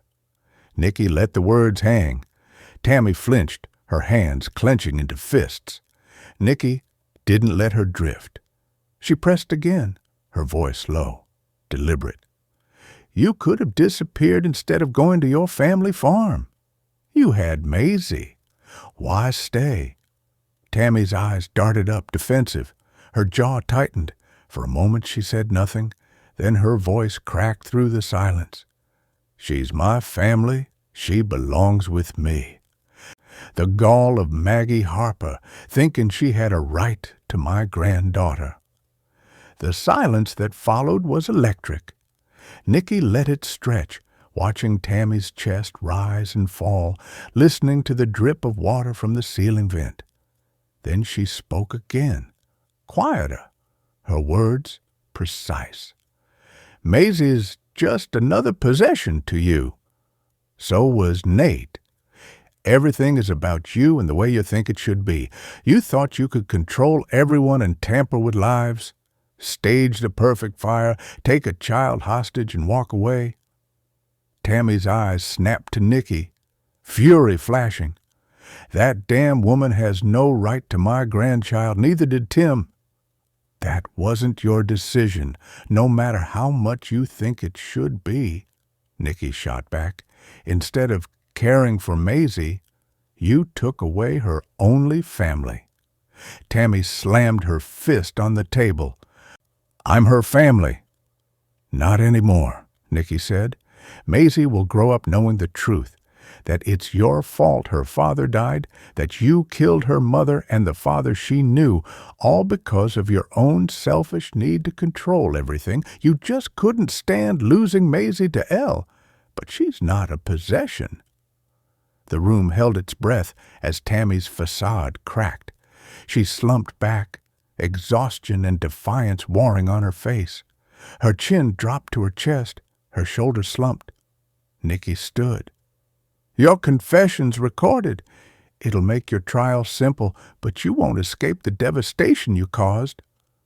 Tammy's voice came, brittle. I don't want to escape. Nicky locked her gaze on Tammy's. Good. I'll see you in court. Later, in Miller's office, he sat behind his desk piled high with printouts, the flicker of his computer screen reflecting off the polished surface. He was mid-sentence with a deputy when Nicky stepped in, closing the door quietly behind her. He looked up, dark circles under his eyes, exhaustion lining his features. She confessed, he said, more statement than question. In detail, Nicky replied, dropping the folder on his desk. Wanted them dead. Knew about the affair. Caught Dave and Betty months ago. Miller ran a hand through his hair. Why confess? Narcissists don't cave. They fight until the end.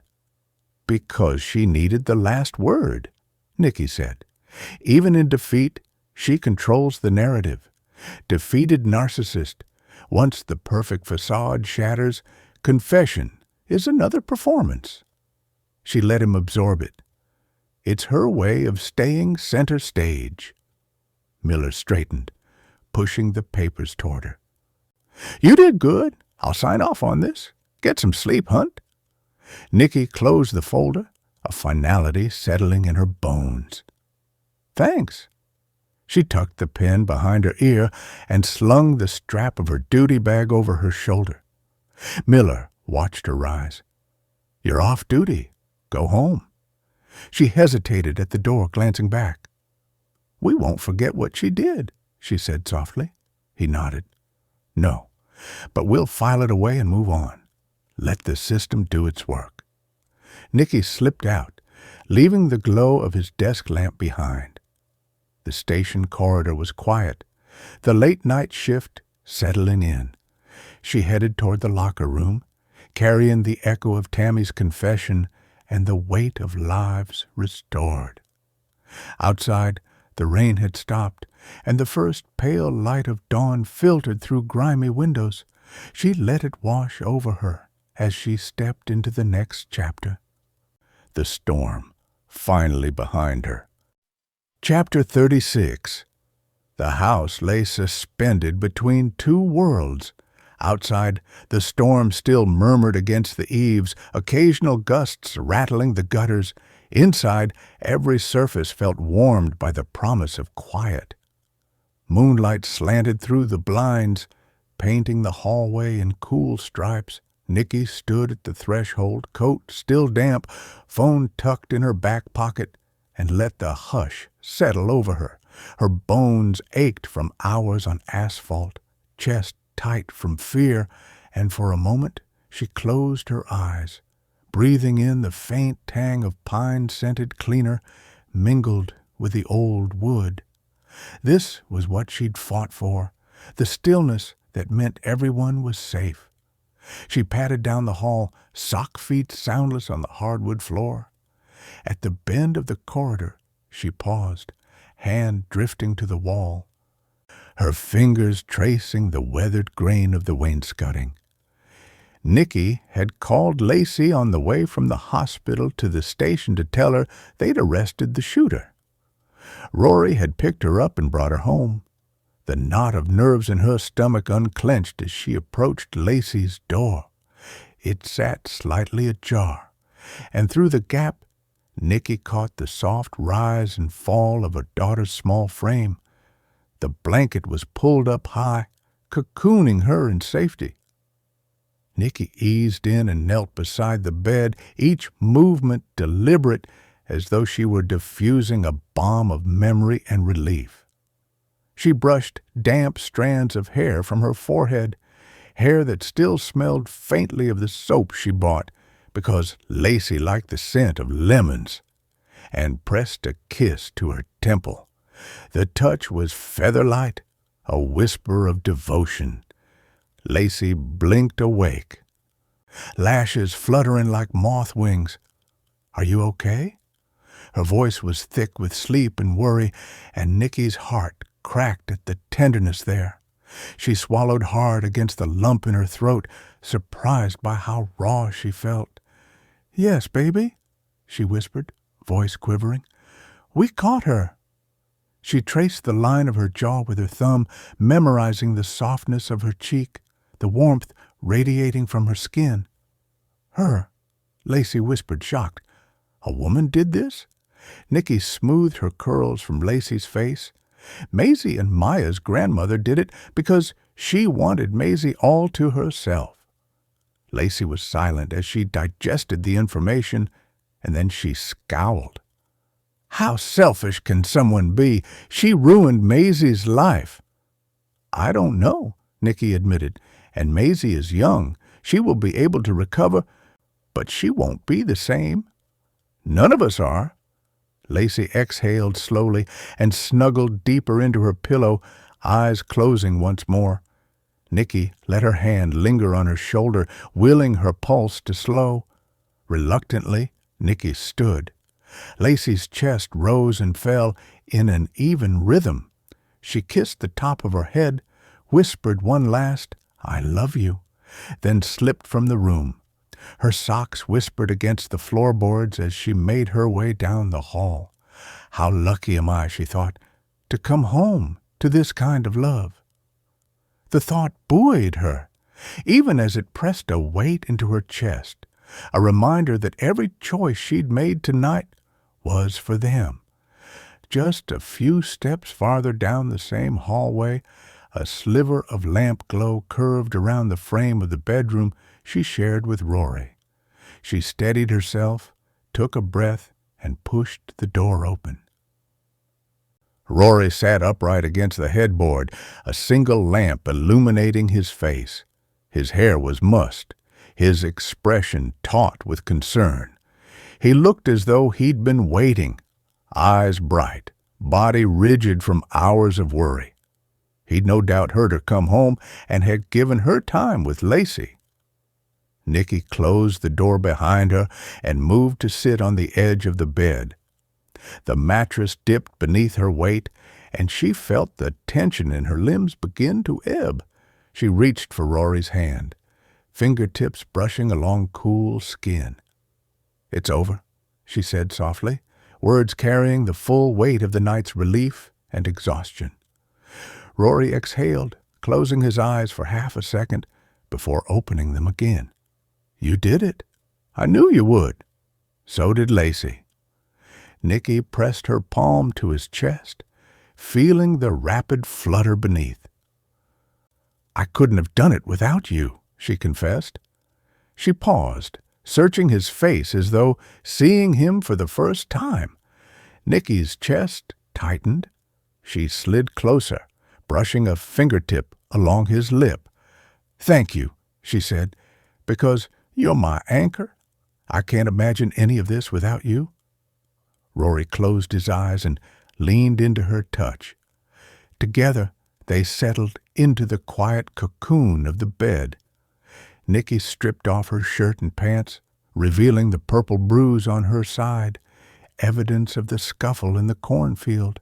She wanted to explain, to say she'd wear every mark as proof she'd protected them, but the words felt unnecessary in the hush between them.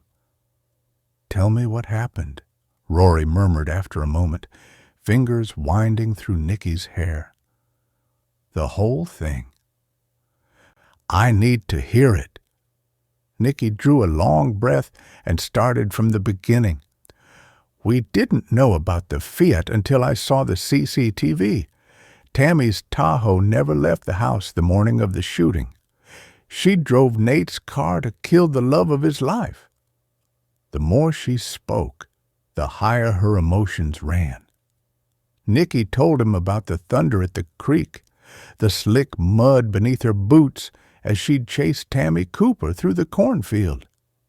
She'd never forget the way Tammy's eyes had glittered with rage, how she'd brandished the gun, the heart-stopping seconds when Maisie's cry had pierced the rain. "This woman is pure evil, and I didn't see it until it was almost too late." She went on to describe Tammy's confession, her cockiness about Dave and Betty's deaths, her indifference toward Sean. She planned the arson and convinced poor Sean to go along for the insurance money. He had no idea Dave and Betty were inside. Rory listened without interrupting, thumb stroking Nicky's hand in soothing circles. His breathing was shallow, as if he were bracing for every blow of the story. When Nicky finished, his eyes glistened with unshed tears.